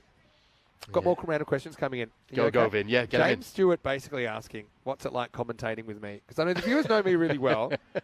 Some of them know you as well. Am I allowed to be honest, or do I get in trouble? Do you want me to turn? I'll turn my ears down so you can say whatever you like. I'll be genuinely honest. Okay. And you can't be upset with me, Vinny. It's different. It's unique. Okay. But everything I think you guys do, I hope I'm not meaning that in a bad way or a good way. It's definitely different. But European cricket is different, so it's got to be different. And one thing you certainly do is bring a lot of energy, a lot of passion, and a lot of love for the sport. So I love that. That's very kind of you. And I'm really thrilled to have you here. I know we've been looking to work together for a while, and it's not easy with the amount of cricket I think that's going on in the world, not just on ECN, but around the world. I think in 2021, 52% of televised cricket actually was ECN cricket. Wow. 52% of the world. That's quite remarkable. We're talking something that's more than, more than a 2-camera operation. Anyway, we'll come back to that in a second. Right now, we'll see a ball which is drilled towards long on. This guy's having a good day. Arif Sangha. He's everywhere, isn't he? Look, the big thing for me, Vinny, I think the proliferation, the amount of cricket that is being covered now around the world can only be good for the sport. It can only inspire people to get involved in the sport. And yes, it might take 5, 10, 15, 20 years for that to seep through, to get more and more different backgrounds to come together and understand and play cricket. But it's definitely helping. It's definitely working. As this one's pumped down in between long off and deep extra. They should just be held to the single. And for me, I'm blessed. I feel blessed. I'm sure you do as well. I left Ireland in August 2021. I haven't been back for more than a week at any point since. Yeah. So post-COVID now, the first 6 months involved lots of things being stuck up my nose to make sure. Oh, tell me about it. Those are the what days was your final count of tests? I think it's somewhere in the 30s or 40s. I was up in the 60s, I reckon. It was ludicrous. I got to know which cities they were more intrusive. Brescia in Italy was a shocker. I reckon I sadistically... I'm pretty sure they were taking out brain cells. They went so far up my nose. I reckon I sadistically got to quite enjoy it. I hated it at first, but then, yeah, certainly a couple of the venues we were at, I think it was in Fort Lauderdale in Florida, where it was quite strict at one point. We were trying to run an Ireland USA series there. It was daily testing, so they really started to stack up. I don't know if we did daily. We did maybe weekly. That's going to be a no ball. I think that's hit just the outside side of the... There's a great question bowling surface coming up as well. But yeah, just taking me back in time. Of course, last time we were here was 2020. Now, I didn't join the tour full-time commentating until 2021. So I kind of avoided a lot of that. But in 2021, when I decided, look, I'm going. I'm all in. I'm getting out of my little bubble, and I'm going for it. And there was a lot of testing. This is going to test the fielder. And we'll make the stop, so it's just the one. But I remember there was one, actually, this was in, I'm going to have a guess, and I'm going to say Romania, although I can't remember exactly.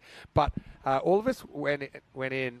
That's right. Somebody went in, one of our crew went in, and he got the proper nose, up the nose. But there were different types of tests, right? There was one they just kind of like, just lightly give you... Little feather ones at the front. Or out in the mouth. Remember, they give you a little brush to the mouth.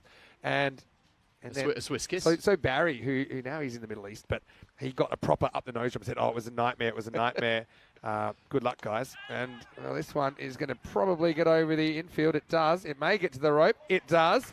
And so Selvanayagam is going to work his way into the 20s as we get to the end of the over. And we're halfway through 66 off the first 5 overs. Want to welcome you into the commentary box here, Vinny Sandhu, Mr. Maximo, and it's my pleasure to have Andrew Leonard. And you always capped out for your first full day on the network. I'm still here. Just going to finish that. So Barry's gone in, had the full hook job, and then he came out. And when the next person went in, they said, "So do you want it in the nose or just the little mouth one?" And they got the little. like tap the tongue. I've And had the it ones turns that are out just he up had the the front. he had the option. ones. He Oh, had you the could avoid option, and he didn't realise, and he just basically offered the nose and Yeah, got the hook. I got this question from Keanu, and I really like it as well. Maybe Okay. you can answer it. How did you think the lower-ranked European sides went against some of the higher-ranked sides in Ireland, Scotland, in the recent World Cup qualifiers? Yeah, the And what did they do right, and what did they do wrong, in your opinion? Look, for me, I think the potential is so rich. The biggest challenge, and it has to be said, you can't overstate this challenge, moving from artificial surfaces back to grass wickets. And obviously, the T20 World Cup qualifier, like all of the ICC events, have to be played on grass. So that was hosted up in the Grange and Golden Acre, two very fine cricket grounds there in Edinburgh. And the adjustment for me, I thought, proved too big. There was shades. Italy really pushed Ireland right to the brink. They lost by just 7 runs. In fact, if they didn't drop a catch and 2 misfields, I think they would have won that game, and that would have been maybe one of the most seismic shocks. As this is hammered, heaved, oh yes, a big one, all the way for 6. Again through and now getting in on the act. Wasn't going anywhere prior to that, but Pardes dispatched for a maximum. Yeah, all seismic shocks. This one registers on the Richter scale off the bat. Hugenthren goes bang, and another 6 to the total. I want to say hello to Jatin, who's watching from India, who sent us a message saying it's at 8:30 p.m. there. Probably a little bit past that now.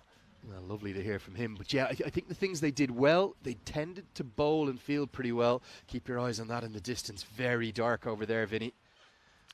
That may play a bit of havoc with our 5th and final match for the day, match number 10 here at the European Cricket Series in Switzerland. But what I thought they did well on the whole was bowl to good plans, maybe not with the same kind of express pace that we saw, with one exception. Dieter Klein of Germany bowled with real heat and gas up towards the Josh Little levels, alongside the likes of Gavin Main from Scotland too. As this is helped away, gets more than enough of it. Going to be 6 more. Well, it's raining boundaries. Let's hope the rain holds off. As Wettingen, they are soaring into the St. Gallen sky. Change of pace, and you see almost one of those ones coming to the front of the hand, but the batter picks it. It was almost too slow as a slower ball, so he was able to readjust his shot and whack it away. Selvanagam has raced to 28 off just 11 balls. Keep the random questions coming in. I'm enjoying them so far. I've got one for you.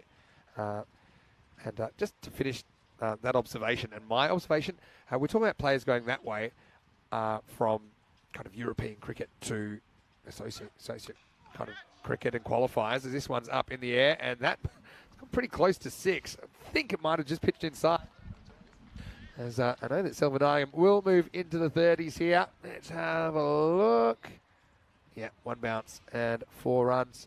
But I've also seen players going the other way. So I've seen some players like Tobias Visse from the Netherlands. I've seen Michael Leask recently in tournaments at the Cardimer Oval. So other players that are in the county setup, like Alex Russell, like Harrison Ward, and to see how they adjust. And then they have to make an adjustment. So I've actually seen it go both ways. So in a sense, they're different, not different sports, but they're certainly a different spin on the same sport. There is a huge, huge difference. It's almost the best way I can describe it, Vinny.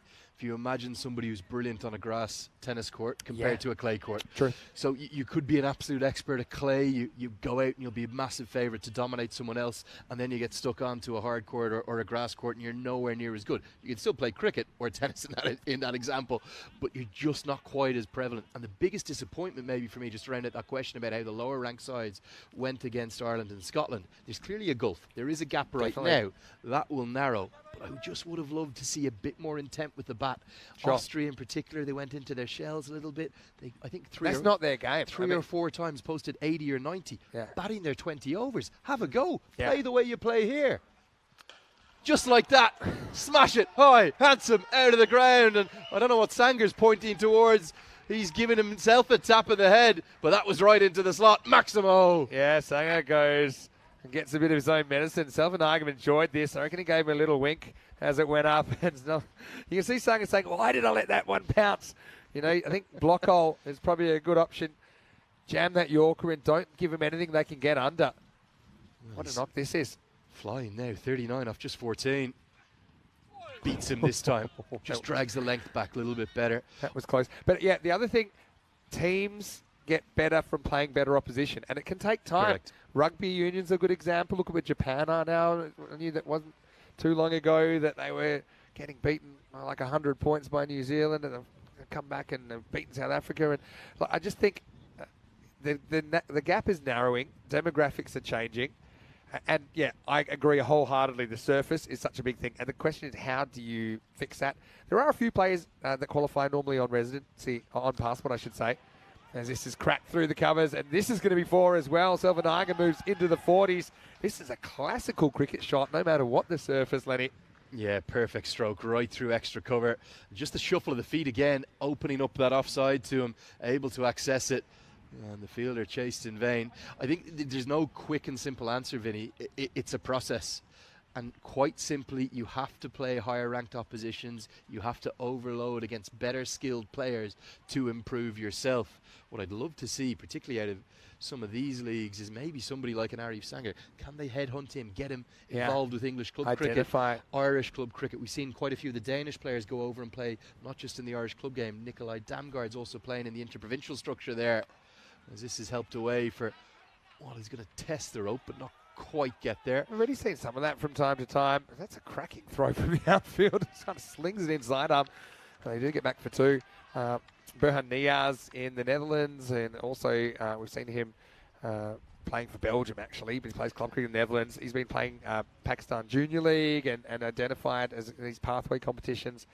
So it does happen. Quite a few of the Jersey boys too. They've got that link with Sussex County course, Cricket Club, and again, you can just see that additional exposure to playing on turf wickets, which they have there on their island of Jersey. That's such a big thing. Despite the small population, that's been a big advantage. I actually thought they were a bit disappointing up in Edinburgh. To be honest, they very nearly beat Scotland, had them at 88 for 6 before Mark Watt and Chris Greaves dug them out of trouble to get up to 149, and then they never really got into the chase. Yeah, so I know Austria, they tried to get some practice on turf. Well, they did. They played Isle of Man twice in some T20Is and didn't have any success there. The other thing is, you've got to realise these are amateur cricketers, so they're having to get time off work a lot of the time, so they're going to have to prioritise. So it's fine to say, as that one is going to be fine, end of the over, 97 for 2. It's fine to say, look, they need more practice, but already getting enough time off work to play in the qualifiers, to then set aside another week or 2. Spot on. It's just still a little way away. This is what's coming up tomorrow, and we will be starting the same time, 6:45 a.m. GMT, which is 8:45 in Central Europe. It's 12:15 in India. Matches 11 through 15, and I'm excited because tomorrow we'll see the hosts, St. Gallen, for the first time. We'll also see the Lions, who we've seen today. We'll see the Crickets, who we've seen today, and Power CC. Well, they were bringing the power, although they did drop match 5 last night to Alton, but I think you're in for a treat tomorrow, day 3. Not too far away. The big question, though, Vinny, 8:45 a.m. starts for Zurich Lions versus Power CC. How big are the celebrations going to be tonight for Swiss National Day? They'll have to be on their best behaviour. Yeah, well, it does seem like the celebrations should be indoors. I think that all these players, after being out here today, will probably relish that. Let's get rolling into the 8th over. Hamad Khan ready to bowl. Yeah, that rain. It cleans them up. Oh, yes, the leg stump knocked back, and the stumps go flying. Finally, that angle works. Well, what do we know up here, Vinny? Maybe right arm round is the way to go. Oh, well, you know, eventually it'll work. And I think it just comes across the straight one, no matter the angle, as the rain has started to pick up a little bit here. But it was a good 46, wasn't it, from Selvanaga? And he just swings all around that. Really didn't get it across far enough to open up that leg side. Well, Vinny, I'm not sure they can play through this. My big question to you, we walked here from our hotel. Oh, that's a good question. How are we getting home tonight? I think Jay's car is available. Someone's got to bring me home, don't they, surely? Well, you're not going to leave me out in this rain, Vinny. I think that wisely they are going to kind of bring the covers out. And I think if we lose time here, then I think it'll be the end of the innings. I know we're 7.1 overs in here. It's 97 for 3. And so yeah, we will have an interruption. And the way things are going, I mean, yeah, you're hopeful you can get a game on. I suppose you only need a window of around about 3 overs now, because you've got a first innings. You only need probably 12 and a half minutes. But the thing is, you've got to look after this field, and we've got 14 days here, so that's another concern I think that people are going to have to take into consideration. Also for me, Vinny, that's the heaviest it's been. Yeah. I know we've had these kind of occasional downpours. The issue is I'm just kind of trying to peer. You're getting a good look at my bald head. Yeah. Can't really see those hills in the distance. Hopefully we can get back out there. But that is heavy. That's heavy, Duke. That's where the weather's coming from. So, look, does look like that will be the end of the first innings. While we just set ourselves here, we'll come and we'll give you some more information as it comes to hand. Keep an eye on the chat. Also, keep an eye on our website, europeancricket.com. We're going to go back to that classic match before, and it was Romania take on Switzerland. First ever time we saw Switzerland playing in the ECC, so it's Group D, match number 1, all the way back in October 22. Right now the score is 38-2. Romania after 3 overs, so we'll take you back to that classic match, and hopefully back for more action right here as soon as we have some more information. Gets pushed up into the top 4. Got to say, I like the addition of Mohamed Moyes. He's a guy we've seen doing good things for the Bucharest Gladiators when we were in Romania earlier this year. Got to say, the uniforms, I love these uniforms for both teams. Very bright and colourful, and that's what we associate with T10 cricket. Oh, gone. Absolute peach. What a delivery. I mean, this is top-notch bowling. It really is from Fletcher. He takes his second wicket. This is just quick, fast, in the right areas. And the batter, well, you can see here, hardly has any time to react and plays a sort of defensive push at this. And Ramesh Sathisan, a very powerful batter, scores stat loads of runs.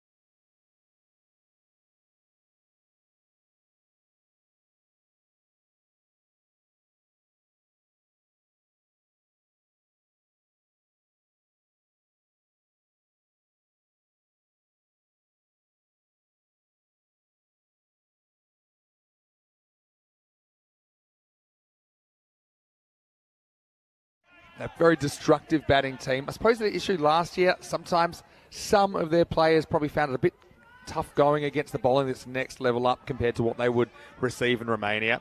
Obviously, Taranjit Singh, it's a star all-rounder for them, unavailable for this tournament. But it just means that someone else has to step up. Saini is obviously one of those players that then gets pushed up into the top 4. Got to say, I like the addition of Mohamed Moyes. He's a guy we've seen doing good things for the Bucharest Gladiators when we were in Romania earlier this year. Got to say, the uniforms, I love these uniforms for both teams. Very bright and colourful. And that's what we associate with T10 cricket. Oh, gone. Absolute peach.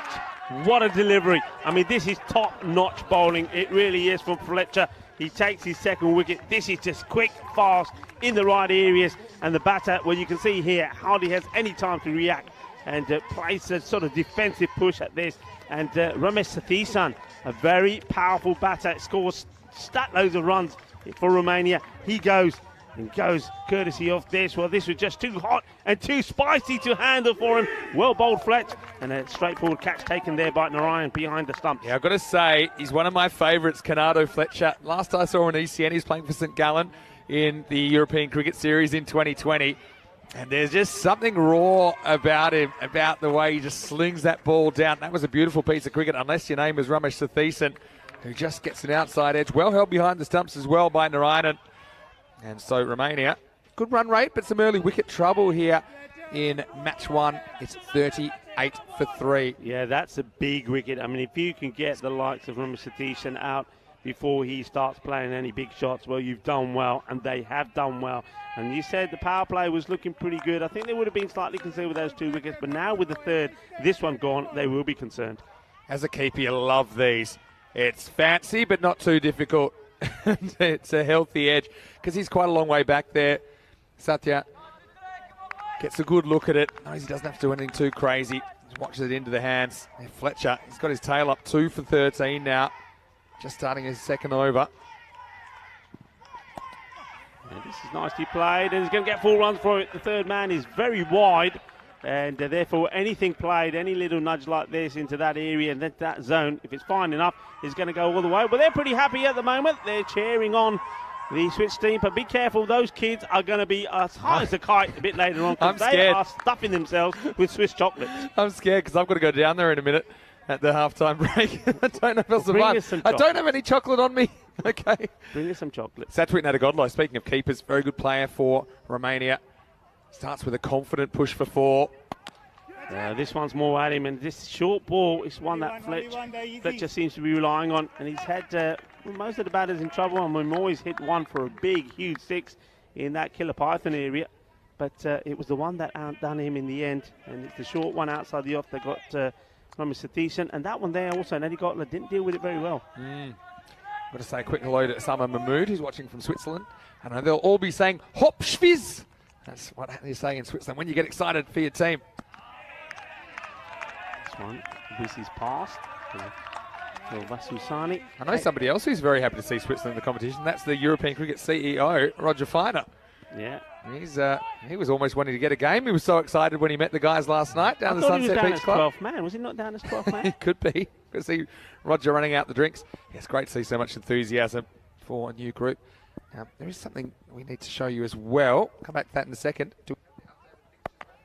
And looking to guide this again into that third man area. It does, but this one, and this time I should say, it's Sani that plays it, and it goes straight to that man, so he just gets a single. I tell you who else is very happy to be here, and we're very happy to have her. It's Maya. Maya is here. Of course. Maya is in the house, so hello to Maya, wherever Maya is. Give us a wave, Maya. Hello, Maya. Nice to have you back with us. I mean, she's a big supporter of the European Cricket Network and a huge supporter of Germany as well. I'll come back to that in a second, but there was a late change to fixtures for day one. In the air, opportunity. Taken is another one, and once again it's a short ball, as I said, from Fletcher that has the batters in trouble, and this is a soft dismissal. Satwin Nadigotla, he gives his wicket away here as well, and Fletcher, he's on fire. He takes his 3rd wicket at the end of his spell. 3 for 19, well bowled, and Romania, well, just like that at the end of 4 overs, is 44. 4 wickets down here now, not a good shot. Just doesn't get it all, does he, Nadagodla? Doesn't try and hit it, just tries to work it around the corner. But, yeah, just didn't get a lot of it. Nicely caught down there. Switzerland, they're ready for this. You can say they're up for the contest. And how about Fletcher? 3 wickets, including one of his last ball. He takes 3 for 19. He's been a difference maker here on a Monday morning on the Costa del Sol. It's 44 for 4 after 4 overs. Yeah, an easy, straightforward catch taken there by Ashwin Vinod. So, yeah, on a high. They know, I mean, they will know. They would have done their homework. They'll know which are the key batters to try and remove from Romania. And they've removed them. They've got all the big guns out early here So Romania now, I think, is a little bit of a rebuild here. Okay, the big guns are gone. Now you've got to be thinking, okay, there's still plenty of time to bat. Maybe just be just a little bit cautious for the next sort of, I don't know, next 18 balls or so. Rebuild, get a partnership, keep wickets in hand to have a big push at the end.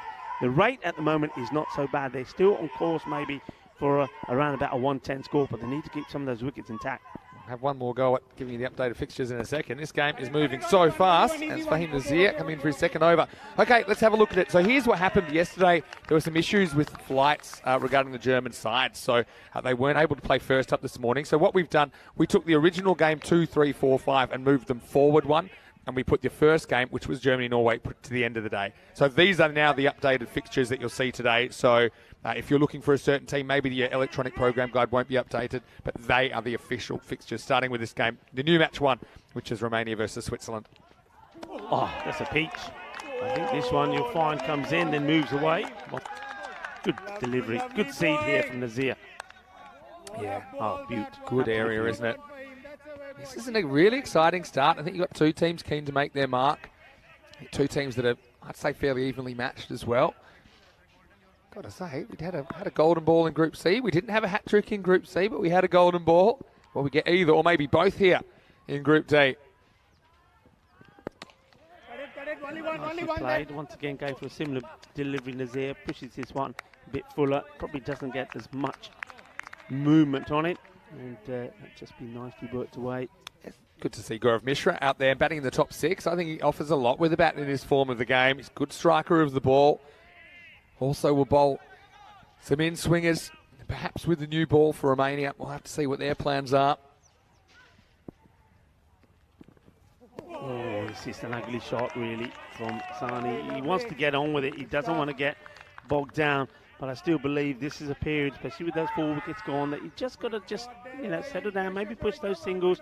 Looked upon as the bad ball, of course, but you don't want to be losing any more wickets really. You've got to just buckle down, I think, for the next sort of 12 to 18 deliveries to keep getting bad on ball, take those singles, eliminate the dots. Goes down the ground. This looks like a good shot. That really good fielding and just staying in the field of play as well. Was keeping it on his feet all the way. And he's certainly walking the tightrope here. But good work from the fielder. Nicely done. Arun Vinod makes a good stop. And then just to keep an eye on this, he's just running along that tightrope, stays in. And then as he feels he's about to maybe go over it, he just flicks the ball back in. Yeah, that's nicely done. Yeah, I think there's no problem there. He ran across, got close to the rope, but didn't quite touch it. Yeah, very well done. Very, very well done. And Will gets back to the umpire from the third umpire. So, yeah, that's all good. Carry on. Nazir. Edge gone. Adios. Here's another one. Bites the dust. Says Vasu Sanu. He's, gets a little edge on there. So the difference between him, Sani, and Cinderella. Well, Cinderella knew when to lead the ball. Sani doesn't get the edge. Another good catch taken there behind the stumps by Narayana. And Nazir picks up another wicket. Good finish for him as well. Both those bowlers take a wicket off their last balls. Canado Fletcher, now Fahim Nazir, who finishes 2 for 16. Between them, they've taken 5 for 35 in the 4 overs.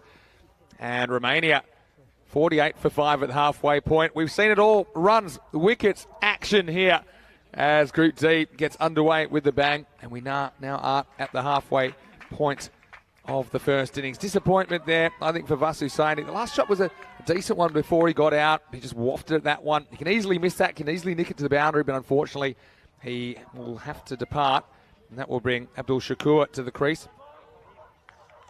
But it's about bowling in good areas, Yeah. isn't it? And it's the variation that's been good. We saw that from Fletcher. He used the slower ball, but it's the short ball for him that worked. From Nazir is getting that one just outside the off stump, moving away, gets the edge, gets another wicket. Yeah, I'm liking what I'm seeing from Switzerland. Yeah, no doubt. Anyway, I want to say a very, very good morning or good afternoon, good evening, wherever you're watching around the world. Welcome to Group D. Welcome back to the Carnum Oval. Vinny Sandu here, Mr. Maximo for ECN. Rico Full with me. Corey Ruckers will be joining us very, very shortly as well. We've got 5 teams here. Only one of them will make it through to Championship Week next week.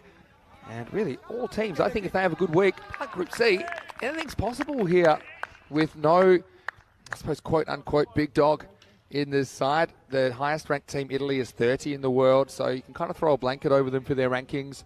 I still think Italy will be very competitive.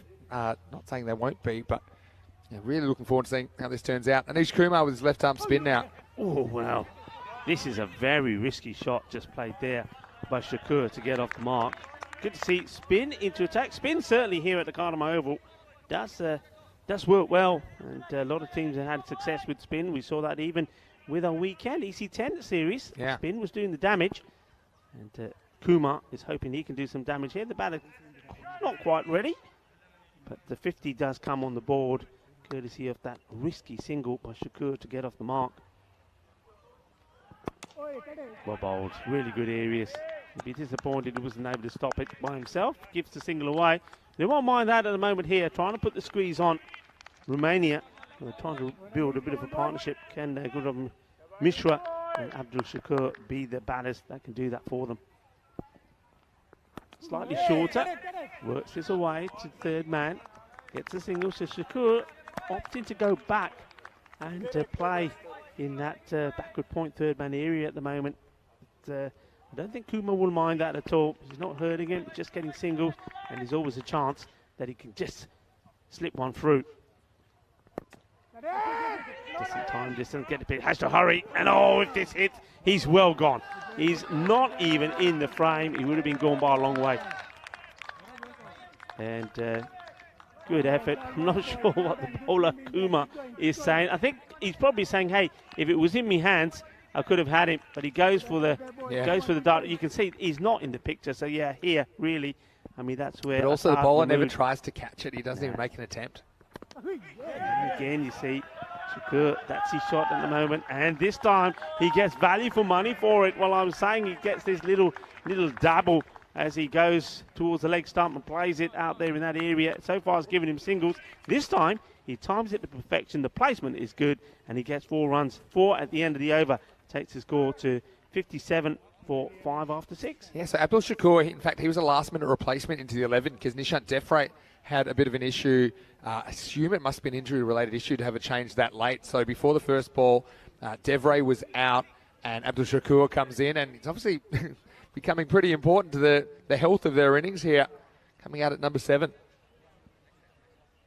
Yeah, this is an interesting contest. I'm looking forward to man coming on the bowl here now. Ali Naya, I was so impressed with him in the European Cricket League when he was playing for the Swiss champions Alton. And now he gets a chance. He was captaining, so the captain of Alton coming on to bowl. We've seen him before. He's a lively character. Great player to watch. And here he is in over number 7, bowling to Mishra. Mishra goes for the big hit, gets a slice of the bat on this. What I've liked here about Switzerland is their fielding. I like the energy. They're buzzing, they're attacking, they're backing up the bowlers as well. I love the way they're walking in. He's got this sea of red that is encroaching on the batter as the bowlers come in. He's really good, and they're not afraid to have a go. All right, Shakur's turn to face Naya. Goes for that same area. That seems to be zoned.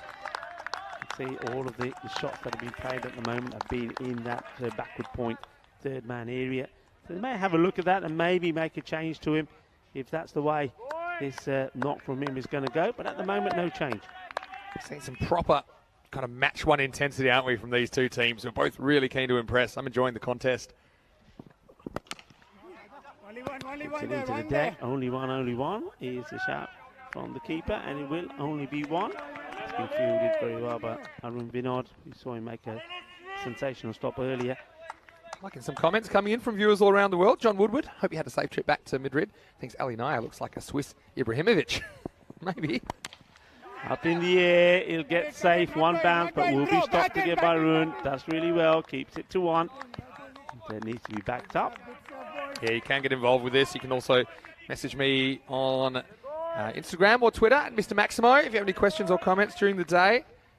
I know that Rico has his. We might get that up in a second, but got a few formalities to get out of the way first, including the Crickathon question. A new question of the day, question of the week coming up at the end of this over. Full of delivery, goes for the Yorker. I don't think this is the slow delivery. I think it's the attempted Yorker goes wrong, ends up being a bit of a full bunger. And because the batter's coming out of his crease, he's not able to capitalise on it. It's extra pace, though. I think that Naya's got a really good wrist flick kind of when he bowls. He really flicks it through and gets a bit of extra pace. You see, that was just surprising the batter on that occasion, even though it was a full toss. That's it. Only one there. Once again, not the cleanest of contacts. Only one. And you see there again, not afraid to have a go. Asad Mahmood throwing it in. Okay, so into 7 overs at 63 for 5. Crickathon time. I know we had so many fantastic responses to last week's question of the week. It's a new week. And let's start with what happened on Friday. We had Vinamra Jain from India as the winner. And we want to know, as our question of the day, what will be the maximum runs scored in a match today? So I want you to have a guess at that. And that includes both innings. So what's the most runs we'll see in a match today?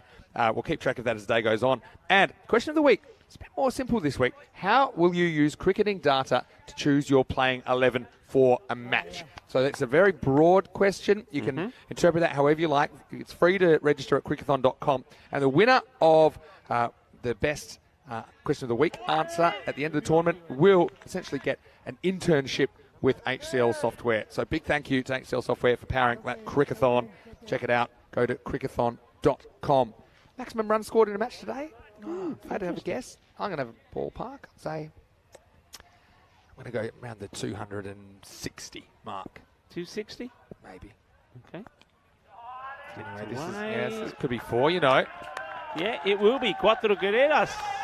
Delicately done. It's not all about the power, says Abdul Shakur, and he's proving that point pretty well, isn't he? We saw him play a really nice shot in that third man backward point area, and now here, well, look at that. That's nice. That's classy. Yeah. It's elegant. It's nice. I'm liking it. Good Nish Kumar, that Gordon Townsend was saying in the comment section, one of the quicker spinners you'll see.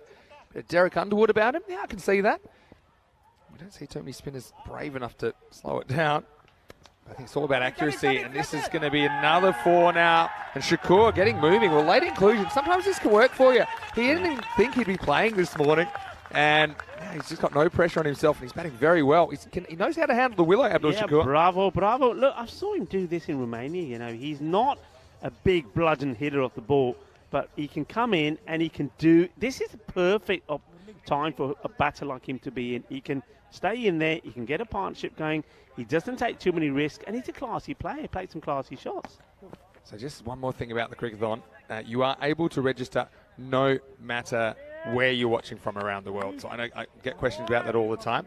So I'll give those details one more time after this ball. But yeah, liking this from Shakur. Missed out on this one though. So yeah, there's the details. If you perhaps missed it at the end of the last over, doesn't matter where you're watching from around the world, you're in the running to win that internship. If you want to be a sports scientist, perhaps a software engineer, go to crickathon.com to participate in the question of the day and question of the week. Down the ground will be a single. Yeah, congratulations to Vinarama Jan as well for the winner. And well, yeah, you reckon 260ish, do you? If I had to, that's just a blind guess, which is how I do most of my guessing. How about you? Want to have a guess? I'm going to say around 240. Okay. 240. All right, we'll keep an eye. So Rico and I have a bit of a 240 contest between each other. Hey, listen, this is not on. What's up? This is not on. Diana is breaking tradition. She sat in the zone of the 3 ghosts. She's sitting on the ghost lap. Yeah, that's interesting. Well, that's the area we call the 3 ghosts, isn't it? Yeah. With the 3 chairs there. It's sometimes used. The kids have it. I think we can get a shot Diana's there. probably thought, well, nobody sits in here. I'm going to sit in there. Well, she's sitting on somebody's lap at the moment. You just know that. Quicker delivery. Into the over. That over goes for 19. Well, the spell, I should say, goes for 19 for Kumar. The score is 73 for 5 after 8. There's been a few big hits, but a few big misses as well for Romania. Those 5 wickets probably impacting their innings so far. Well, there you can see the cube on the right of screen. There's Diana Orris in there, taking a few photos in one of the ghost chairs. Well, it is October, so it's Halloween month coming up. We are into October now, aren't we? First ECC in action in October this year. It's unbelievable how time's slipping away.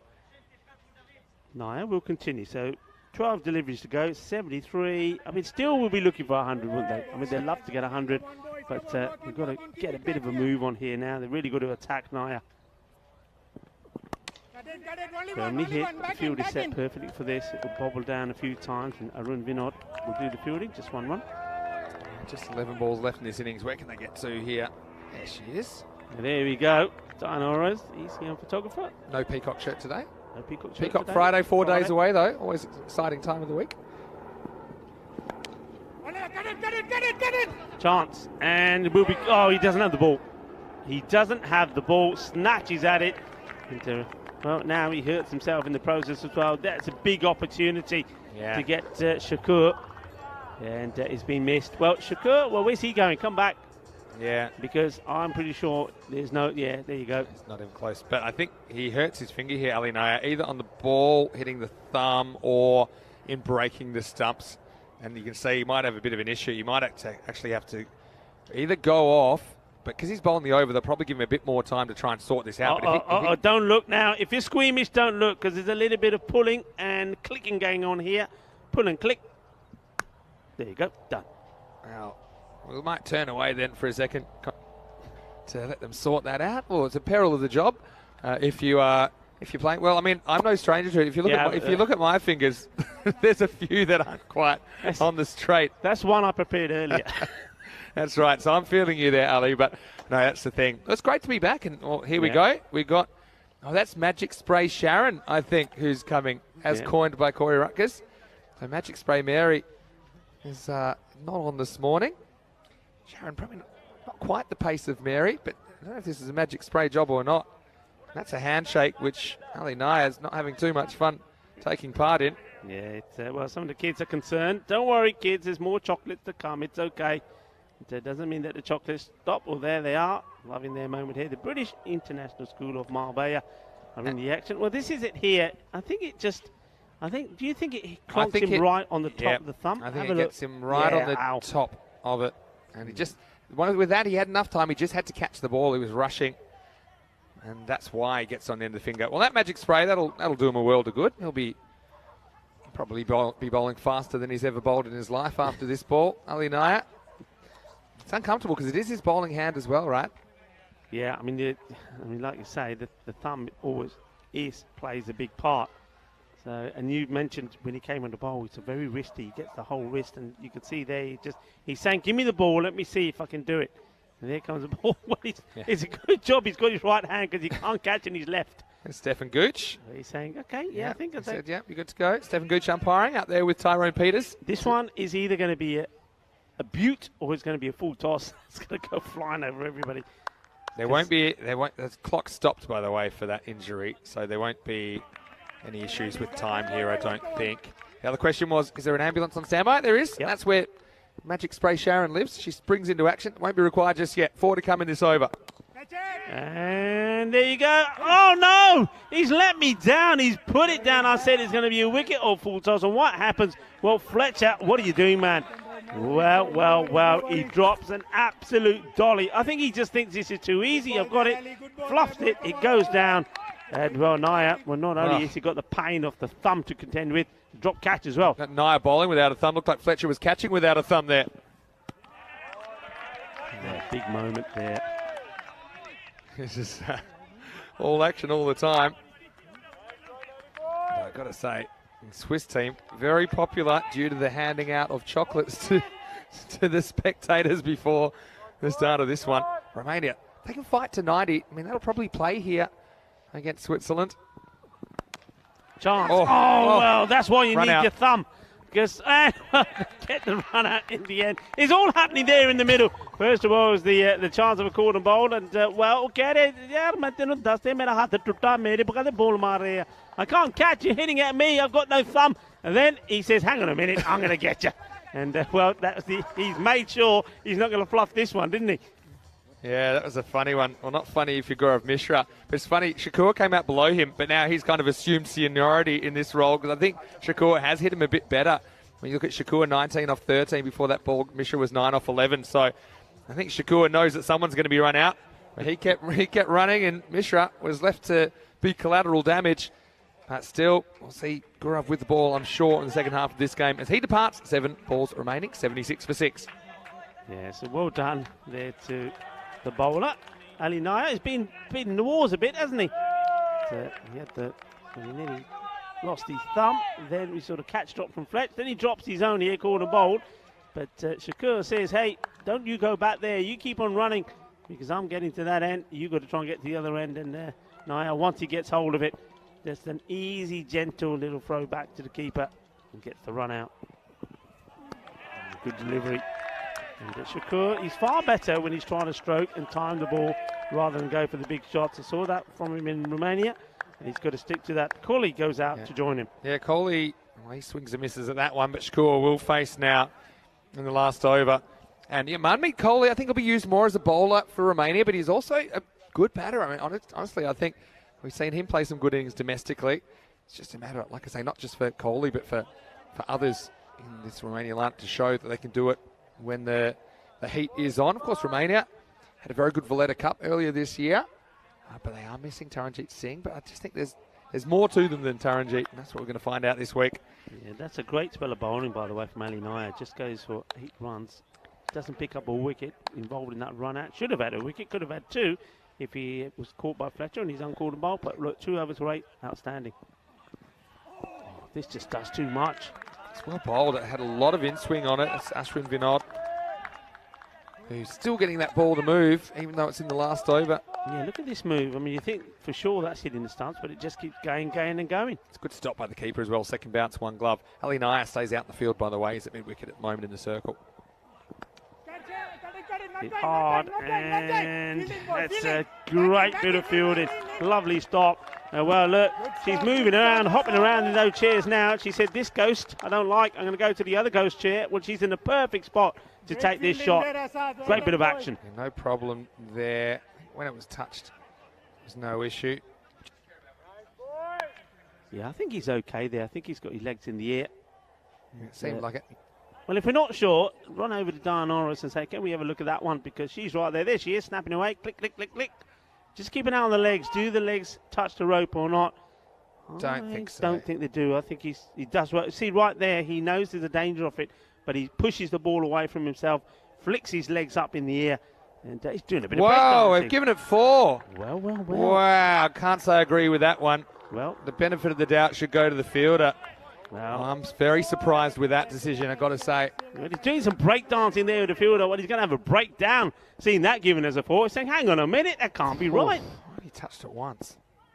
Anyway. Up in the air, shouts to catch it. They're all coming from everywhere. Who's going to get there? Well, Nair. He's saying, I'm not going to catch it unless I'm going to do it one-handedly. He gets a bit of a slide in here. And I think the other fielder is saying to him here, hey, bud, why didn't you just leave it to me? He said, well, I thought it was mine. You didn't call. Bit of conversation. But, yeah, I think Amadi has got to be the one who goes. Probably saying that, why are you still in the field when you've got 9 fingers and you bowled your 2 overs? I'd be straight off getting the 12th man out there. It is actually a very good point, because you can see there, he is still, look how he's nursing that right hand. About 3 people slipped over, then they went for 2. It wasn't on. Fielder then threw it back from the bowler's end to the keeper's end, where it then bounced off, and then they thought of taking a second run, but they didn't. Anyway, after all that, it'll just be a single. Yeah, just slowed down at the wrong point, and I mean, at the halfway point, score was 48, so you think they would have got to the 100. I know they were 5 down, but they just haven't got the acceleration in. Can Coley get one out of the screws? 3 to come. Goes for it, is up in the air, but fielders come across, opportunity, and it's going to be 4 runs. Well, this one goes straight through the fingers of Arun Vinod, and well, the only thing, I suppose, the only saving grace is it doesn't go all the way for 6. So, if anything, maybe he stops 2 runs here, but needs to take this. Look, the other fielder hears the call, stops. That's good from Jai Sin. But, well, Arun, he's the one who commits the sin, doesn't he? Doesn't take the catch. Yeah. Another chance goes down. I like Coley hitting straight there. You know he's going to get in-swingers. Clever variation, called a wide, though. Remember, if it hits any of that blue line at all, it will be called a wide as it passes the popping crease. So Romania fighting hard to something potentially 90-ish. Switzerland.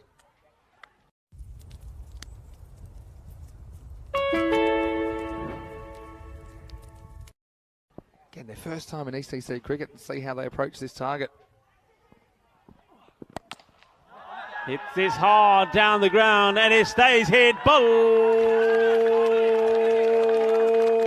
Balle, ginna sona, shaka again. Just like that, they get into the 90s, 92. So putting a score on the board, I think another boundary here would be perfect for them. They'll be happy with that. If they can push 4 or 6 more on the board. Oh, and he can't. It's clever bowling. Takes the pace right off it. That will conclude the end of the innings. 92 they finish on. Just weren't able to get the right amount of acceleration that they wanted. But that's really, for me, down to 2 superb overs from Ali Nair. Very, very good 2 overs from Nair. Also got to say, Kohli does well. Comes out low in the order. Comes out at number 8 and is able to make a bit of a difference with that 4 and the 6 in the last over. So, look, it's a little bit less than what we would call par, but I think it's a testing target for Switzerland first up. I know that Romania, one of their Achilles heels last year was their bowling. Let's see if they can shut things down. But I'm really looking forward to seeing exactly how this works out. Switzerland, first time in the ECC. They brought the chocolate.